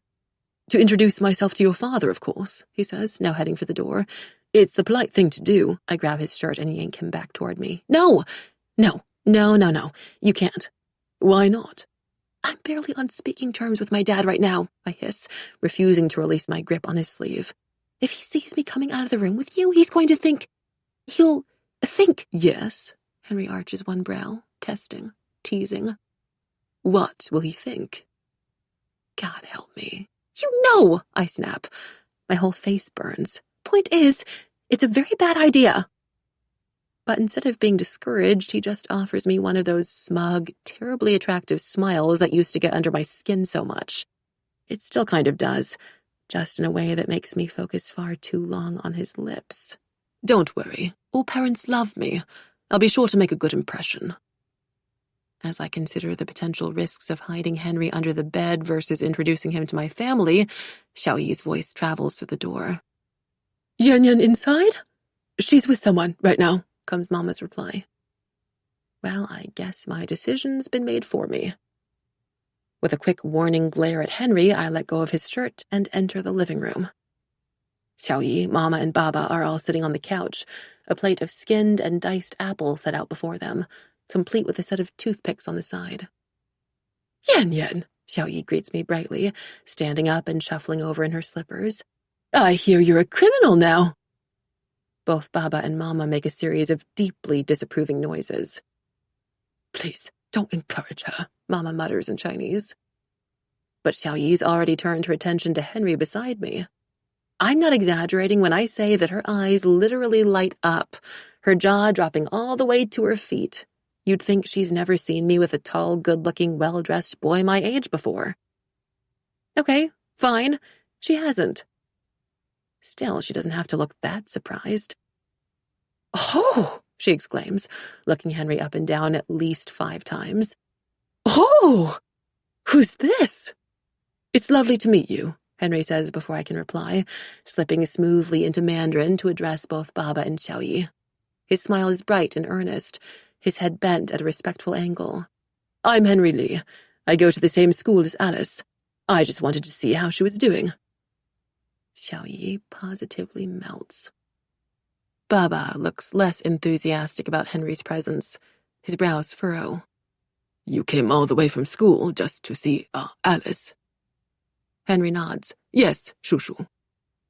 It's the polite, appropriate term to use, but Baba's frown only deepens.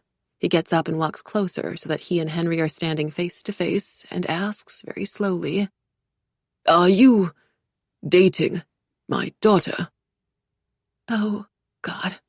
I definitely should have made Henry hide under the bed.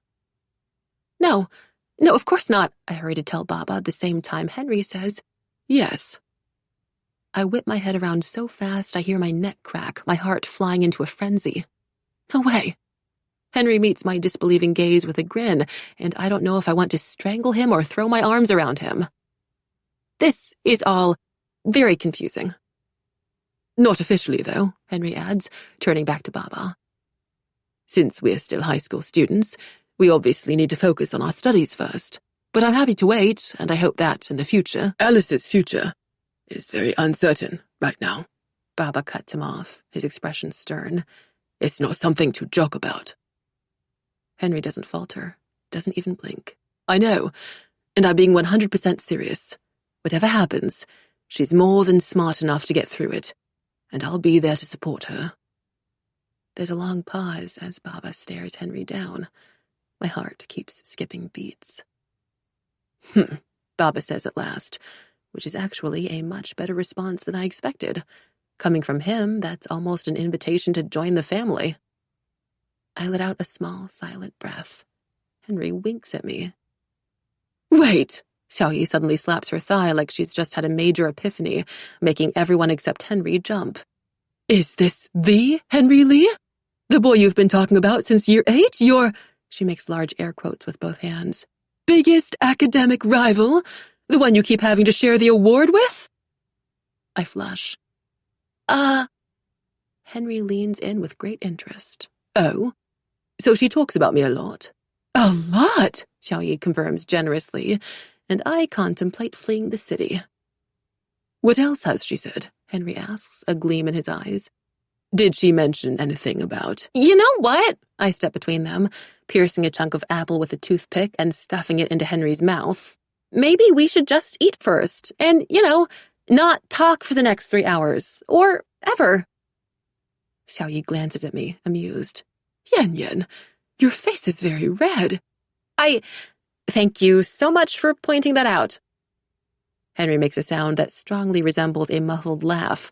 I scowl and force-feed him another piece of apple, doing my best not to react when his lips brush my fingers, not to notice how warm his skin is. The room is quiet for a blissful 3 seconds before Xiaoyi starts talking again. Tell me, what's your 生辰八字? She asks Henry casually. 生辰八字, the 4 pillars of destiny. As in the exact time of a person's birth, used to calculate their destiny and their suitability for marriage. And judging from Henry's expression, he knows exactly what Xiaoyi means. While I scramble for some way to dissuade Xiaoyi from planning out any future weddings, my phone buzzes. I pick it up at once, refresh my inbox, one new message, I click on it, and my stomach flips. Even though this is what I planned for, it's still slightly unnerving to receive a vague, passive-aggressive email from the Arrington School Board agreeing to meet as soon as possible. What happened? I start at Mama's voice and look up to see everyone staring at me. Henry with a grim, knowing sort of expression, Baba and Mama with concern, and Xiaoyi with bright curiosity. If I were to give her my 生辰八字now, I wonder what destiny she'd predict for me, where the events of today might lead. It's the school, I tell them, glad I don't technically have to lie about it. Then I turn to Henry. We have to leave, immediately. 19. Andrew, glad you got my message. Andrew Shah almost falls out of his chair when he sees me enter the school conference room. He's seated at a giant oval table meant for at least 8 people, but right now it's only the 2 of us in here, just like I wanted. The place is perfect for private conversation. We're far away from the classrooms, the door is shut, the entire room windowless, and the overhead heater is blasting loud enough to mask what should be a very interesting conversation. Alice, Andrew croaks, licks his lips. What are you doing here? I thought you'd left this school. I don't say anything. I grab the chair opposite him, cross my arms over my chest, and wait for my sentence to register. Watch him as he squirms. 1, 2, 3. Hang on. His brows pull together until they've practically formed a single line, a dark slash over his forehead. You were the one who messaged me? But I thought Henry... Well, obviously you wouldn't have come if you knew that I wanted to see you. My words hang heavy in the air between us, and I'm both surprised and kind of thrilled by how threatening I sound. I'm not even acting, really. The anger comes easily. All I need is to think about Andrew's kidnapping request and the fact that he's been hanging out at school as if everything's normal, as if he's innocent, while I've been sobbing alone in my room. Did you get an email from the school too? Andrew's eyes go very round, then they narrow.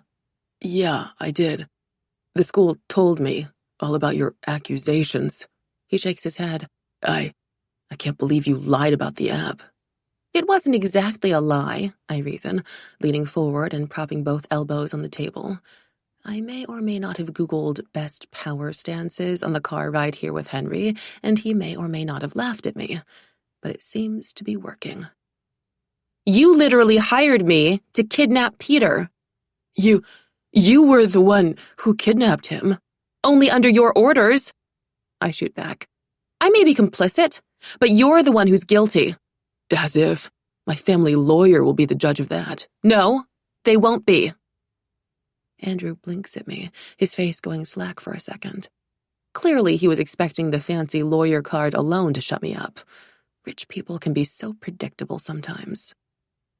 I have the right to sue you for false accusations, he insists, though he already sounds more uncertain than he was earlier.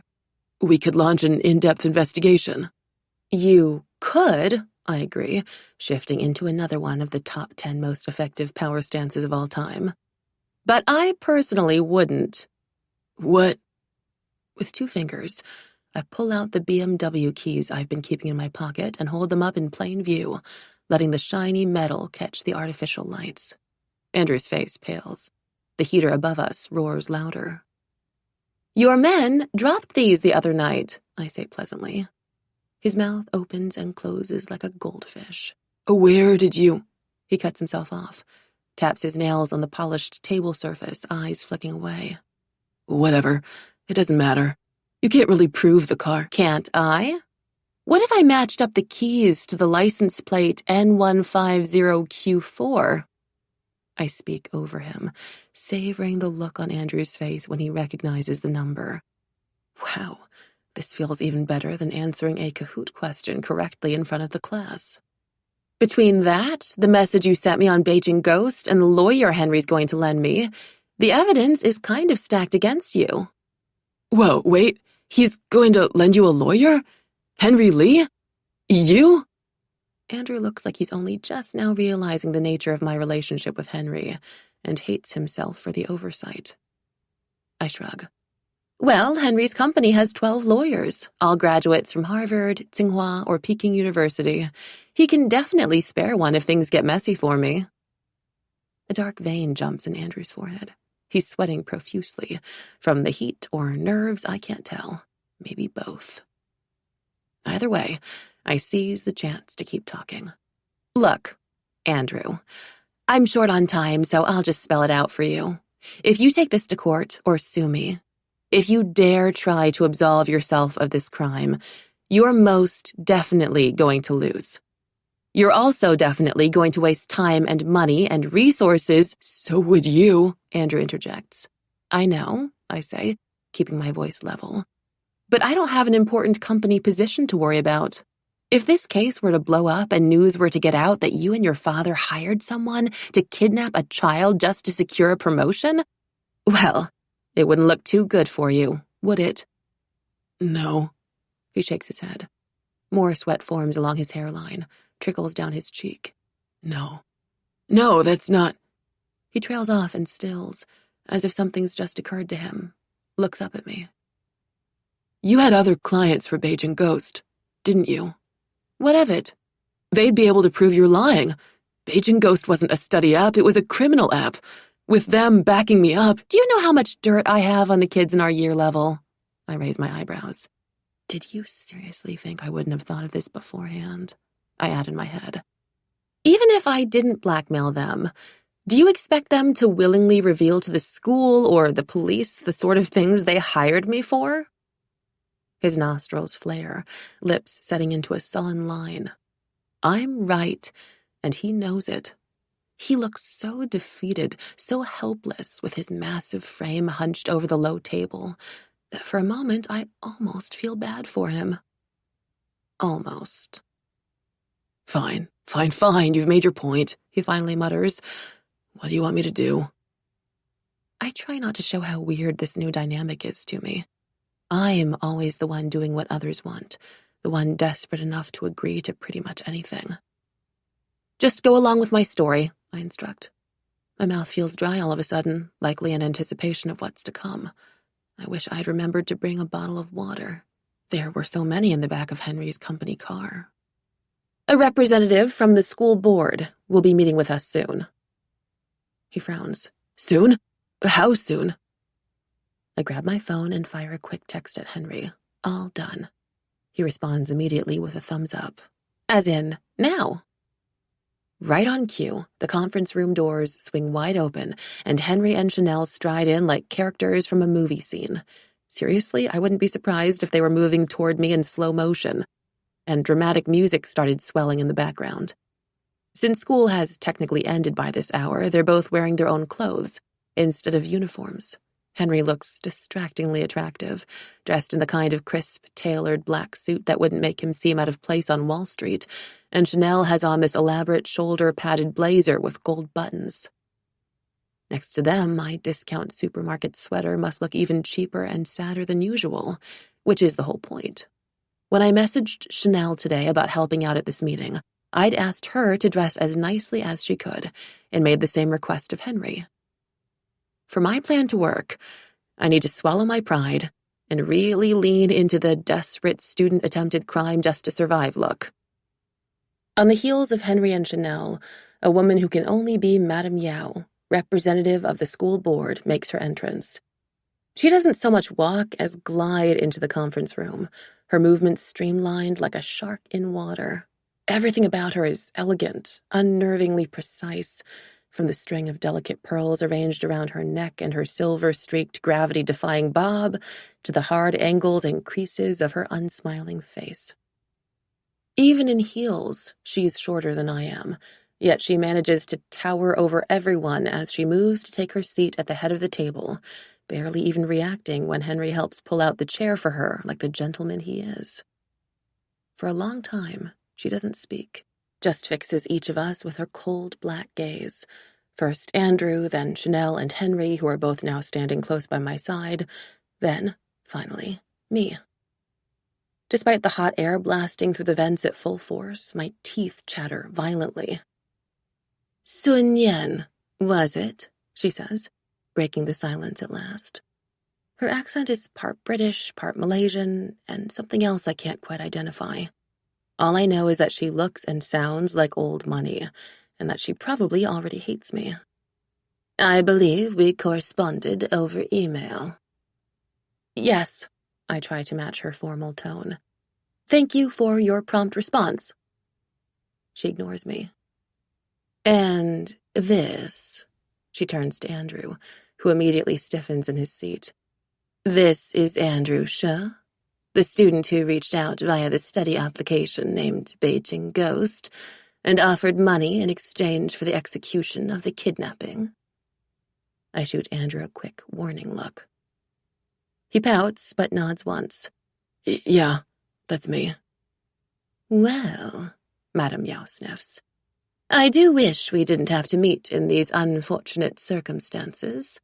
The school board is deeply disappointed in both of you, you know. It is difficult enough running one of the top schools in Beijing without having to deal with a major potential lawsuit. Peter's parents are still very angry, as I'm sure you can imagine, and someone is going to have to take full responsibility. After all, Errington would never condone such lowly criminal behavior." I doubt it's a coincidence that her eyes land on me, the easy target. The only one who isn't paying full school fees, who doesn't have the ability to donate entire school buildings. Despite Andrew's confession, it's still more convenient for the school if I'm guilty rather than him. I grit my teeth. If I'm honest, part of me had been hoping to settle all of this in a polite, non-confrontational fashion. But I guess that's off the table. Madame Yao can't even look at me without looking down on me. Time to go on the offensive. Someone should take responsibility, I agree with forced calm. Which reminds me, did you read the article I sent you? Her voice is cold. I don't see how that's relevant right now. Don't you? It goes against my every instinct to talk to an authority figure like this, but I plow on. Because the article should offer a vastly different perspective on the events leading up to the kidnapping. My perspective. If it were published, who do you think the public would side with? The working-class girl who resorted to helping her rich classmate pull off a crime just to pay for school? Or the classmate who devised the whole thing for personal gain and yet was still given the benefit of the doubt by everyone in charge? Madame Yao's thin lips pressed together until they're almost white. Yeah, she definitely hates me. I bet people would also find it interesting, I continue, that I was put in such a difficult position to begin with. I mean, Arrington's second main school objective is that it's accessible for all, right? That it welcomes students from different backgrounds. Yet you have a 20 million RMB mini golf course and only one scholarship offer for the entire student body. And it's not even a full scholarship. Do you even realize how much money 150,000 RMB is? How long it'd take for anyone below the upper middle class to earn that? The more I speak, the angrier I get, and the steadier my voice grows. I think of all the people like me, like Lucy Go or Evie Wu, or even the young woman from the restaurant with Chanel's father, the neglected ones, the unlucky ones, the ones who want more than they've been given, the ones who have to crawl and scrape and fight their way up from the very bottom, who have to game a system designed for them to lose, always the first to be punished and blamed when things go wrong, always the last to be seen, to be saved. And I know that's not going to change within a matter of days or even years, but maybe it can start with something like this, with me sitting across from Madame Yao, Henry and Chanel positioned by my side, wrestling back power from the powerful, bit by bit by bit. You believe that someone should take responsibility, Madame Yao says stiffly when I pause to take a breath. But based on what I'm hearing now and what I've read, you don't think that someone should be you, correct? I lay my palms flat on the table. Look, I'm not saying that I'm completely innocent or that I'm the victim here. I made some wrong choices, and I'm genuinely sorry Peter's injured. It should never have gone that far. However, I add before she can try to twist my words again, I am saying that this case should be handled fairly, and that the consequences should be proportionate to our actions, not our places in society. Of course, we'd handle it fairly, Madame Yao says, in such a dismissive way she might as well outright state she's lying. But even if we didn't, do you really expect a single unpublished article to sway our opinion? Chanel snorts. Madame Yao's eyes flicker up to her. Is there something funny, Ms. Tao? All things considered, I guess it shouldn't surprise me that Madame Yao has no problem identifying Chanel right away, but it still makes my fingers curl. Oh, nothing, really, Chanel replies, her voice breezy. But I wouldn't underestimate the power of a single article if I were you. Don't you know how easy it is for things to go viral these days? Especially when they're posted onto a platform with 20 million active followers.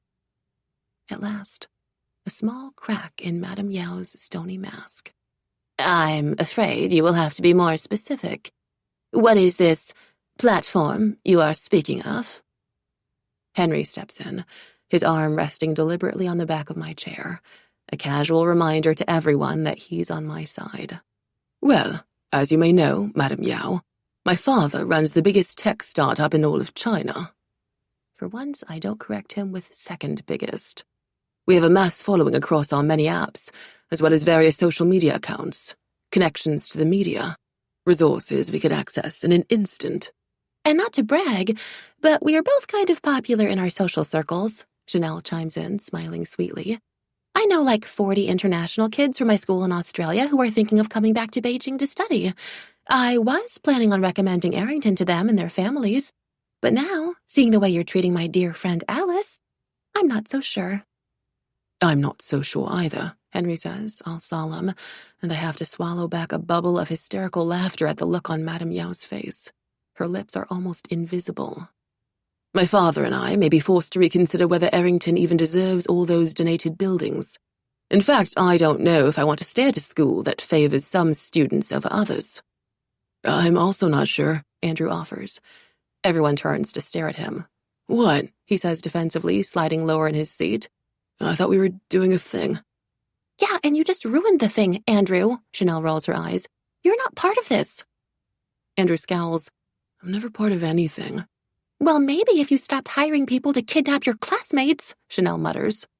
I obviously wouldn't have had to hire anyone if I were in, a squad, Andrew protests. I bet the members of BTS could just call each other to help out with that kind of stuff.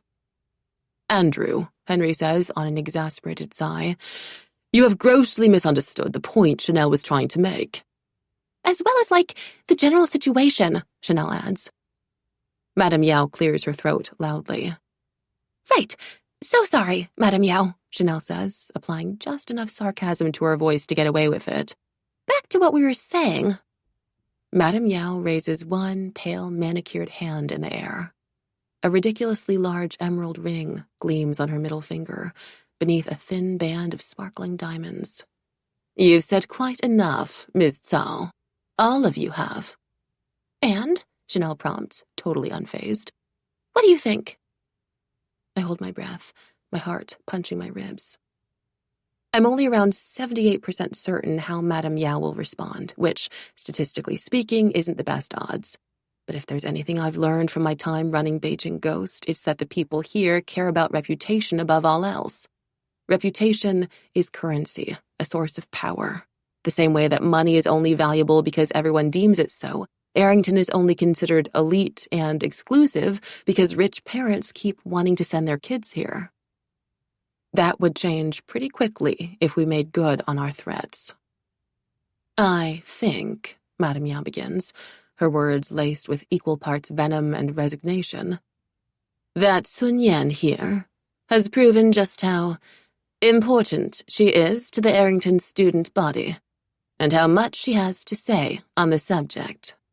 The school board will review her and Andrew's involvement in the kidnapping accordingly. Now, if you'll excuse me.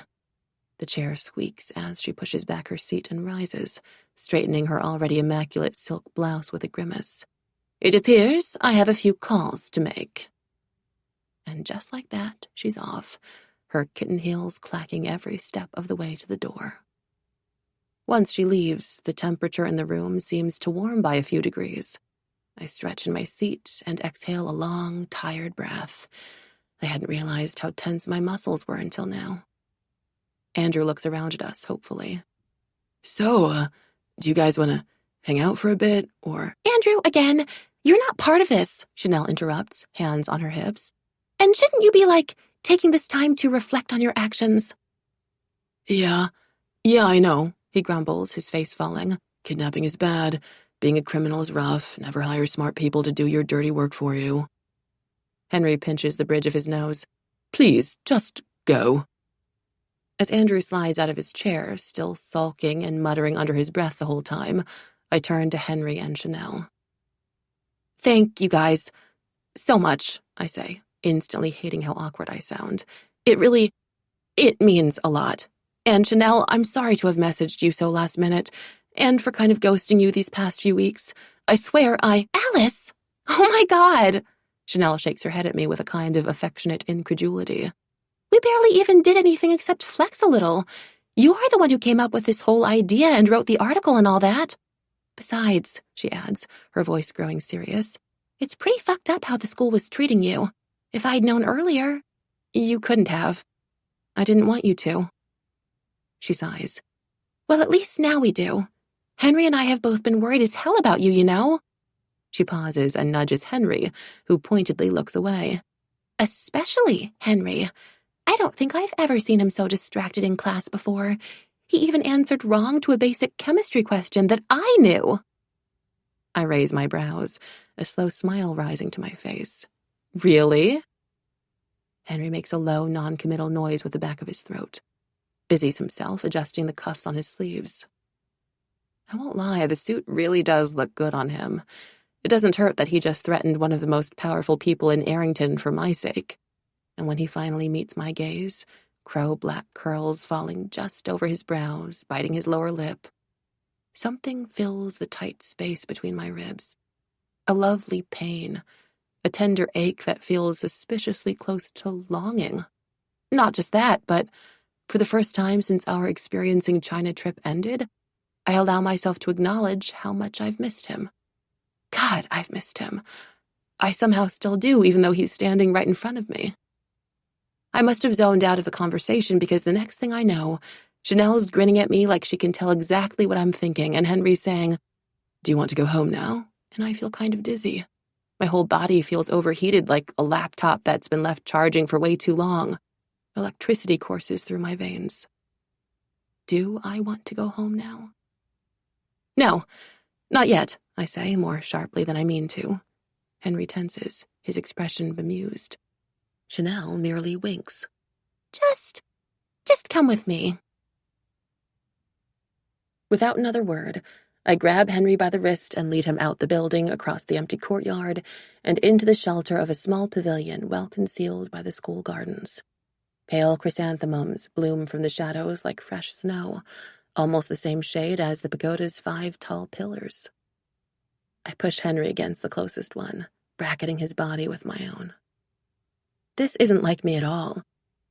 My heart's beating at twice its usual rate, and I know I'm not thinking clearly, that there's too much adrenaline and euphoria left over in my bloodstream from the meeting. But right now, I don't care.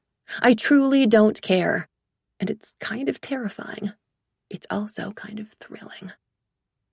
Okay, I say, because I know Henry's waiting for me to speak, to explain. Okay, so here's the thing. There's no guarantee what decision the school board's going to reach in the end, right?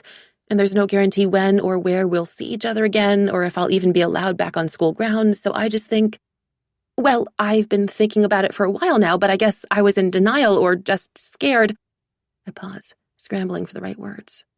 If the right words even exist for this strange heat inside my chest. There's so much out of our control, but I can control what I do now with you, or else I'll probably kick myself for it later. You know what I mean? We're standing so close that I can feel Henry's muscles tense as I wait for his answer, hear the subtle shift in his breathing. After what seems like an excruciatingly long pause, he replies, I do not have the faintest clue what you're saying. I bite back a frustrated sigh and look at him, really look at him, at the rare hints of uncertainty mixed with amusement in his elegant features, at the slight part of his lips, the scorching black of his eyes. Dimly, I remember myself thinking not too long ago that we could never kiss. Something about stubbornness, something about discipline. I remember thinking a month ago about how much I hated him, how I couldn't bear to even be in the same room as him. Now I can't bear the few inches of distance between us. You know what? I'm just going to go ahead with it, I decide out loud. Henry freezes and stares at me as if I'm speaking another language. With what? This. I draw in a sharp breath, focus on his lips. Then, before I can lose my nerve, I seize Henry Lee's collar and kiss him. Or rather, I sort of smash my face against his, which is exactly as smooth and romantic as it sounds. I don't even have time to register how it feels when he jerks his head back with a muffled yelp. I release him, mortified, and see him raising one finger to the corner of his mouth, a stunned expression on his face. Both his lips and ears are tinged red. Alice, you just bit me. Well, shit. I'm so sorry, I babble, fighting the urge to flee to the other end of the universe. Oh my God. Why did I just do that? What was I thinking? Why am I even alive right now? I swear I wasn't. It didn't. I break off when I see Henry double over, his shoulders shaking. For one horrifying, heart-stopping moment, I'm scared I might have actually caused some severe tissue damage. Then I realize that he's laughing. All my concern boils into indignation. It's not funny, I protest, my cheeks hot, my voice coming out embarrassingly shrill. This was meant to be a very serious, touching moment, and you were meant to fall desperately in love with me on the spot and discover how good I am. The rest of my words die on my tongue as Henry straightens, laughter still dancing in his eyes, cups my face in one hand, and presses his lips against mine. This time I do register the kiss. Everything from the warmth of his skin to the brush of his lashes when he closes his eyes and... wow. It's nothing like the way they describe it in the movies, like all the stars aligning and fireworks exploding across an ink-black sky. It feels both quieter and bigger than that, as simple as coming home and as dizzying and all-encompassing as the wind rushing in around us. It feels like 1,000 banished and buried moments have been building up to this, to us alone and untethered and weak with wanting. And maybe they have. A low, embarrassing sound escapes the base of my throat. Henry responds by leaning deeper into the kiss, and the world goes hazy. All I can think about is his lips, so devastatingly soft on mine, and his hands now firm around the back of my neck, tangling deep in the roots of my hair. There's a slight chance that he's better at this than I am. Just this once, I'll let him have it. 20. I barely remember the car ride from Arrington to my apartment.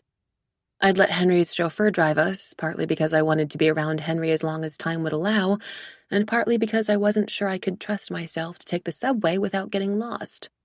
My mind felt numb, hot, like it had been set aflame. I couldn't think straight. I couldn't even breathe properly. Worse still, I couldn't stop glancing at Henry's lips, even as he walked me to my front door and waved goodbye. This, I suppose, is one of those unexpected side effects of kissing that no one ever warned me about. After you kiss someone once, the possibilities of kissing them again are endless. But now, sitting back down inside my cluttered living room, the idea of making out with Henry Lee is the last thing on my mind.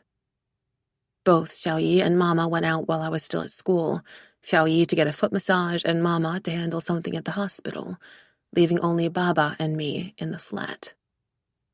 I just got call from your school, Baba tells me as he enters the room. I watch him carefully from the couch, assessing his expression, his tone.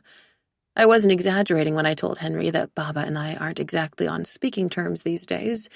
He only addresses me when necessary, and always with a heavy air of disappointment. But the near-permanent furrow between his brows appears to have smoothed out a little, and he's approaching me directly. Good signs. A call? I say, feigning surprise. Yes. He moves to sit on the opposite end of the couch, the springs creaking under his weight.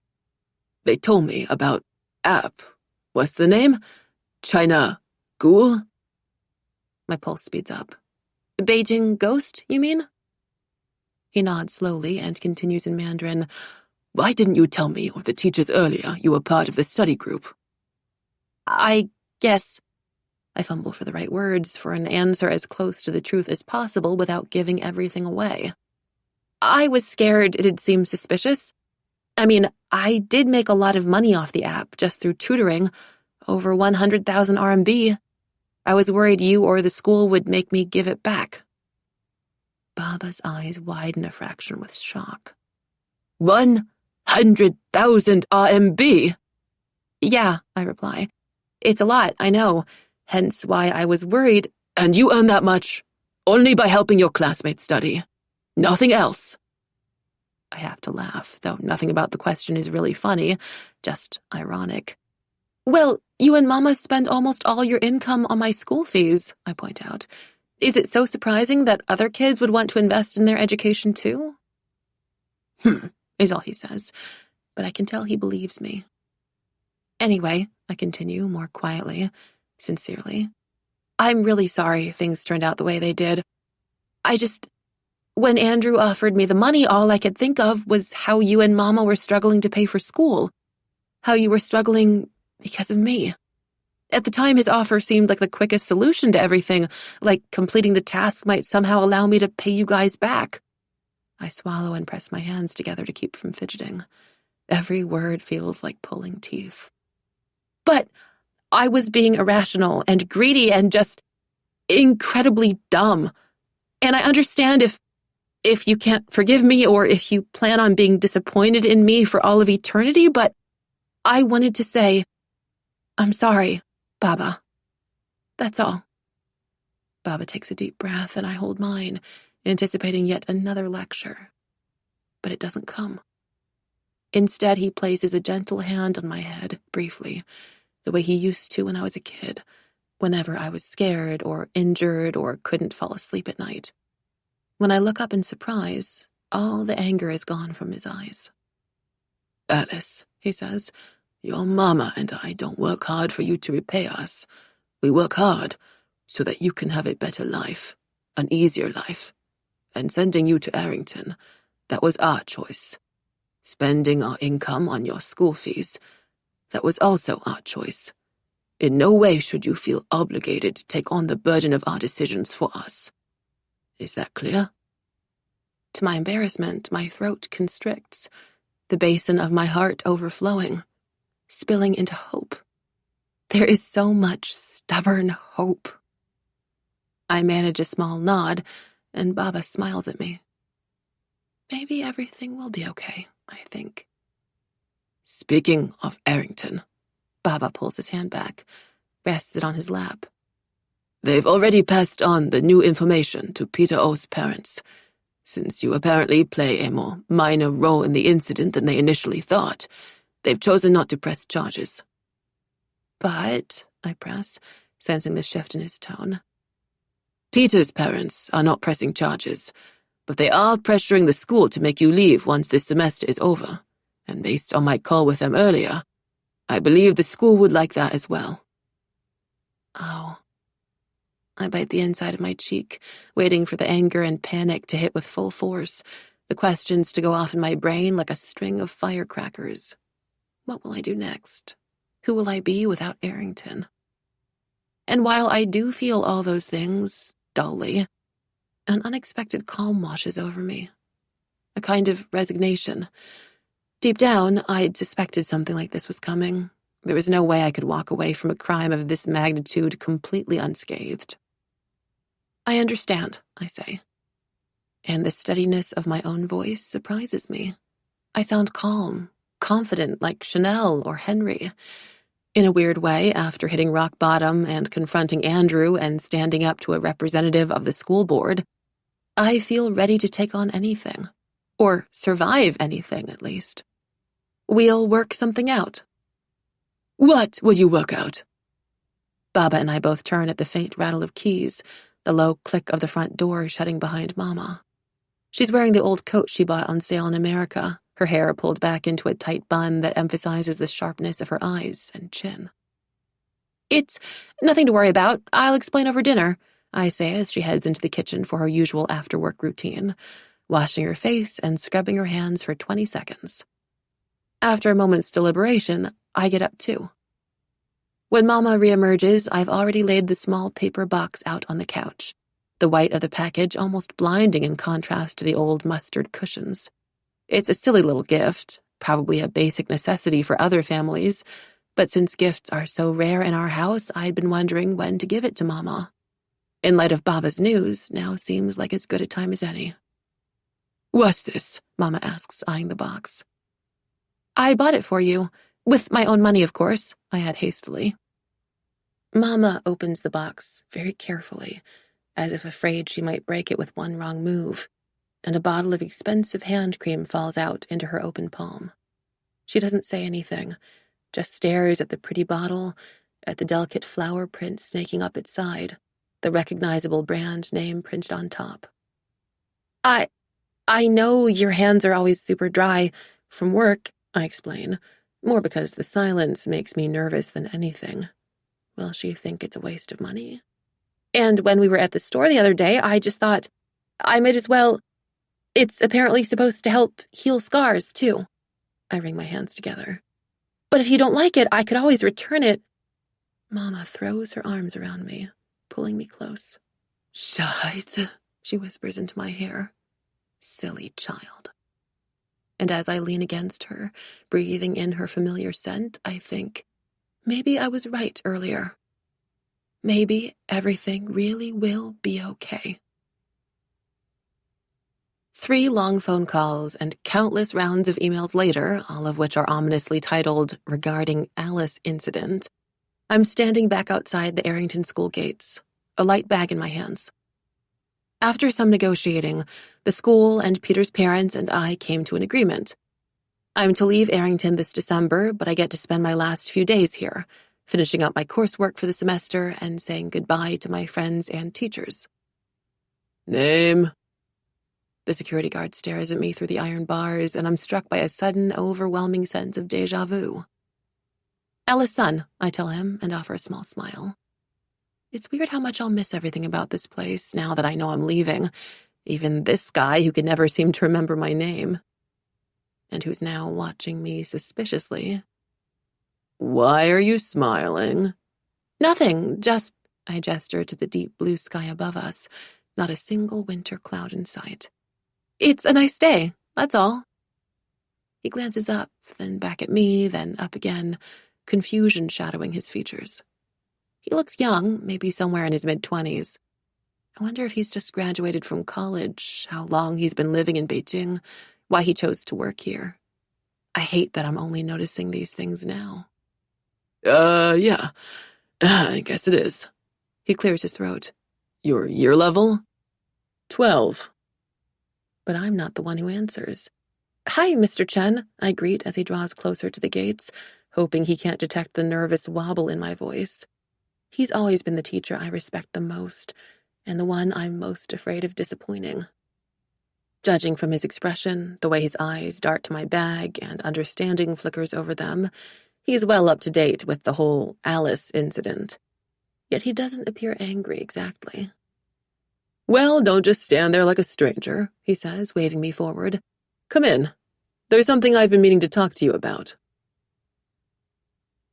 If I asked you about the main point of Macbeth now, what would you say? Mr. Chen asks as we enter his office. It's quiet here, clean. The bookshelves stacked but tidy, the walls almost hidden beneath rows of plaques and certificates from Harvard, Peking University, TED. I'm so busy staring I almost forget he's asked me a question. I scramble to collect my thoughts. There's a double meaning in there, I'm sure of it. That no action is without consequence? That ambition should not go unchecked? He nods, satisfied, and motions for me to take a seat. Good. Just wanted to set my conscience at ease first, but so long as you've learned your lesson. I have, I say quickly. Really? He nods again, then says, I heard you'll be leaving Arrington after this semester. Have you decided which school to attend next year? Not yet, no. There are certain limitations I have to work through. Mr. Chen doesn't look surprised. After my parents visited the school, I guess most people have realized I don't come from one of the wealthier families. Well then, he claps his hands together suddenly, startling me from my thoughts. I might have just the solution. I stare at him. You do? Now, I probably should have checked with you beforehand about this, but a friend of mine, Dr. Alexandra Xiao, recently opened up her own international school in Chaoyang District. It's much smaller than this, of course, and they don't have student housing, so you'd have to figure out the accommodations. The environment isn't the best either. There's a fish market right next to campus, though Alex promises you get used to the smell after a while. He laughs a little, and I get the sense I should be laughing too, except I can't. I can't do anything but grip the edge of the seat and pray he's saying what I think he's saying. Anyway, they still have a few spots open. And I mentioned your family situation, showed them your report card and some of your recent coursework, and told them you're one of my best students. My eyes widen. You did? I did, because it's true, he says simply. And since Alex knows I never exaggerate, she might, potentially, be able to offer you a scholarship. You'd still have to take an entrance exam first, of course, but I'm sure you'll do well. He pauses, gives me time to let this all sink in. So, what do you think? I almost trip over my own tongue to answer him. Of course, when are the exams? Are there practice exams available? Do I need to prepare references or... Then I calm down a little, and a more obvious question occurs to me. Why? Why are you helping me? Mr. Chen looks out the window of his office, at the students throwing their heads back in laughter, books tucked under arms, walking in groups from one class to another. Carefree. Happy. Sunlight spills everywhere around them, over them, flooding through the wutong trees. Slowly, Mr. Chen says, You know, I was the first person in my entire village in Henan to attend college. And then I moved to the States with my mother. My father never came with us. He didn't speak a word of English, but he tried to fund my education as best as he could by selling sweet potatoes every morning. He shakes his head. I get it. How hard it is. And while it's important to know how to fight your way to the top, it's always nice when there are others to help lift us up. Don't you think? Thank you, I try to say, but gratitude swells in my chest, up my throat, stealing my voice away. He seems to get it, though. It's strange, He adds, his gaze drifting to the certificates on his wall. There was once a time when no one really noticed me at all, when I was invisible to the world. He smiles faintly, as if sharing a private joke with himself, as if recalling some distant memory that makes sense to him alone. My heart stutters, stops. Could it be? So what changed? My voice is hardly more than a whisper. Getting into a good uni? Getting recognized? He shakes his head. No, on the contrary, after I got into Harvard and started winning all these awards, I felt more invisible than ever. People were complimenting me, congratulating me left and right, saying my name over and over again. But none of that really mattered. It was only when I left to teach English, to do something I genuinely cared about that made me feel like myself, that everything started getting better. He looks over at me, his eyes crinkling. Descartes was wrong, when he said, to live well, you must live unseen. To live well, you must learn to see yourself first. Do you understand what I'm saying? And I do. I do. Henry and I meet by the koi ponds before dawn. I study him as he makes his way over in quick, purposeful strides. His hair is still slightly damp from the shower, hanging in dark waves over his forehead. His cheeks are pink from the early morning chill. He looks good, familiar, vulnerable in the best way. I'll miss you, I think.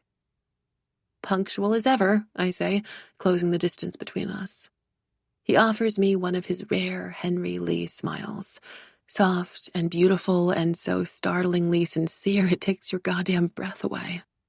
Well, I wouldn't want you to miss it. For a second, I imagine he's read my mind. Miss what? He raises an eyebrow. The mid-year awards ceremony. Oh! A small surprised laugh escapes my lips. In what now feels like another lifetime, the ceremony alone would have been the highlight of my day, maybe even one of the highlights of my life. I guess I forgot. That's understandable, he says, his smile widening, since I'll be getting all the awards anyway. I elbow him hard, and he laughs. Don't get too cocky, I warn him. Just because I'm going to a different school doesn't mean I won't beat you in our IB exams. We'll see, is all he says, the challenge clear in his tone. I suppress a smile of my own. Challenge accepted. We start walking around the frozen pond, breaking the easy silence with our footsteps, breathing in the crisp winter air. I bury my hands into the warmth of my blazer pockets and look toward the empty courtyard to our left, remembering the first time I turned invisible there. It's funny, but I haven't felt cold in a long time now. I'm not sure if I ever will again.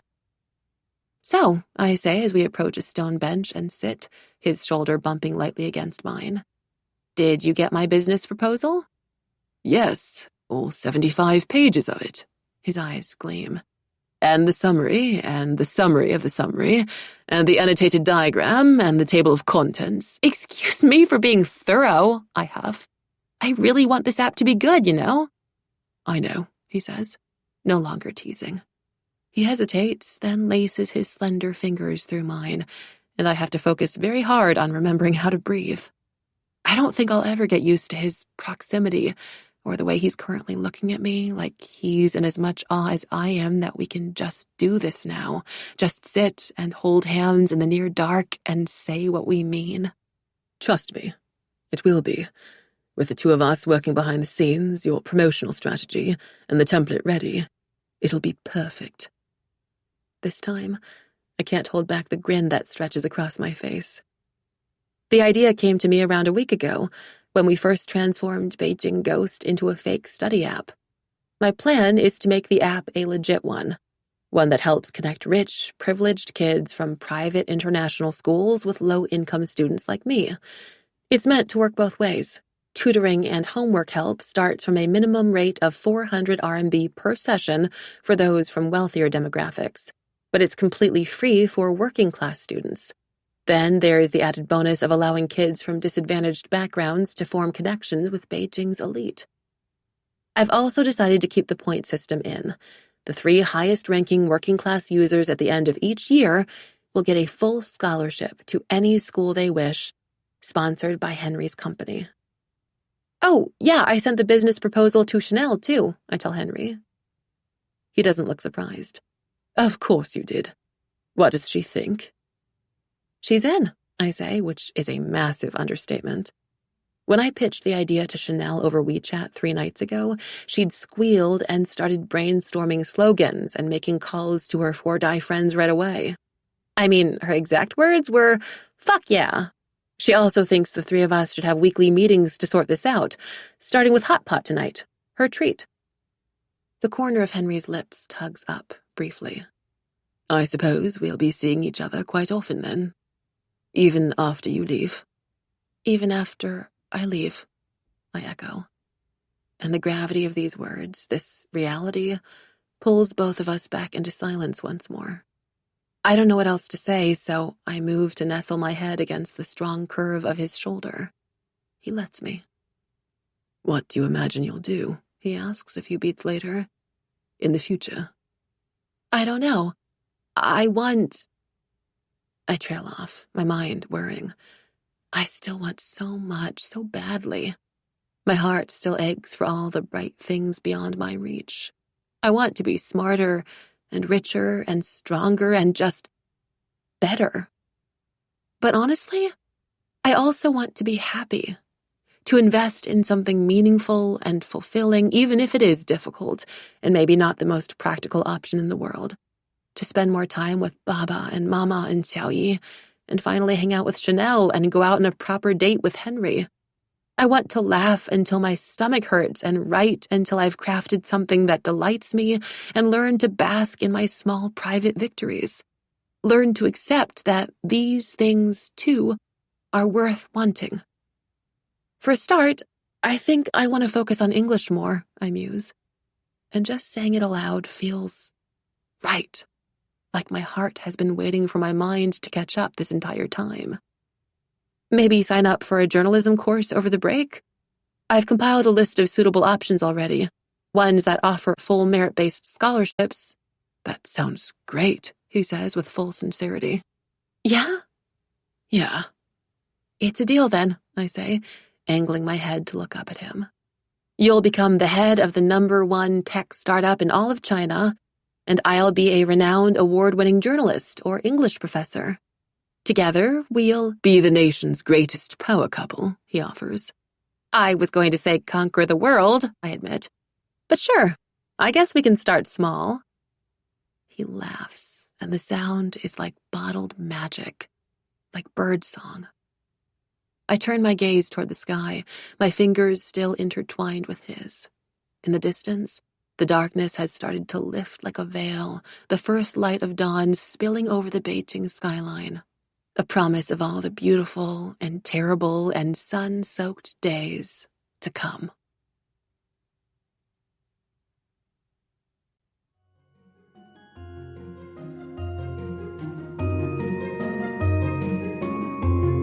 This is Natalie Naudis.